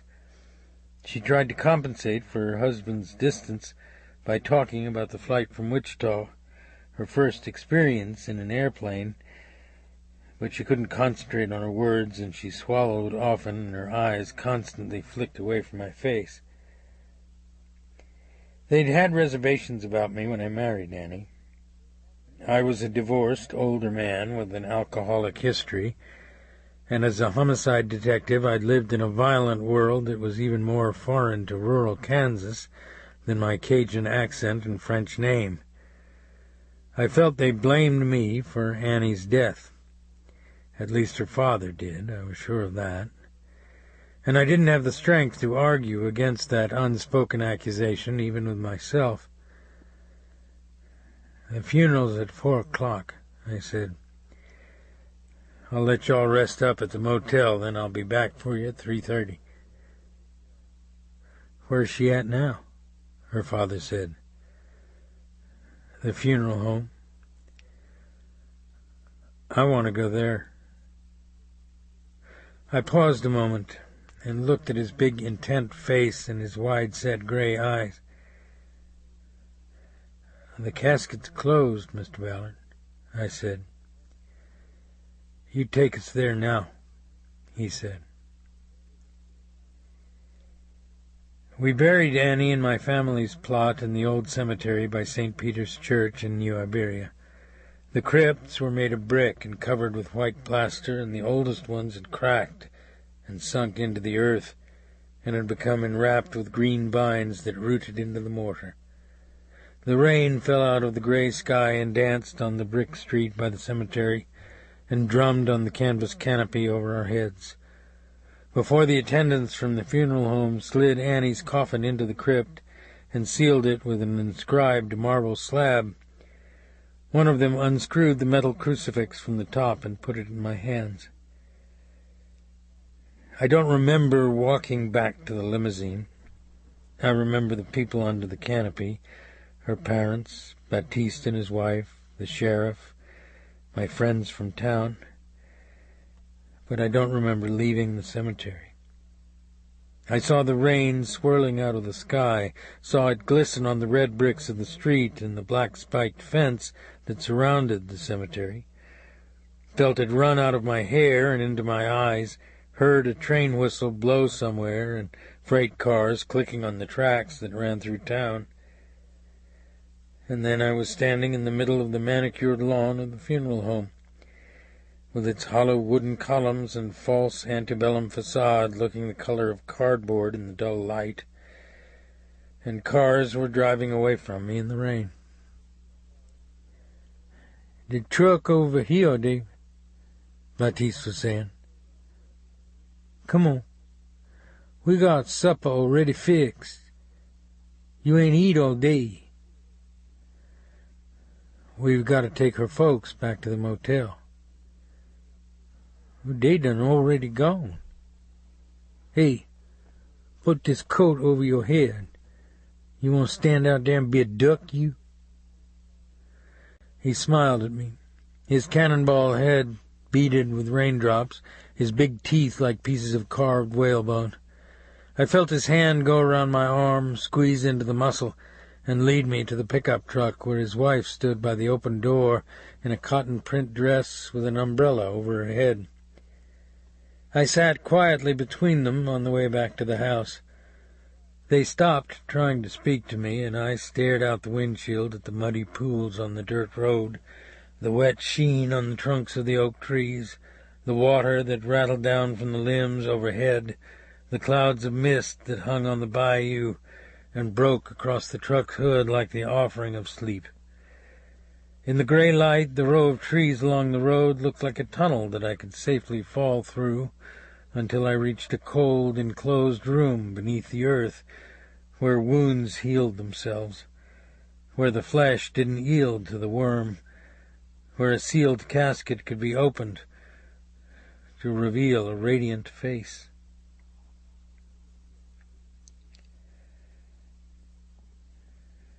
I went back to work at the dock.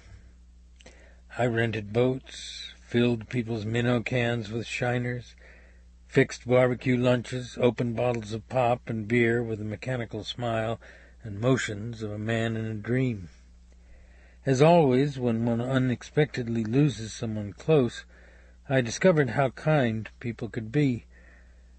But after a while I almost wanted to hide from their well-meaning words of condolence, their handshakes and pats on the back. I learned that grief was a private and consuming emotion, and once it chose you as its vessel, it didn't share itself easily with others. And maybe I didn't want to share it either. After the scene investigators from the sheriff's department had bagged the bloody sheets from the bed and dug the buckshot out of the bedstead and walls, I closed and locked the door as though I were sealing up a mausoleum filled with pain, which I could resurrect simply by the turn of a key. When I saw Baptiste's wife heading for the house with scrub brushes and buckets to clean the bloodstains out of the splintered wood, I ran from the bait shop, yelled at her in French with the sharpness of a white man speaking to a Negro woman, and watched her turn back toward her pickup truck, her face hurt and confused. That night I was awakened by the sound of bare feet on the wooden floor and a door handle turning. I sat up on the couch where I'd fallen asleep with the television on, and saw Alifair sitting by the locked bedroom door. She wore her pajama bottoms without a top, and in her hands was the plastic draw bag in which we kept the stale bread. Her eyes were open, but her face was opaque with sleep. I walked toward her in the moonlight that fell through the front windows. Her brown eyes looked at me emptily. "Feed the ducks with honey," she said. "You're having a dream, little guy," I said. I started to pull the plastic bag gently from her hands, but her eyes and hands were locked inside the dream. I touched her hair and cheek.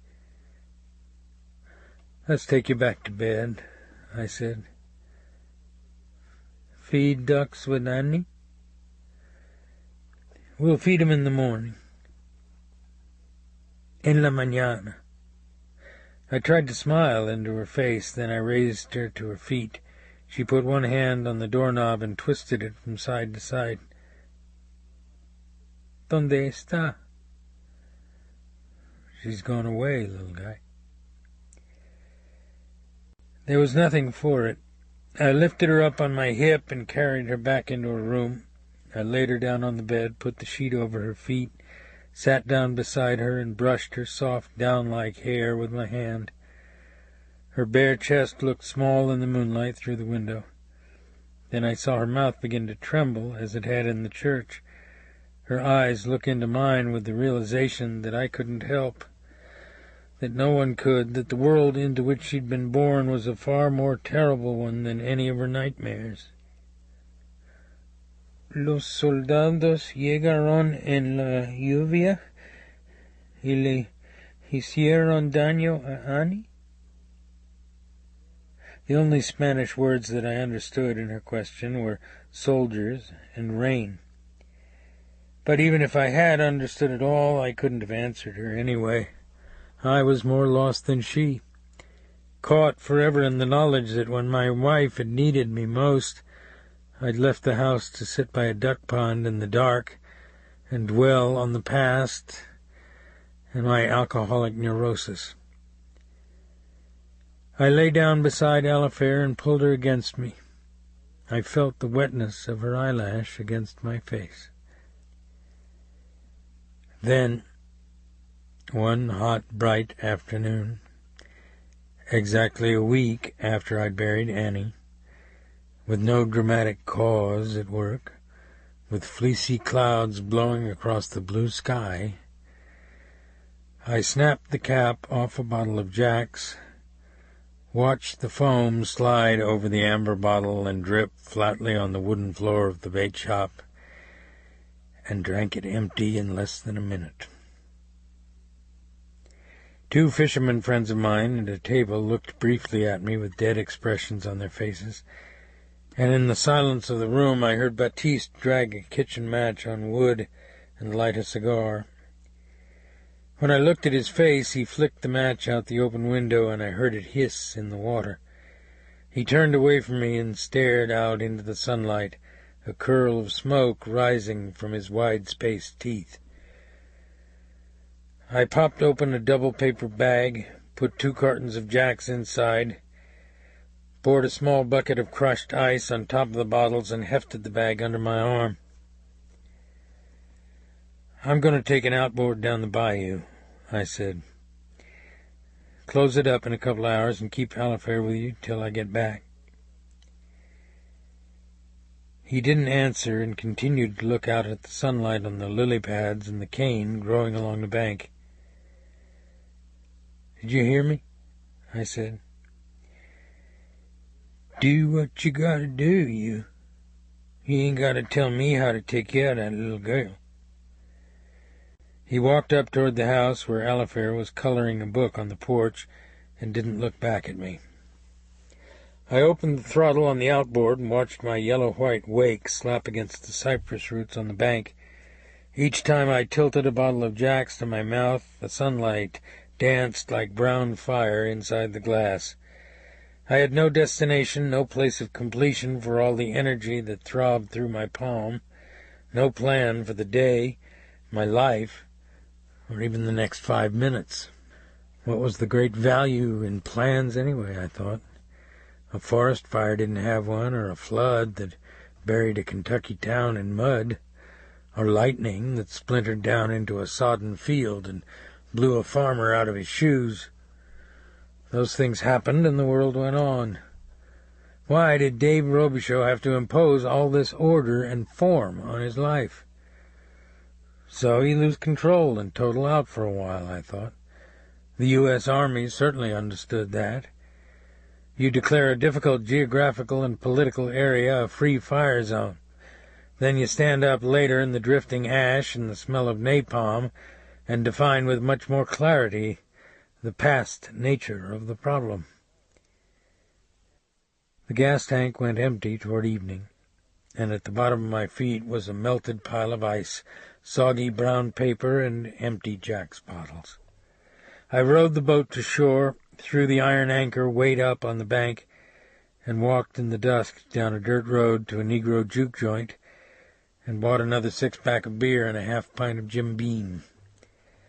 Then I pushed the boat back out into the center of the bayou, and drifted in the current among the trailings of fireflies and the dark tracings of alligator gar just below the water's surface. I sipped from the lip of the whiskey bottle, chased it with the beer, and waited. Sometimes whiskey kicked open a furnace door that would consume me like a piece of cellophane. Other times I could operate for days with a quiet euphoria and kind of control that would pass for sobriety. Then sometimes I looked into memory and saw forgotten moments that I wished I could burn away like film negatives dissolving on a hot coal. I remembered a duck hunting trip with my father when I was 13 years old. We were in a blind on a cold, gray, wind-swept day just off Sabine Pass, where it dumped into the Gulf, and the mallards and poule d'eau had been coming in low all morning since dawn, and we'd busted them like dirty smudges all over the sky. Then my father had gotten careless, maybe because he'd been drunk the night before, had gotten mud in the barrel of the automatic 12-gauge, and when 3 Canadian honkers went over, really too high for a good shot, he stood up quickly, turned with the shotgun at an angle over my head, and blew the barrel into a spray of wadding, cordite, birdshot, and steel needles all over the water's surface. My ears rang with the explosion, and bits of hot powder covered my face like grains of black pepper. I saw the shame in his eyes and smelled the stale beer on his breath as he washed my skin with his wet handkerchief. He tried to make light of it, said that's what he got for not going to Mass yesterday. But there was a troubled realization in his eyes as well as shame, and it was the same look he had whenever he'd been locked up in the parish jail for brawling in a bar. It was only a quarter-mile back to the camp. It was right across the bay, up a canal that cuts back through the sawgrass and cane, a shack built on stilts that looked out on the Gulf. He'd be gone only a short time and bring back the 16-gauge. I could start shucking out the ducks, which lay in a soft green and blue pile on the flattened yellow grass at the bottom of the blind. Besides, "Dem honker coming back here," he said. But back in the canal he ran the outboard across a submerged log and snapped off the propeller shaft like a stick. I waited for him for 2 hours, my knife bloody from the warm entrails of the ducks. The wind picked up from the south, small waves chucked against the blind. The sky was the color of incinerator smoke. On the Texas side of the shore I heard the dull popping of another hunter's shotgun. A pirogue was tied to the back of the blind. I broke open my dog-leg 20-gauge, picked up the string of decoys we'd set out in a J formation, filled the canvas game bag with the stiffening, gutted bodies of the ducks, loaded it all in the pirogue's bow, and shoved off toward the canal and the long expanse of sawgrass. But the wind had shifted and was now blowing hard out of the northeast, and no matter how strongly I rowed on both sides of the pirogue, I drifted toward the mouth of the pass and the slate-green water of the Gulf of Mexico. I paddled until blisters formed on my hands and broke against the grain of the wood. Then I threw the anchor weight overboard, realized when the rope hung straight down that the bottom was too deep to catch, and looked desperately at the Louisiana wetlands sliding farther away from me. Foam blew off the waves in my face, and I could taste salt water in my mouth. The pirogue dipped with such force into the troughs that I had to hold on to the gunnels, and my buttocks constricted with fear each time the wooden bottom slammed up into my tailbone. I tried to bail with a tin can, lost the paddle, and watched it float away from me like a yellow stick between the waves. The string of decoys, my shotgun, and the canvas bag of ducks were awash in the bow. Uprooted cypress trees and an upside-down wooden shack revolved in the dark current just under the surface beside me. The shack had a small porch, and it broke through the waves into the winter light like a gigantic mouth streaming water. The state fish and game boat, with my father on board, picked me up that afternoon. They dried me off and gave me warm clothes and fixed me fried Spam sandwiches and hot Ovaltine in the galley. But I wouldn't talk to my father until the next day, and I talked with him only then because sleep gave me back the familiar relationship that his explanation about the sheared propeller shaft wouldn't. "It's because you's alone out there," he said. "When somebody make you alone, it don't matter why. You supposed to be mad at 'em. When your mama run off with a bourrée man, I didn't care I made her do it, no. I knocked him down on the barroom floor in front of her. When he got up, I knocked him down again. Later, I found out he had a pistol in his coat. He could have killed me right there, him. But she didn't let him do it, 'cause she know I gonna get over it. That's why I ain't mad at you. 'Cause I know you supposed to be disappointed with me. The bad thing is when you make yourself alone. Don't never do that, Dave. 'Cause it's like that coon chewing off its own foot when he stick it in the trap." As I sat in the outboard on the bayou and looked at the red sky and the purple clouds in the west, the breathless air as warm as the whiskey that I raised to my lips, I knew what my father had meant. A coon can chew through sinew and bone in a few minutes. I had a whole night to work on dismantling myself. I found a good place to do it, too. A Negro bar made of Montgomery Ward brick, set back from a dusty yellow road in a grove of oak trees. A place where they carried barbers' razors, mixed bourbon and Thunderbird, and played Zydeco music so loud it shook the cracked and taped glass windows in front. 2 days later, a big-breasted Negro woman in a purple dress picked up my head from a puddle of beer. The sun was low in the east and shining through the window like a white flame. "Your face ain't no mop, honey," she said, looking down at me with her hand on her hip, a lighted cigarette between her fingers. Then her other hand went into my back pocket and took out my wallet. I reached for it impotently while she splayed it open. "I ain't gotta steal white men's money," she said. "I just waits for y'all to give it to me. But it's trick, trade, or travel, honey, and looks like you got to travel."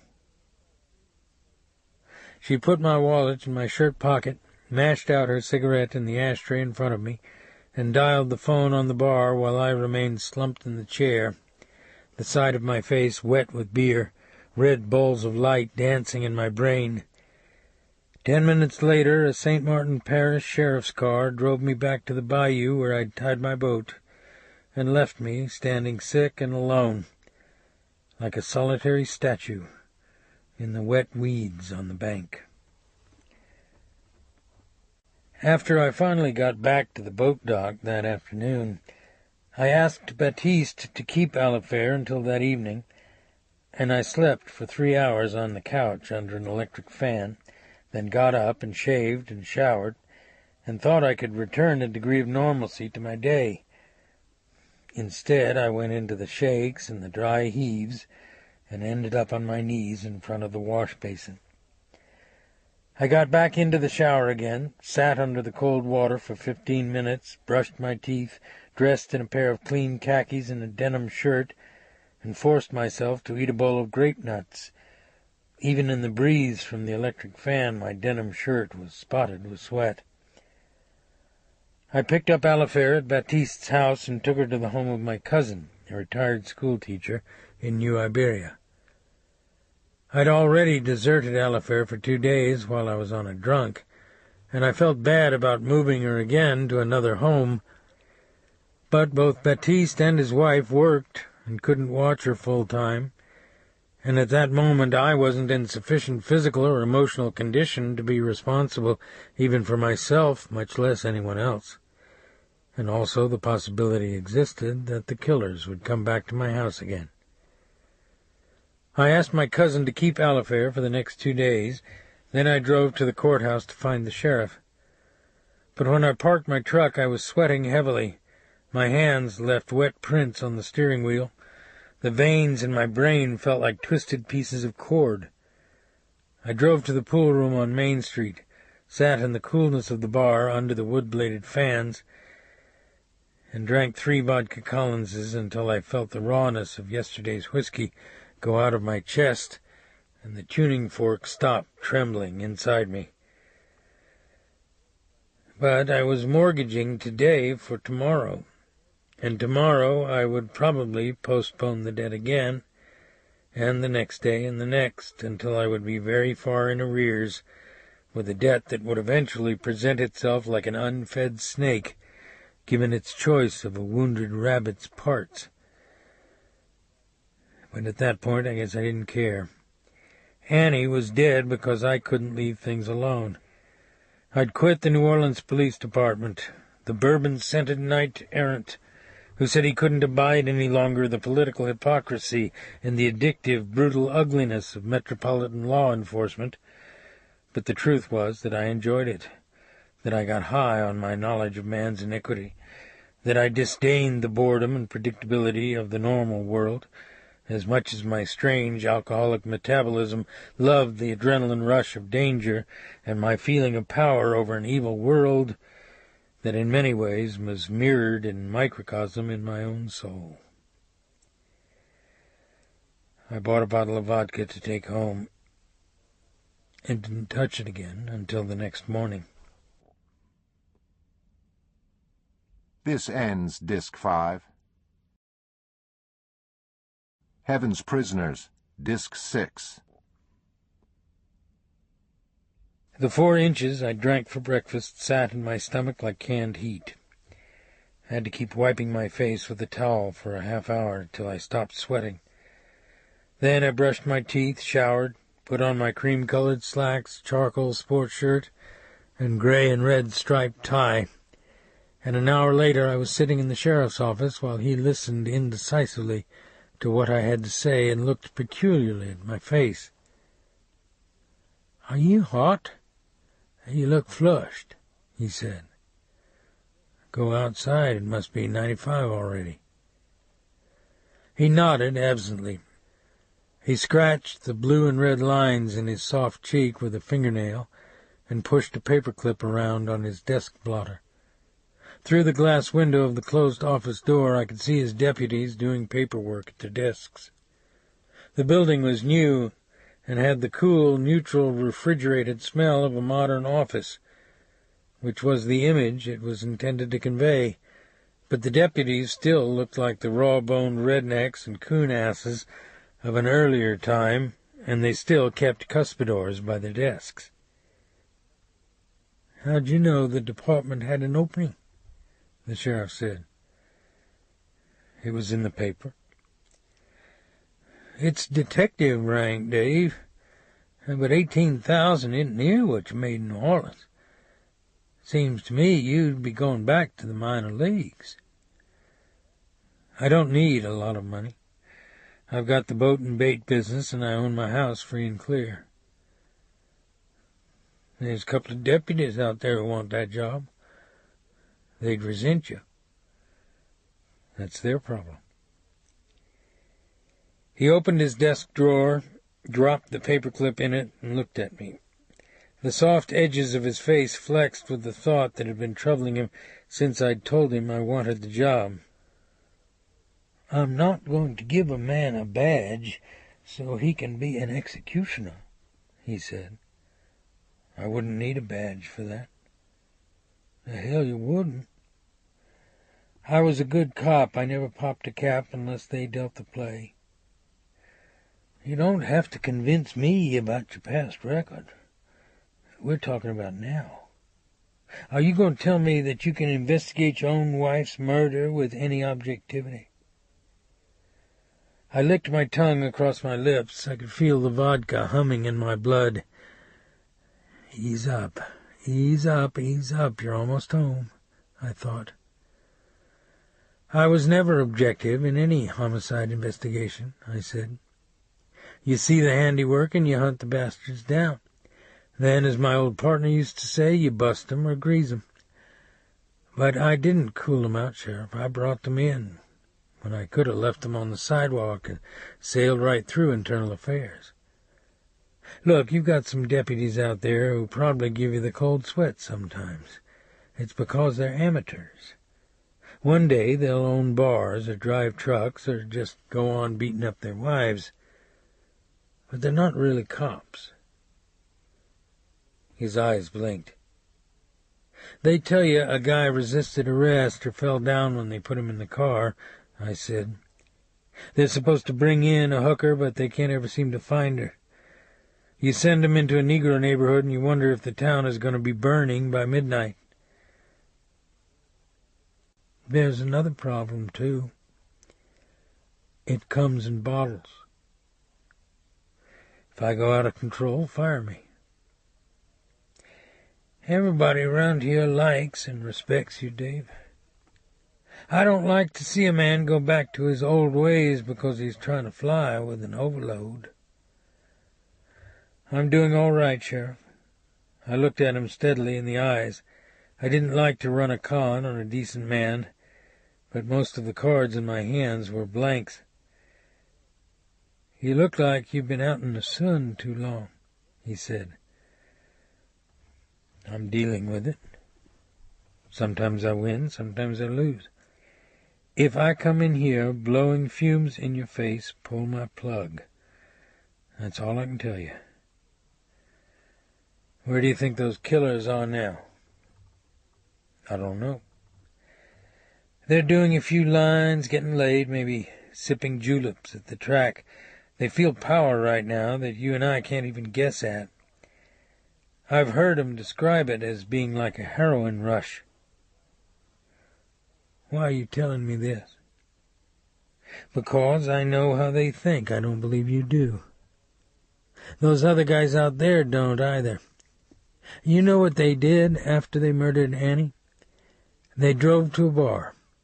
Not the first or second one they saw, but one way down the road where they felt safe, where they could drink Jack Daniels and smoke cigarettes without speaking to one another, until that moment when their blood slowed and they looked in each other's eyes and started laughing. Look at it another way. What evidence do you have in hand? The lead we dug out of the walls, the shotgun shells off the floor, the pry bar they dropped on the porch, he said. But not a print. No. Which means you have almost nothing. Except me. They were out to kill me, not Annie. Every aspect of the investigation will eventually center around that fact. You'll end up interviewing me every other day.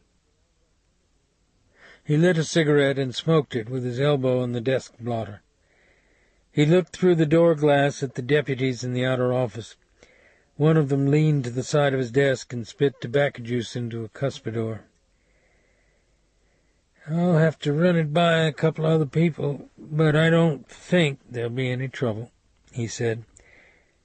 But you don't work on just this one case, Dave. You carry a regular load just like the other detectives, and you go by the same rules. All right. He puffed on his cigarette and widened his eyes in the smoke as though dismissing some private concerns from his mind. Then he watched my expression closely and said, Who do you think did it? I don't know. You told me that the day after it happened, and I accepted that. But you've had a lot of time to think in the last 10 days. I can't believe you haven't come to some conclusions. I wouldn't want to feel you're being less than honest here, and that maybe you're going to try to operate on your own, after all. Sheriff, I gave motive to any number or combination of people. The bartender at Smiling Jack's is the kind of vicious punk who could blow out your light and drink a beer while he was doing it. I not only ran his head into a window fan and cocked a .45 between his eyes, I turned Bubba Rock loose on him and made him get out of New Orleans. I messed up Eddie Keats with a pool cue in front of his whores, and I went into Bubba Rock's house and told him I was going to put my finger in his eye if I found out he sent Keats and the Haitian after me. Maybe it was Toot and a guy I don't know. Maybe it was 2 contract men Bubba or Keats brought in from out of state. Maybe it's somebody out of the past. Once in a while they get out of Angola and keep their promises. New Orleans thinks the bartender went to the islands. Maybe, but I doubt it. He's a rat, and a rat goes into a hole. He's more afraid of Bubba than he is of cops. I don't believe he'll be walking around on a beach anywhere. Besides, he's a mama's boy. Probably won't run far from home. I'll be truthful with you, Dave. I don't know where to start on this one. We just don't have this kind of crime around here. I sent 2 deputies to question Keats, and he picked his nose in front of 'em and told 'em to bust him or beat feet. His bartender and one of his hookers said he was in the club when Annie was killed. Did they question the bartender and the hooker separately? He looked away from me. I don't know, he said. That's all right. We can talk to him again. I went out to Bubba Rock's myself. I don't know what to think about a guy like that. You could scratch a match on those eyes, and I don't think they'd blink. I remember 30 years ago when he was a kid and he dropped a fly ball in the city park and lost the game for his side.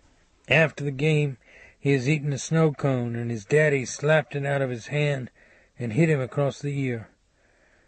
His eyes didn't show any more feeling than a couple of zinc pennies. What did he tell you? He was home, asleep. What did his wife say? She said she was in New Orleans that night, so Bubba doesn't have an alibi. He knows he doesn't need one yet. Bubba's a lot smarter than Eddie Keats. He said he was sorry about Annie.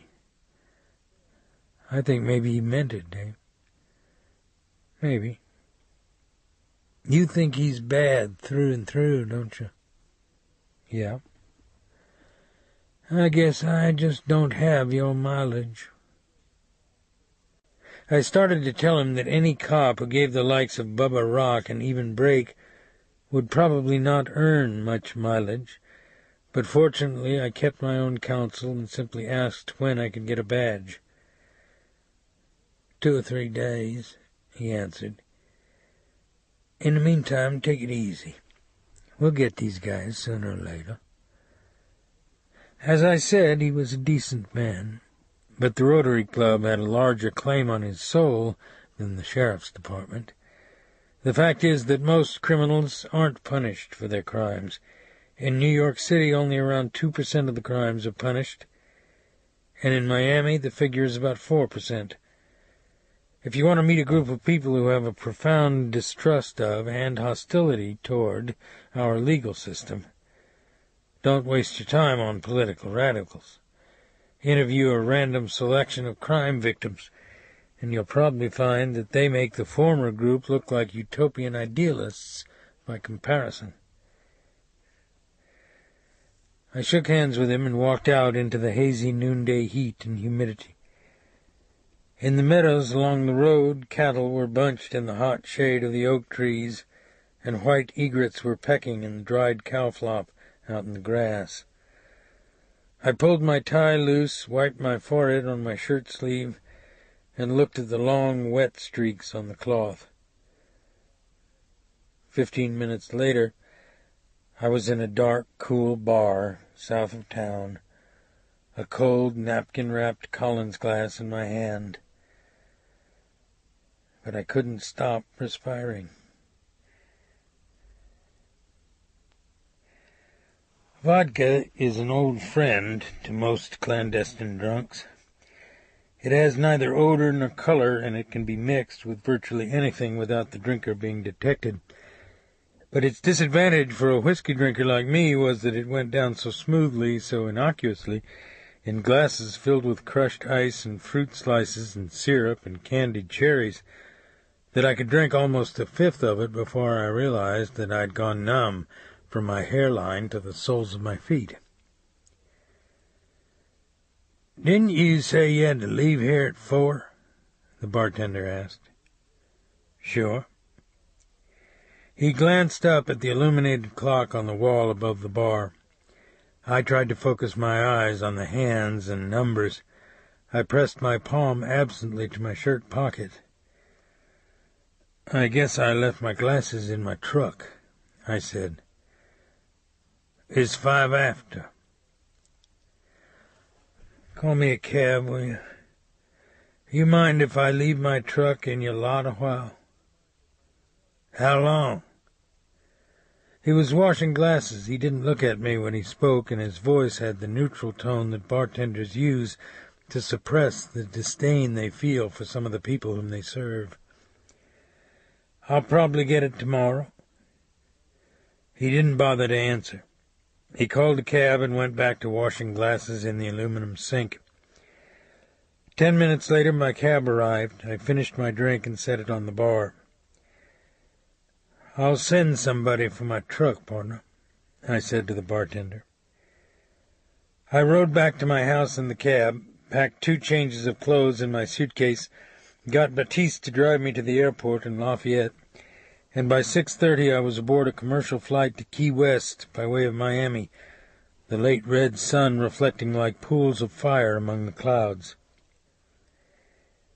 I sipped from my second double beam and soda and looked down at the dark blue and turquoise expanse of water off the western tip of the island where the Gulf and the Atlantic met, and at the waves sliding across the coral reefs below the surface and breaking against the beaches that were as white as ground diamond.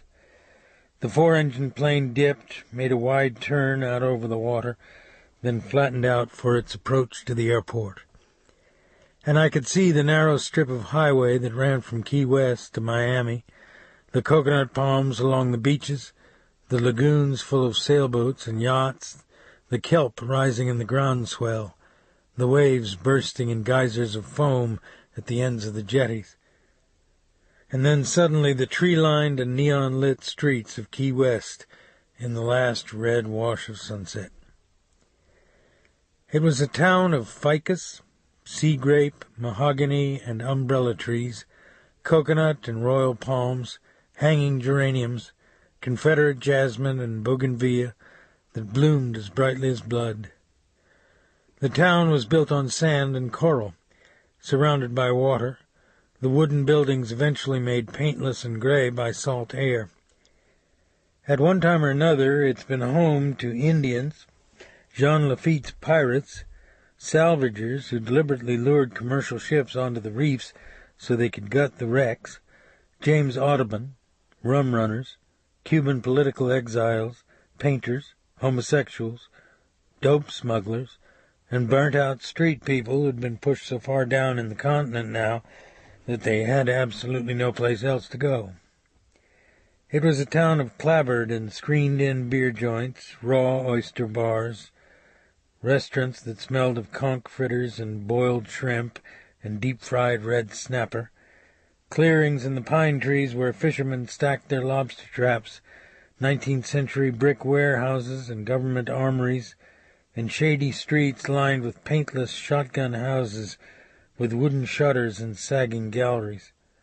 The tourists were gone now because of the summer heat, and the streets were almost empty in the twilight. The town had gone back into itself. The cab driver had to buy gas on the way to the motel, and I looked out the window at some elderly Negro men sitting on crates in front of a tiny grocery store. at the ficus roots that cracked the sidewalk into concrete peaks, at the dusky purple light on the brick streets and the darkening trees overhead. And for just a moment it was as though I hadn't left New Iberia, hadn't taken another step deeper into my problems. But I had. I checked into a motel on the southern tip of the island and had a fifth of beam and a small bucket of ice sent to the room. I had a couple of hits with water, then showered and dressed. Through my window I could see the palm trees thrashing on the deserted beach and the light dying on the horizon. The water had turned as dark as burgundy, and waves were pitching upward against a coral reef that formed a small harbor for a half-dozen sailboats. I opened the glass jalousies wide to let the cool breeze into the room. Then I walked downtown to Duval Street and my friend's restaurant, where Robin worked as a waitress. But my metabolism was on empty before I made it to the foot of Duval. I stopped in at Sloppy Joe's and had a drink at the bar and tried to examine all the vague thoughts and strange movements of my day. True, not everything I'd done had been impetuous. Robin was still the best connection I had to the collection of brain-fried New Orleans people who served Bubba Rock, and I'd called my friend long distance to make sure she was working at the restaurant. But I could have questioned her on the phone, or at least tried, before deciding I would have to fly to Key West, which made me confront, at least temporarily, the real reason I was there. It's lousy to be alone, particularly when you're not handling anything properly, particularly when you're drunk and starting to fuck up your life again on an enormous scale. And because somebody was playing Baby Love on the jukebox. "Why don't you put some records on the jukebox that aren't 20 years old?" I said to the bartender. "What?"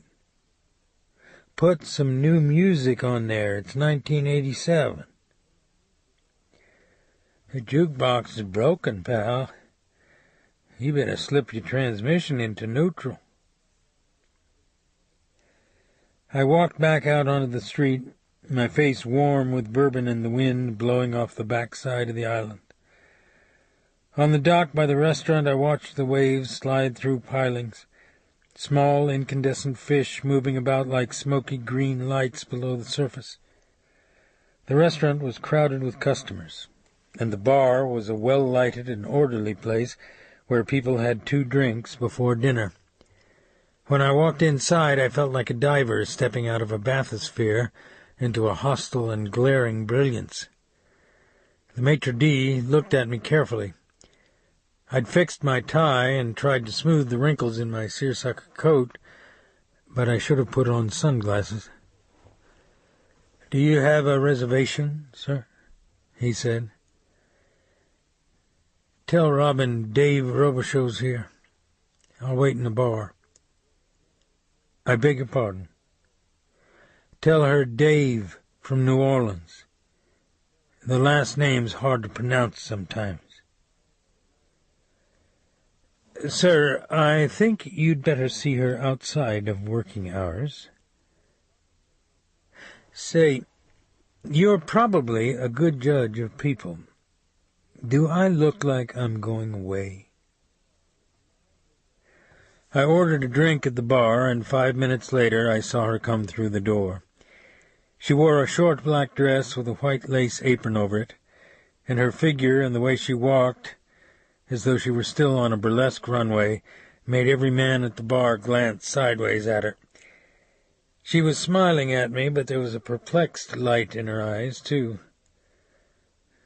"Well, you come a long way to check up on a girl," she said. "How you doing, kiddo?" "Not bad. It's turned out to be a pretty good gig." "Hey, don't get up." "How long till you're off?" 3 hours. Come on and sit in the booth with me. You're listing pretty heavy to port." "A drunk front came through New Iberia this morning." "Well, walk over here with Mommy and let's order something to eat." I ate on the plane. "Yeah, I can tell," she said. We sat in a tan leather booth against the back wall of the bar. She blew out little puffs of air with her lips. "Dave, what are you doing?" she said. "What?" "Like this." She flicked her fingernail against my highball glass. "Sometimes I clean out my head." "You bust up with your lady or something?" "I'm going to get another beam. You want a cup of coffee or a Coke?" "Do I want coffee?"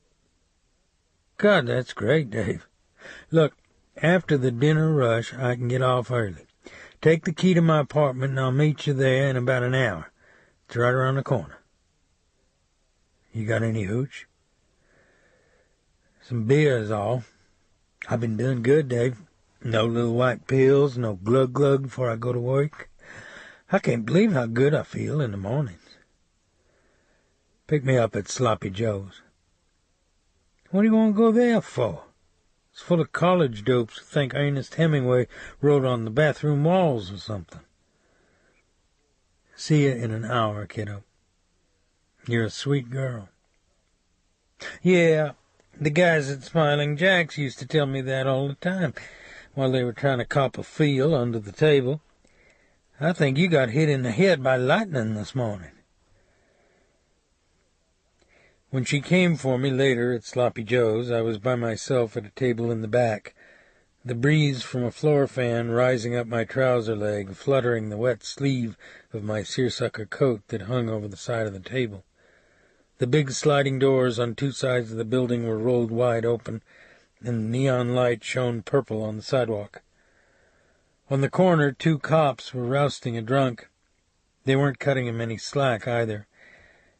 He was going to the bag. "Let's go, Lieutenant," Robin said. "Wait till the man leaves. My horizon keeps tilting. Key West is a bad town to have trouble in. All I do is flex my boobs, and they tip their hats. Such gentlemen. No more booze, honey pie. I need to tell you some things about my wife. Then you have to tell me some more about those people in New Orleans. Tomorrow morning, Mommy's gonna fix you a steak tonight."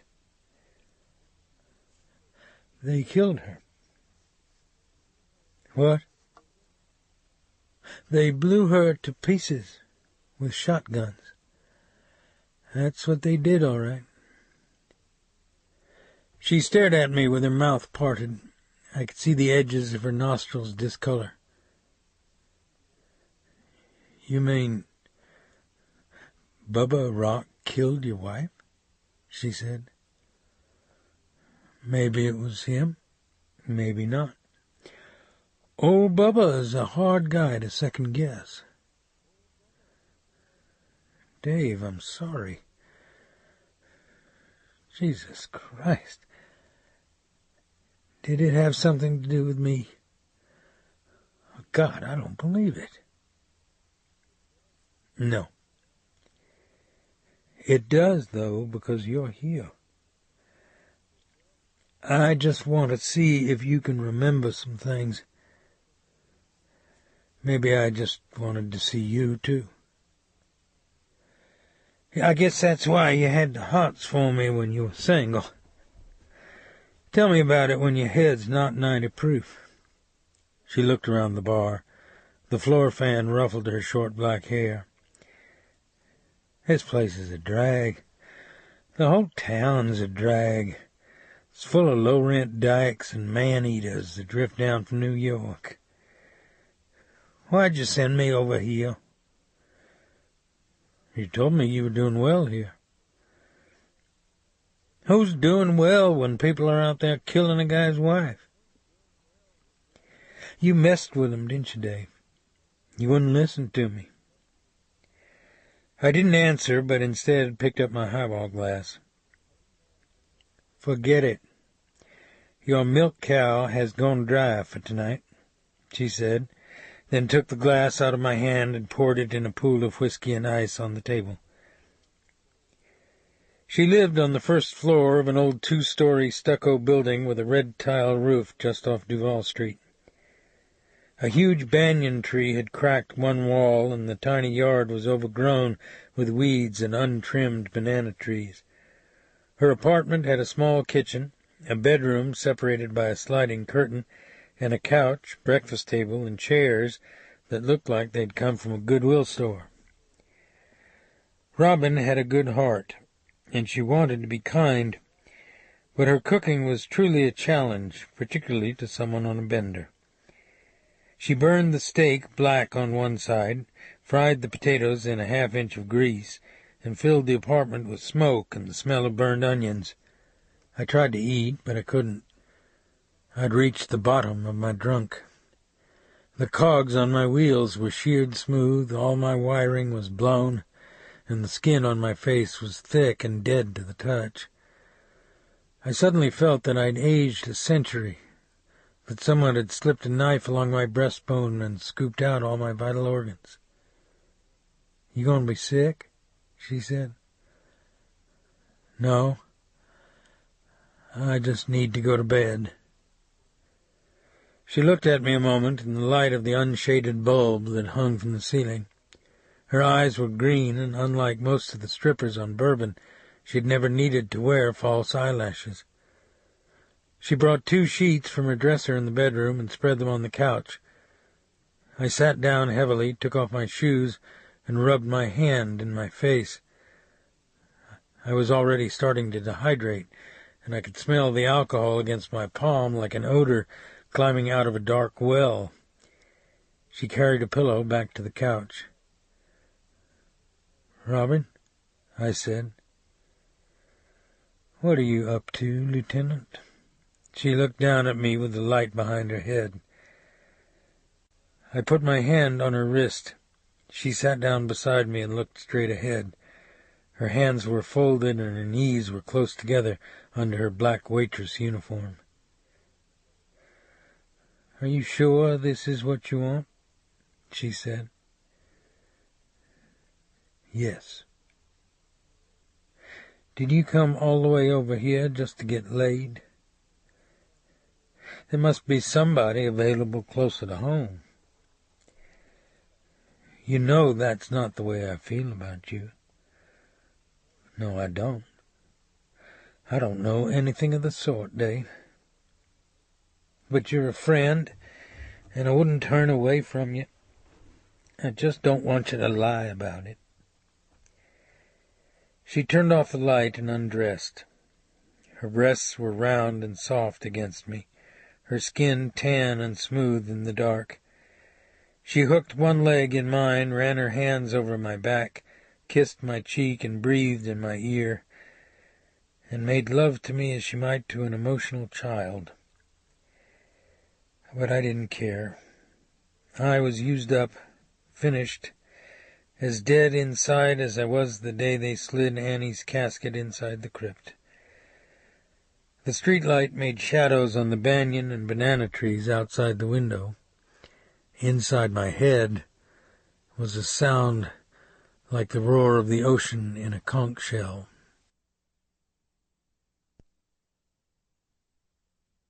The next morning the early light was gray in the streets. Then the sun came up red on the eastern horizon, and the banana leaves clicking against the screen window were beaded with humidity.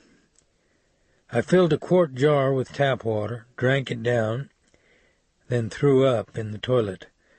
My hands shook, the backs of my legs quivered, flashes of color popped like lesions behind my eyes. I stood in my underwear in front of the wash basin, cupped water into my face, brushed my teeth with toothpaste and my finger, then threw up again and went into a series of stomach spasms so severe that finally my saliva was pink with blood in the bottom of the basin. My eyes were watering uncontrollably, my face cold and twitching. There was a pressure band across one side of my head, as though I'd been slapped with a thick book, and my breath was sour and trembled in my throat each time I tried to breathe. I wiped the sweat and water off my face with a towel and headed for the icebox. "No help there, hon," Robin said from the stove where she was soft-boiling eggs. "I poured the beer out at 4 this morning." "Have you got any ups?" "I told you, Mommy's clean." She was barefoot and wearing a pair of black shorts and a denim shirt that was unbuttoned over her bra. "Some of those PMS pills." "Come on, Robin, I'm not a junkie, I just got a hangover." "You shouldn't try to run a shuck on another juicer. I took your wallet, too. You got rolled, Lieutenant." It was going to be a long morning. And she was right about trying to con a pro. Normally, an alcoholic can jerk just about anybody around, except another drunk. And Robin knew every ploy that I might use to get another drink. "Get in the shower, Dave," she said. "I'll have breakfast ready when you come out. You like bacon with soft-boiled eggs?" I turned on the water as hot as I could stand it, pointed my face with my mouth open into the shower head, washed the cigarette smoke from the bar out of my hair, scrubbed my skin until it was red. Then I turned on the cold water full blast, propped my arms against the tin walls of the stall, and held on while I counted slowly to 60. "The bacon's kind of crisp, I guess," she said after I'd dressed and we were sitting at the table. The bacon looked like strips torn out of a rubber tire, and she'd hard-boiled the eggs and mashed them up with a spoon. "You don't have to eat it," she said. "No, it's really good, Robin." "Do you feel a lot of remorse this morning? That's what your AA buddies call it, don't they?" "No, I don't feel remorse."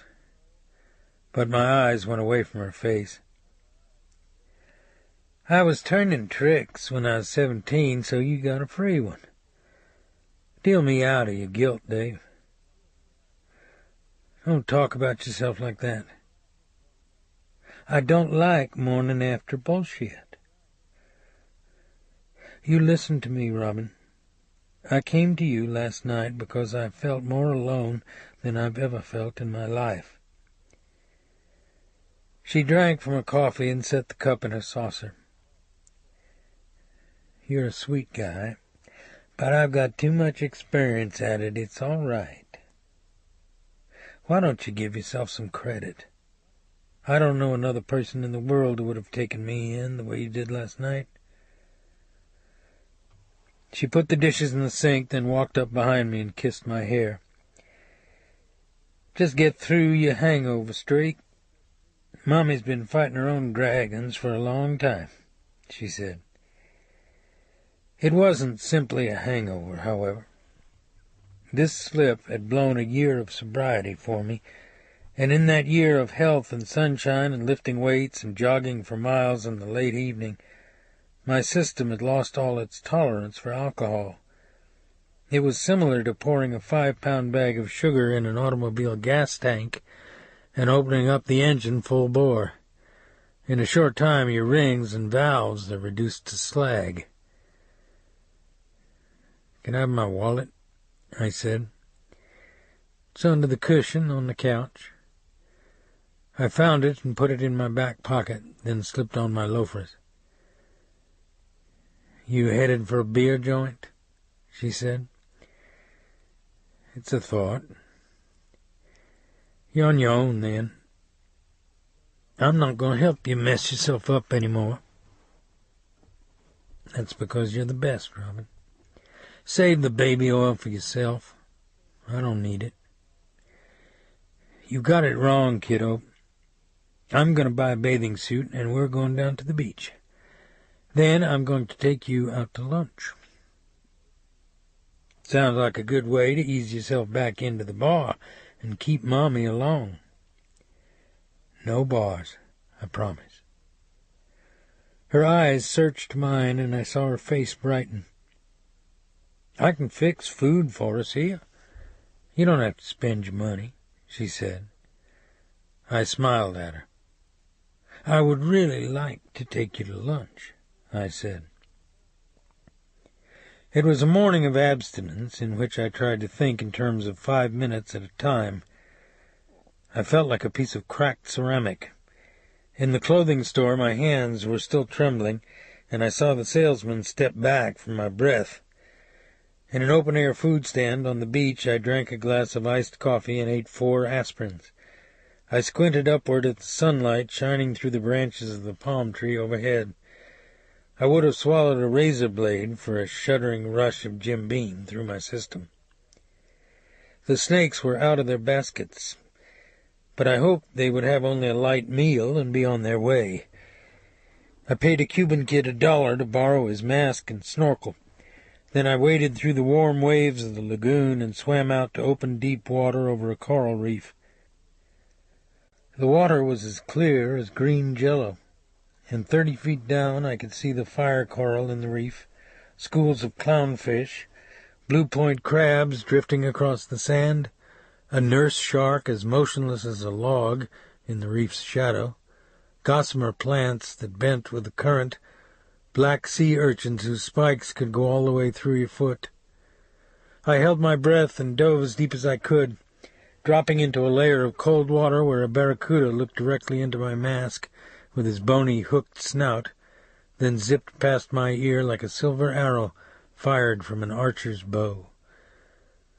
I felt better when I swam back in and walked up on the sand where Robin was lying on a towel among a stand of coconut palms. Also, I'd already invested too much of the day in my own misery. It was time to go to work again, although I knew she wasn't going to like it. "The New Orleans cops think Jerry's in the islands," I said. She unsnapped her purse, took out a cigarette, and lit it. She pulled her leg up in front of her and brushed sand off her knee. "Come on, Robin," I said. "I closed the door on all those dipshits." "No, I'm going to close the door on them. And like we used to say in the 1st District, weld it shut and burn their birth certificates." "You're a barrel of laughs, Dave." "Where is he?" I smiled at her and ticked some grains of sand off her knee with my fingernail. "I don't know. Forget the islands, though. He used to have a mulatto chick in Bimini. That was the only reason he went over there. Then he got stoned on ganja and dropped her baby on its head, on concrete. He said they've got a Coral Rock jail over there that's so black it'd turn a nigger into a white man. Where's his mother go when she's not in New Orleans? She's got some relatives in North Louisiana. They used to come in the bar and ask for styrofoam spit cups." "Where in North Louisiana?" "How should I know?" "I want you to tell me everything Eddie Keats and the Haitians said when they were in your apartment." Her face darkened, and she looked out toward the surf where some high school kids were sailing a frisbee back and forth over the waves. Out beyond the opening of the lagoon, pelicans were diving into a patch of blue water that was as dark as ink. "You think my head's a tape deck?" she asked. "Like I should be collecting what these people say while they break my finger in the door? You know what it feels like for a woman to have their hands on her?" Her face was still turned away from me, but I could see the shiny film on her eyes. "What do you care what they say anyway?" she said. "Never makes any sense. They're morons that went to the 9th grade. They try to act like wise guys they see on TV. Like Jerry always saying, 'I ain't no swinging dick, I ain't no swinging dick.' Wow, what an understatement. I bet he is in the bridal suite every night at Angola." I waited for her to continue. She drew on the cigarette and held the smoke down as though she were taking a hit on a reefer. "The spade wanted to cut my face up," she said. "What's his name? Keats says to him, The man don't want us throwing out his pork chops. You just give her a souvenir on her hand or her foot, and I'll bet she'll wear it to church. Under it all, Robin's a righteous girl. And the boogie says, "You always talk with a mouthful of shit, man." What's-his-name thought that was funny, so he laughs and lights a picayune and says, "At least I don't live in a fucking slum so I can be next to a dead witch." How about that for clever conversation? Listening to those guys talk to each other like drinking out of a spittoon. Say that again about the witch. The guy lives in a slum around a witch. Or a dead witch or something. Don't try to make sense out of it. These guys buy their brains at a junkyard. Why else would anybody work for Bubba Rock? They all end up doing time for him. I hear when they get out of Angola, he won't give 'em a job cleaning toilets. What a class guy. I picked up her hand and squeezed it. It was small and brown in mine. She looked at me in the warm shade, and her mouth parted slightly so I could see her white teeth. "I have to go back this afternoon." Big news flash. No cuteness, kiddo. Do you want to go to New Iberia with me? If your conscience bothers you, go to church. I have a bait business I could use some help with. I have a little girl living with me, too. Life down on the bayou isn't my style, Streak. Come on back here when you're serious. You always think I'm running a shuck on you. No. You're just a guy that makes impossible rules for himself. That's why you're a mess. Buy a girl lunch, will you? Sometimes you leave a person alone. This was one of them. Out on the ocean, a pelican lifted from a green trough and flew by overhead, a bloody fish dripping from its beak.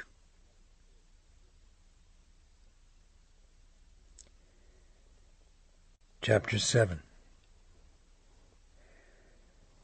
The next morning, when I woke back in New Iberia, I heard blue jays and mockingbirds in my pecan trees.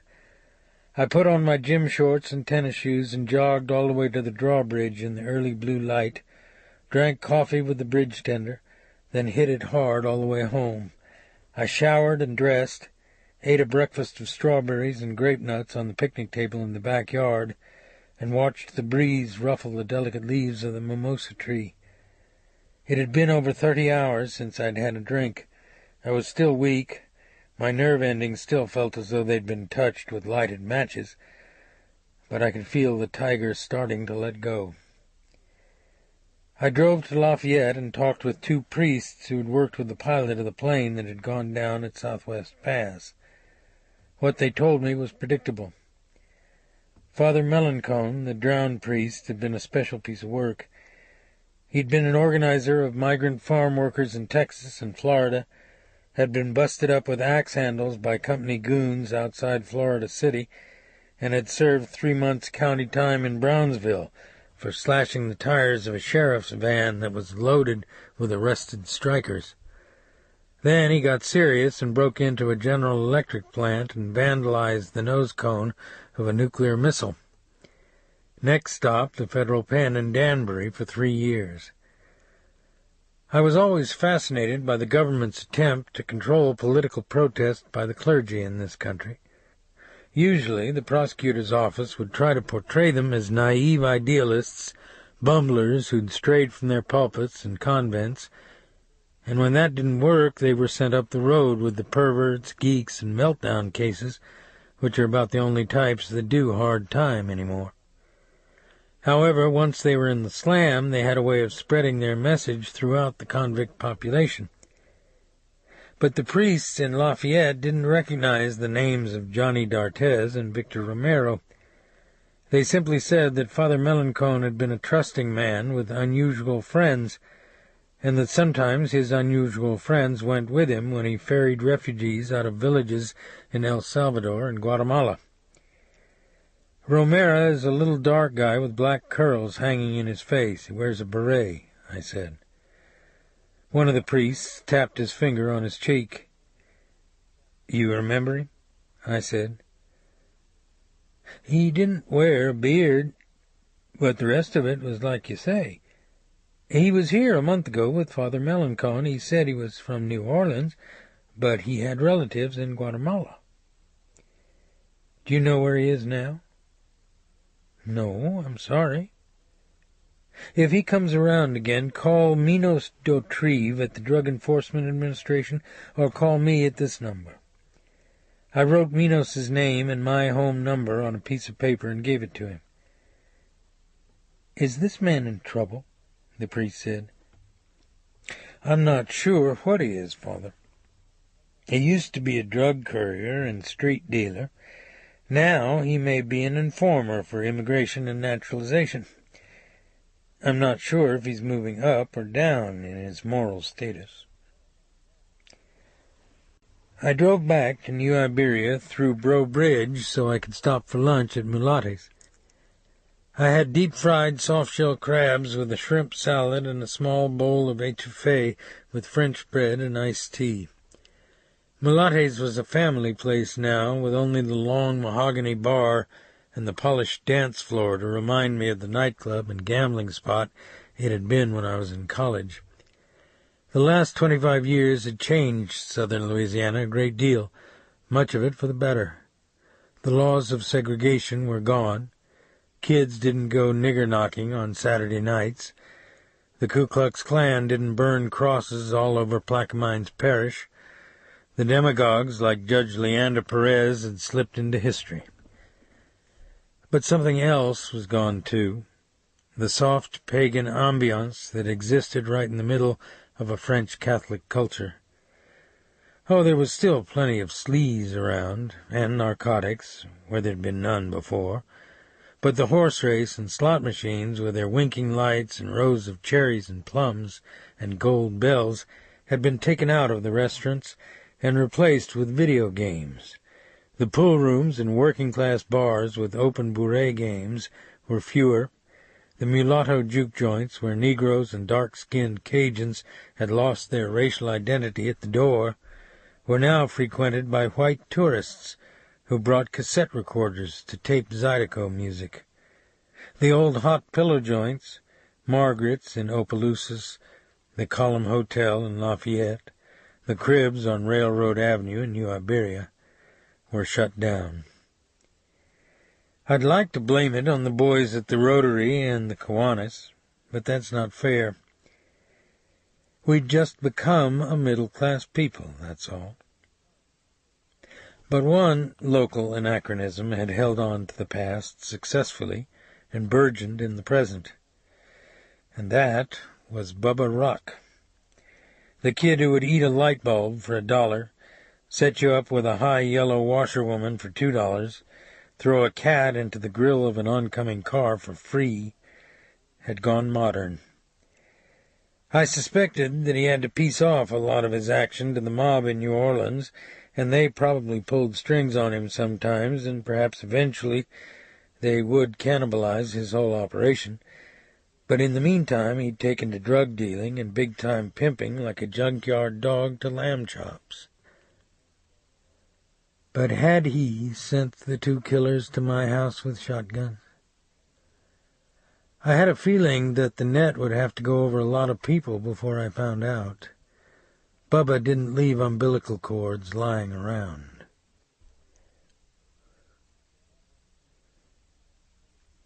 That afternoon, my detective's appointment with the sheriff's department was approved. I was given a photo identification card and a gold badge, which were contained inside a soft leather wallet, a packet of printed information on departmental policies and employee benefits, which I threw away later without reading, and a Smith & Wesson .38 revolver with worn bluing and 2 notches filed in the grip. I was to report to work at the sheriff's office at 8 the next morning. I picked up Alifair at my cousin's house in New Iberia, bought ice cream cones for both of us, and played with her on the swing sets in the park. She was a beautiful little girl when the cloud of violent memories and unanswered questions went out of her eyes. Her face was hot and bright with excitement as I swung her on the chains high up to the edge of the oak limbs, and she was so dark with tan she seemed almost to disappear in the trees' shadows. Then she'd swish past me in the sunlight, in a roar of squeals, her dusty bare feet just ticking the earth. We went home and fixed catfish poor boy sandwiches for supper. Then I drove down the road and hired an elderly mulatto woman whom I'd known since I was a child as a live-in babysitter. That night I packed my suitcase. I woke early the next morning to the rain falling on the pecan trees and drumming on the gallery. Alifair and the babysitter were still asleep. I screwed a hasp and a staple into the door and jamb of Annie's and my bedroom, closed the windows, drew the curtains, and padlocked the door. Why?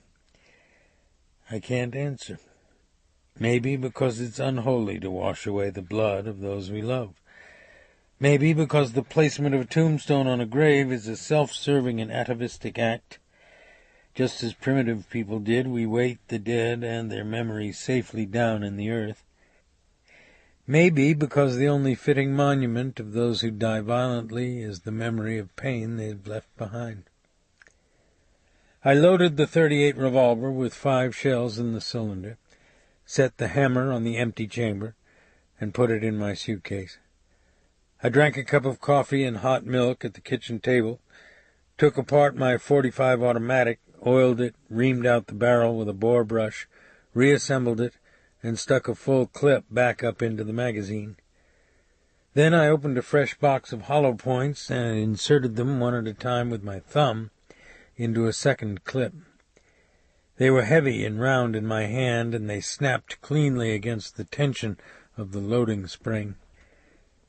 When they flattened out, they could blow holes the size of croquet balls in an oak door, destroy the inside of an automobile, leave a keyhole wound in a human being that no physician could heal.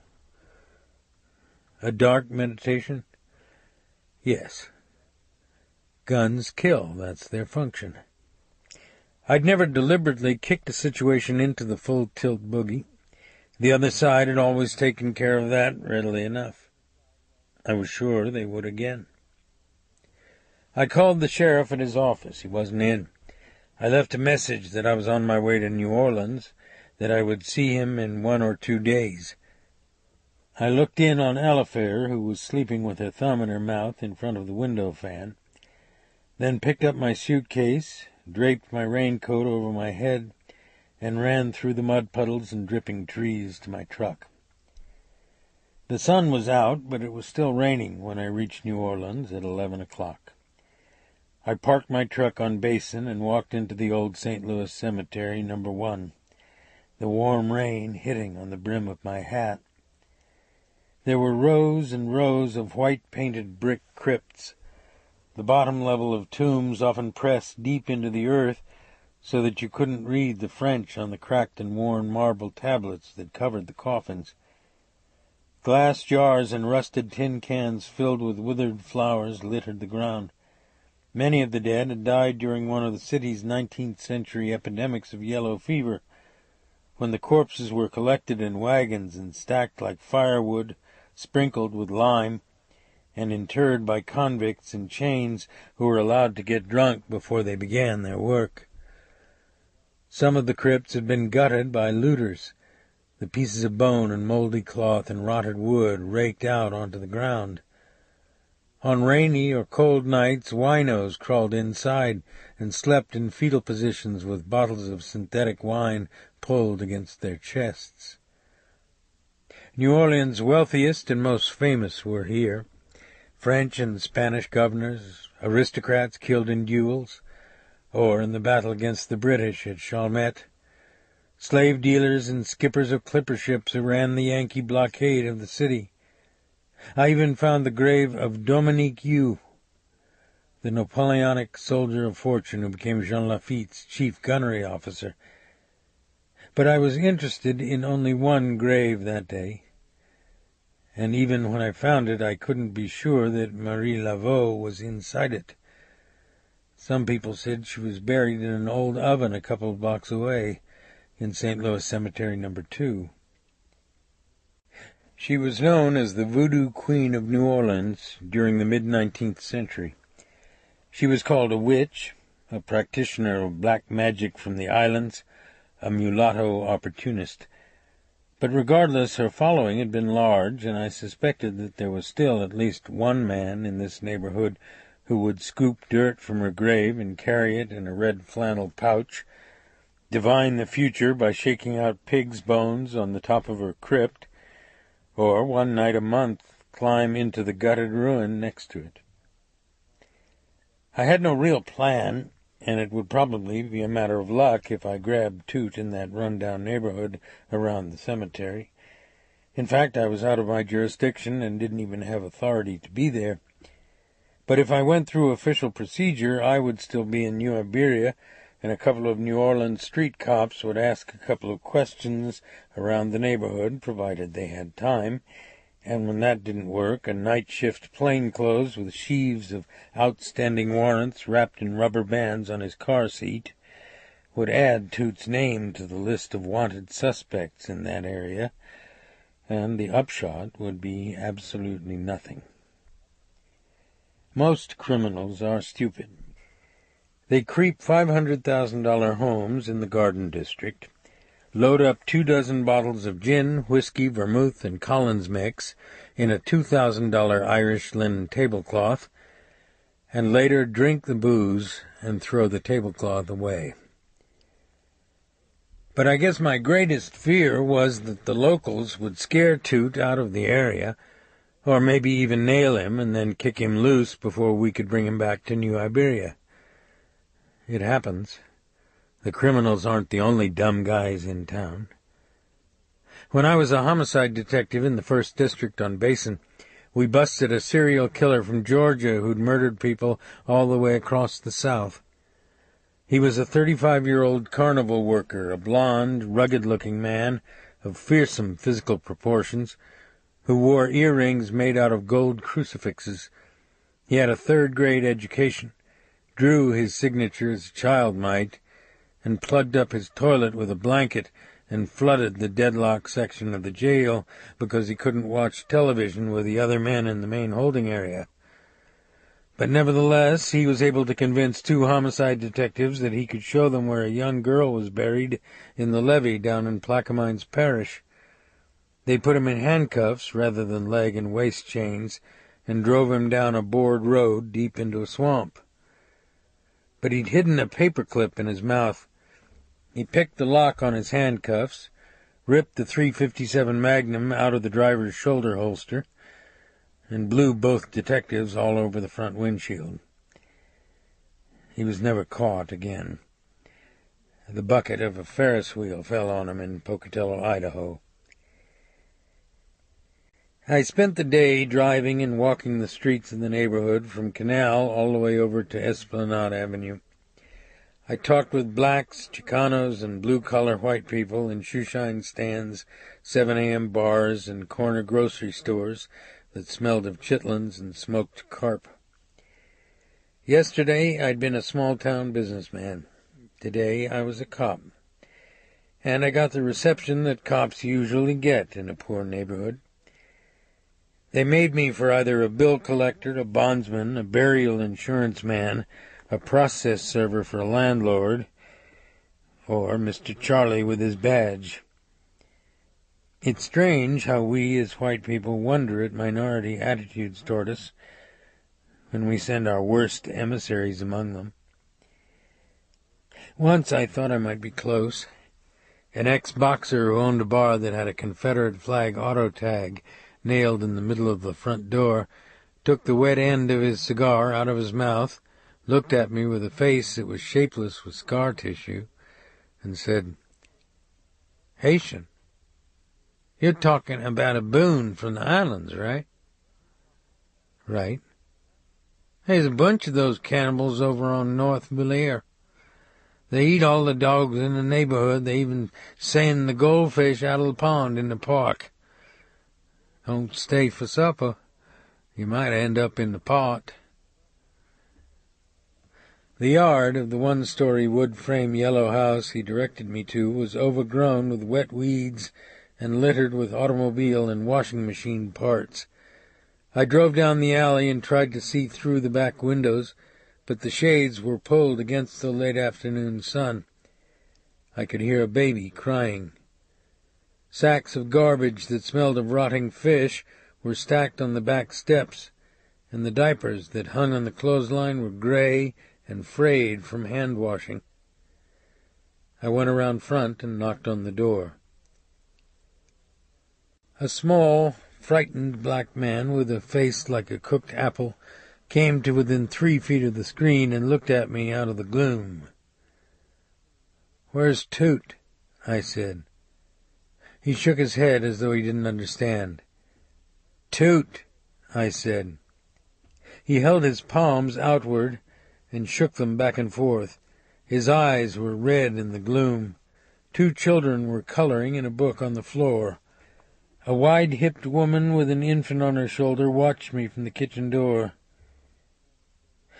"Vous connaissez un homme qui s'appelle Toot?"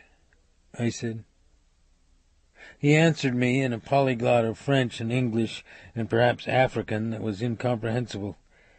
He was also terrified. "I'm not from immigration," I said. "Comprenez? Pas immigration." But he wasn't buying it.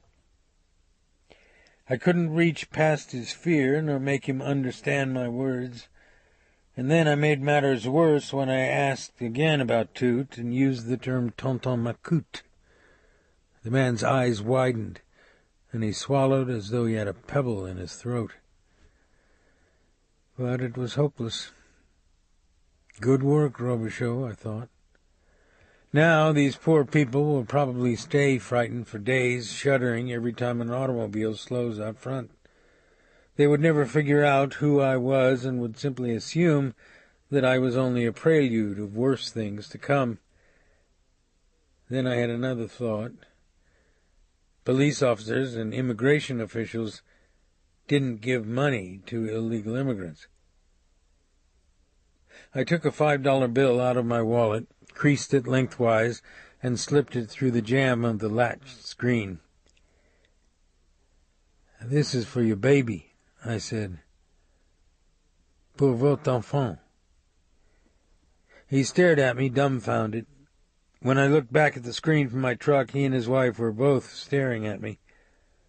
I bought a block of cheese, a half-pound of sliced ham, an onion, a loaf of French bread, and a quart of milk in a Negro grocery store, parked by the cemetery, and ate supper while the rain began falling out of the purple twilight. Over on Basin, I saw a Neon Jack sign light over a barroom.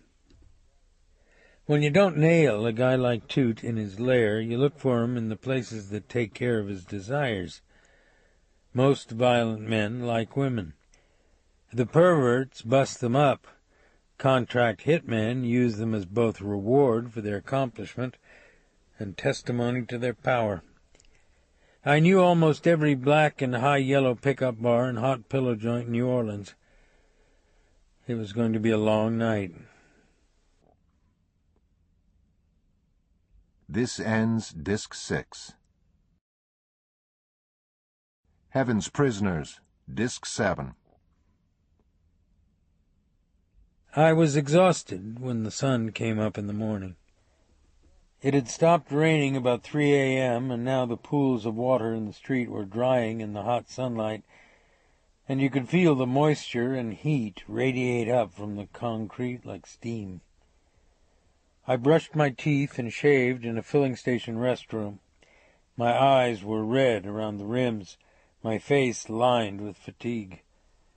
I'd gone into a dozen low-life Negro bars during the night, had been propositioned, threatened, and even ignored, but no one knew a Haitian by the name of Toot. I had coffee and beignets in the Café du Monde, then gave the neighborhood around the cemetery one more try. But now my face had become so familiar up and down Iberville and St. Louis that grocery and drugstore owners and bartenders looked the other way when they saw me coming. The sun was white in the sky. The elephant ears, philodendron, and banana trees that grew along the back alleys were beaded with moisture. The air had the wet, fecund taste of a hothouse. At noon I was ready to give it up. Then I saw 2 police cars with their bubblegum lights on, parked in front of a stucco house 1 block up North Villaire from the yellow house where the frightened man lived. An ambulance was backed up the driveway to the stairway of the garage apartment. I parked my truck by the curb and opened my badge in my hand and walked up to 2 patrolmen in the drive. One was writing on a clipboard and trying to ignore the sweat that leaked out of his hatband. "What have you got?" I said. "A guy, dead in the bathtub." "What from?" "Hell if I know. He'd been in there 2 or 3 days. No air conditioning either." "What's his race?" "I don't know. I haven't been up there. Check it out if you want to. Take your handkerchief with you." Halfway up the stairs, the odor hit me. It was rotten and acrid and sweet at the same time, reeking of salt and decay, fetid and gray as a rat's breath, penetrating and enveloping as the stench of excrement. I gagged and had to press my fist against my mouth. 2 paramedics with rubber gloves on were waiting patiently with a stretcher in the tiny living room, while the scene investigator took flash pictures in the bath. Their faces were pinched, and they kept clearing their throats. An overweight plainclothes detective with a florid, dilated face stood in the doorway so that I couldn't see the bathtub clearly.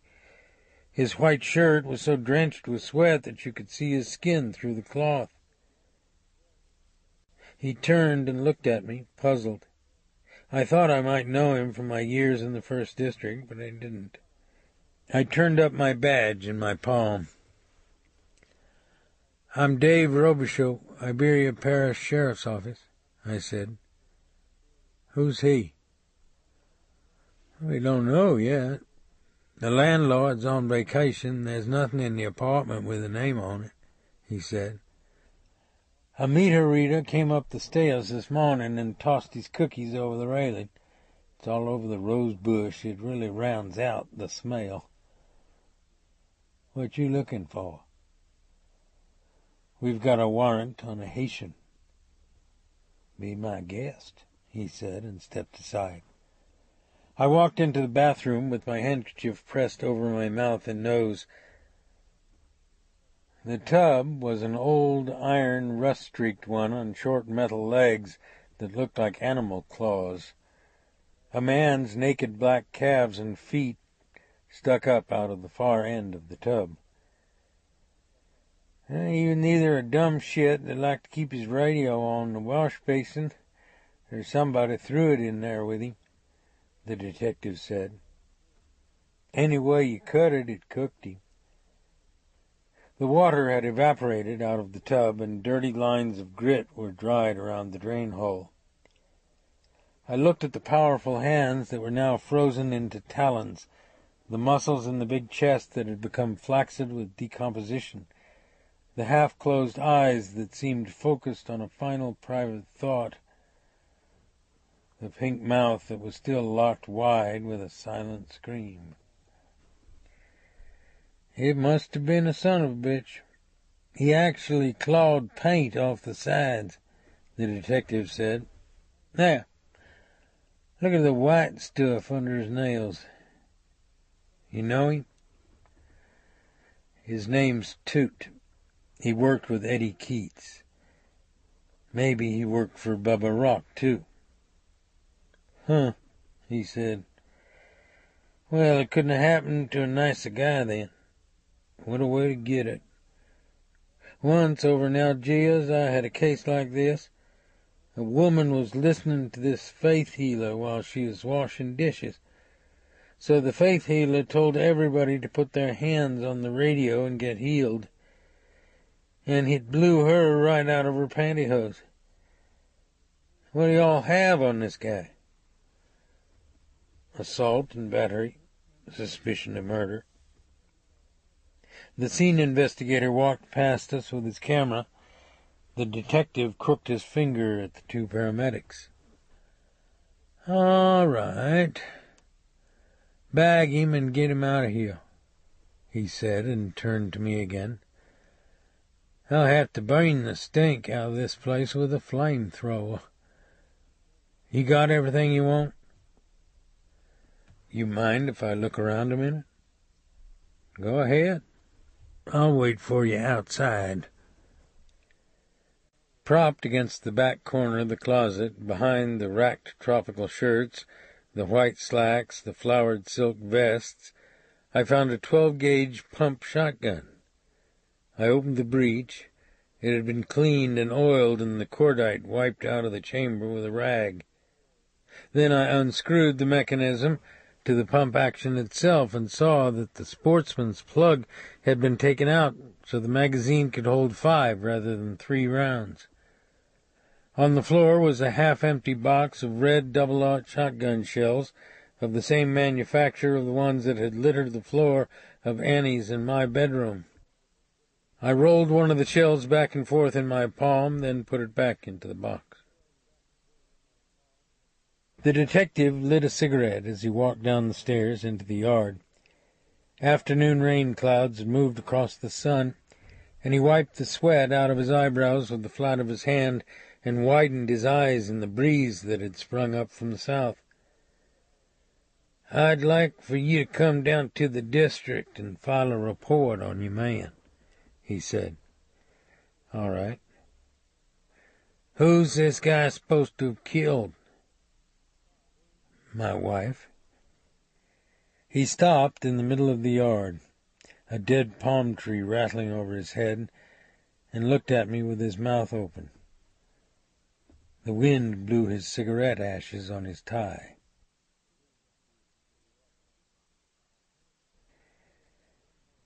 I decided I had one more stop to make before I headed back to New Iberia. Because of my concern for Alifair, I had given the Immigration and Naturalization Service a wide berth. But as that Negro janitor had told me in high school, you never let the batter know you're afraid of him. When he spreads his feet in the box and gives you that mean squint from under his cap as though he's sighting on your throat, you spit on the ball and wipe his letters off with it. He'll probably have a change in attitude toward your relationship. But Mr. Monroe was to surprise me. I parked the truck in the shade of a spreading oak off Loyola and walked back in the hot sunlight to the INS office. His desk was out on the floor among several others, and when he looked up from a file folder in his hands and saw me, the skin around his ears actually stretched across the bone. His black hair, which was combed like wires across his pate, gleamed dully in the fluorescent light.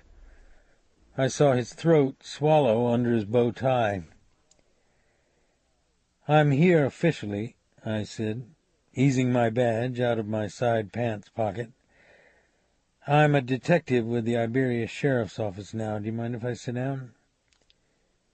He didn't answer. He took a cigarette out of a pack on his desk and lit it. His eyes were straight ahead. I sat down in the straight-back chair next to his desk and looked at the side of his face. By his desk blotter in a silver frame was a picture of him and his wife and 3 children. A clear vase with 2 yellow roses in it sat next to the picture. "What do you want?" he said. "I'm on a murder investigation." He held his cigarette to his mouth between 2 fingers and smoked it without ever really detaching it from his lips. His eyes were focused painfully into space. "I think you guys have a string on somebody I want," I said. Finally he looked at me. His face was as tight as paper. "Mr. Robicheaux, I'm sorry," he said. "Sorry for what?" about your wife. I'm truly sorry. How did you know about my wife? It was in the area section of the Picayune. Where's Victor Romero? I don't know this man. Listen, this is a murder investigation. I'm a police officer. Don't you jerk me around. He lowered his cigarette toward the desk blotter and let out his breath. People at the other desks were obviously listening now. You have to understand something. I do field work with illegal immigrants in the workplace. I check green cards. I make sure people have work permits. I've done that for 7 years. I don't care what you do. You answer me about Victor Romero. I can't tell you anything. You think carefully about your words, Mr. Monroe. You're on the edge of obstruction. His fingers went to his temple. I saw his bottom lip flutter. You have to believe this, he said. I'm very sorry about what's happened to you. There's no way I can express how I feel. I paused before I spoke again. When somebody's dead, apologies have as much value as beating off in a paper bag, I said. I think you need to learn that.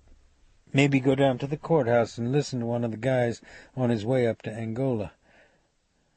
Are you following me? Because this is what I believe you guys did. You planted Johnny D'Artes and Victor Romero inside the sanctuary movement, and 4 people ended up dead at Southwest Pass. I think a bomb brought that plane down. I think Romero had something to do with it, too. He's also hooked up with Bubba Rock, and maybe Bubba had my wife killed. You shield this guy, and I'm going to turn the key on you. I could hear him breathing now. His pate was slick with oil and perspiration under the light. His eyes clicked back and forth. I don't care who hears this, and you can make of it what you want, he said. I'm a career civil servant. I don't make policy or decisions. I try to keep illegals from taking American jobs. That's all I do here. They made you a player. You take their money, you take their orders, you take their fall. I'm not an articulate man. I've tried to tell you my feelings, but you won't accept that. I don't blame you. I'm just sorry. I don't have anything else to say, Mr. Robicheaux. Where's your supervisor? He's gone to Washington. I looked at the picture of his family on the desk. My wife's casket had to be kept closed at the funeral, I said. You think about that for a minute. Also, you tell your supervisor I'm going to run that heroin mule to ground. When I do, I'm going to squeeze him. You better hope none of y'all's names come out of his mouth. When I walked out the door, the only sound in the room was the telex machine clacking.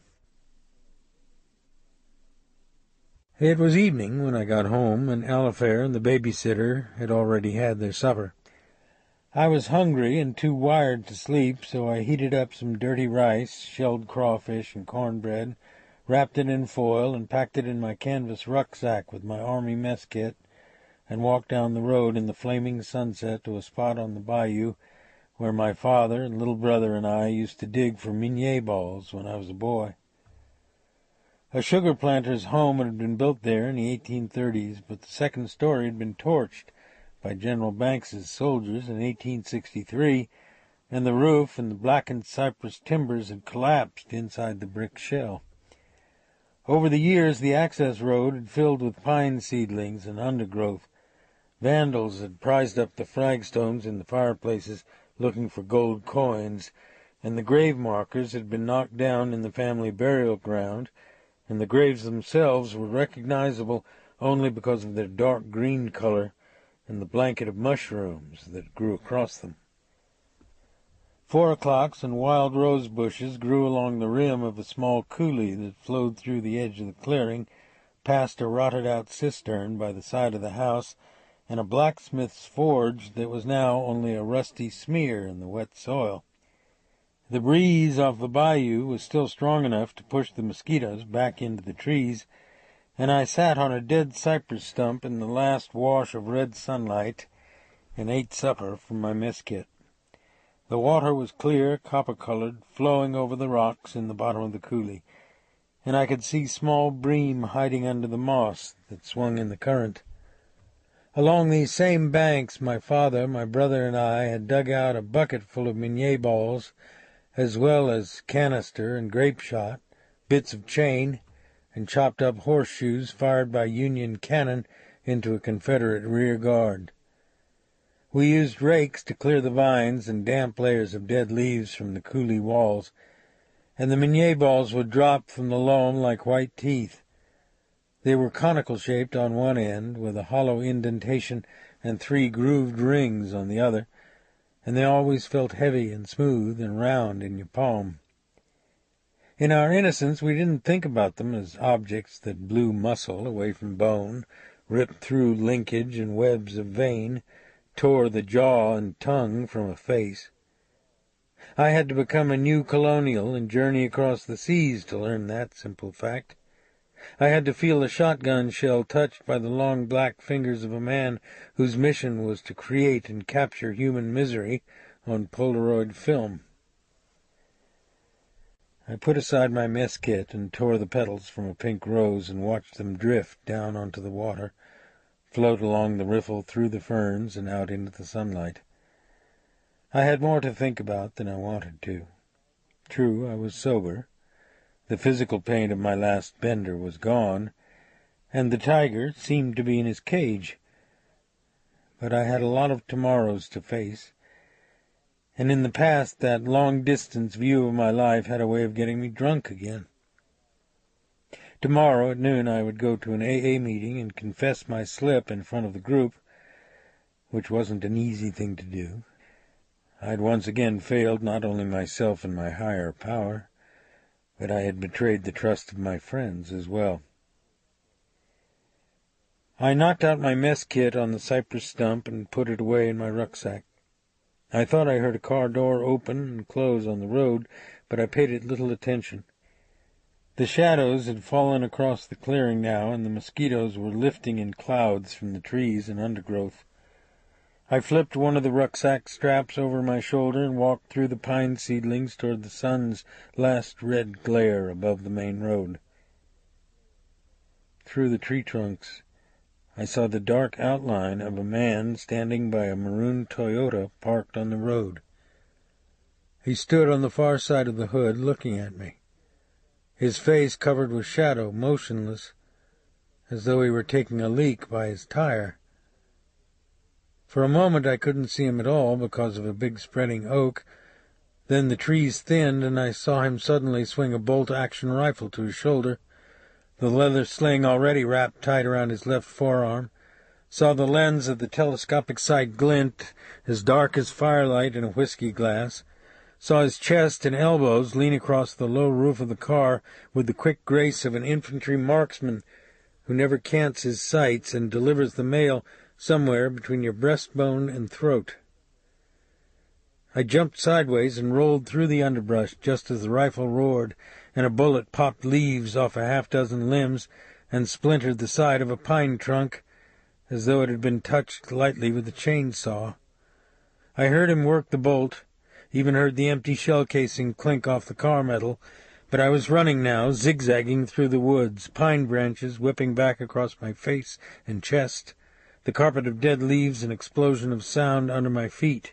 I had the canvas straps of the rucksack bunched in my left hand, and when his second round went off and tore through the undergrowth and pinged away off the brick of the plantation ruin, I dove on my chest, ripped the sack flap loose from its leather thong, and got my hand around the butt of my .45 automatic. I think he knew it had turned around on him. I heard him work the bolt, but I also heard the barrel knock against the car roof or windshield, and I could hear him shaking the bolt as though he had tried to jam a shell too fast into the chamber.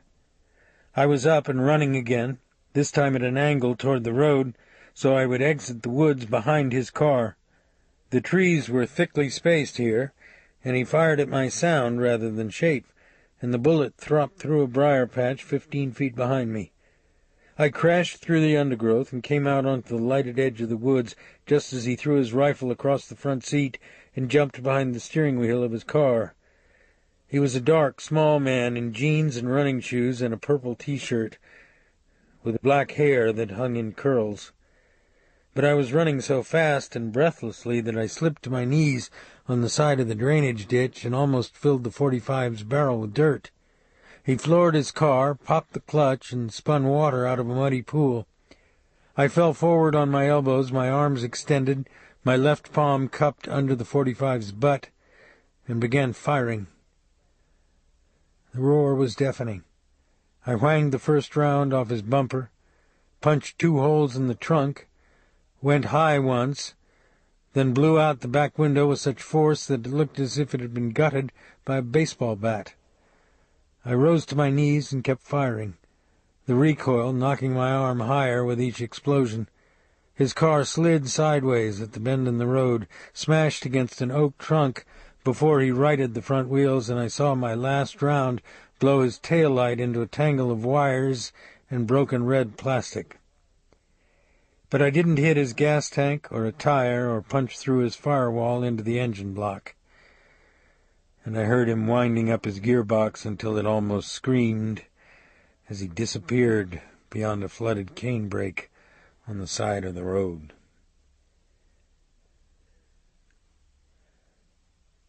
Chapter 8.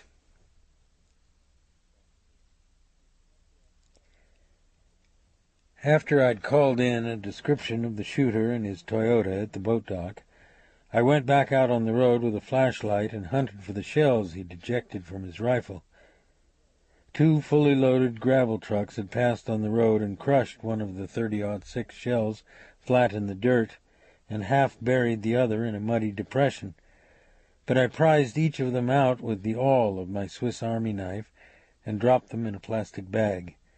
They were wet and muddy and scoured from being ground under the truck's tires, but a spent cartridge thrown from a bolt-action rifle is always a good one to recover a print from, because usually the shooter presses each load down with his thumb and leaves a nice spread across the brass surface. The next morning I listened quietly while the sheriff shared his feelings about my going to New Orleans for 2 days without authorization. His face was flushed, his tie pulled loose, and he talked with his hands folded on his desk in order to conceal his anger. I couldn't blame him for the way he felt, and the fact that I didn't answer him only made him more frustrated. Finally he stopped, shifted his weight in the chair, and looked at me as though he'd just abandoned everything he'd said. "Forget that bullshit about procedure. What bothers me is the feeling I've been used," he said. "I called before I left. You weren't in," I said. "That's not enough." Again I didn't answer him. The bagged rifle shells were on his desk. "Tell me the truth. What would you have done if you'd found the Haitian alive?" he asked. "Busted him." "I want to believe that." I looked out the window at a bright green magnolia tree in the morning haze. "I'm sorry about what I did. It won't happen again," I said. "If it does, you won't have to resign. I'll take your badge myself." I looked at the magnolia tree a moment and watched a hummingbird hang over one of the white flowers. "If we get a print off those shells, I want to send it to New Orleans," I said. "Why?" "The scene investigator dusted the radio that was in the bathtub with the Haitian. Maybe there's a connection with our shooter." "How?" "Who knows? I want New Orleans to give us a copy of Victor Romero's sheet and prints, too. You think he was the shooter? Maybe. What's the motive? Hell if I know. Dave, do you think maybe you're trying to tie too many things together here? I mean, you want your wife's killers, but you've only got one set of suspects that you can reach out and touch, so maybe you've decided to see some threads that aren't there. Like you said, you put a lot of people in Angola. The ex-con who snuffs you wants you to see his face and enjoy a couple of memories with him. The guy who shot at me last night did it for money. I don't know him. Well, maybe the guy's car will show up. I don't know how he got it out of the parish with all those holes in it. He boosted it, and it's in the bayou or a garage somewhere. We won't find it. At least not for a while. You're really an optimist, aren't you? I spent the day doing the routine investigative work of a sheriff's detective in a rural parish. I didn't enjoy it. For some reason, probably because he was afraid I'd run off again, the sheriff assigned me a uniformed deputy named Cecil Aguilar, an enormous, slow-witted redbone. He was a mixture of Cajun, Negro, and Chirimaca Indian. His skin was the color of burnt brick, and he had tiny turquoise-green eyes and a pipe-like face you could break a barrel slat across without his changing expression. He drove 70 miles an hour with one hand, spit Red Man out the window, and pressed on the pedals with such weight and force that he'd worn the rubber off the metal. We investigated a stabbing in a Negro bar, the molestation of a retarded girl by her uncle, an arson case in which a man set fire to his own fish camp because his drunken guests wouldn't leave his party by the next morning, and finally, late that afternoon, the armed robbery of a grocery store out on the Abbeville Road. The owner was a black man, a cousin of Cecil Aguilar, and the robber had taken $95 from him, walked him back to the freezer, hit him across the eye with his pistol barrel, and locked him inside. When we questioned him, he was still shaking from the cold, and his eye was swollen into a purple knot. He could only tell us that the robber was white, that he'd driven up in a small brown car with an out-of-state license plate, had walked inside with a hat on, then suddenly had rolled down a nylon stocking over his face, mashing his features into a blur of skin and hair. Something else. He took a bottle of apricot brandy and a bunch of dem Tootsie Roll, the Negro said. I tell him, big man with a gun sucking on Tootsie Roll. So he bust me in to face him. I need that money for my daughter's college in Lafayette. It ain't cheap, no. You gonna get it back? I wrote on my clipboard and didn't reply. You gonna get it back, you? It's hard to tell sometimes. I knew better, of course. In fact, I figured our man was in Lake Charles or Baton Rouge by now. But time and chance happeneth to us all, even to the lowlifes. On our radio, we heard a deputy in a patrol car run a check on a 1981 tan Chevette with a Florida tag. He'd stopped the Chevette out on the Jeanneret Road because the driver had thrown a liquor bottle at a road sign. I called the dispatcher and asked her to tell the deputy to hold the driver until we got there. Cecil drove the 10-mile distance in less than 8 minutes. The Chevette was pulled over on the oyster shell parking lot of a ramshackle clapboard dance hall built back from the road. It was 5 p.m., the sun was orange over the rain clouds piled in the west, and Halliburton and cement and pickup trucks were parked around the entrance to the bar. A deeply tanned man in blue jeans with no shirt on leaned with one arm hooked over the open door of his Chevette, spitting disgustedly between his legs. His back was tattooed with a blue spider caught in a web. The web extended over both of his shoulder blades. "What have you got on him?" I said to the deputy who had held him for us. "Nothing. Littering. He says he works 7 and 7 offshore." "Where'd he break the bottle?" "Back there, against that railroad sign." "We'll take it from here. Thanks for your help," I said. The deputy nodded and drove off in his car. "Shake this guy down, Cecil. I'll be back in a minute," I said.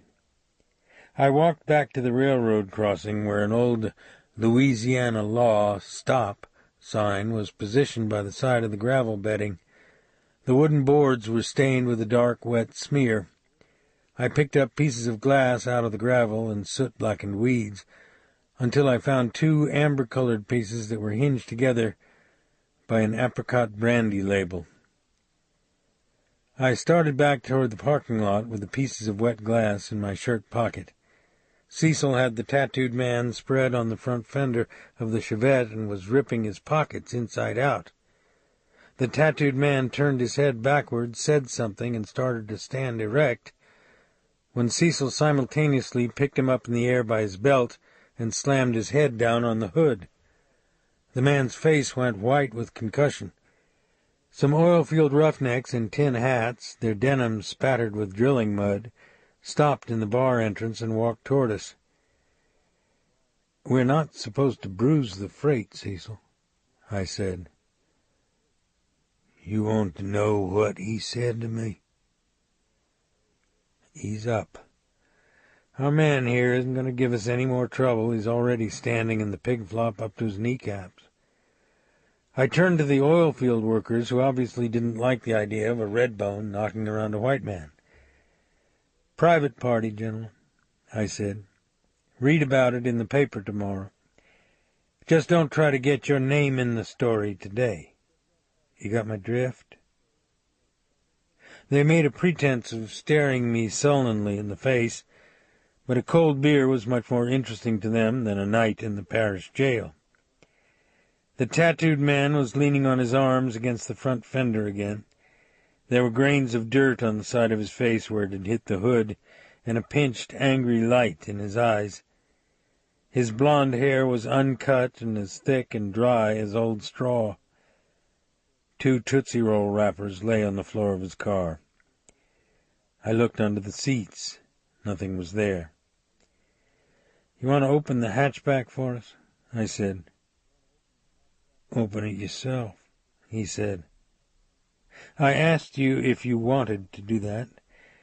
You don't have to. It beats going to jail, though. Of course, that doesn't mean you're necessarily going to jail. I just thought you might want to be a regular guy and help us out." "Because you got no cause?" "That's right. It's called probable cause." "Were you in Rayford?" "I like the artwork on your back," I said. "You want to look in my fucking car? I don't give a shit. Help yourself," he said. Pulled the keys from the ignition, popped up the hatchback, and pulled open the tire well. There was nothing inside it except the spare and a jack. "Cuff him and put him behind the screen," I told Cecil. Cecil pulled the man's hands behind his back, snapped the handcuffs tightly onto his wrists, and walked him back to our car as though he were a wounded bird. He locked him behind the wire mesh that separated the back and front seats, and waited for me to get into the passenger seat. When I didn't, he walked back to where I stood by the Chevette. "What's the deal? He's the one, ain't he?" said. "Yeah." "Let's take him in." "We've got a problem, Cecil. There's no gun, no hat, no nylon stocking. Your cousin's not going to be able to identify him in a lineup, either." "I seen you pick up dem brandy glass. I seen you look at dem Tootsie Roll paper." "That's right. But the prosecutor's office will tell us to kick him loose. We don't have enough evidence, partner. My fucking ass. You get a beer, you. Come see in 10 minutes. He give you that stocking, you better believe, yeah. How much money was in his wallet? 100, maybe. I think there's another way to do it, Cecil. Stay here a minute. I walked back to our car. It was hot inside, and the handcuffed man was sweating heavily. He was trying to blow a mosquito away from his face with his breath. My partner wants to bust you, I said. So? There's a catch. I don't like you. That means I don't like protecting you. What are you talking about, man? I went off duty at 5 o'clock. I'm going to get me a shrimp sandwich and a Dr. Pepper and let him take you in. Are you starting to see the big picture now? He shook back his damp hair from his eyes and tried to look indifferent, but he didn't hide fear well. I have a feeling that somewhere between here and the jail you're going to remember where you left that gun and stocking, I said. But anyway, it's between you and him now, and I don't take stock in rumor. What? What the fuck are you talking about, rumors, man? That he took a suspect into the woods and put out his eye with a bicycle spoke, I don't believe it. I saw him swallow. The sweat ran out of his hair. Hey, did you see the Treasure of the Sierra Madre? I asked. There's a great scene in there when this Mexican bandit says to Humphrey Bogart, I like your watch. I think you give me your watch. Maybe you saw it on the Late Show at Rayford. I ain't playing this bullshit, man. Come on, you can do it. You pretend you're Humphrey Bogart. You drive your car back to that convenience store, and you give the owner your $100 and that Gucci watch you're wearing. It's going to brighten up your day, I guarantee it. The mosquito sat on the end of his nose. Here comes Cecil now. Let him know what you've decided, I said.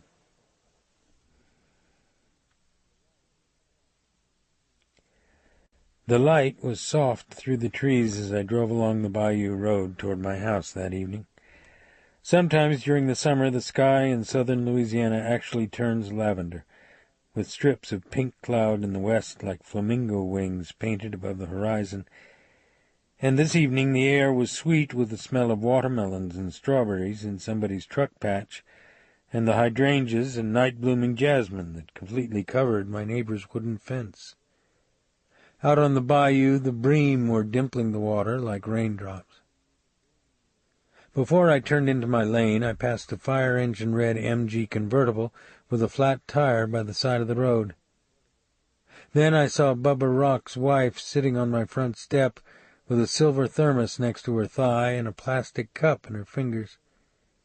She wore straw Mexican sandals, beige shorts, and a low-cut white blouse with blue and brown tropical birds on it, and she'd pinned a yellow hibiscus in her dark hair. She smiled at me as I walked toward her with my coat over my shoulder. Once again I noticed that strange red cast in her brown eyes. I had a flat tire. Can you give me a ride back to my aunt's on West Main? She asked. Sure. Or I can change it for you. There's no air in the spare either. She drank from the cup. Her mouth was red and wet, and she smiled at me again. What are you doing down this way, Mrs. Rock? It's Claudette, Dave. My cousin lives down at the end of the road. I come over to New Iberia about once a month to see all my relatives. I see. Am I putting you out? No. I'll be just a minute. I didn't ask her in. I went inside to check on Alifair and told the babysitter to go ahead and serve supper, that I'd be back shortly. "Help a lady up. I'm a little twisted this evening," Claudette Rock said, and reached her hand out to mine. She felt heavy when I pulled her erect. I could smell gin and cigarettes on her breath. "I'm sorry about your wife," she said. "Thank you. It's a terrible thing." I held the truck door open for her and didn't answer. She sat with her back at an angle to the far door, her legs slightly apart, and moved her eyes over my face.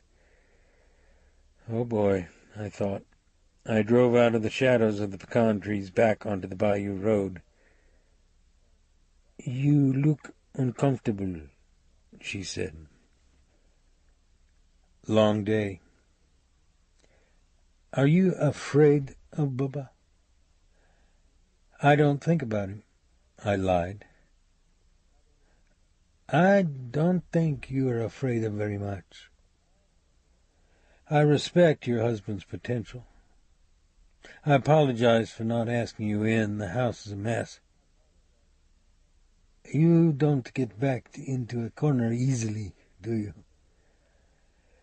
"Like I said, it's been a long day, Mrs. Rook."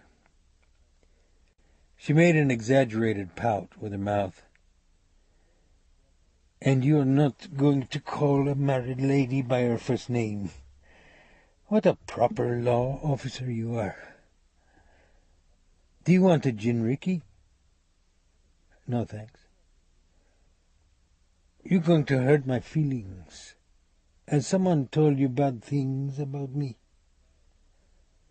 I watched a sparrowhawk glide on extended wings down the length of the bayou. "Did someone tell you I was in St. Gabriel?" she said. Then she smiled and reached out and ticked the skin above my collar with her nail. "Or maybe they told you I wasn't all girl." I could feel her eyes moving on the side of my face. "I've made the officer uncomfortable. I think I even made him blush," she said. "How about a little slack, Ms. Rook? Will you have a drink with me, then?" "What do you think the odds are of your having a flat tire by my front lane?" Her round doll's eyes were bright as she looked at me over her raised drinking cup. "He's such a detective," she said. "He's thinking so hard now, wondering what the bad lady is up to." She rubbed her back against the door and flattened her thighs against the truck seat. "Maybe the lady is interested in you. Are you interested in me?" "I wouldn't go jerking Bubba around, Mrs. Rock." "Oh, my. How direct." "You live with him. You know the kind of man he is. If I was in your situation, I'd give some thought to what I was doing." "You're being rude, Mr. Robicheaux." "Read it like you want. Your husband has black lightning in his brain. Mess around with his pride, embarrass him socially, and I think you'll get to see that same kid who wheeled his crippled cousin into the coulee." "I have some news for you, sir," she said. Her voice wasn't coy any more, and the red tint in her brown eyes seemed to take on a brighter cast. "I did 3 years in a place where the bull dykes tell you not to come into the shower at night unless you want to lose your cherry. Bubba never did time. I don't think he could. I think he'd last about 3 days until they had to lock him in a box and put handles on it and carry it out in the middle of an empty field." I drove onto the drawbridge. The tires thumped on the metal grid. I saw the bridge tender look at Claudette Rock and me with a quizzical expression on his face. "Another thought for you, sir," she said. "Bubba has a couple of slots he keeps on tap in New Orleans. I'm not supposed to mention them. I'm just his cutie pie Cajun girl that's supposed to clean his house and wash his sweatsuits. I've got a big flash for you boys. Your jockstrap stinks. In the cooling dusk, I passed a row of weathered Negro shacks with sagging galleries, a bar and barbecue joint under a spreading oak, an old brick grocery store with a lighted Dixie beer sign in the window. I'm going to drop you at the cab stand, I said. You have money for cab fare? Bubba and I own cabs. I don't ride in them. Then it's a good night for a walk. You're a shit, she said. You dealt it. Yeah, you got a point. I thought I could do something for you. Big mistake. You're one of those full-time good losers. You know what it takes to be a good loser? Practice. On East Main, she pointed ahead in the dusk. Drop me at that bar. Then she finished the last of her thermos and casually dropped it out the truck window into the street. It sprang end over end on the concrete. A group of men smoking cigars and drinking canned beer in front of the bar turned and stared in our direction. I was going to offer you $100,000 a year deal to run Bubba's fish packing house in Morgan City, she said. Think about that on your way back to your worm sales. I slowed the truck in front of the bar. The neon beer signs made the inside of the cab red. The men outside the bar entrance had stopped talking and were looking at us. Also, I don't want you to drive out of here thinking you've been in control of things tonight, she said, and got up on her knees, put her arms around my neck, and kissed me wetly on the cheek. You just missed the best lay you will ever have, Pumpkin. Why don't you try some pocket pool at your AA meetings?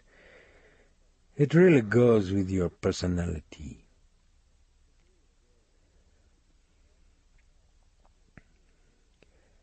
But I was too tired to care whether she'd won the day or not. It was a night of black clouds roiling over the gulf, of white electricity jumping across the vast dark dome of the sky above me, of the tiger starting to walk around his cage. I could almost hear his thick, leathery paws scudding against the wire mesh, see his hot orange eyes in the darkness, smell his dung and the fetid odor of rotted meat on his breath. I never had an explanation for these moments that would come upon me. A psychologist would probably call it depression. A nihilist might call it philosophical insight. But regardless, it seemed there was nothing for it, except the acceptance of another sleepless night. Baptiste, Alifair, and I took the pickup truck to the drive-in movie in Lafayette, set out deck chairs on the oyster shells and ate hot dogs and drank lemonade and watched a Walt Disney double feature. But I couldn't rid myself of the dark well I felt my soul descending into. In the glow of the movie screen, I looked at Alifair's upraised and innocent face and wondered about the victims of greed and violence and political insanity all over the world. I've never believed that their suffering is accidental or a necessary part of the human condition. I believe it's the direct consequence of corporate avarice, the self-serving manipulations of politicians who wage wars but never serve in them themselves, and perhaps worse, the indifference of those of us who know better. I've seen many of those victims myself, seen them carried out of the village we mortared, washed down with canteens after they were burned with napalm, exhumed from graves on a river bank where they were buried alive. But as bad as my Indo-Chinese memories were, one image from a photograph I'd seen as a child seemed to encapsulate the dark reverie I'd fallen into. It had been taken by a Nazi photographer at Bergen-Belsen, and it showed a Jewish mother carrying her baby down a concrete ramp toward the gas chamber, while she led a little boy with her other hand, and a girl of about 9 walked behind her.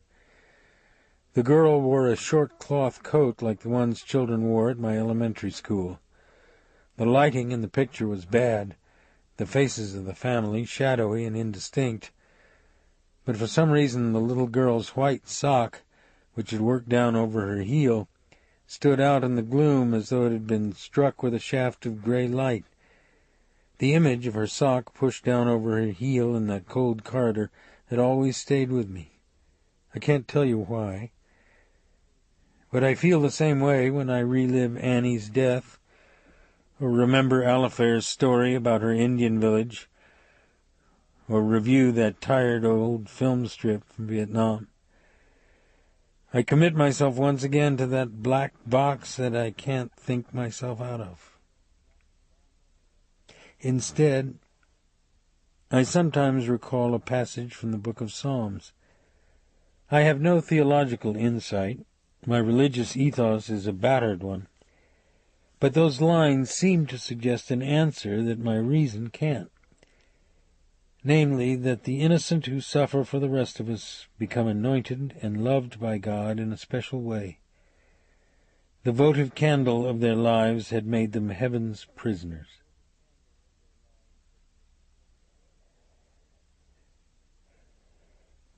It rained during the night, and in the morning the sun came up soft and pink in the mist that rose from the trees across the bayou. I walked out to the road and got the newspaper from the mailbox and read it on the front porch with a cup of coffee. The phone rang. I went inside and answered it. "What are you doing driving around with the dyke?" "Duncanstein," I said. "That's right. What are you doing with the dyke?" "None of your business." "Everything she and Bubba do is our business." "How'd you know I was with Claudette Rock?" "We have our ways." "There wasn't a tail." "Maybe you didn't see him." "There wasn't a tail." "So?" "Have you got their phone tapped?" He was silent. "What are you trying to tell me, Duncanstein?" I asked. "That I think you're crazy?" "She used the phone to tell somebody I gave her a ride into New Iberia." "She told her husband. She called him from a bar. Some people might think you're a dumb shit, Robicheaux." I looked at the mist hanging in the pecan trees. The leaves were dark and wet with dew. "A few minutes ago I was enjoying a cup of coffee in the morning paper," I said. "I think I'm going to finish the paper now and forget this conversation. I'm calling from the little grocery store by the drawbridge. I'll be down to your place in about 10 minutes. I think I'll make a point of being on my way to work by then." "No, you won't. I already called your office and told them you'd be late. Hang loose." A few minutes later I watched him drive his U.S. government motor pool car up my front lane. He closed his car door and stepped around the mud puddles in the yard. His loafers were shined, his seersucker slacks ironed with knife-edge creases, his handsome blond face gleaming with the closeness of his shave. He wore his polished brown belt high up on his waist, which made him look even taller than he was. "Have you got another cup of coffee?" he said. "What is it you want, Minos?" I held the screen open for him, but I imagined my face and tone weren't hospitable. He stepped inside and looked at Alifair's coloring book on the floor. "Maybe I don't want anything. Maybe I want to help you," he said. "Why don't you try not to be so sensitive all the time? Every time I talk with you, you're bent out of joint about something." "You're in my house. You're running on my meter. You haven't given me any help either. Cut the bullshit." "All right. You got a legitimate beef. I told you we'd handle the action. We didn't. That's the way it goes sometimes. You know that. You want me to catch air?" Come on in the kitchen. I'm going to fix some grape nuts and strawberries, want some? That sounds nice. I poured him a cup of coffee and hot milk at the kitchen table. The light was blue in the backyard. I didn't talk to you at the funeral. I'm not good at condolences, but I wanted to tell you I was sorry, he said. I didn't see you there. I didn't go to the cemetery. I figured that's for family. I think you're a stand-up guy. I filled 2 bowls with grape nuts, strawberries, and sliced bananas and set them on the table. He put a big spoonful in his mouth, the milk dripping from his lips. The overhead light reflected off his crew-cut scalp. That's righteous, brother, he said. Why am I late to work this morning? I sat down at the table with him. One of those shells you picked up had a beautiful thumbprint on it. Guess who New Orleans PD matched it with? You tell me, Minos. Victor Romero is shooting at you, partner. I'm surprised he didn't get you, too. He's a sniper in Vietnam. I hear you shot the shit out of his car. How do you know that New Orleans matched his print? I haven't even heard that. We had a claim on him long time before you did. The city coordinates with us any time his name pops up. I want you to tell me something with no bullshit. Do you think the government can be involved in this? Be serious. You want me to say it again? You're a good cop. Don't fall for those conspiracy fantasies. They're out of style, he said. I went down to immigration in New Orleans. That fellow Monroe is having some problems with personal guilt. What'd he tell you? His eyes were looking at me with new interest. He's one of those guys who wants to feel better. I didn't let him. You mean you actually think somebody in the government, the INS, wants you hit? I don't know. But no matter how you cut it, right now they've got shit on their noses. Look, the government doesn't knock off its own citizens. You're sidetracking into a lot of claptrap that's not going to lead you anywhere. Yeah? Try this. What kind of Americans do you think the government uses down in Central America? Boy Scouts? Guys like yourself? That's not here. Victor Romero sure is. He let out his breath. All right. Maybe we can stick it to him, he said. When's the last time you heard of the feds dropping the dime on each other? You're a laugh a minute, Minos. Finish your cereal. Always the PR man, he said.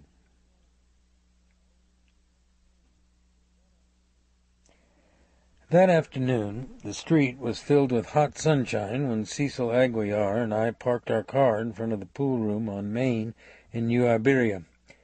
Some college boys from Lafayette had pried the rubber machine off the wall of the men's room and had taken it out the back door.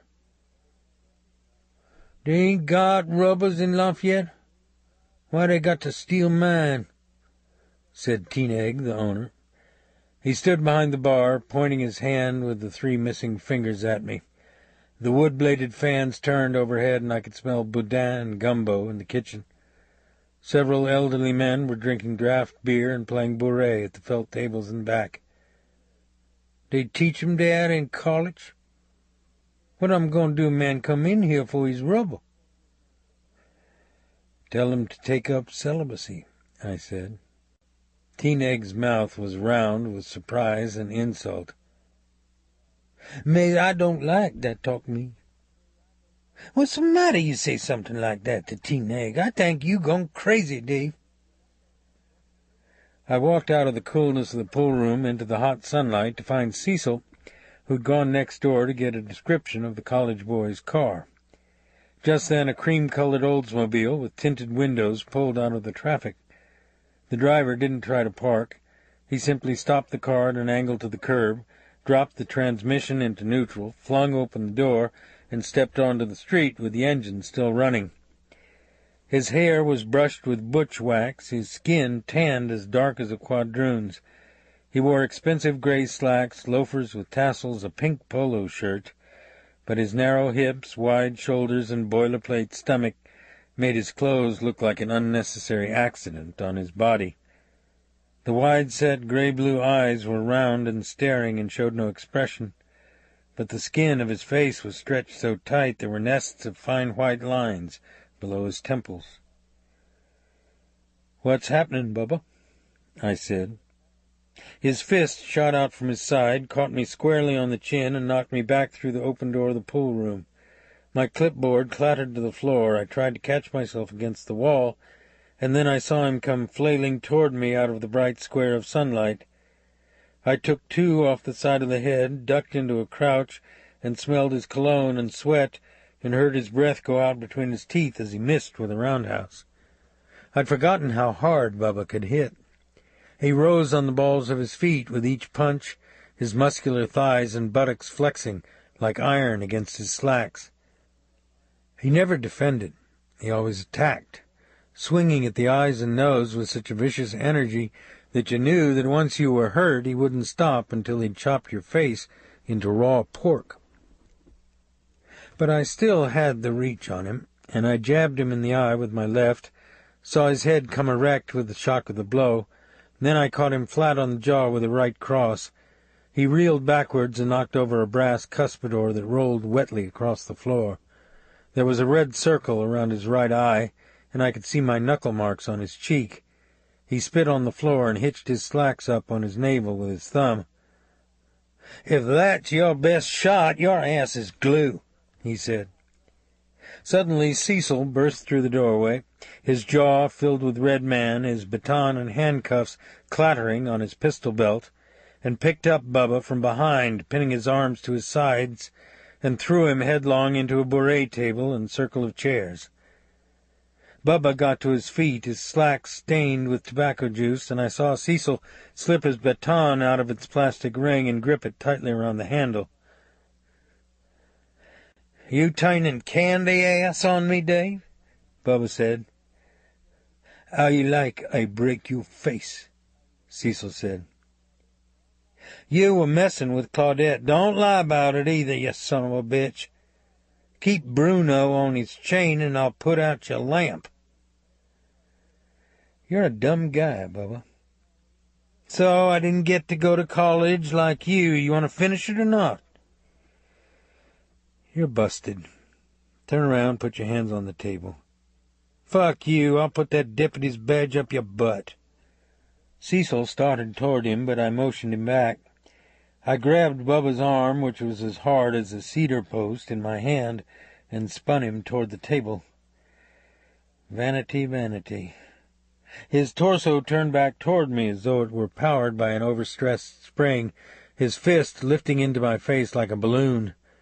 His eyes were almost crossed with the force he put into his blow, but he was off balance, and I bobbed sideways, felt his knuckles rake across the top of my ear, then drove my right fist as hard as I could into his mouth.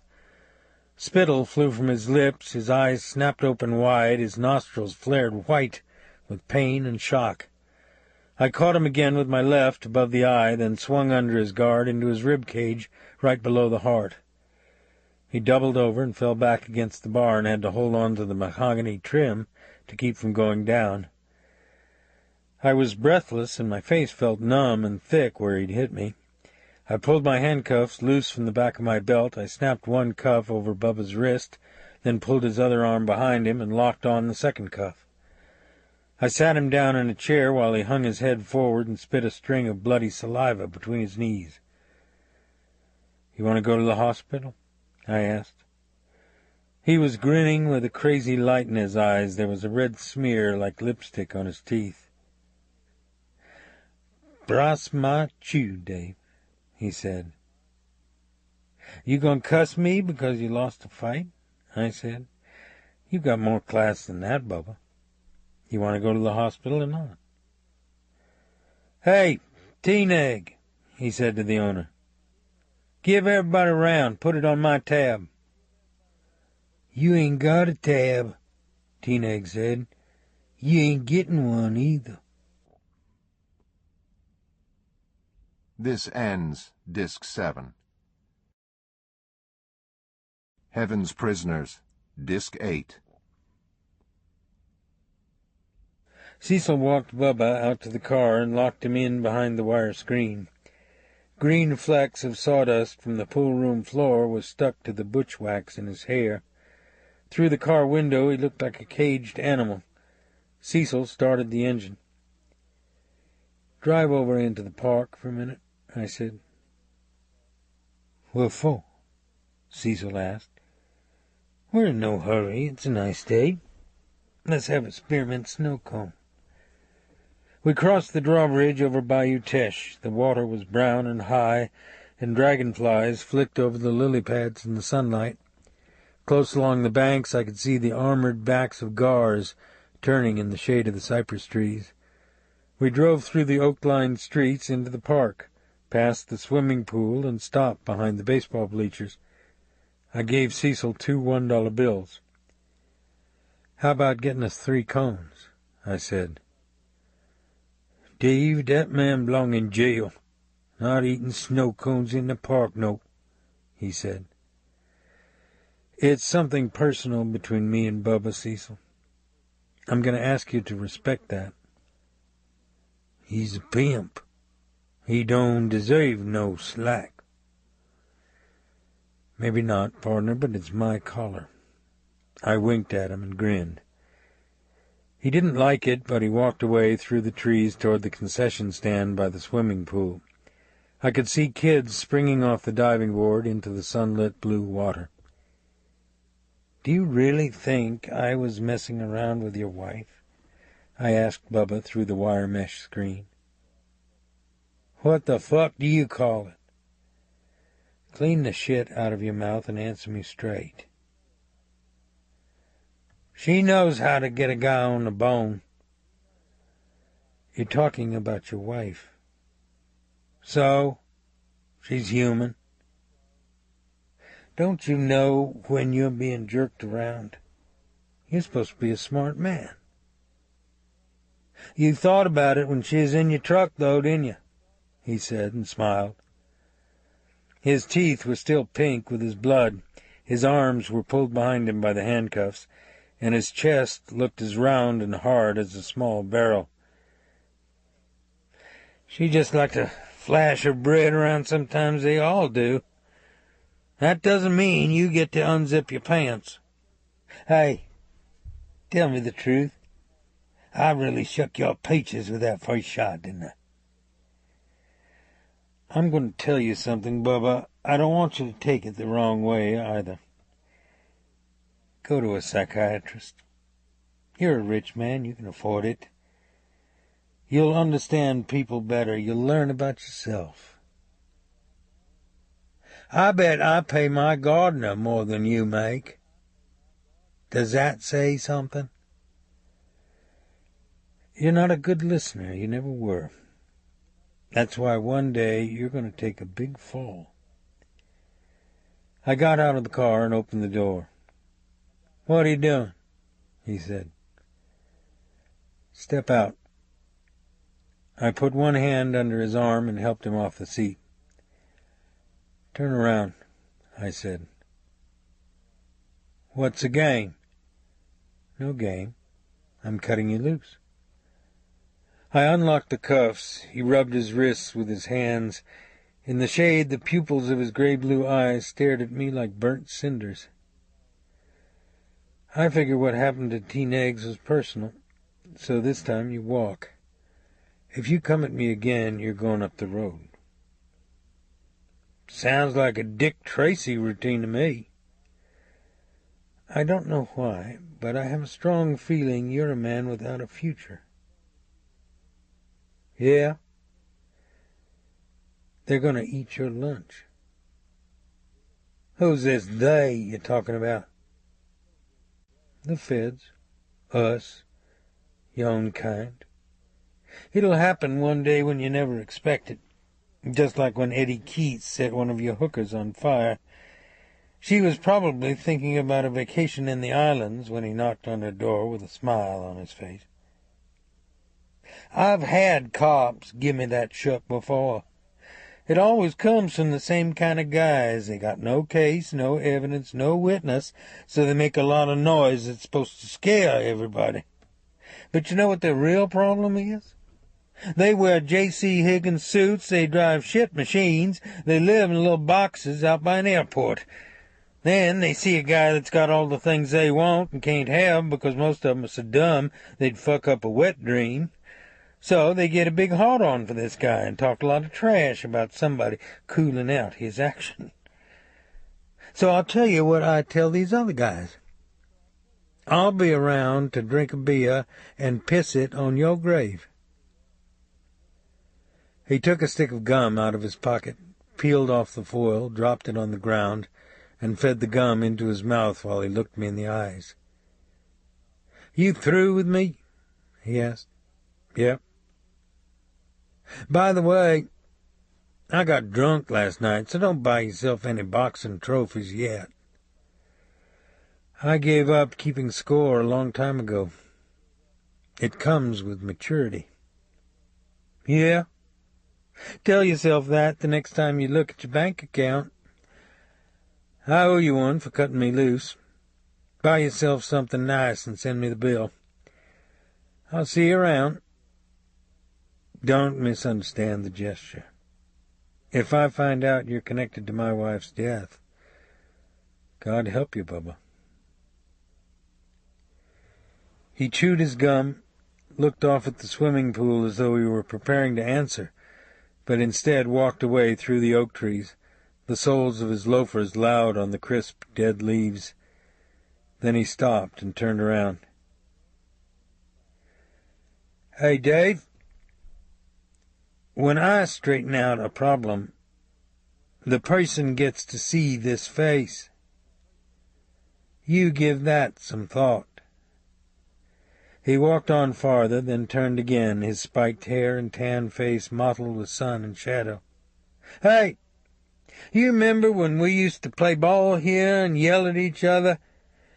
I got your dreamsicle hanging," he said, grinning, and grabbed his phallus through his slacks. "Those were the days, partner." I bought a small bag of crushed ice, took it back to the office with me, and let it melt in a clean plastic bucket. Every 15 minutes I soaked a towel in the cold water and kept it pressed to my face while I counted to 60. It wasn't the most pleasant way to spend the afternoon, but it beat waking up the next day with a face that looked like a lopsided plum. Then, just before quitting time, I sat at my desk in my small office while the late sun beat down on the sugarcane fields across the road, and looked once again at the file the New Orleans Police Department had sent us on Victor Romero. In his front and side mug shots, his black curls hung down on his forehead and ears. As in all police station photography, the black and white contrast was severe. His hair glistened as though it were oiled. His skin was the color of bone. His unshaved cheeks and chin looked touched with soot. His criminal career wasn't a distinguished one. He had 4 misdemeanor arrests, including one for contributing to prostitution. He'd done 180 days in the parish jail for possession of burglar tools. He had an outstanding bench warrant for failing to appear on a DWI charge. But contrary to popular belief, a rap sheet often tells little about a suspect. It records only the crimes he was charged with, not the hundreds he may have committed. It also offers no explanation of what goes on in the mind of a man like Victor Romero. His eyes had no expression in the photographs. He could have been waiting for a bus when the camera lens clicked. Was this the man who'd murdered Annie with a shotgun?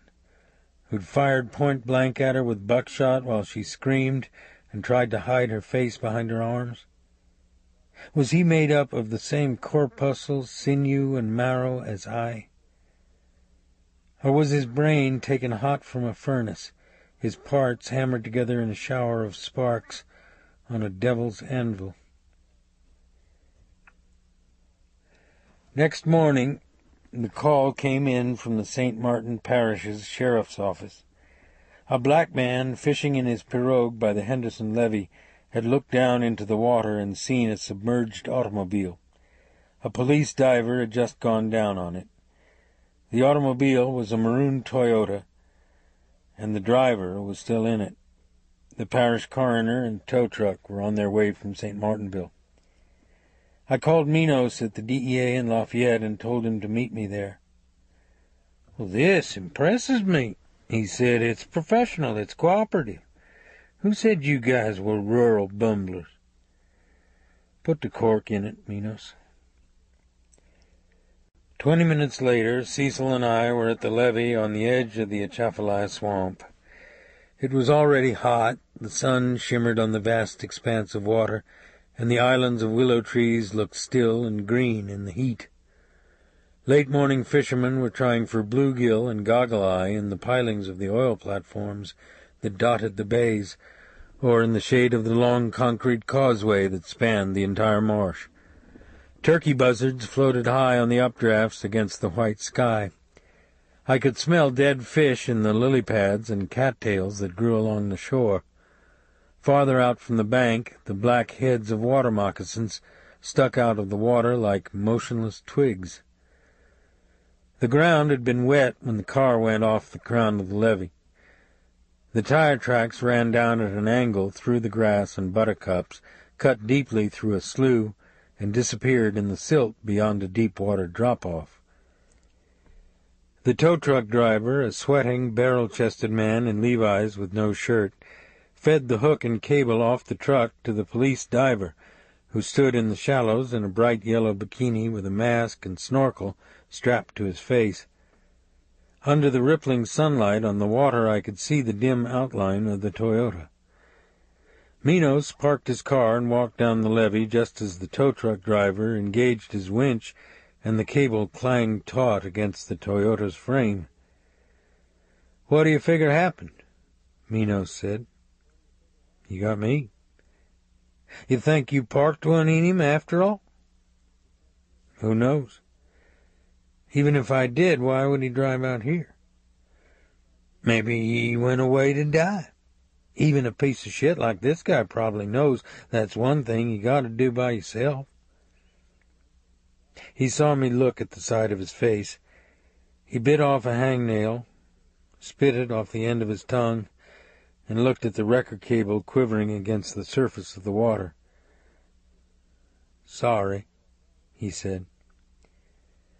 A cloud of yellow sand mushroomed under the water, and suddenly the rear end of the Toyota burst through a tangle of lily pads and uprooted cattails into the sunlight.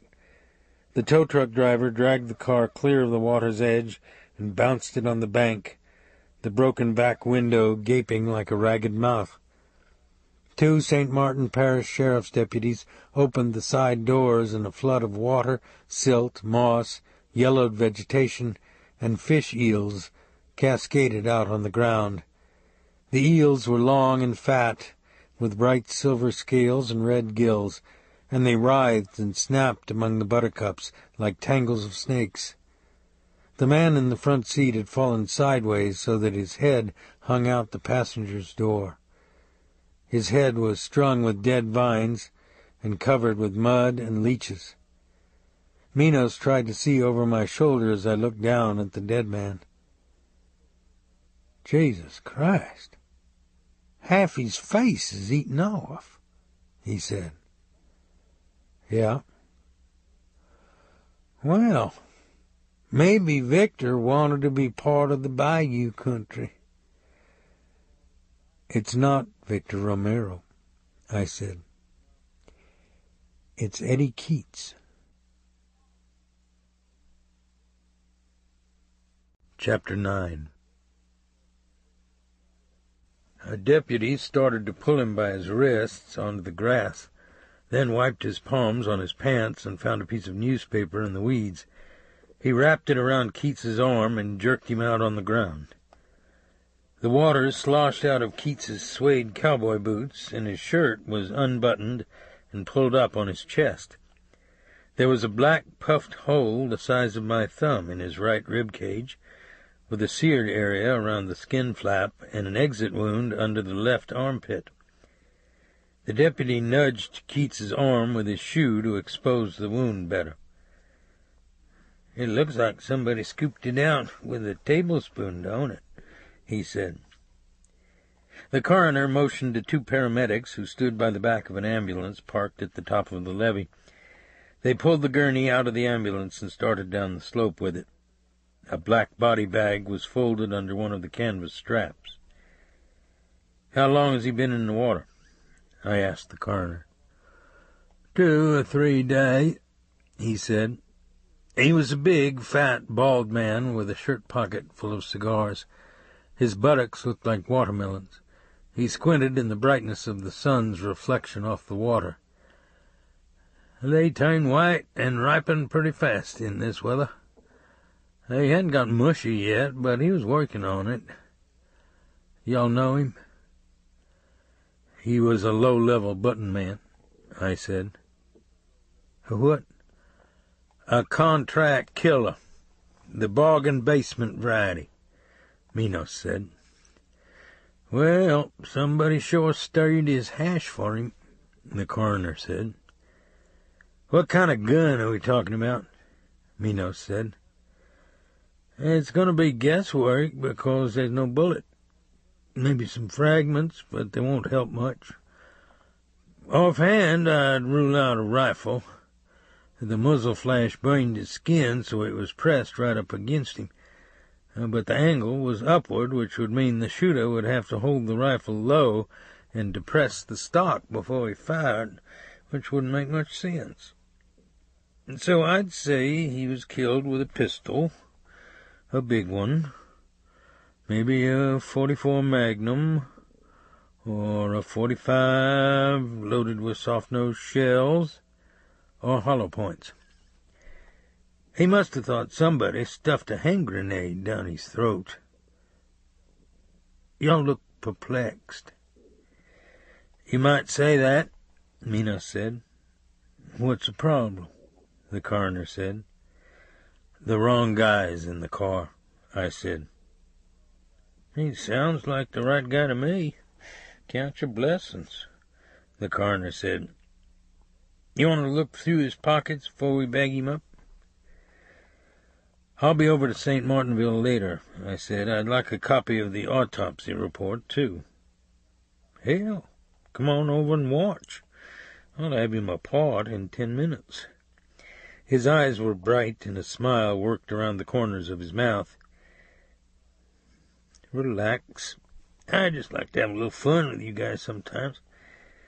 I'll have a copy ready for you by tonight."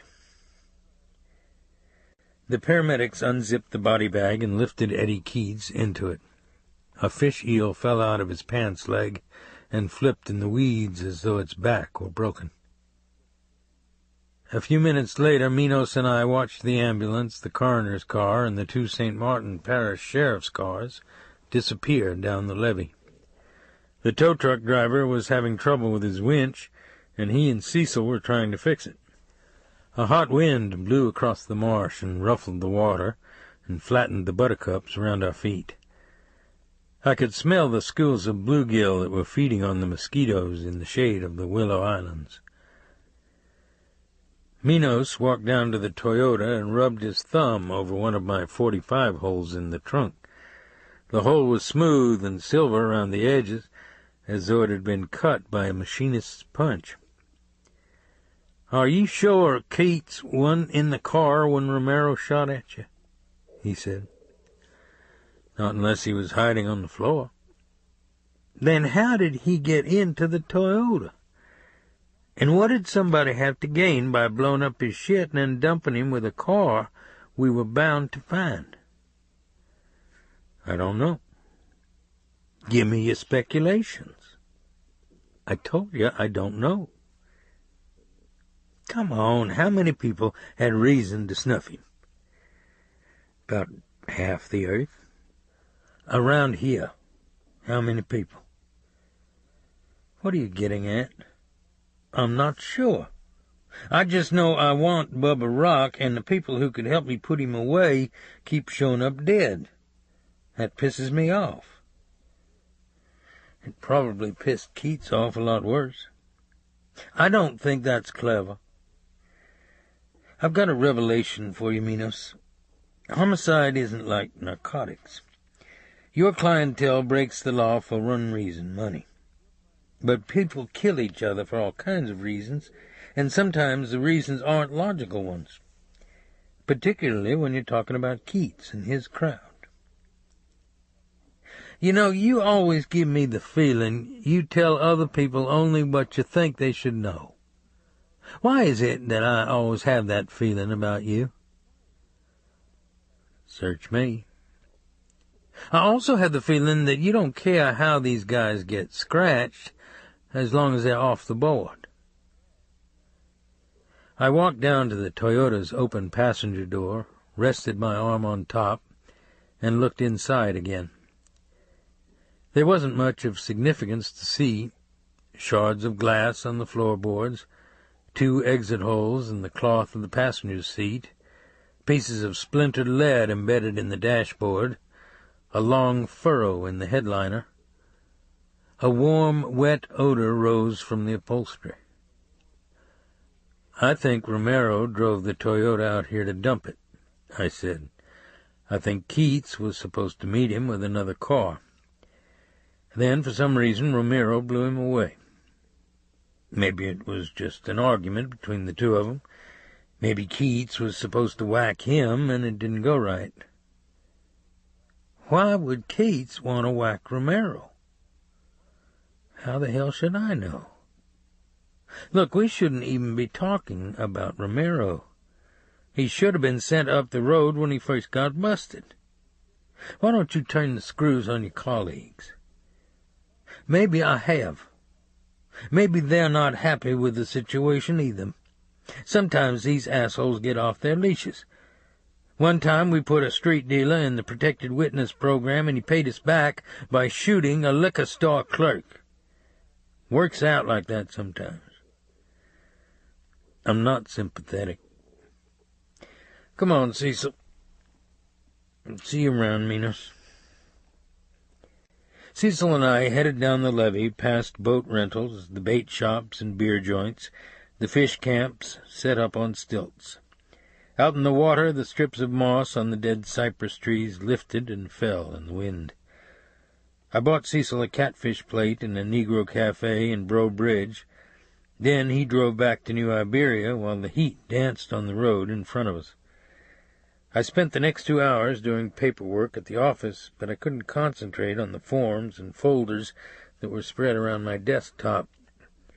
I was never good at administration or clerical tasks, primarily because I always felt they had little to do with the job at hand and were created for people who made careers of running in place.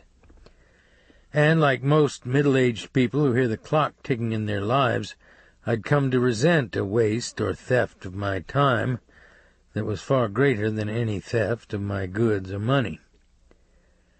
I fixed a cup of coffee and stared out the window at the trees in the sunlight.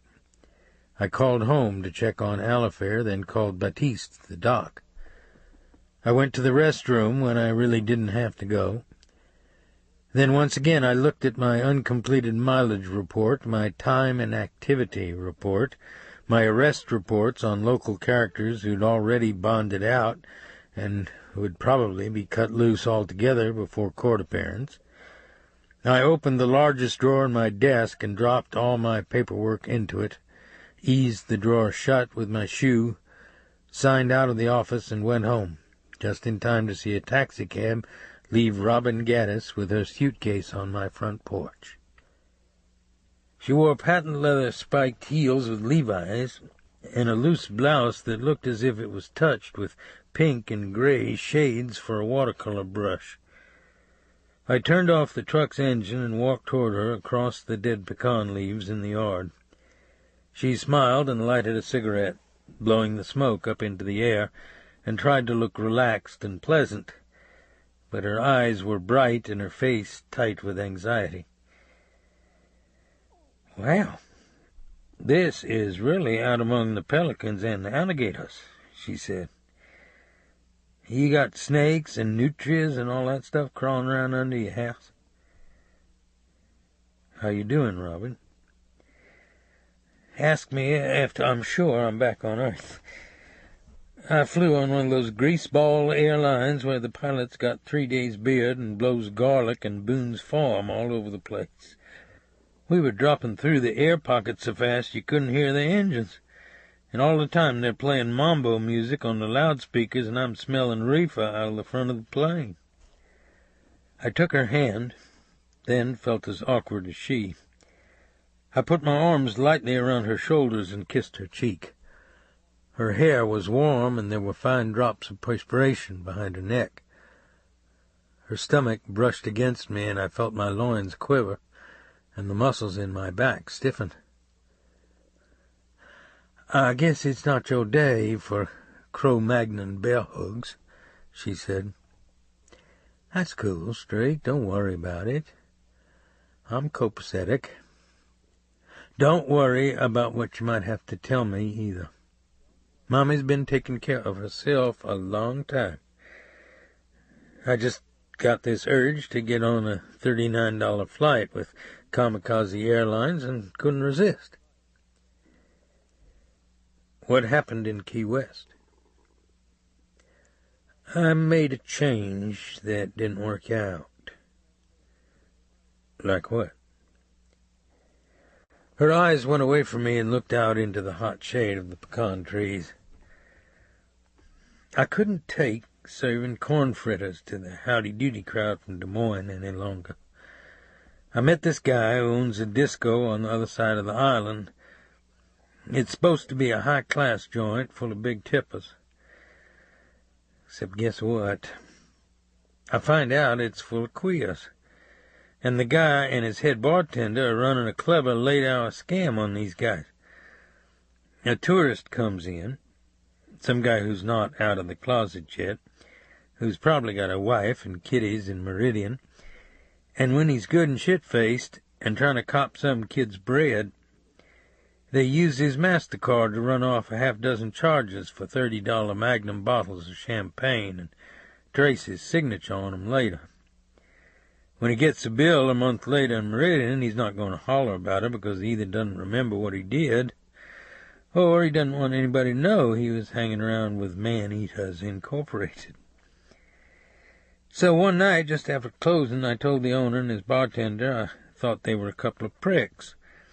The owner sits on the stool next to me with a kindly smile on his face, like I just walked off a cattle truck, and slides his hand up my leg. All the time he's looking me in the eyes because he knows that Mommy doesn't have any money, that Mommy doesn't have another job, that Mommy doesn't have any friends.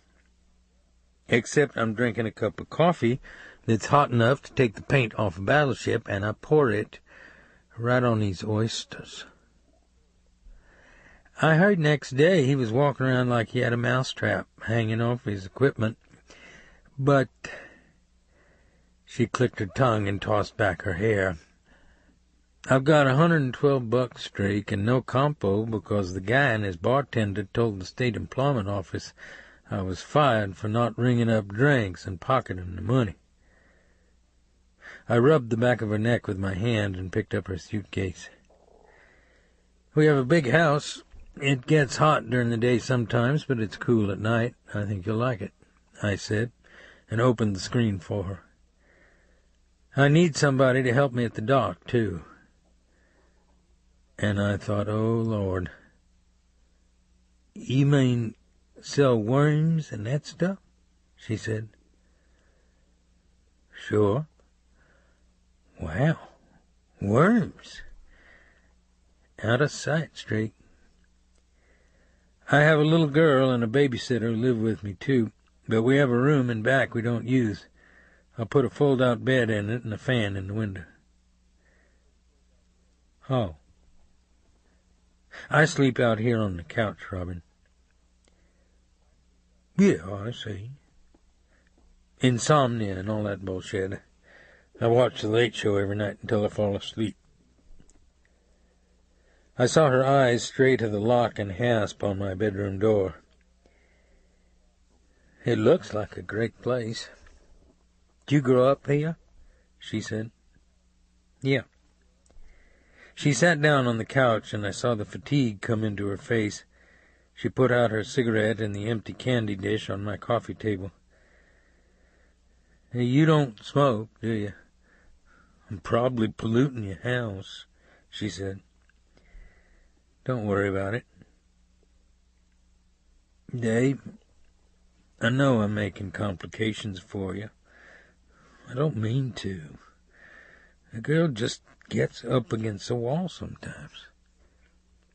You know, it was either hit on you or go back to the T&A circuit. I just can't cut that anymore. I sat down next to her and put my arm around her shoulder. I felt her resist at first, then she laid her head under my chin.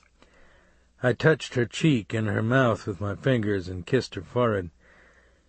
I tried to tell myself that I would be only a friend to her and not her ex-lover, whose heart could be so easily activated by a woman's quiet and regular breathing against his chest. But my life's history was one of failed promises and resolutions. Alifair, the babysitter, Robin, and I ate red beans, rice, and sausage on the kitchen table while it thundered outside and the wind shook the trees against the house and the rain clattered on the roof in sheets and poured off the eaves. Then the skies cleared and the moon came up over the wet fields, and the breeze smelled of earth and flowers and sugar cane. She came into the living room after midnight. The moonlight fell in ivory squares on the floor, and the outline of her long legs and bare shoulders and arms seemed to glow with a cool light. She sat on the couch, leaned over me, and kissed me on the mouth. I could smell her perfume and the baby powder on her neck. She put her fingers on my face, slipped them through my hair, brushed the white patch above my ear as though she were discovering a curiosity in me for the first time. She wore a short negligee, and her breasts were stiff against the nylon, and when I moved my hands up her sides and along her back, her skin was as hot to the touch as if she'd been in the sun all day. I pulled her lengthwise against me, felt her thighs open, felt her hand take me inside her. Then I was lost inside her women's heat, the sound her mouth made against my ear, the pressure of her calves inside mine, and finally my own confession of need and dependency and my inability to impose order on my life. Once I thought I heard a car on the road, and I felt myself jerk inside, as though I were being pulled violently from sleep.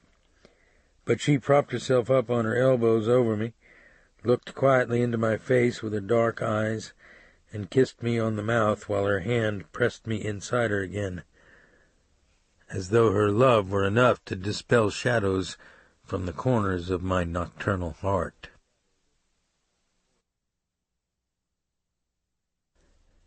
The telephone woke me at 4 a.m.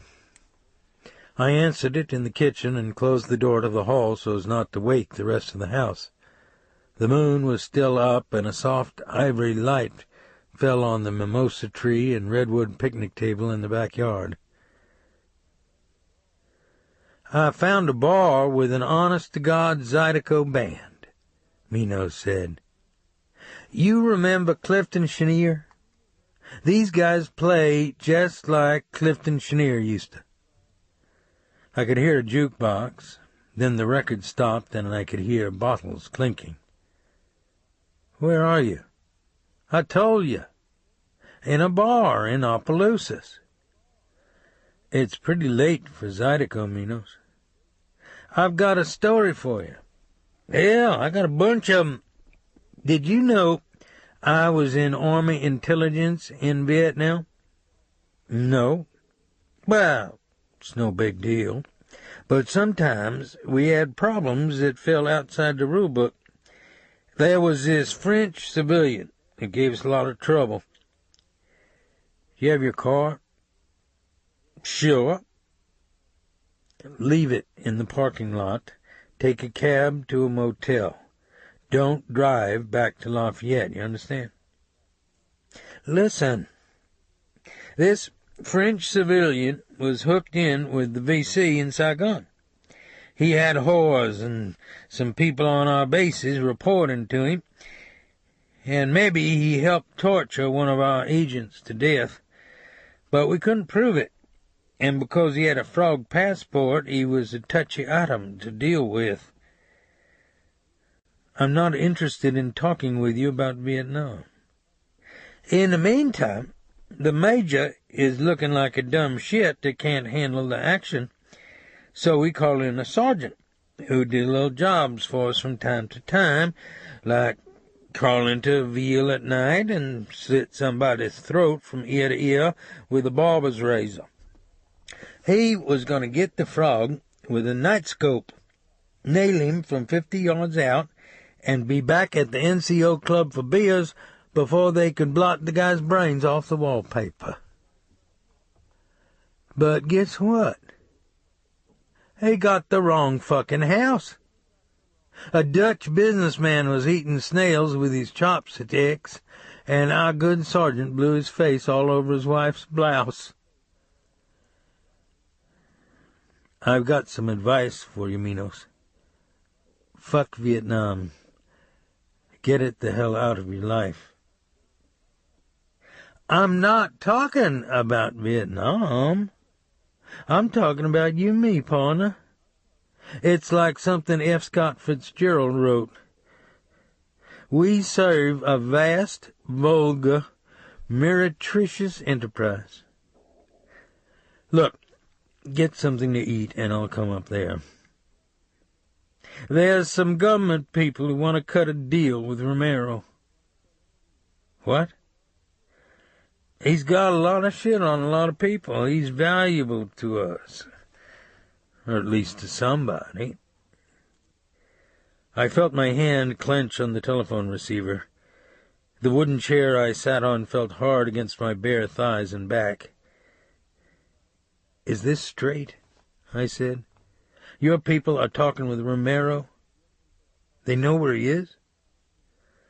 Don't say my people. He got word to some other federal agents in New Orleans. They don't know where he is, but he says he'll come in for the right deal. You know what I told him? I could hear my breath against the holes in the telephone. I told him, cut all the fucking deals you want. Robicheaux ain't gonna play, he said. I have to say, that made me feel kind of good. Which bar are you in? Forget about me. I was right, though, wasn't I? You're not gonna bargain. I want to talk with you tomorrow. Hell no. What you hear now is all you get. Now, I want you to tell me something fair and square. You don't have to admit anything. Just tell me I'm wrong. You found the Toyota. You rounded up Keats. You took him out to the levee and put that .45 of yours between his ribs and blew his lungs out his mouth. Right? Wrong. Come on, Robicheaux. You showed up at the Haitians in New Orleans right after the cops did. What are the odds of you just blundering into a situation like that? Then another guy you truly hate, somebody whose nose you crushed into marmalade with a pool cue, shows up dead by the Henderson levee. Keats was from Brooklyn. He didn't know anything about that area, neither does Romero. But you've been fishing that swamp all your life. If anybody else but a bunch of coon-ass cops were handling this case, you'd be in jail. "Take 2 vitamin Bs and 4 aspirin before you go to bed," I said. "You won't run the 4-minute mile tomorrow, but at least the snakes won't be crawling." "I'm all wet, huh?" "You've got it. I'm going to sign off now. I hope they don't put you through the ringer. For a government man, you're a pretty good guy, Duncanstein." He was still talking when I eased the phone receiver back into the cradle. Outside I could hear night birds calling each other in the fields.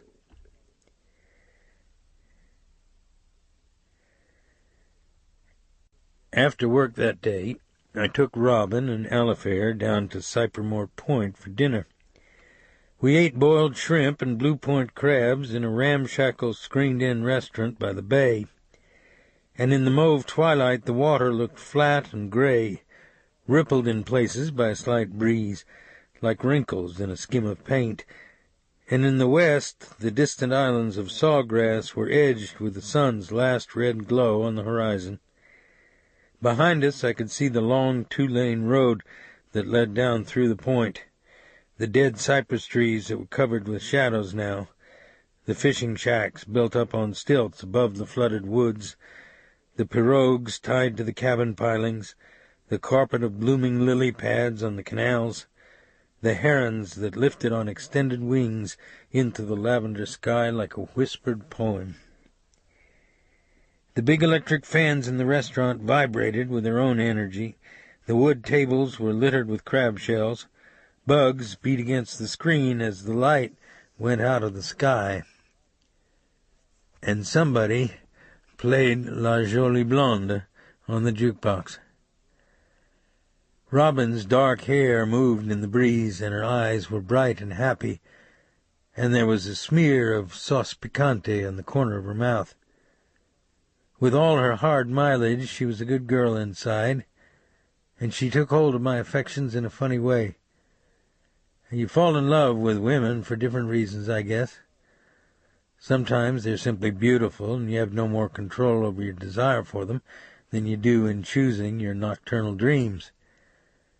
Then there are others who earn their way into your soul, who are kind and loyal and loving in the way that your mother was, or should have been.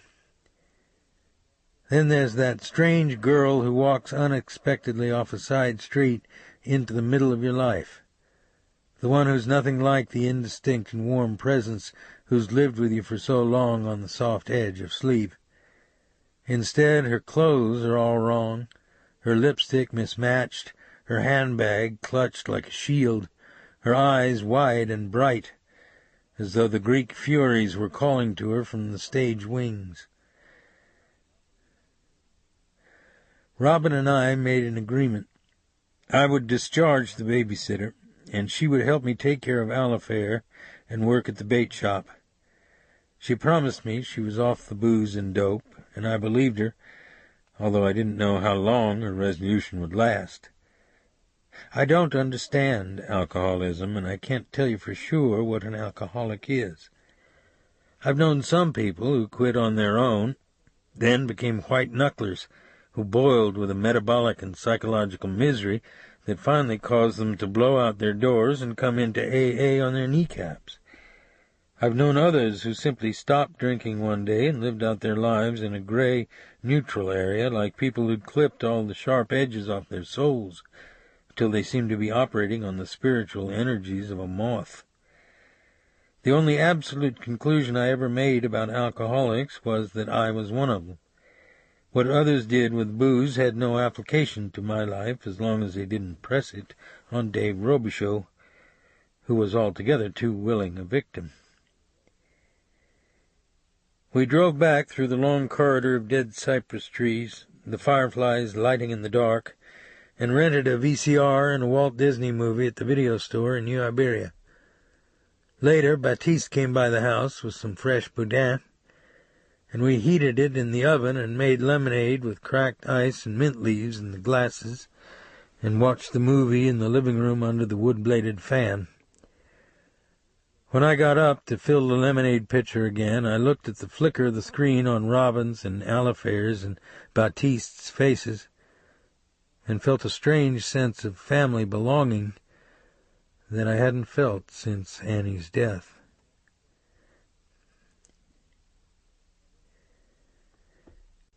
I went home for lunch the next day and was eating a ham and onion sandwich at the kitchen table when the phone rang. It was a beautiful sunny day, the sky a clear blue above the trees, and through the back window I could see Alifair playing with one of my calico cats in the backyard. She wore her left and right pink tennis shoes, a pair of denim pedal pushers, and the yellow Donald Duck T-shirt that Annie had bought for her, and she swung a piece of kite twine back and forth in front of the cat's churning paws. I chewed on the ham and bread in my mouth and placed the telephone receiver idly against my ear. I could hear the dull whirring of a long-distance connection, like wind blowing in a conch shell. "Is this Robicheaux?" "Yes, who's this?" "The cop, right?" His voice sounded as if it were strained through wet sand. "That's right. You want to tell me who this is?" "It's Victor Romero. I got a lot of people on my case, and I'm hearing a lot of stuff I don't like to hear. Most of it's got your name on it." The piece of sandwich felt stiff and dead in my jaw. I pushed my plate away and felt myself sit up straight in my chair. "You still there?" he said. I heard a peculiar thump, then a hissing sound in the background. "Yeah." "Everybody wants to cut a slice out of my ass like I'm responsible for every crime in Louisiana. They got the word on the street that maybe I'm going away for 30 years. They're talking that maybe I killed some people in a plane, that maybe they'll turn me over to the locals and get me fried in Angola. So everybody in New Orleans hears the feds got a big hard-on for me, that don't nobody touch me because I'm like the stink on shit. They better not get it on their hands either. You listening to me?" "Yes." "So I told them I'd deal. They want these big fuckers, and I get some slack. I tell them I'll come in for 3. No more'n 3, that's it. Except what do I hear? This cat Robicheaux is a hardtail, and he don't play. So you're fucking me, man." I could feel my heart beating, feel the blood in the back of my neck and in my temples. "Do you want to meet somewhere and talk?" I said. "You must be out of your goddamn mind." Then I heard the thump again, followed by the hissing sound. "I want to talk to those cocksuckers at the DEA," he said. "I want you to tell them no charges because you thought somebody shot at you. You get the fuck off my back. I get that message from the right guy, and maybe I deliver something you want. I don't think you've got anything to bargain with, Romero. I think you're a nickel-and-dime mule that everybody's tired of.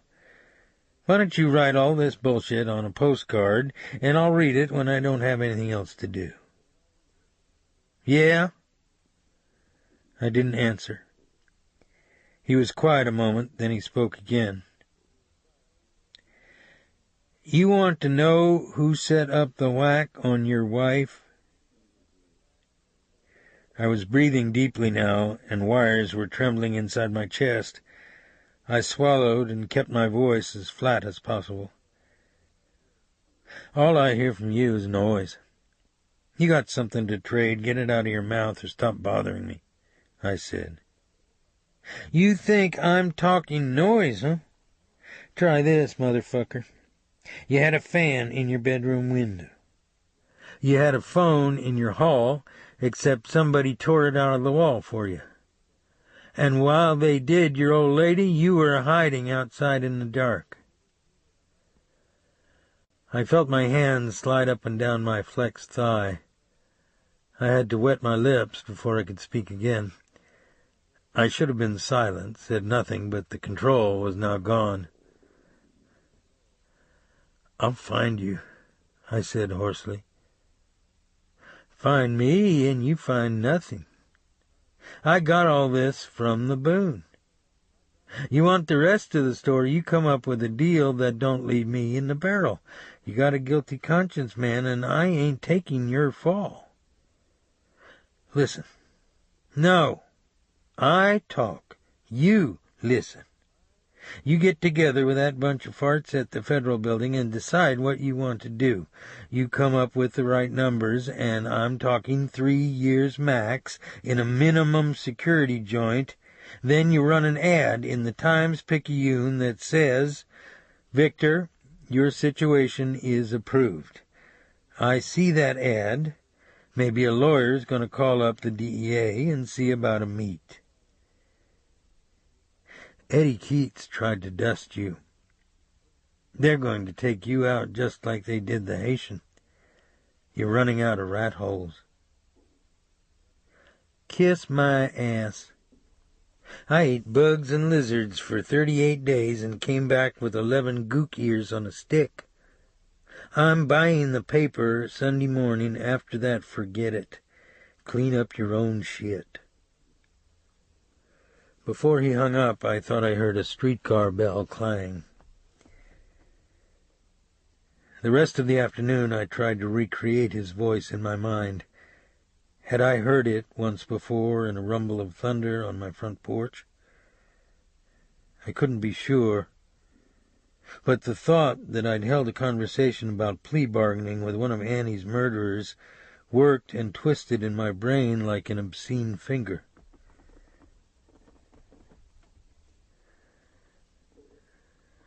Sometime after midnight, I woke with a thick, numb feeling in my head, the kind you have after you've been out in a cold wind a long time by yourself. I sat quietly on the edge of the couch, my bare feet resting in a square of moonlight on the floor, and opened and closed my hands as though I were seeing them for the first time. Then I unlocked Annie's and my bedroom and sat on the edge of the mattress in the dark. The bloody sheets and bedspread had been carried off in a vinyl evidence bag, but the mattress and the wooden bedstead were filled with holes that I could fit my fingers into, as though I were probing the wounds in our Lord's hands. The brown patterns all over the bedstead and the flowered wallpaper could have been slung there by a paintbrush. I rubbed my hand across the wall and felt the stiff, torn edges of the paper where the buckshot and deer slugs had torn through the wood. The moon shone through the pecan tree outside and made an oval of light in my lap. I felt as solitary as if I'd been sitting in the bottom of a dry, cool well, with strips of silver cloud floating by against a dark sky. I thought about my father and wished he were there with me. He couldn't read or write and never once traveled outside the state of Louisiana, but his heart possessed an intuitive understanding about our lives, our Cajun vision of the world that no philosophy book could convey.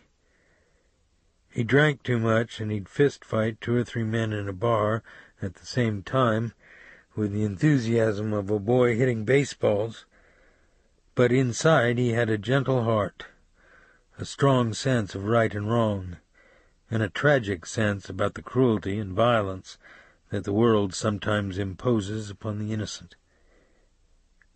He told me a story once about a killing that he'd seen as a young man. In my father's mind, the victim's death was emblematic of all the unjust and brutal behavior that people are capable of in groups, although in reality the victim wasn't an innocent man. It was the winter of 1935, and a criminal who had robbed banks with John Dillinger and Homer Van Meter had been flushed out of Margaret's whorehouse in Opelousas, a brothel that had been operating since the war between the states. Cops chased him all the way to Iberia Parish, and when his car slid into a ditch, he struck out across a frozen field of sugar-cane stubble. My father and a Negro were pulling stumps with a mule and trace chains and burning them in big heaps when the robber ran past them toward the old barn by our windmill. My father said he wore a white shirt with cufflinks and a bow tie with no coat, and he gripped a straw boater in his hands as though it were his last possession on earth. A cop fired a rifle from the road, and one of the robber's legs collapsed, and he went down in the middle of the stubble. The cops all wore suits and fedoras, and they walked in a line across the field as though they were flushing quail. They formed a half-circle around the wounded man, while he sat with his legs straight out before him and begged for his life. My father said that when they started shooting with their revolvers and automatic pistols, the man's shirt exploded with crimson flowers. With crimson flowers that turn brown, that can be bruised into a grain of wood, that flake and shale away under the touch of my fingers. Because they impaled her upon this bedstead and this wall, drove her screams and her fear and her agony deep into this wood, translated these cypress boards hewn by my father into her crucifix. I felt a hand on my shoulder. I stared up at Robin, whose face and body looked strangely pale in the moonlight that fell through the pecan tree into the room. She slipped her hand under my arm and pulled me up gently from the edge of the bed. "It's no good for you in here, Street," she said quietly. "I'll fix us some warm milk in the kitchen." "Sure." "Is the phone still ringing?" "What?" "The phone. I heard it ringing." "No, it didn't ring." "Dave, come on out of here."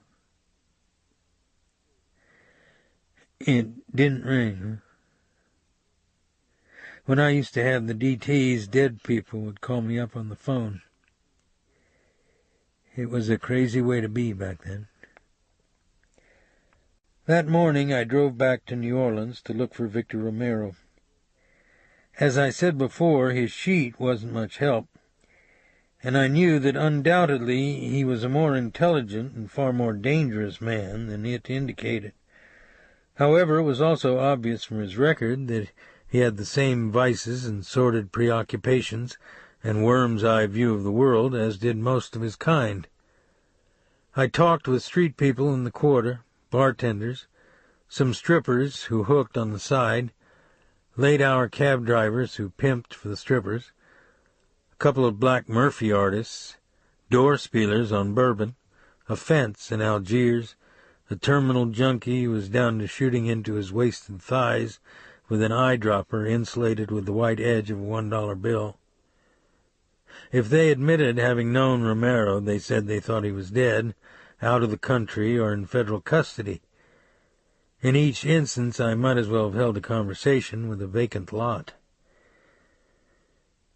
But sometimes what you don't hear is a statement in itself. I was convinced he was still in New Orleans. I had heard the streetcar bell in the background when he called.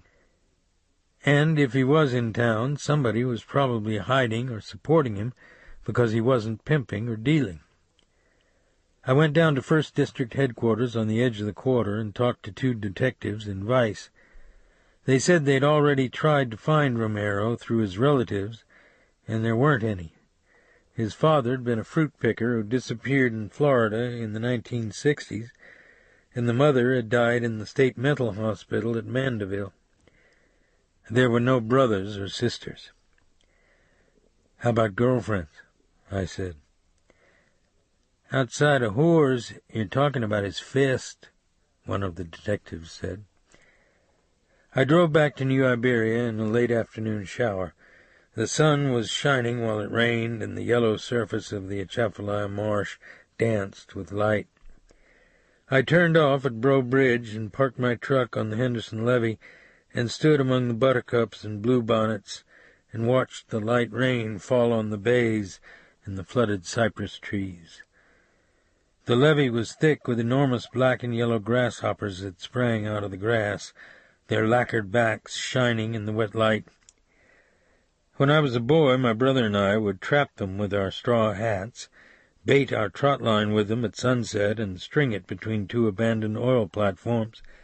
And in the morning the line would be so taut and heavy with mudcat that it would take both of us to lift it clear of the water. I was becoming tired of being a policeman again. Hold your soul against an emery wheel long enough, and one day you'll have only air between your hands. And with that thought in mind, I left Alifair with Baptiste that night and took Robin to the races at Evangeline Downs in Lafayette. We ate shrimp and steak in the clubhouse, then went back out to the open-air seats and sat in a box by the finish line. It was a balmy night, and heat lightning flickered all over the southern horizon.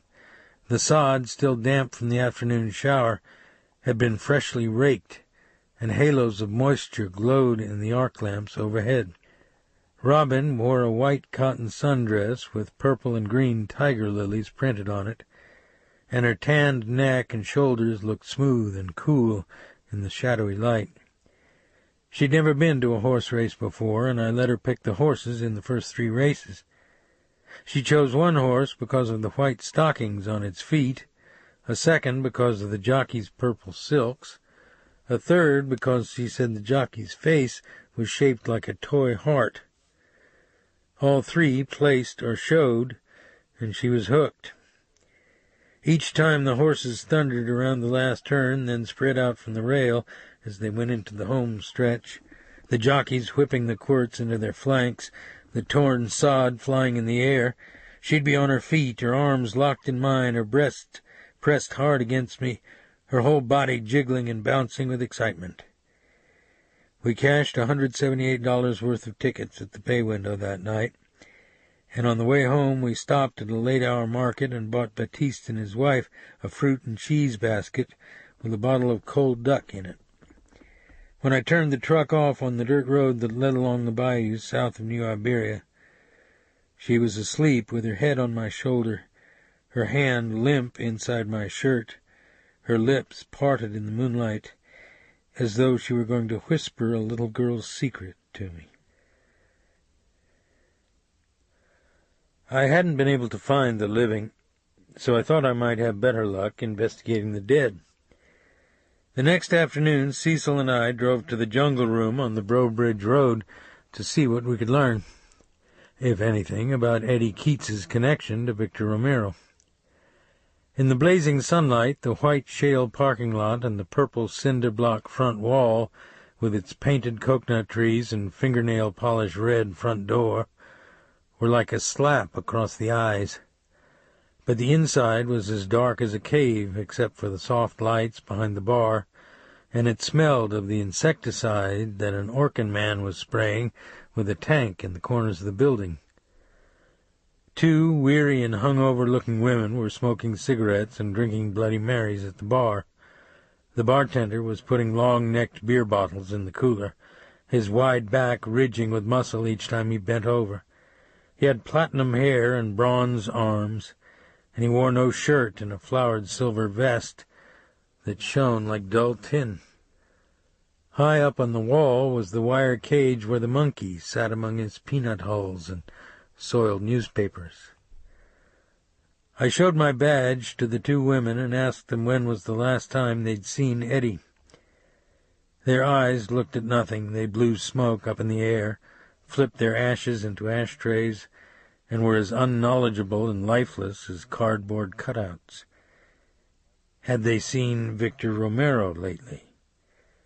Their eyes were vague and empty, and their cigarettes moved back into their mouths in slow motion, and then back out into the exhaled smoke. "I understand the funeral was this morning. Did Eddie get a nice service?" I said. "They cremated him and put him in a vase or something. I got up too late to go," one of the women said. Her hair was dyed red and tied back tight against her head like wire. Her skin was white and shiny, tight as a lampshade over the bone, and there was a knot of blue veins in her temple. "I bet he was a great guy to work for," I said. She turned on the bar stool and looked me full in the face. Her brown eyes were liquid and malevolent. "I'm supposed to talk to people that buy me a drink," she said. "Then I'll put my hand in your lap and we'll talk about your rising expectations. You want somebody to help you with your rising expectations, officer?" I put my office card in front of her. "If you ever get tired of comic book routines, call this number," I said. The bartender put the last beer bottle in the cooler and walked toward me on the duckboards behind the bar, pressing a stick of Numzit against his tooth and gum. "I'm Eddie's brother. You want something?" he said. His tan was almost gold, the kind that comes from applying chemicals to the skin in the sun, and the exposed hair sticking out from under his arms was bleached on the tips. He had the same thick veined neck, powerful shoulders, and adenoidal Brooklyn accent that his brother had had. I asked him when he'd seen Eddie Keats last. 2 years ago, when he come up to visit in Canarsie," he said. "You know Victor Romero?" "No." "How about Bubba Rock?" "I don't think I know the name." "Do you know a Haitian named Toot?" "I don't know none of these people. I just come down to take care of Eddie's business affairs. It's a big tragedy." "I think you're violating the law, Mr. Keats." "What?" "I think you're contributing to prostitution." His green eyes looked at me carefully. He took a Lucky Strike from a pack on the liquor counter behind him and lit it. He removed a piece of tobacco from his tongue with his fingernails. He blew the smoke out of the side of his mouth. "What's the game?" he said. "No game. I'm just going to see if I can get you closed up." "You had some kind of deal with Eddie?" "No, I didn't like Eddie. I'm the guy who busted a pool cue across his face. What do you think of that?" He looked away and took another puff of his cigarette. Then he focused again on my face, a wrinkled wedge of concern between his eyes. "Look, you didn't like my brother, that's your problem, but I ain't Eddie.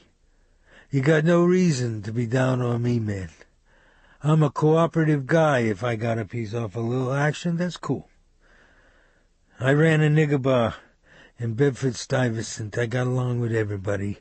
That ain't easy to do in Bed-Stuy. I want to get along here, too." "No, I don't have the problem you do. You're a pimp, and you're cruel to animals. Cecil, come over here," I said. Cecil was leaning against the wall by the cue rack, with his arms folded in front of him, a dark light in his face. Like many people of color, he didn't like the class of white people that Keats's brother and the 2 prostitutes represented to him.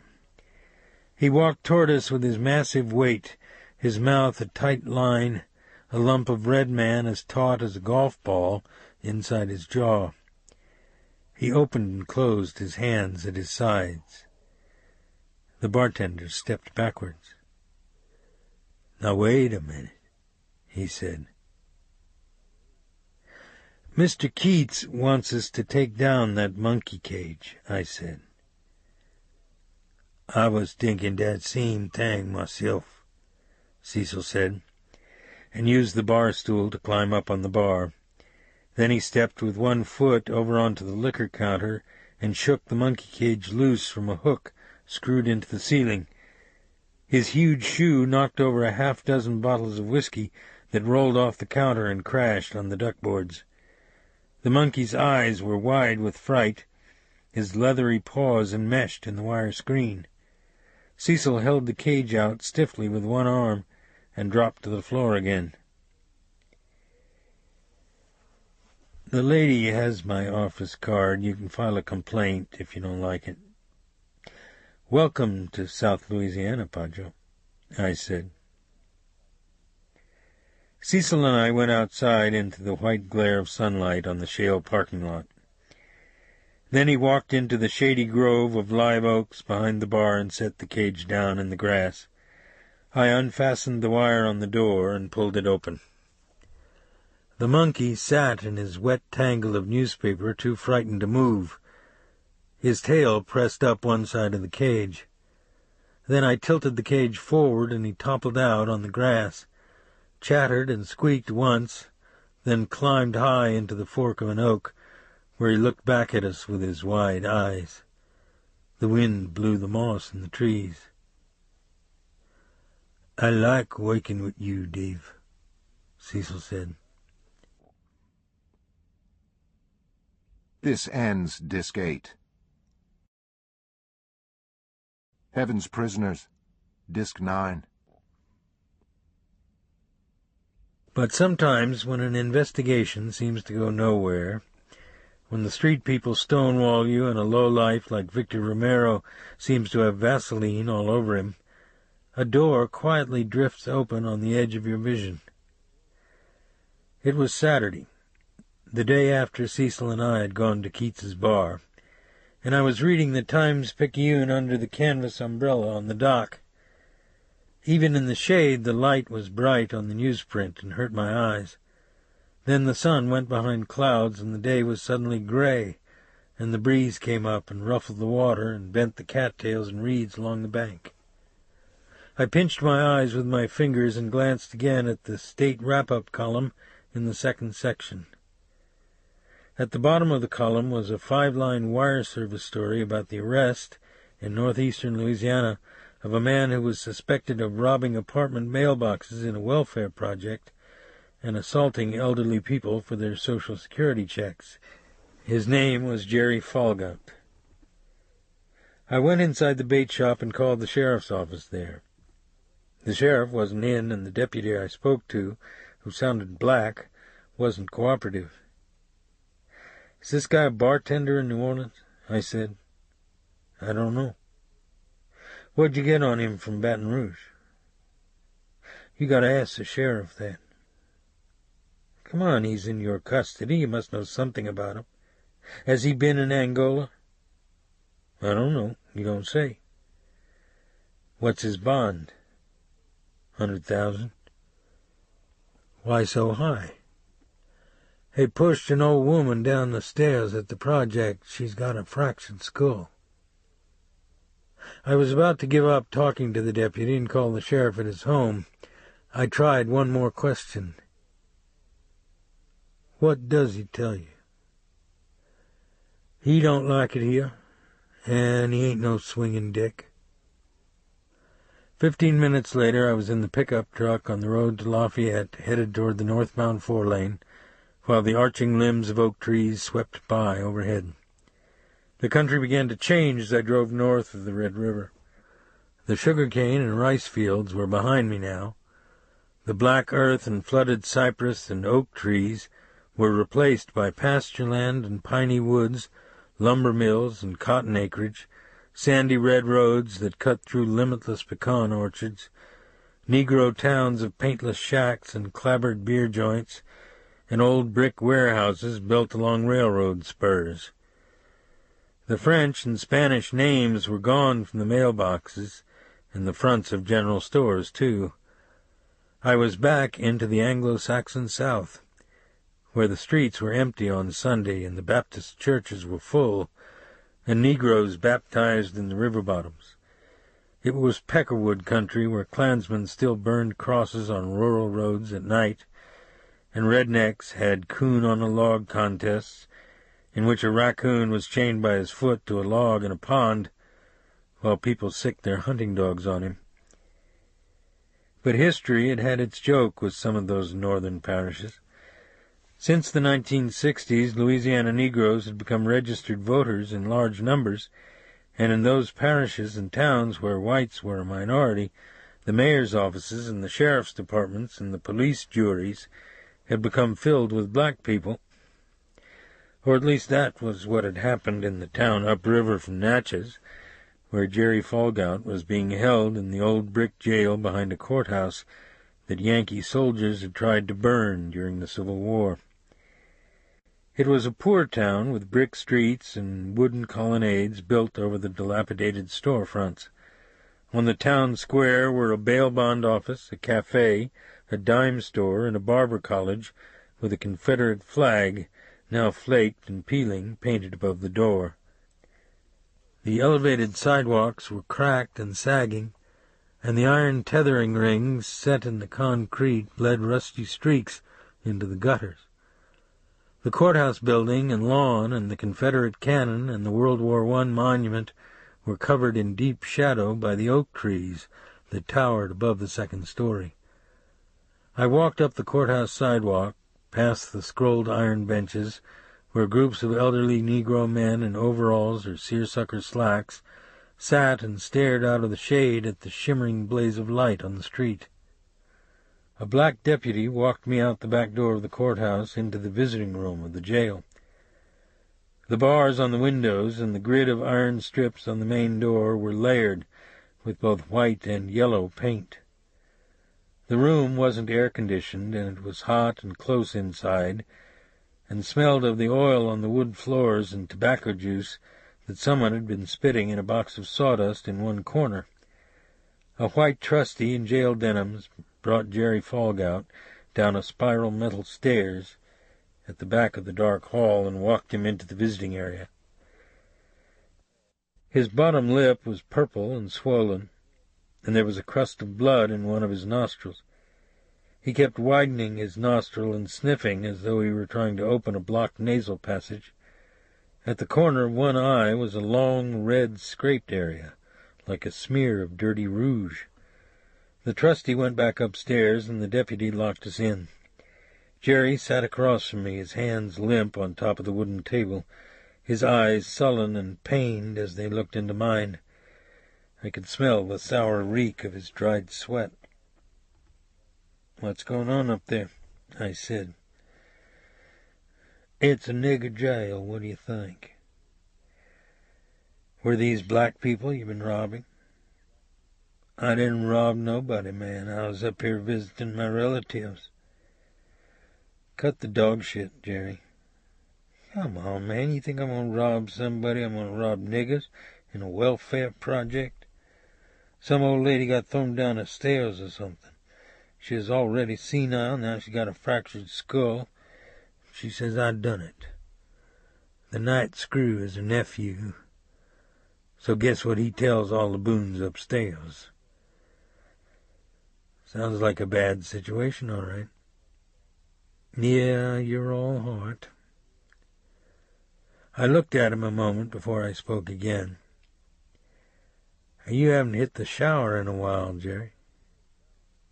He turned his face away from me, and a small circle of color formed in one cheek. "They got you made for stuff, partner?" I said. "Look, man, I tried to get along. Didn't matter to me if they were colored or not. I tried to make a stinger, you know. A hot plate for these guys so we could warm up the macaroni in the evening. Then this big black bastard walks dripping wet out of the shower and picks up the pot with his bare feet on the concrete floor. It popped him so hard he looked like somebody shoved a cattle prod up his butt. So he blames me for it. First he starts throwing shit at me, macaroni and plates and tin cups. Then he starts grinning and tells me his cock is all charged up now. He says he's going to take a white boy's cherry the next time I come into the shower.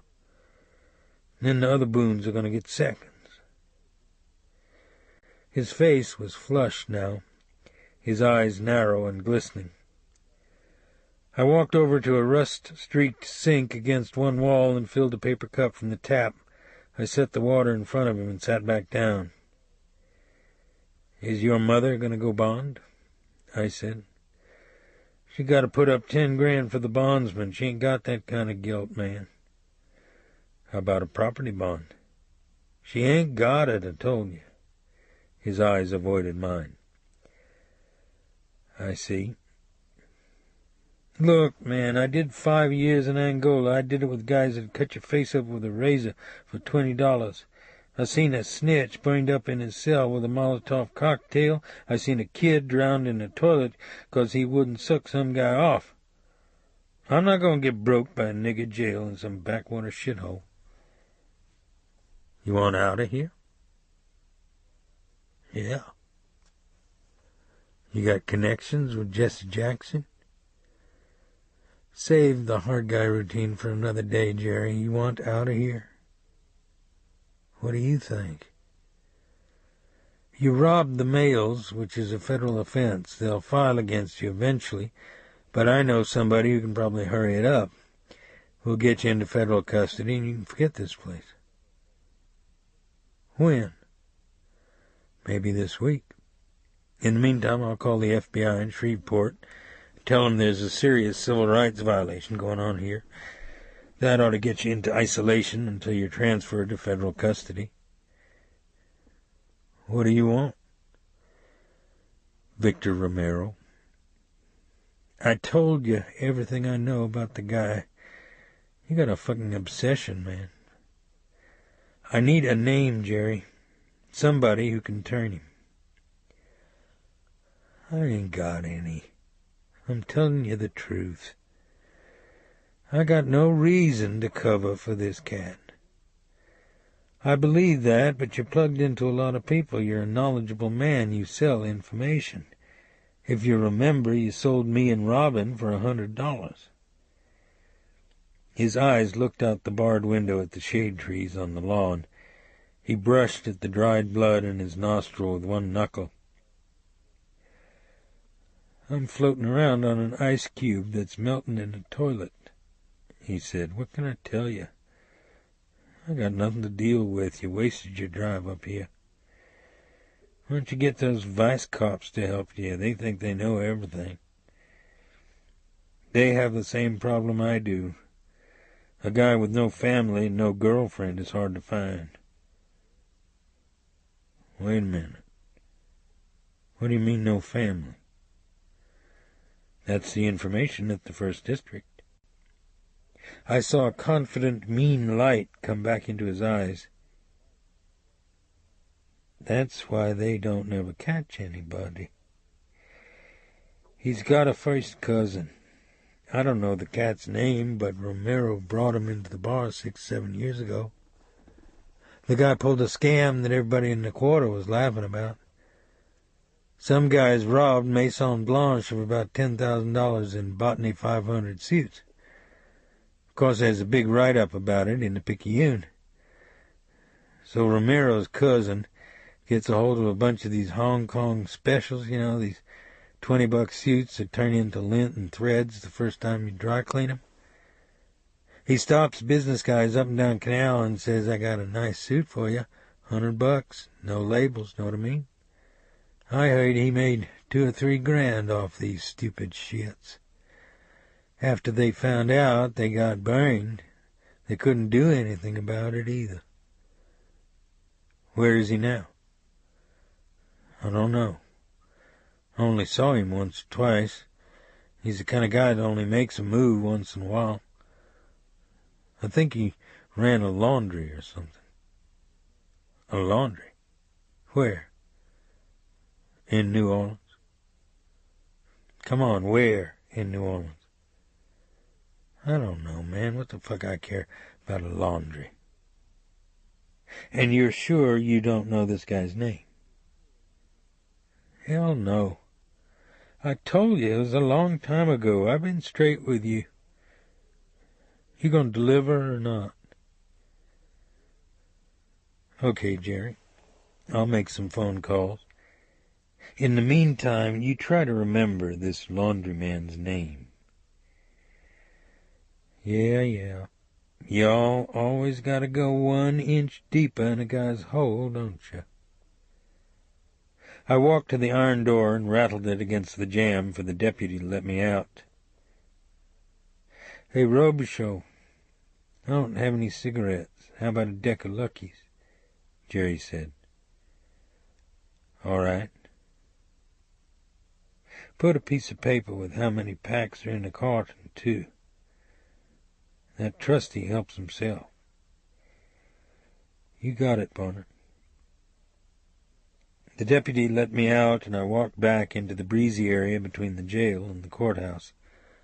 I could smell the pines on the lawn, the hydrangeas blooming against a sunny patch of wall, hot dogs that a Negro kid was selling out of a cart on the street corner. I looked back through the jail window at Jerry, who sat alone at the wooden table, waiting for the trustee to take him back upstairs, his face now empty and dull, and as lifeless as tallow.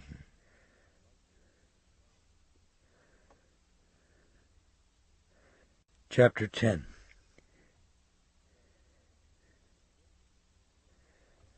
I waited until Monday, when businesses would be open, and drove to New Orleans in the pink light of dawn, and began looking up and down the St. Charles Avenue streetcar line for laundries and dry cleaners. At one time, New Orleans was covered with streetcar tracks, but now only the St. Charles streetcar remains in service.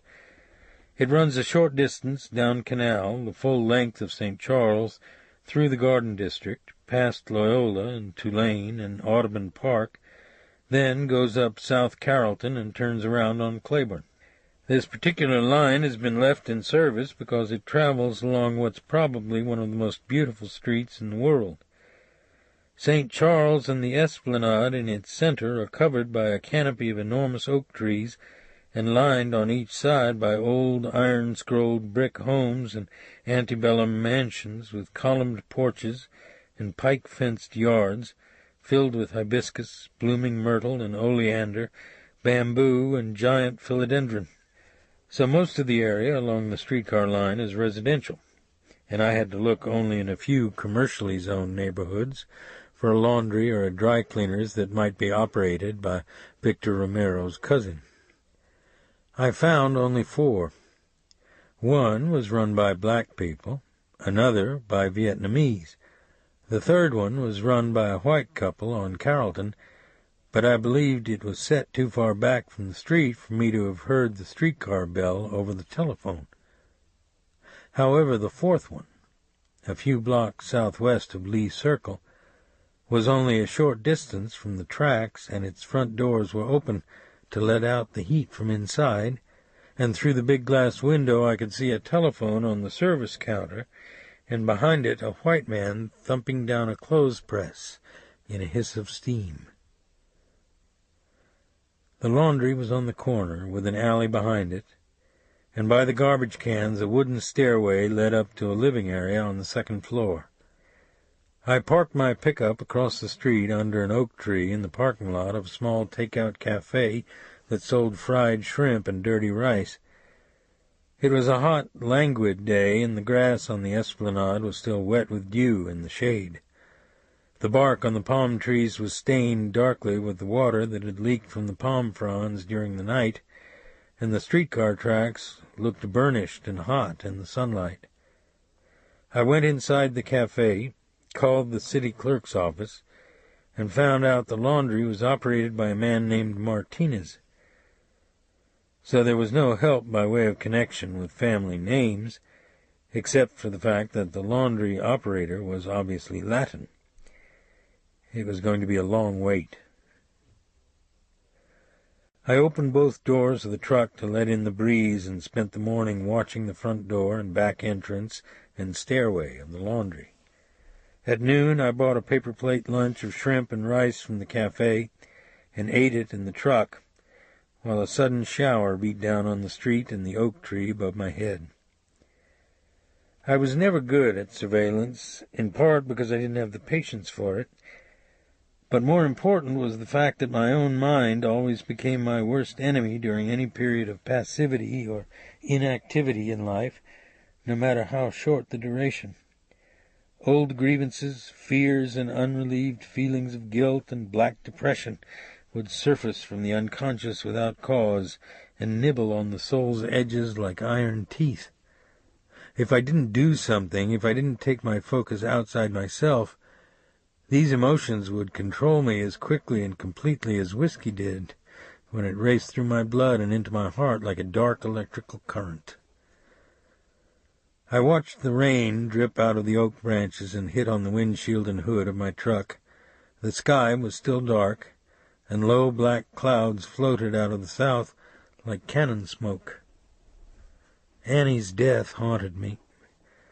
No matter who'd fired the shotguns in our bedroom, no matter who'd ordered and paid for it, the unalterable fact remained that her life had been made forfeit because of my pride. Now I had to wonder what it was I really planned if I caught Victor Romero and learned that he'd killed Annie. In my mind I saw myself spread-eagling him against the wall, kicking his feet apart, ripping a pistol loose from under his shirt, cuffing him so tightly that the skin around his wrists bunched like putty, and forcing him down into the back seat of a New Orleans police car. I saw those images because they were what I knew I should see, but they didn't represent what I felt. They didn't represent what I felt at all. It stopped raining around 3, and then, with the sun still shining, it showered again around 5, and the trees along the avenue were dark green in the soft yellow light. I went inside the cafe and ate supper, then went back out to the truck and watched the traffic thin, the laundry close, the shadows lengthen on the street, the washed-out sky become pink and lavender, and then streaked with bands of crimson in the west. The neon signs came on along the avenue and reflected off the pools of water in the gutters and on the esplanade. A Negro who ran a shoeshine stand in front of a package store had turned on a radio in a window, and I could hear a ball game being broadcast from Fenway Park. The heat had gone out of the day, lifting gradually out of the baked brick and concrete streets, and now a breeze was blowing through the open doors of my truck. The big olive-green streetcar, its windows now lighted, rattled down the tracks onto the trees. Then, just as the twilight faded, an electric light went on in the apartment above the laundry. 5 minutes later, Victor Romero came down the wooden back stairs. He wore a pair of Marine Corps utilities, an oversized Hawaiian print shirt with purple flowers on it, a beret on his black curls. He stepped quickly over the puddles in the brick alley and entered the side door of a small grocery store. I took my .45 from the glove box, stuck it inside my belt, pulled my shirt over the butt, and got out of the truck. I had 3 ways I could go, I thought.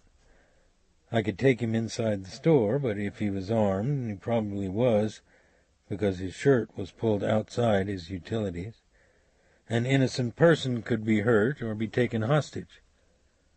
I could wait for him at the side entrance to the store and nail him in the alley, but that way I would lose sight of the front door, and if he didn't go directly back to the apartment, and instead left by the front, I could lose him altogether. The third alternative was to wait in the shadows by my truck, the angular lines of the .45 hard against my stomach, my pulse racing in my neck. I opened and closed my hands, wiped them on my trousers, breathed deeply and slowly through my mouth. Then the screen door opened into the alley, and Romero stepped out into the neon light with a sack of groceries in his arm and looked blankly toward the street. His black curls hung down from under his beret, and his skin looked purple in the neon reflection off the bricks. He hitched his belt up with his thumb, looked down toward the other end of the alley, and jumped across the puddle. When he did, he pressed his hand against the small of his back. I watched him climb the stairs, go inside the apartment, close the screen, and walk in broken silhouette past a window fan. I crossed the street, paused at the bottom of the stairs, pulled back the receiver on the .45, and slid a hollow point round into the chamber. The pistol felt heavy and warm in my hand. Upstairs I could hear Romero pulling groceries out of his sack, pouring tap water in a pan, clattering pans on a stove. I held on to the banister for balance and eased up the stairs 2 at a time, while the streetcar rattled down the tracks out on St. Charles. I ducked under the window at the top of the stairs and then flattened myself against the wall between the screen door and the window. Romero's shadow moved back and forth against the screen. Swallows glided above the trees across the street in the sun's last red light. I heard him set something heavy and metal on a tabletop, then walk past the screen again and into another room. I took a deep breath, tore open the door, and went in after him. In the hard electric light, he and I both seemed caught, as though in the sudden flash of a photographer's camera. I saw the stiff spaghetti noodles protruding from a pot of steaming water on the stove, a loaf of French bread and a block of cheese, and a dark bottle of Chianti on the drain board. An Army .45 like mine, except chrome-plated, where he'd placed it on a breakfast table. I saw the animal fear and anger in his face as he stood motionless in the bedroom doorway, the tight mouth, the white quiver around his pinched nostrils, his hot black eyes that stared both at me and at the pistol he'd left beyond his grasp. "You're busted, son of a bitch! Down on your face!" I yelled.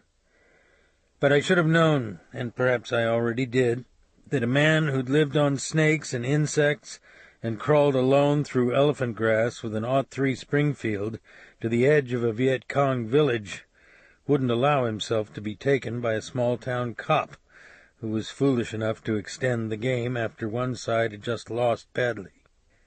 One of his hands rested on the edge of the bedroom door. His eyes stared into mine, his face twisted with some brief thought. Then his arm shot forward and slammed the door in my face. I grabbed the knob, turned it, pushed and threw my weight against the wood, but the spring lock was set solidly in the jamb. Then I heard him jerk a drawer out on the floor, and a second later I heard the clack of metal sliding back on metal. I leaped aside and tumbled over a chair just as the shotgun exploded a hole the size of a pie plate through the door. The buckshot blew splinters of wood all over the kitchen, raked the breakfast table clean of groceries, wanged off the stove and pot heating on the burner. I was off balance, on my knees pressed against the wall by the jamb, when he let off 2 more rounds at a different angle.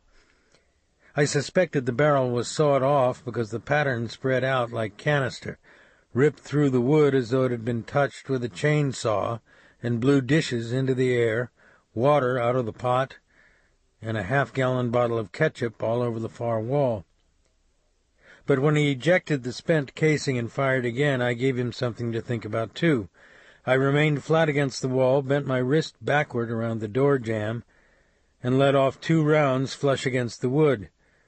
The recoil almost knocked the pistol from my hand, but a .45 hollow point, fired through one surface at a target farther beyond, makes an awe-inspiring impression on the person who happens to be the target. "You've had it, Romero. Throw it down. Cops will be all over the street in 3 minutes, I said. The room was hot and still. The air smelled heavily of cordite and an empty pot burning on the stove. I heard him snick 2 shells into the shotgun's magazine, then heard his feet thundering up a wooden stairway. I stood quickly in front of the door, the .45 extended in both arms, and fired the whole clip at an upward angle into the bedroom. I chopped holes out of the wood that looked like a jack-o'-lantern's mouth, and even among the explosions of smoke and flame and splintered lead and flying pieces of door, I could hear and even glimpse the damage taking place inside the room. A mirror crashing to the floor, a wall lamp whipped into the air against its cord, a water pipe bursting inside a wall, a window erupting into the street. The breech locked open, and I ripped the empty clip out of the handle, shoved in another one, slid the top round into the chamber, and kicked the shattered door loose from the jamb. By the side wall, safe from my angle of fire, was a stairway that pulled out of the ceiling by a rope. I pointed my .45 at the attic's dark opening, my blood roaring in my ears. The room was quiet. There was no movement upstairs. Particles of dust and threads of fiberboard floated in the light from the broken ceramic lamp that swung back and forth on its cord against the wall. Down the street I heard sirens. I had every reason to believe that he was trapped. Even though Victor Romero had survived Vietnam, thrived as a street dealer and pimp, gotten out from under federal custody after he probably killed the 4 people in the plane at Southwest Pass, escaped unhurt in the Toyota when I punched it full of holes with the .45, and managed in all probability to blow away Eddie Keats. It wasn't a record to ignore. For the first time I glanced through a side window and saw a flat, tar-papered roof outside. There were air vents on it from the laundry, a lighted neon sign, 2 peaked enclosures with small doors that probably housed ventilator fans, the rusted top of an iron ladder that dropped down to ground level. Then I saw the boards at the edge of the attic entrance bend with his weight as he moved quietly toward the wall and a probable window that overlooked the roof. I raised the .45 and waited until one board eased back into place and the edges of the next one moved slightly out of the flat geometric pattern that formed the ceiling. Then I aimed just ahead of the spread between his 2 feet and began firing. I pulled the trigger 5 times, deliberately and with calculation, saving 3 shells in the clip, and let the recoil bring each round farther back from the point of his leading foot and the attic entrance. I think he screamed at one point, but I can't be sure. I didn't really care either. I've heard that scream before. It represents the failure of everything, particularly of hope and humanity. You hear it in your dreams. It replays itself even when they die silently. He fell back through the attic opening and crashed on the floor by the foot of the ladder. He lay on his back, one leg bent under him, his eyes filled with black light, his mouth working for air. A round had cut off 3 fingers of his right hand. The hand trembled with shock on the floor, the knuckles rattling on the wood. There was a deep sucking wound in his chest, and the wet cloth of his shirt fluttered in the wound each time he tried to breathe. Outside, the street was filled with sirens and the revolving blue and red lights of emergency vehicles. He was trying to speak. His mouth opened, his voice clicked in the back of his throat, and blood and saliva ran down his cheek into his black curls. I knelt by him as a priest might and turned my ear toward his face.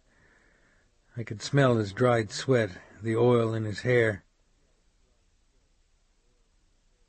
"Did her," he rasped. "I can't understand." He tried again, but he choked on the saliva in his throat. I turned his face to the side with my fingers so his mouth would drain. His lips were bright red, and they formed a wet smile like a clown's. Then the voice came out in a long whisper, smelling of bile and nicotine.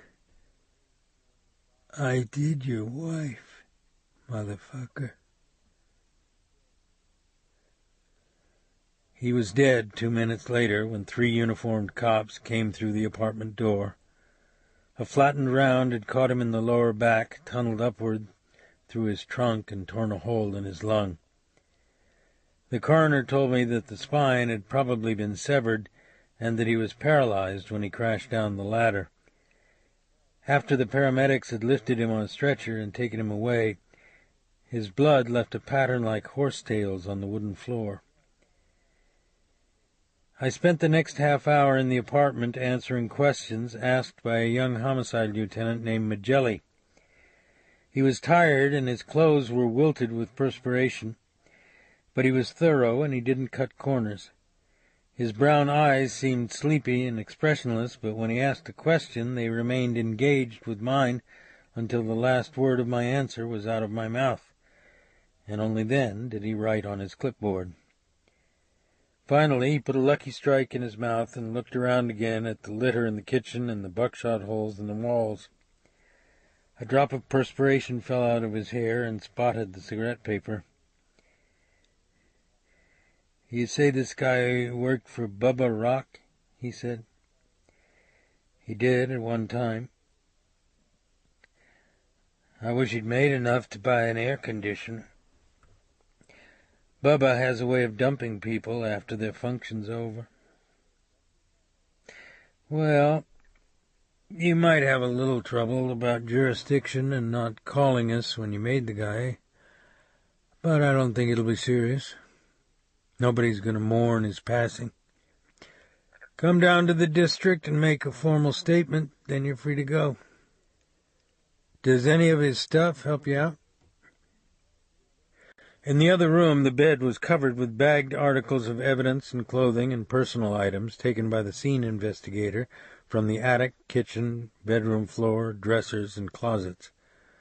Romero's polyester suits, loud shirts, and colored silk handkerchiefs, the chrome-plated .45 that he'd probably used to kill Eddie Keats, a 12-gauge Remington sawed off at the pump with a walnut stock that had been cut down, tapered, and sanded until it was almost the size of a pistol grip, the spent shell casings, a whole brick of high-grade reefer, a glass straw with traces of cocaine in it, an Italian stiletto that could cut paper as easily as a razor blade, a cigar box full of pornographic photographs, a bolt-action scope .30-06 rifle, a snapshot of him in uniform and two other Marines with 3 Vietnamese bar girls in a nightclub, and finally, a plastic bag of human ears, now withered and black, laced together on a GI dog-tag chain.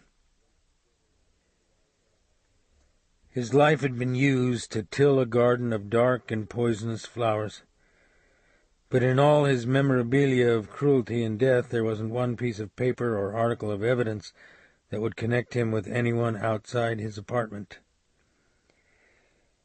"It looks like a dead end," I said. "I should have called you all." "It might have come out the same way, Robicheaux, except maybe with some of our people hurt.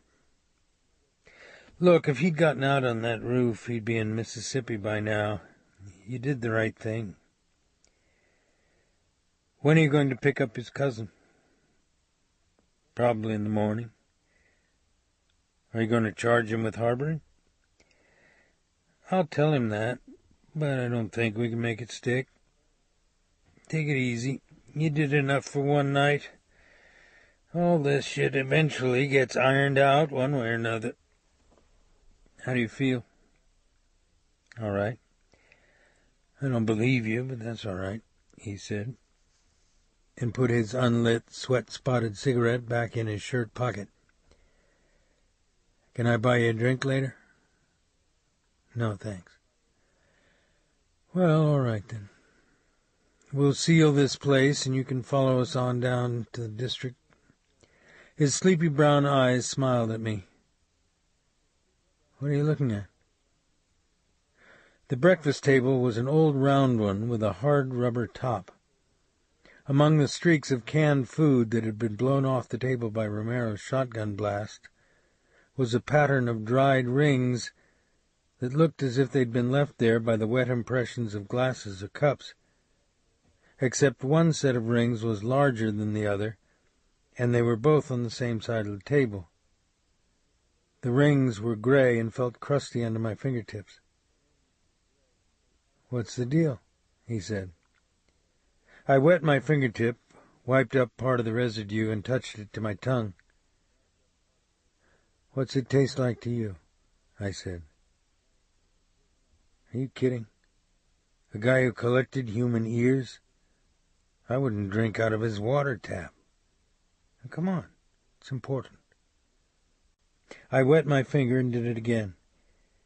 He raised his eyebrows, touched a finger to one of the gray rings, then licked it. He made a face. "Lemon or lime juice or something," he said. "Is this how you guys do it out in the parishes?" We use the lab for this sort of stuff. Remind me to buy some Listerine on the way home." He waited. When I didn't speak, the attention sharpened in his face. "What's it mean?" he said. "Probably nothing." "Oh, no. We don't play it that way here, my friend. The game is show and tell." "It doesn't mean anything. I messed up tonight." He took the cigarette back out of his pocket and lit it. He blew the smoke out and tapped his finger in the air at me. "You're giving me a bad feeling, Robicheaux. Who'd you say he confessed to killing before he died?" "A girl in New Iberia." "You knew her?" "It's a small town." "You knew her personally?" "Yes." He chewed on the corner of his lip and looked at me with veiled eyes. "Don't make me revise my estimation of you," he said.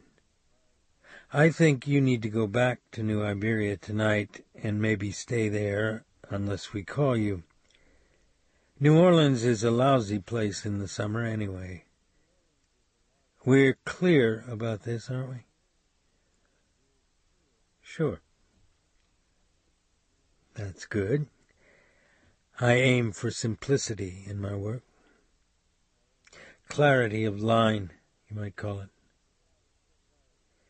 He was quiet, his eyes studying me in the kitchen light, his face softened. "Forget what I said.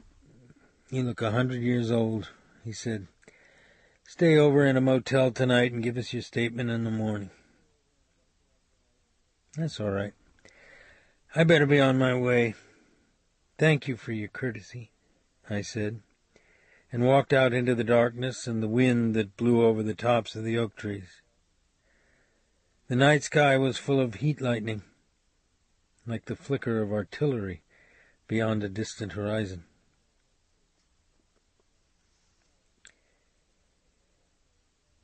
Three hours later, I was halfway across the Atchafalaya Basin. My eyes burned with fatigue, and the center line on the highway seemed to drift back and forth under my left front tire. When I thumped across the metal bridge spanning the Atchafalaya River, the truck felt airborne under me. My system craved a drink. 4 inches of Jim Beam straight up, with a sweating Jack's draft on the side, an amber gold rush that could light my soul for hours and even let me pretend that the Serpentarium was closed forever. On both sides of the road were canals and bayous and wind-dimpled bays and islands of willows and gray cypresses that were almost luminous in the moonlight. In the wind and the hum of the truck's engine and tires, I thought I could hear John Fogerty singing, "Don't come round tonight, it's bound to take your life. A bad moon's on the rise. I hear hurricanes a-blowing. I know the end is coming soon. I feel the river overflowing. I can hear the voice of rage and ruin." I pulled into a truck stop and bought 2 hamburgers and a pint of coffee to go. But as I continued down the road, the bread and meat were as dry and tasteless in my mouth as confetti. And I folded the hamburgers in the grease-stained sack and drank the coffee with the nervous energy of a man swallowing whiskey out of a cup with the morning's first light. Romero was evil. I had no doubt about that. But I'd killed people before, in war and as a member of the New Orleans Police Department, and I know what it does to you. Like the hunter, you feel an adrenaline surge of pleasure at having usurped the province of God. The person who says otherwise is lying. But the emotional attitude you form later varies greatly among individuals. Some will keep their remorse alive and feed it as they would a living gargoyle to assure themselves of their own humanity. Others will justify it in the name of 100 causes, and they'll reach back in moments of their own inadequacy and failure and touch again those flaming shapes that somehow made their impoverished lives historically significant. But I always feared a worse consequence for myself. One day a curious light dies in the eyes. The unblemished place where God once grasped our souls becomes permanently stained. A bird lifts its span of wings and flies forever out of the heart. Then I did a self-serving thing that impersonated a charitable act.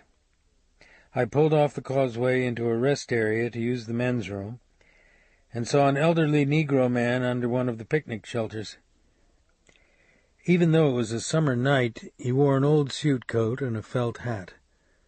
By his foot was a desiccated cardboard suitcase tied shut with a rope, the words "The Great Speckled Bird" painted on one side. For some reason he'd lighted a fire of twigs under the empty barbecue grill and was staring out at the light rain that had begun to fall on the bay. "Did you eat tonight, partner?" I asked. "No, sir," he said. His face was covered with thin brown lines like a tobacco leaf. "I think I've got just the thing for us, then," I said, and took my half-eaten hamburger and the untouched one from the truck and heated them on the edge of the grill. I also found 2 cans of warm Dr. Pepper in my toolbox. The rain slanted in the firelight. The old man ate without speaking. Occasionally his eyes looked at me. "Where are you going?" I said. "Lafayette or Lake Charles. I might go to Beaumont, too." His few teeth were long and purple with rot. "I can take you to the Salvation Army in Lafayette." "I don't like it there." "It might storm tonight. You don't want to be out here in an electrical storm, do you?" "What you doing this for?" His eyes were red, the lines of his face as intricate as cobwebs. "I can't leave you out here at night. It's not good for you. Sometimes bad people are out at night." He made a sound as though a great philosophical weariness were escaping from his lungs. "I don't want no truck with them kind.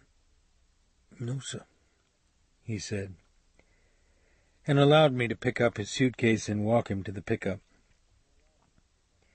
It started raining outside of Lafayette.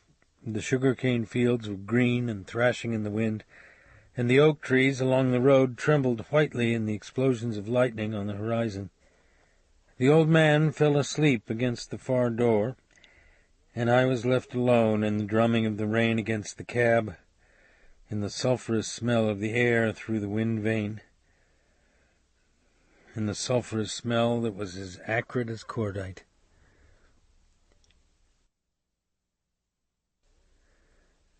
When I awoke in the morning, the house was cool from the window fans, and the sunlight looked like smoke in the pecan trees outside the window.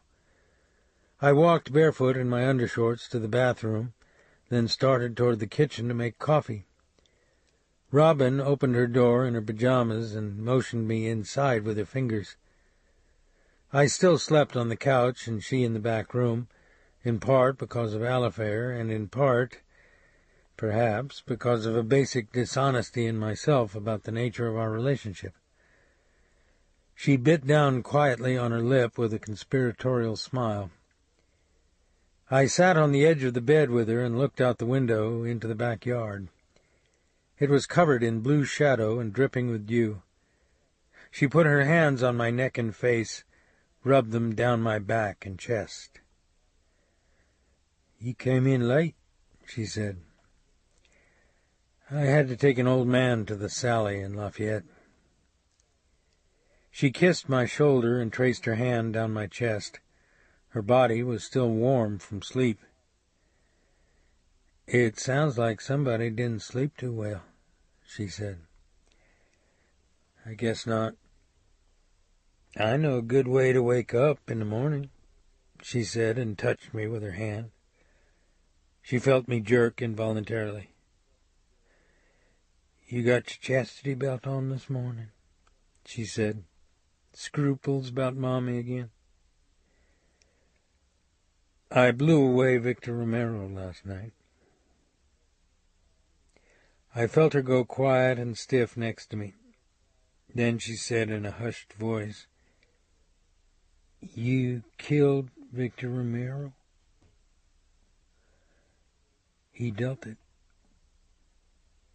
Then she was quiet again. She might have been a tough girl raised in a welfare project, but she was no different from anyone else in her reaction to being in proximity to someone who has recently killed another human being. It comes with the fucking territory, Robin. I know that. I wasn't judging you. She placed her hand on my back. I stared out the window at the yard, my hands on my knees. The redwood picnic table was dark with moisture. You want me to fix breakfast for you? She said finally. Not now. I'll make toast in a pan the way you like it. I don't want anything to eat right now. She put her arms around me and squeezed me. I could feel her cheek and her hair on my shoulder. Do you love me, Dave? She said. I didn't answer. Come on, Streak. Fair and square. Do you love me? Yes. No, you don't. You love things about me. There's a difference. It's a big one. I'm not up to this today, Robin. What I'm telling you is I understand, and I got no complaint. You were decent to me when nobody else was. You know what it meant to me when you took me to midnight mass at the cathedral. I never had a man treat me with that kind of respect before. Mommy thought she had Cinderella's glass slippers on. Then she picked up my hand in hers and kissed it on the back. Then, almost in a whisper, she said, I'll always be your friend. Anytime, anywhere, for anything. I slipped my hand up her back under her pajama top and kissed the corner of her eye. Then I drew her against me, felt her breath on my chest, felt her fingers on my thighs and stomach, and I lay down next to her and looked at her eyes, the tanned smoothness of her skin, the way her lips parted when I touched her.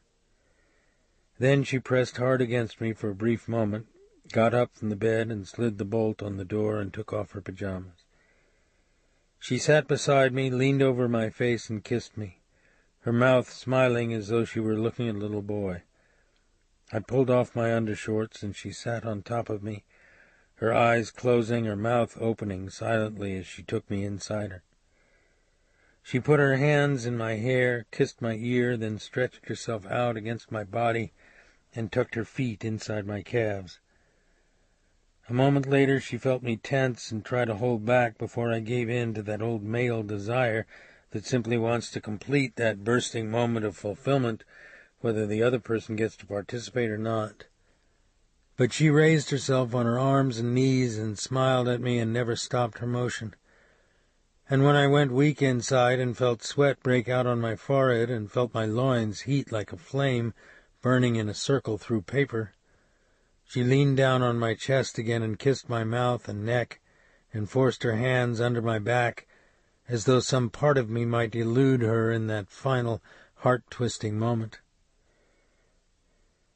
Later we lay on top of the sheets under the fan while the sunlight grew brighter in the tree limbs outside. She turned on her side, looking at my profile, and took my fingers in hers. Dave, I don't think you should be troubled like this, she said. You tried to arrest him, and he tried to kill you for it. I looked at the shadows of the wood-bladed fan turning on the ceiling. Look, I know New Orleans cops who would have just killed a guy and never given him a chance. And then they'd plant a gun on him. They got a name for it. What do they call it? A drop or a throwaway.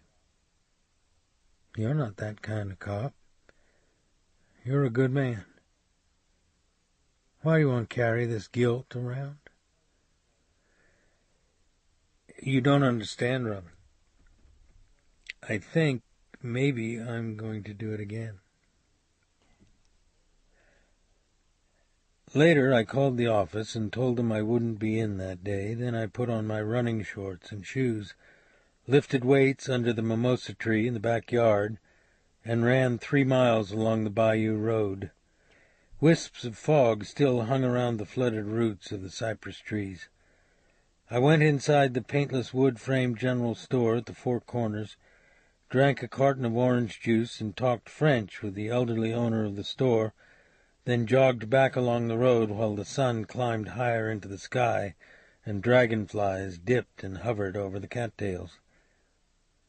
When I came through the front screens, hot and running with sweat, I saw the door of Annie's and my bedroom wide open, the lock and hasp pried loose from the jamb, the torn wood like a ragged dental incision.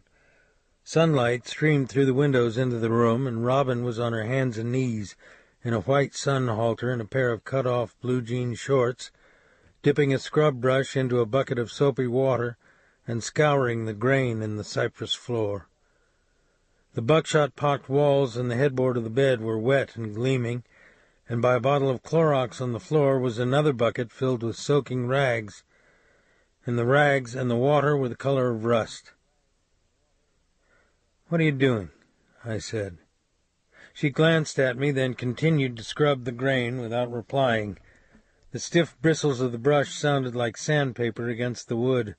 The muscles of her tanned back rippled with emotion.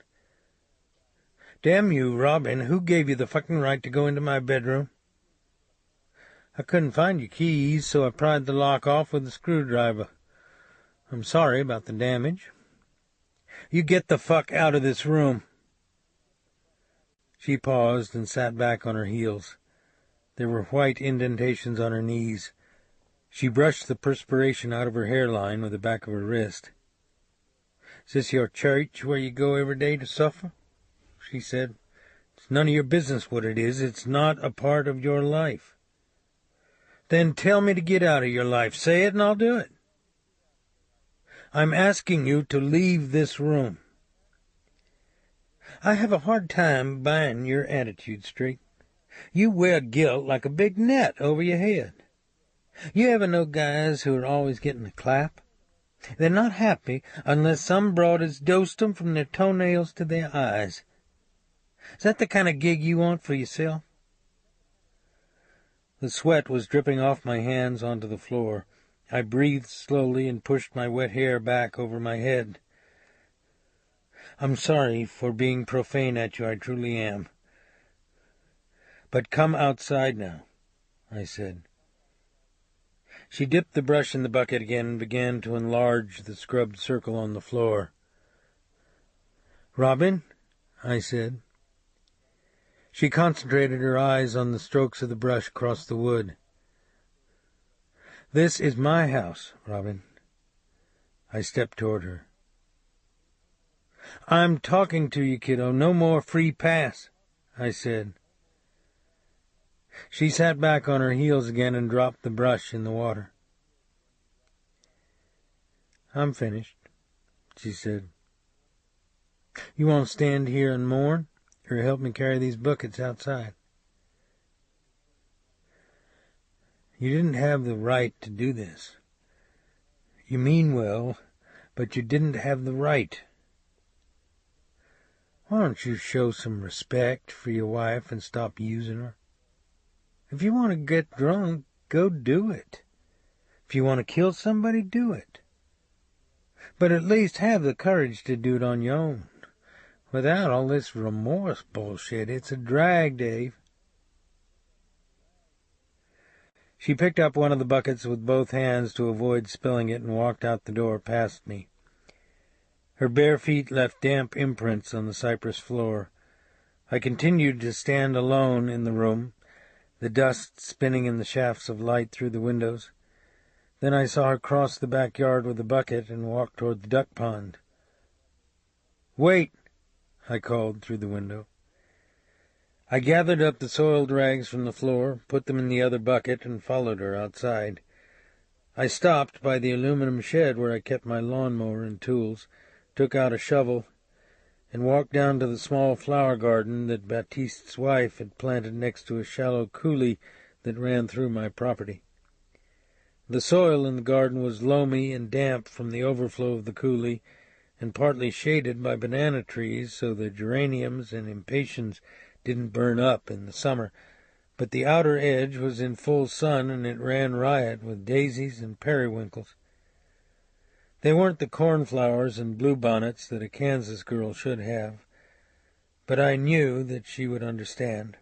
I pushed the shovel into the damp earth and scooped out a deep hole among the daisy roots, poured the 2 buckets of soap and water and chemicals into the dirt, put the brush and rags into the hole, then put the buckets on top and crushed them flat with my foot, and covered the hole back up with a wet mound of dirt and tangle of severed daisy and periwinkle roots. I uncoiled the garden hose from the side of the house and watered the mound until it was as slick and smooth as the ground around it, and the chemicals had washed far below the root system of the flower bed. It was the kind of behavior that you don't care to think about or explain to yourself later. I cleaned the shovel under the hose, replaced it in the shed, and walked back into the kitchen without speaking to Robin. Then I took a shower and put on a fresh pair of khakis and a denim shirt and read the newspaper at the redwood table under the mimosa tree. I could hear Robin making lunch in the kitchen and Alifair talking to her in a mixture of Spanish and English. Then Robin brought a ham and onion sandwich and a glass of iced tea to me on a tray. I didn't look up from the table when she set it on the table. She remained standing next to me, her bare thigh only an inch from my arm. Then I felt her hand touch me lightly on the shoulder and finger my damp collar and tease the hair along my neck. "I'll always be your biggest fan, Robicheaux," she said. I put my arm around her soft bottom and squeezed her against me, my eyes shut.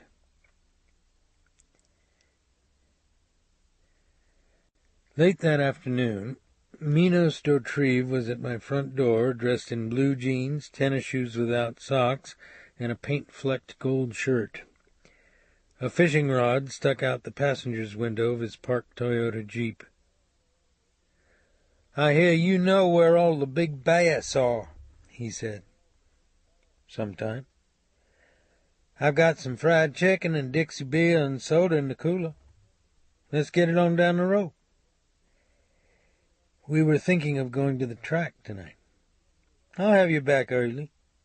Get your butt moving, boy." "You've really got the touch, Minos." We hitched my trailer and one of my boats to his Jeep and drove 25 miles to the levee that fronts the southwestern edge of the Atchafalaya Swamp. The wind was down, the water quiet, the insects just beginning to rise from the reeds and lily pads in the shadows of the willow islands. I took us across a long bay dotted with dead cypresses and oil platforms, then up a bayou, deep into the swamp, before I cut the engine and let the boat drift quietly up the entrance of a small bay with a narrow channel at the far end. I still didn't know what Minos was up to. "On a hot day like this, they get deep in the holes on the shady side of the islands," I said. "Then just before dusk they move up to the edge of the channel and feed where the water curves around the bank." "No kidding?" he said. "You have a Rapala?" "Well, I might have one of those." He popped open his tackle box, which had 3 layers of compartments in it, all of them filled with rubber worms, spinners, doll flies, surface plugs, and popping bugs. "What's it look like?" he said. "Guess what, Minos? I gave up being a straight man for government agents when I resigned from the New Orleans department."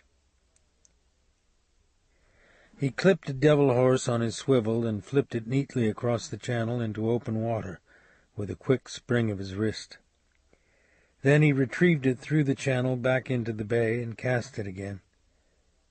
On the third cast I saw the quiet surface of the water balloon under the lily pads, then the dorsal fin of a big-mouthed bass roll like a serpent right in front of the lure. The scales hammered with green and gold light. Then the water exploded when he locked down on the lure and Minos socked the treble hook hard into his jaw. The bass went deep and pulled for a hole among the reeds, clouding the water with mud, but Minos kept the tip of the rod up, the drag tight, and turned him back into the middle of the bay. Then the bass broke through the surface into the air, rattling the lure and swivel against his head, and splashed sideways like a wood plank whipped against the surface, before he went deep again and tried for the channel and open water. "Get him up again," I said. "He'll tear it out of his mouth." This ends Disc 9. Heaven's Prisoners, Disc 10. I started to speak again, but I saw the line stop and quiver against the current, tiny beads of water glistening on the stretched monofilament. When Minos tried to turn the handle of the spinning reel, the rod dipped over the side. I put the hand net which I'd been holding back under the seat of the boat. Suddenly the rod flipped up straight and lifeless in Minos's palm, the broken line floating in a curlicue on top of the water. "Son of a bitch," he said. "I forgot to tell you there are a bunch of cypress stumps under this bay. Don't feel bad, though. That same bass has a whole collection of my lures."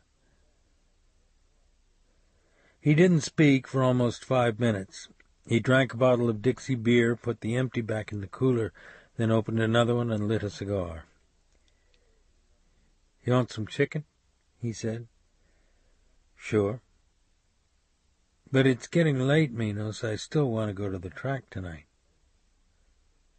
"I'm keeping you?" I joined the sections of my Fenwick fly rod and tied a black popping bug with a yellow feather and red eyes to the tapered leader. I stuck the hook into the cork handle and handed him the rod. "This is a surefire killer for Goggle Eye," I said. "We'll go out into the open water and throw back into the bank. Then I gotta hit the road, partner." I pulled the foot-long piece of train rail that I used as an anchor, left the outboard engine tilted up on the stern, and paddled us through the channel into the larger bay. The air was purple, swallows covered the sky, and a wind had come up and was blowing the insects back into the flooded trees, so that the bream and sunfish and goggle-eye perch were feeding deep in the shadows. The western sky was a burnt orange, and cranes and blue herons stood in the shallows on the tips of the sandbars and islands of cattails. Minos dropped his cigar hissing into the water, false cast in a figure 8 over his head, and laid the popping bug right on the edge of the lily pads. "How do you feel about wasting Romero?" he said. "I don't feel anything." "I don't believe you." "So what?" "I don't believe you, that's all." "Is that why we're out here?" "I had a phone conversation with that homicide lieutenant Magelli this morning." "You didn't tell him it was your wife Romero killed?" "He didn't ask." "Oh, yeah, he did." "I don't feel like talking about this, Minos." "Maybe you ought to learn who your friends are." "Listen, if you're saying I was out to pop Romero, you're wrong. That's just the way it worked out. He thought he might have another season to run. He lost. It's that simple. And I think day after analysis is for douchebags. I don't give a damn about Romero. He should have been a bar of soap a long time ago. He missed a strike among the lily pads and ripped the popping bug angrily back through a leaf. Then what's all this stuff about? Magellan said you figured out something in Romero's apartment. Something you weren't telling him about. I drew the paddle through the water and didn't answer. It had to do with lime juice or something, he said. The only thing that counts is the score at the end of the game. I made a big mistake in not using the New Orleans cops to bust Romero. I don't know how to correct it. Let it go at that, Minos. He sat down in the boat and stuck the hook of the popping bug into the cork-handled rod. Let me tell you a quick story, he said. In Vietnam, I worked for a major who was both a nasty and stupid man. In free-fire zones, he'd like to go dink-pinking in his helicopter. Farmers in a field, women, water buffalo, whatever was around. Then, his stupidity and incompetence compromised a couple of our agents and got 'em killed. I won't go into detail, but the VC could be imaginative when they created object lessons. One of those agents was a Eurasian schoolteacher I had something of a relationship with. I thought a lot about our major. I spent many nights thinking long and hard about him. Then, one day, an opportunity presented itself. Out in Indian country where you could paint the trees with a fat, incompetent fella, and then smoke a little dope and just let a bad day float away in the wind. But I didn't do it. I wasn't willing to trade the rest of my life, my conscience, if you will, for one asshole. So he's probably still out there, fucking people up, getting them killed, telling stories about all the dinks he left floating in the rice fields. But I'm not crazy today, Robicheaux. I don't have to live with a shit pile of guilt. I don't have to worry about the wrong people showing up at my house one day. Save your concern. I've got nothing of any value to go on. I blew it. I'd like to believe you're that humble and resigned. Maybe I am. No, I know guys like you. You're out of sync with the rest of the world and you don't trust other people. That's why you're always thinking. Is that right? You just haven't figured out how to pull it off yet, he said. His face was covered with the sun's last red light. Eventually, you'll try to hang him up in a meat market.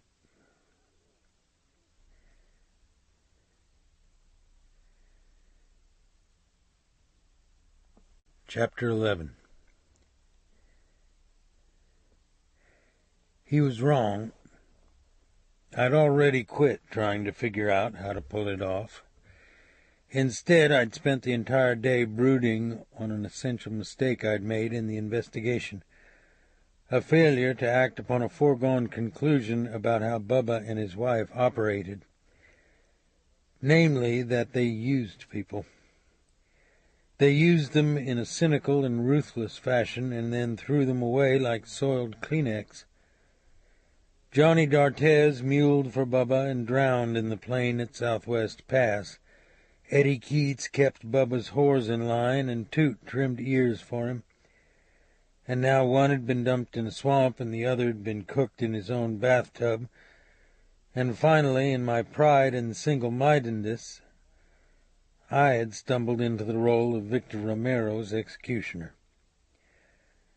The board was swept clean. I'd always thought of myself as a fairly smart cop, an outsider within the department, a one-eyed existentialist in the country of the blind. But I couldn't help comparing my situation with the way cops everywhere treat major crimes. We unconsciously target the most available and inept in that myriad army of metropolitan lowlifes: addicts, street dealers, petty thieves, hookers, and a few of their Johns, storefront fences, and the obviously deranged and violent. With the exception of the hookers, most of these people are stupid and ugly and easy to convict. Check out the residents in any city or county jail. In the meantime, the people who'd market the Grand Canyon as a gravel pit or sell the Constitution at an Arab rug bazaar remain as socially sound as a silver dollar dropped into a church basket. But you don't surrender the ballpark to the other team even when your best pitch is a letter-high floater that they drill into your breastbone. Also, there are certain advantages in a situation in which you have nothing to lose.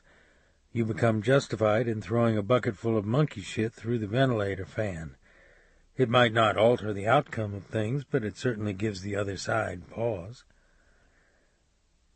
I found Bubba the next morning at his fish-packing house south of Avery Island, a marsh and salt dome area that eventually bleeds into Vermilion Bay in the Gulf. The packing house was made of tin and built up on pilings over the bayou, and the docks were painted silver so that the whole structure looked as bright and glittering as tinfoil in a sea of sawgrass, dead cypress, and meandering canals. His oyster and shrimp boats were out, but a waxed yellow cigarette boat floated in the gasoline-stained water by the dock. I parked my truck in the oyster shell lot and walked up a ramp onto the dock. The sun was hot, reflecting off the water, and the air smelled of dead shrimp, oil, tar, and the salt breeze off the Gulf. Bubba was filling an ice chest with bottles of Dixie beer. He was bare-chested and sweating, and his denims hung low on his narrow hips so that the elastic of his undershorts showed. There wasn't a half-inch of fat on his hips or flat stomach. His shoulders were covered with fine brown hair, and across his deeply tanned back were chains of tiny scars.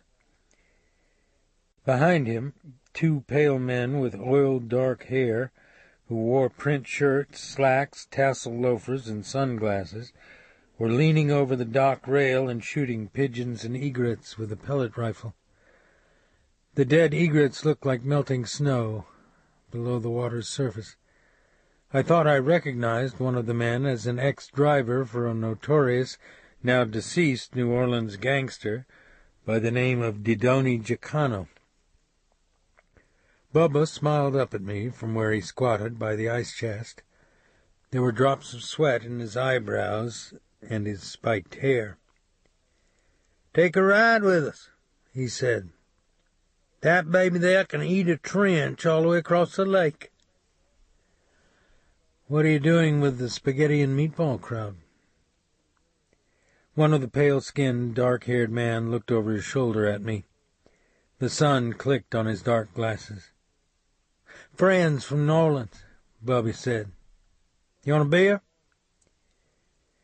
"They're shooting protected birds." "I'm tired of pigeons shitting on my shrimp, but I don't argue. Tell them." He smiled at me again. The other man at the rail looked at me now, too. Then he leaned the pellet rifle against the rail, unwrapped a candy bar, and dropped the paper into the water. "How big is the mob into you, Bubba?" "Come on, man, that's movie stuff." "You pay big dues with that crowd." "No, you got it wrong. People pay me dues. I win, they lose. That's why I got these businesses. That's why I'm offering you a beer. That's why I'm inviting you out on my boat. I don't bear grudges. I don't have to." "You remember Jimmy Hoffa? There was none tougher. Then he thought he could make deals with the mob. I bet they licked their teeth when they saw him coming." "Listen to this guy. he said, and laughed. He opened a bottle on the side of the ice chest, and the foam boiled over the top and dripped flatly on the dock. "Here," he said, and offered me the bottle, the beer glistening on the back of his brown hand. "No, thanks," I said. "Suit yourself," he said, and raised the bottle to his mouth and drank. Then he blew air out through his nose and looked at his cigarette boat. The scars on his back were like broken necklaces spread across his skin. He shifted his weight on his feet. "Well, it's a beautiful day, and I'm about to go," he said. "You got something you want to tell me? 'Cause I want to get out before it rains." I just had a couple of speculations about who's making decisions for you these days. "Oh, yeah?" he said. He drank from the beer with one hand on his hip and looked away at the marsh, where some blue herons were lifting into the sky. "Maybe I'm all wet. Maybe you got a brain disease, too. Don't misunderstand me. I'm not taking away from your accomplishment. I just have a feeling that Claudette has turned out to be an ambitious girl. She's been hard to keep in the kitchen, hasn't she?" "You're starting to piss me off, Dave. I don't like that.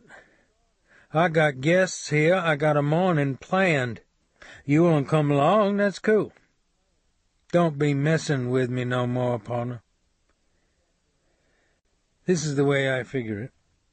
Tell me if I'm wrong. Johnny D'Artes wasn't a stand-up guy, was he? He was a dumb lowlife, a street dip, not to be trusted. You knew that one day he'd trade your butt to the feds, so either you or Claudette told Victor Romero to take him out. Except he killed everybody in that plane, including a priest. Then I stumbled into the middle of things and complicated matters even more. You should have left me alone, Bubba. I wasn't any threat to you. I'd already disengaged when your monkeys started coming around my house. "What's all this shit about?" one of the Italians said. "Stay out of it," Bubba said. Then he looked back at me. His thick hand was tight around the beer bottle. "I'll tell you something, and I'll tell you only once, and you can accept it or stick it sideways up your ass. I'm one guy. I'm not a crime wave. You're supposed to be a smart college guy, but you always talk like you don't understand anything.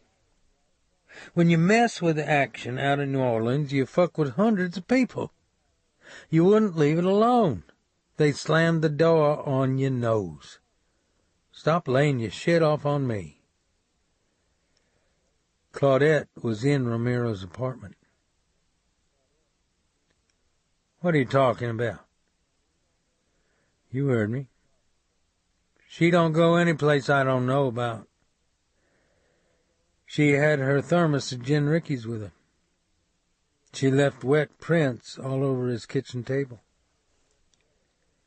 His gray-blue eyes stared at me as though they had no lids. His face was frozen, his jaw hooked sideways like a barracuda's. "You really didn't know, did you?" I said. "Say all that again." "No, it's your problem. You work it out, Bubba. I'd watch my ass, though. If she doesn't eat up your operation, these guys will. I don't think you're in control of things anymore." "You want to find out how much I'm in control? You want that nose busted all over your face right here? Come on, is that what you want?" "Grow up." "No, you grow up. You come out to my home, you come out to my business, you talk trash about my family in front of my friends, but you don't do nothing about it. It's like you're always leaking gas under people's noses. You should have seen a psychiatrist a long time ago. You're fucking pathetic, Bubba." He swirled the beer in his bottle. "That's your best shot?" he said. You couldn't understand. You don't have the tools to. All right. You had your say. How about getting out of here now? You don't have your father around anymore to slap your face in front of other people or beat you with the dog chain, so you married a woman like Claudette. You're pussy-whipped by a dyke. She's pulling apart your whole operation, and you don't even know it. The skin around his eyes stretched tight. His eyes looked like marbles. I'll see you around, I said. Rat hole some money in Grand Cayman. I think you'll need it when Claudette and these guys get finished with you. I started down the wooden ramp toward the parking lot in my truck. His beer bottle clattered to the dock and rolled across the boards, twisting a spiral of foam out of the neck. Hey! You don't walk off! You hear me? You don't walk off! He said, jabbing his finger at my face. I continued toward the truck. The oyster shell parking lot was white and hot in the sunlight. He was walking along beside me now, his face as tight as the skin of an overinflated balloon. He pushed at my arm with his stiffened hand. Hey! You got wax? He said. You don't talk to me like this. You don't get in my face in front of my friends and walk away. I opened my truck door. He grabbed my shoulder and turned me back toward him. His sweating chest was crisscrossed with veins. Swing on me and you're busted. No more high school bullshit, I said. I slammed the truck door and drove slowly out of the lot over the oyster shells. His dilated face, slipping past the window, wore the expression of a man whose furious energies had suddenly been transformed into a set of knives turning inside him.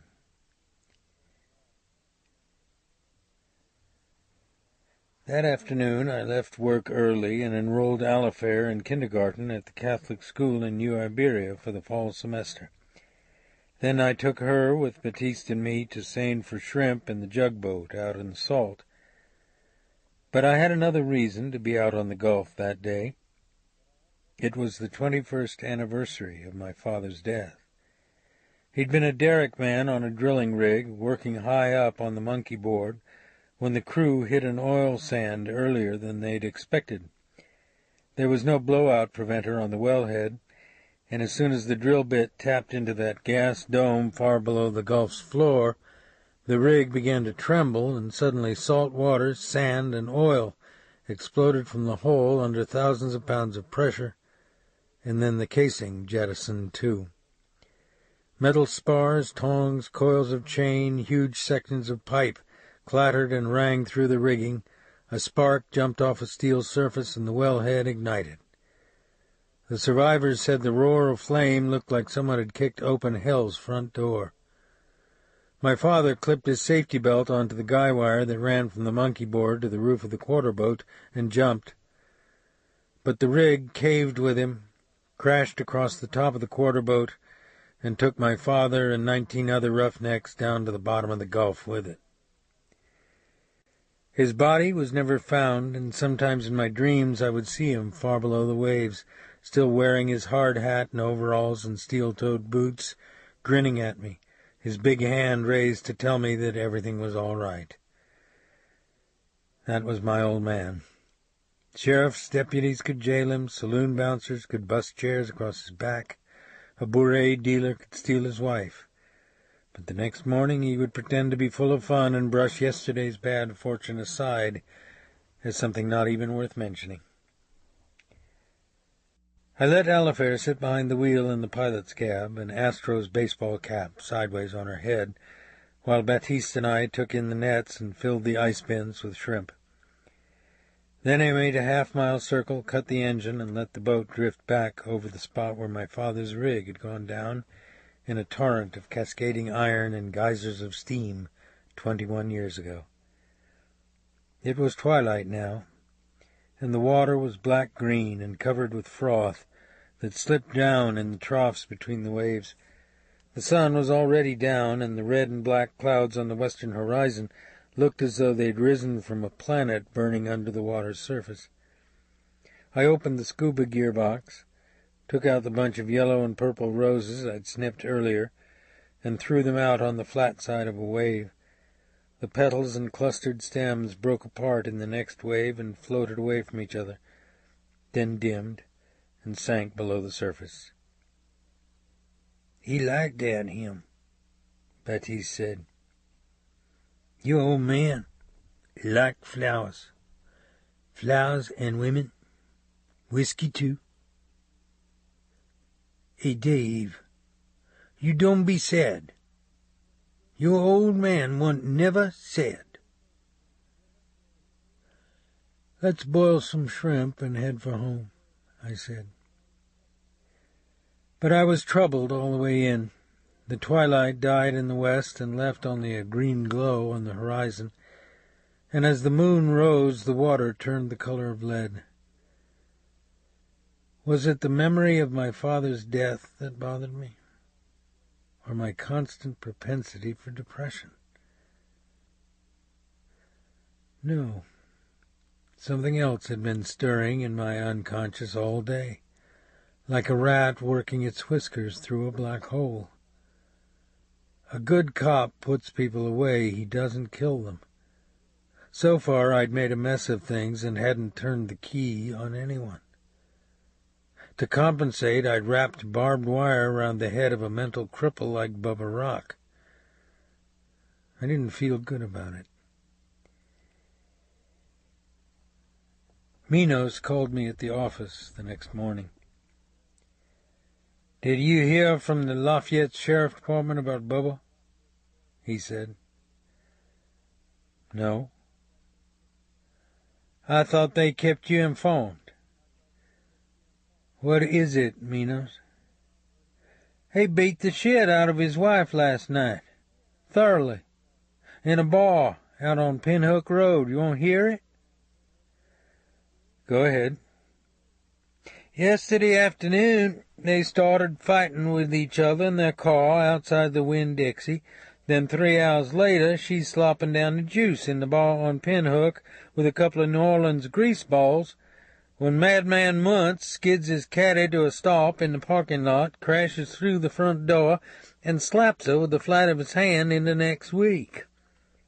He knocked her down on the floor, kicked her in the ass, then picked her up and threw her through the men's room door. One of the greasers tried to stop it, and Bubba splattered his mouth all over the wall. That's no shit. The bartender said Bubba hit the guy so hard, his head almost twisted off his neck."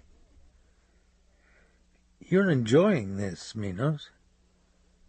"It beats watching these fuckers park their 20-grand cars at the racetrack." "Where is he now?" "Back home, I guess. She had to go to Lourdes for stitches, but she and the greaseball aren't filing charges.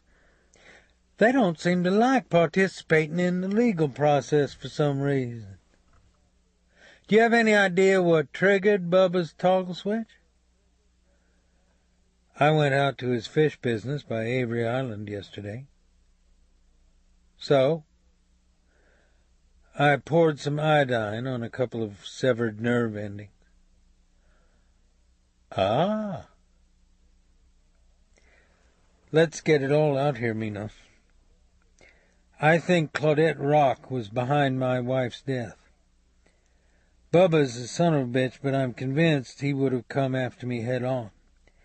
He's prideful, and he's wanted to put out my light since we were kids. He'd never admit to himself that he had to hire somebody to do it. I think Claudette sent Romero and the Haitian to kill me, and when they murdered Annie instead, and then Romero missed me again, she came around the house with the Poontang Act and a 100,000-a-year job. When that didn't work, she got Bubba jealous and turned him loose on me. Anyway, I'm sure she was in Romero's apartment. She left stains on the table from that thermos of gin Ricky's she always carries around." "So that's what that lime juice business was about?" "Yeah. And of course it's worthless as evidence." "Yes." So you decided to stick a fork in Bubba's nuts about his old lady?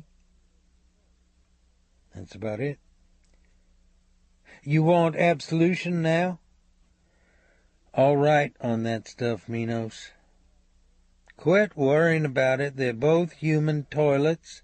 My advice to you now is to stay away from them. Why? Let things run their course.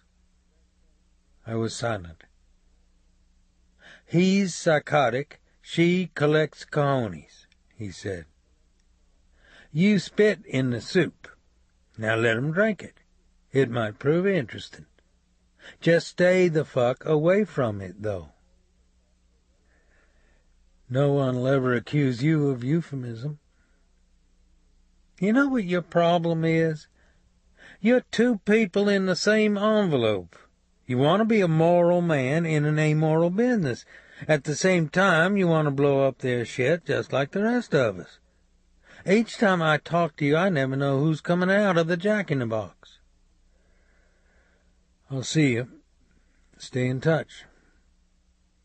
Yeah. Don't bother thanking me for the call. We do this for all rural flat feet. He hung up. I tried to call him back, but his line was busy. I drove home and ate lunch with Baptiste out on the dock under the canvas awning. It was hot and still, and the sun was white in the sky.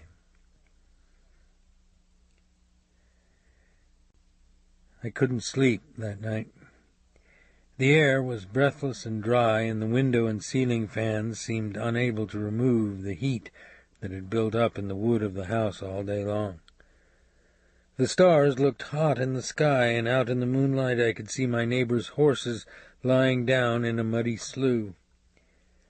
I went into the kitchen in my underwear and ate a bowl of ice cream and strawberries, and a moment later Robin stood in the doorway in her lingerie top and panties, her eyes adjusting sleepily to the light. It's just the heat. Go back to sleep, kiddo, I said. She smiled and felt her way back down the hall without answering. But it wasn't the heat. I turned off the light and sat outside on the steps in the dark. I wanted to put Claudette and Bubba Rock away more than anything else in the world. No, I wanted worse for them. They epitomized greed and selfishness. They injected misery and death into the lives of others so they could live in wealth and comfort. And while they dined on blackened redfish in New Orleans or slept in a restored antebellum home that overlooked carriage house and flower garden and river and trees, their emissaries had torn my front door open and watched my wife wake terrified and alone in front of their shotgun barrels. But I couldn't take them down by provoking a sociopath into assaulting his wife. This may sound noble. It's not. The alcoholic recovery program I practiced didn't allow me to lie, manipulate, or impose design or control over other people, particularly when its intention was obviously a destructive one. If I did, I would regress. I would start to screw up my own life and the lives of those closest to me, and eventually I would become the same drunk I'd been years ago. I fixed coffee and drank it out on the front porch and watched the first pale band of light touch the eastern sky. It was still hot, and the sun broke red over the earth's rim and turned the low strips of cloud on the horizon to flame. It was a sailor's warning, all right, but this morning was going to be one of endings and beginnings for me. I would no longer flay myself daily because I couldn't extract the vengeance my anger demanded. I wouldn't try to control everything that swam into my ken, and I would humbly try to accept my higher power's plan for my life. And finally, I would refuse to be a factor in the squalor and violence of Bubba and Claudette Rock's lives. As always, when I surrendered a problem or a self-serving mechanism inside myself to my higher power, I felt as though an albatross had been cut from my neck. I watched the sun's red glow rise higher in the pewter sky, saw the black border of trees on the far side of the bayou become gray and gradually green and distinct, heard my neighbor turn on his sprinkler hose in a hiss of water. There was no wind, and because it hadn't rained in 2 days, there was dust from the road on the leaves of my pecan trees, and the shafts of spinning light between the branches looked like spun glass. But I'd learned long ago that resolution by itself isn't enough. We are what we do, not what we think and feel. In my case, that meant I didn't want any more damage to Claudette Rock on my conscience. It meant no more rat-fucking, no more insertion of fishhooks in Bubba's head. The game was simply going into extra innings. It meant telling both of them all that. I shaved and showered, put on my loafers and seersucker slacks, clipped on my badge and belt holster, drank another cup of coffee in the kitchen, then drove down the dirt road toward New Iberia and the old highway to Lafayette.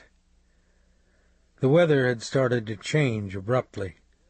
A long, heavy bank of gray clouds that stretched from horizon to horizon was moving out of the south, and as the first shadows passed across the sun, a breeze lifted above the marsh, stirred the moss on the cypresses, and flickered the dusty leaves of the oaks along the road. I could feel the barometric pressure dropping.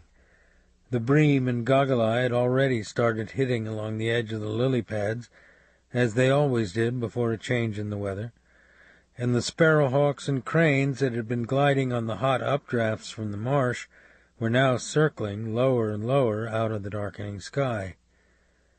Main Street in New Iberia was full of dust, the green bamboo along the banks of Bayou Teche bending in the wind. At the city limits, the Negro owner of a fruit stand, which had been there since I was a boy, was carrying his lugs of strawberries from the shade tree by the highway back inside the stand. 20 minutes later, I was approaching the Vermilion River and the antebellum home of Bubba and Claudette Rock. The air was cool now, the clouds overhead blew black, the sugar cane green and rippling in the fields. I could smell rain in the south, smell the wet earth on the wind. Up ahead I could see the pea-gravel entrance to Bubba's home, the white fences entwined with yellow roses, the oak, mimosa, lime, and orange trees on his lawn. Then I saw his maroon Cadillac convertible, the immaculate white top buttoned down on the tinted windows, turn out of the drive in a scorch of gravel and roar down the highway toward me. Its weight and speed actually buffeted my truck as it sucked past me like an arrow off an archer's bow. I watched it grow smaller in the rearview mirror, then saw its brake lights come on by a filling station and restaurant. I turned into his drive. Even though it was cool, the curtains were drawn on the windows, and the fans for the central air conditioning hummed on the side of the house, and a couple of window units upstairs were turned on full blast and dripping with moisture. I walked up on the wide marble porch and twisted the brass bell handle, waited and twisted again, then knocked loudly with my fist. I could hear no sound inside the house. I walked around the side past a flower bed of wilted geraniums that was sopping from a soak hose, and tapped on the glass of the kitchen door. There was still no answer, but the MG and the Oldsmobile were parked in the carriage house, and I thought I could smell fried bacon. The light in the sky had changed, and the air was moist and looked green through the trees, and dead oak leaves clicked and tumbled across the grass like bits of dried parchment. I put my hands on my hips and looked in a circle at Bubba's clay tennis court and gazebos and myrtle hedges on the river and stone wells hung with ornamental chains and brass buckets, and was about to give it up and mark it off when I saw the wind blow smoke and powdered ash and red embers from behind an aluminum lawn shed and back. I walked across the grass and around the shed and looked down upon an old ash and garbage heap, on top of which were the collapsed and blackened remains of a mattress. The cover had almost all burned away, and the stuffing was smoldering and rising in the wind in black threads. But one side of the mattress hadn't burned entirely, and on it was a dirty red stain that was steaming from the heat. I opened my puma knife, knelt, and cut the stained material away. It felt stiff and warm between my fingers as I folded it and placed it in my pocket. Then I found a garden hose in the shed, connected it to a spigot by a flower bed, and sprinkled the mattress until all the embers were dead. A rancid odor rose in the steam. I walked back across the lawn, pried a brick up from the border of the geranium bed, and knocked out a pane in the back door. I turned the inside handle and stepped into a colonial-style kitchen of brass pots and pans hung on hooks above a brick hearth. The smell of bacon came from a skillet on the stove and from a single grease-streaked plate on the breakfast table.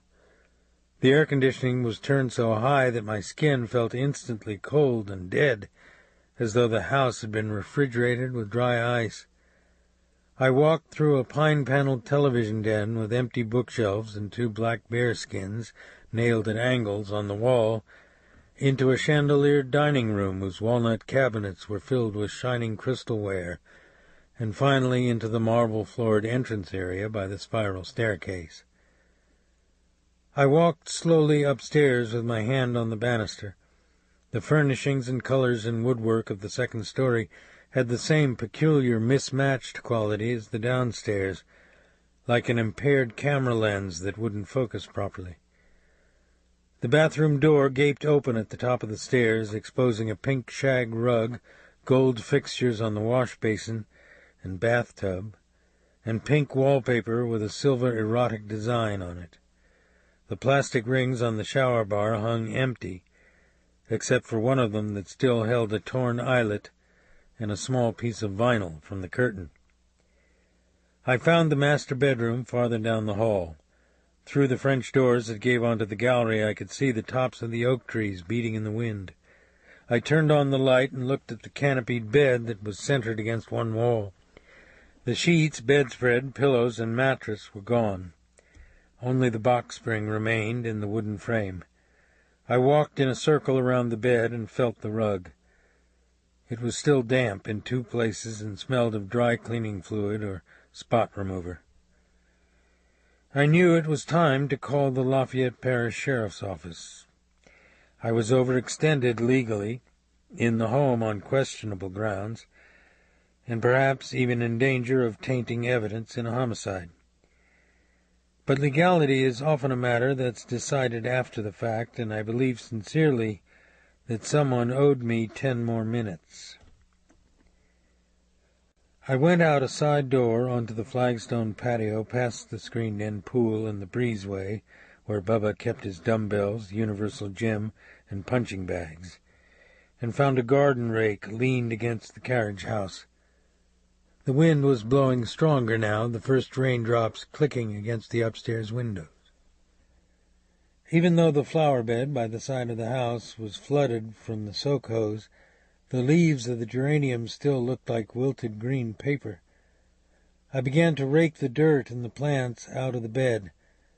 The soil was rich and black and had been built up with compost, and as I scooped it out on the gravel, milky puddles formed in the hollows. A foot down, the rake's head struck something solid.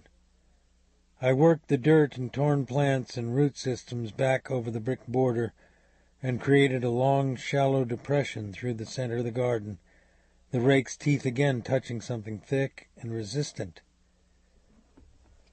Then I saw the edge of a vinyl shower curtain rise on one of the teeth, and a pajama-clad knee protrude through the soil.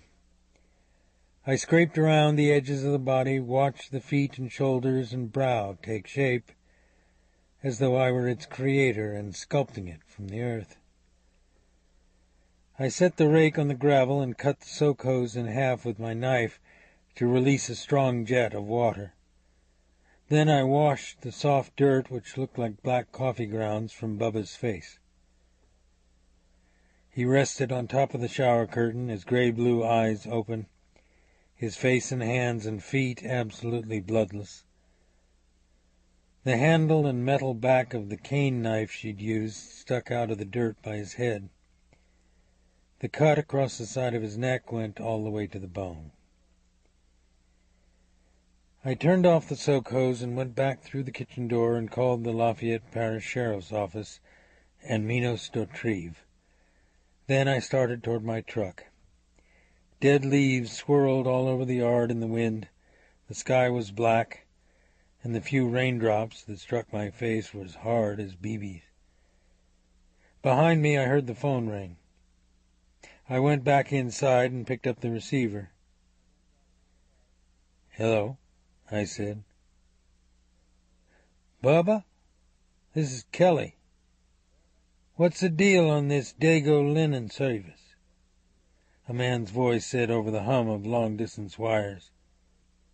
"Claudette says I'm supposed to hire these guys. What the fuck's going on over there?" "Bubba's dead, partner." "What? Who is this?" "I'm a police officer. What's your name?" He hung up the phone. I drove back down the gravel lane toward the highway while the thick limbs of oak trees beat against one another overhead. The black thunderheads on the southern horizon were veined with lightning. The air was almost cold now, and the young sugar cane was bent to the ground in the wind. I rolled up my windows, turned on the windshield wipers, and felt the steering wheel shake in my hand. Pieces of newspaper and cardboard were flying in the air across the highway, and the telephone wires flopped and bounced like rubber bands between the poles.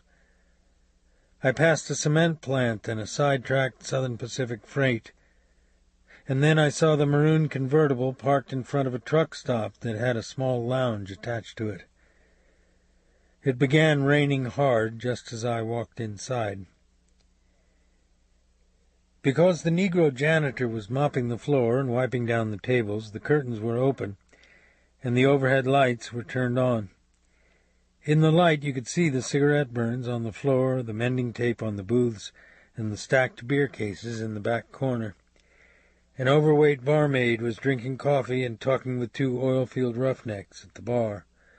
The roughnecks wore tin hats and steel-toed boots and had drilling mud splattered on their clothes. One of them rolled a matchstick in his mouth and said something to me about the weather. When I didn't answer, he and his friend and the woman continued to look at me and the pistol and badge on my belt.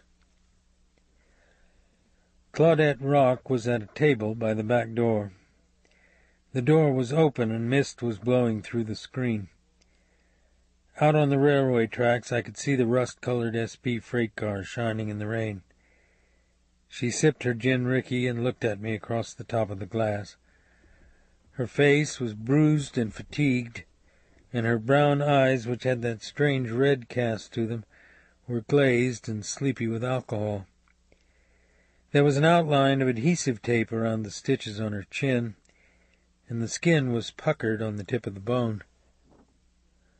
But her yellow sundress and the orange bandana in her hair were fresh and clean, and even looked attractive on her, and I guessed that she'd showered and changed after she'd dragged Bubba downstairs on the shower curtain, dug up the garden, buried him, replanted the geraniums, and burned the mattress and pillows and sheets. She inhaled from her filter-tipped cigarette and blew smoke out toward me. "You had a hard night," I said. "I've had worse."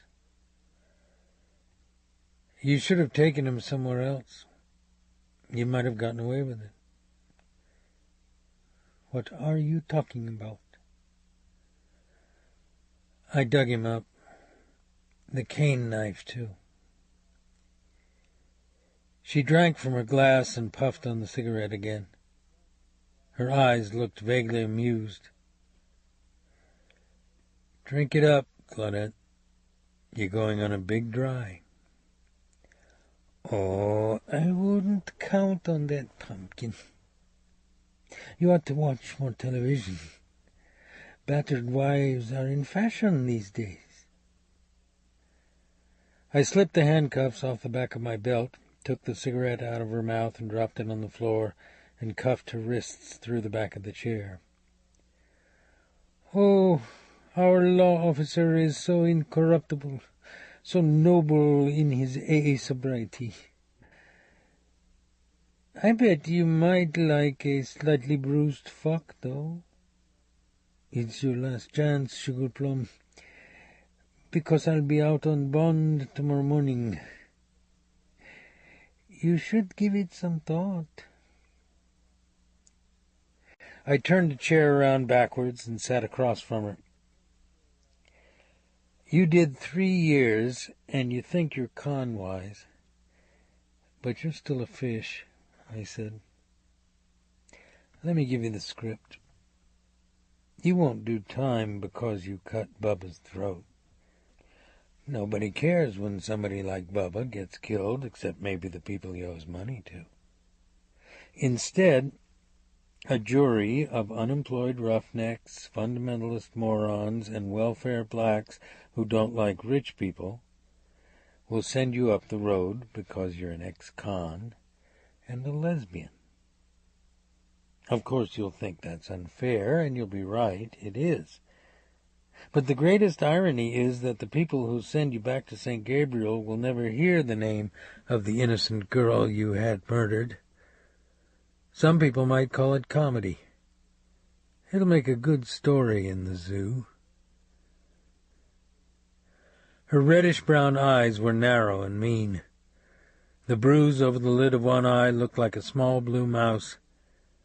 I walked to the payphone on the wall by the bar and called the sheriff's office. Just as I was about to hang up, I heard Claudette scrape the chair across the floor and smash it with her weight against the wall. She snapped the back loose from the seat, and then, with the broken wood supports hanging from her manacled wrists, she went out the screen door into the rain. I followed her across the field toward the railroad tracks. The bottom of her yellow dress was flecked with mud, and her bandana fell off her head, and her hair stuck wetly to her face. The rain was driving harder now, and the drops were big and flat and cold as hail. I grabbed her by the arm and tried to turn her back toward the truck stop, but she sat down in a puddle of gray water. Her arms, twisted behind her by the handcuffs, were ridged with muscle. I leaned over and tried to lift her to her feet. She sat in the water with her legs apart, her shoulders stooped, her head down. I pulled her by the arms, her dead weight and wet skin slipping out of my hands. She fell sideways in the water, then she got to her knees, and I thought she was going to stand up. I bent down beside her and lifted under one arm. She looked up at me in the rain as though she was seeing me for the first time, and spit in my face.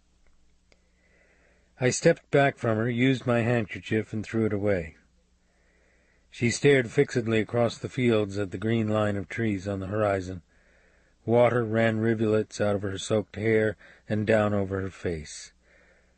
I walked to an empty freight car on the siding and pulled an old piece of canvas off the floor. It was stiff and crusted with dirt, but it was dry. I spread it over her so that she looked like she was staring out of a small, peaked house. "It's the Mennonite way of doing things," I said. But she wasn't interested in vague nuances. She was looking at the sheriff's deputies and Minos Dotrieve stepping out of their cars in the truck stop parking lot. I stood beside her and watched them make their way across the drenched field toward us. Through the open doors of the freight car I could see chaff spinning in the wind, and in the distance the gray buildings of the cement plant looked like grain elevators in the rain. Minos was calling to me in the echo of thunder across the land, and I thought of drowned voices out on the salt and wheat fields in the rain. I thought of white-capping troughs out on the Gulf and sunflowers and wheat fields in the rain.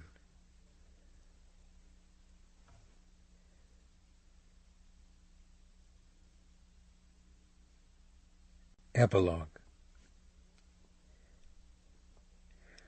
I worked 2 more weeks with the sheriff's department and then hung it up. In August the sun came up white every morning and the air was hazy with humidity, and even your lightest clothes stuck to your body like wet paper.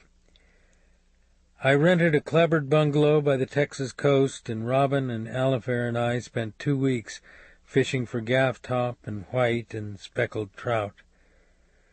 At dawn, when the tide was drawn out over the flats, the gulls squeaked and circled in the sky and dipped their beaks into the pools of trapped shellfish. Then the long, flat expanses of wet sand became rose-tinted and purple, and the palm tree in our side yard would stand like a black metal etching against the sun.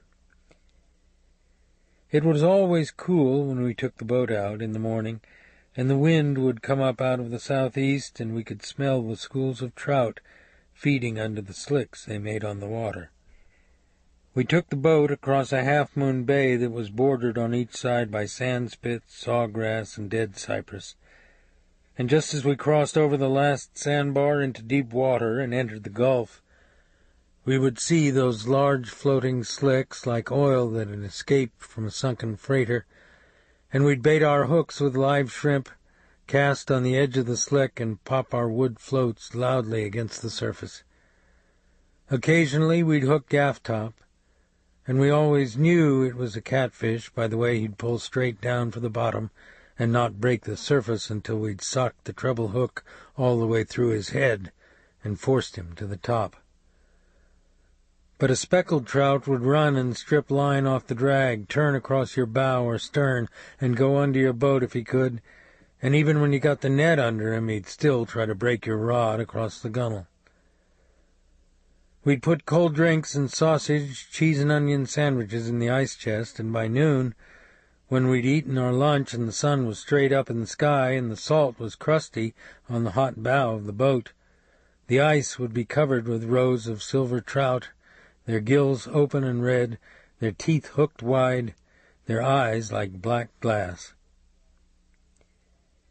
It was late August when we went back to New Iberia, and then one morning Robin was gone. I read the letter at the breakfast table in my underwear while the backyard turned from blue to gray in the early light. She'd left coffee for me on the stove and a bowl of grape nuts and strawberries on the table. I had the cab stop up on the road so I wouldn't wake you. Goodbyes and apologies are for the rotary and the dipshits, right? I love you, babe. It's important you understand and believe that. You turned me around and cared about me when no one else did. And I mean nobody. You're not like any guy I knew before. You hurt for other people, and for some reason you feel guilty about them. But that's not love, Dave. It's something else, and I don't understand it, really. I think maybe you still love Annie. I guess that's the way it's supposed to be. But I think you've got to find that out for yourself, and you don't need me in the way. Hey, this is no big deal. I'm going to work as a cashier at your brother's restaurant on Dauphine. So if you ever want to hit on a hot broad, you know where to go. I'm off the juice and pills, too, thanks to a good-hearted roach I know. That's not a bad thing to put on your scorecard. My love to Alifair. Take it easy, Streak. Robin.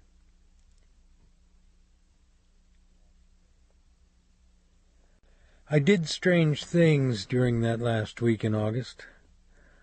On a twilight evening I walked across the deserted campus of USL in Lafayette, where I attended college in the 1950s. The quadrangle was filled with shadows, the warm breeze blew through the brick walkways, and the dark green oaks were filled with the sounds of birds in the gathering dusk. I sat in a late-hour cafe by the S.P. yard and listened over and over to a 1957 Jimmy Clanton record on the jukebox, while red-boned gandywalkers, glistening with sweat, tore up the track outside in the glare of burning flares, and long strips of freights clattered by in the darkness.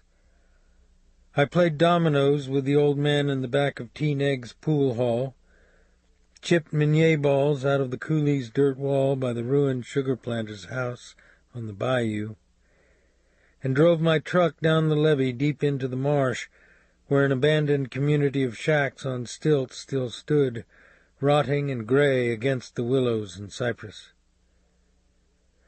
40 years ago, my father and I had come here for a fête dodo on July 4th, and the people had cooked a pig in the ground and drunk wine out of mason jars and danced to an accordion band on a houseboat until the sun was a red flare on the horizon and the mosquitoes were black on our skin.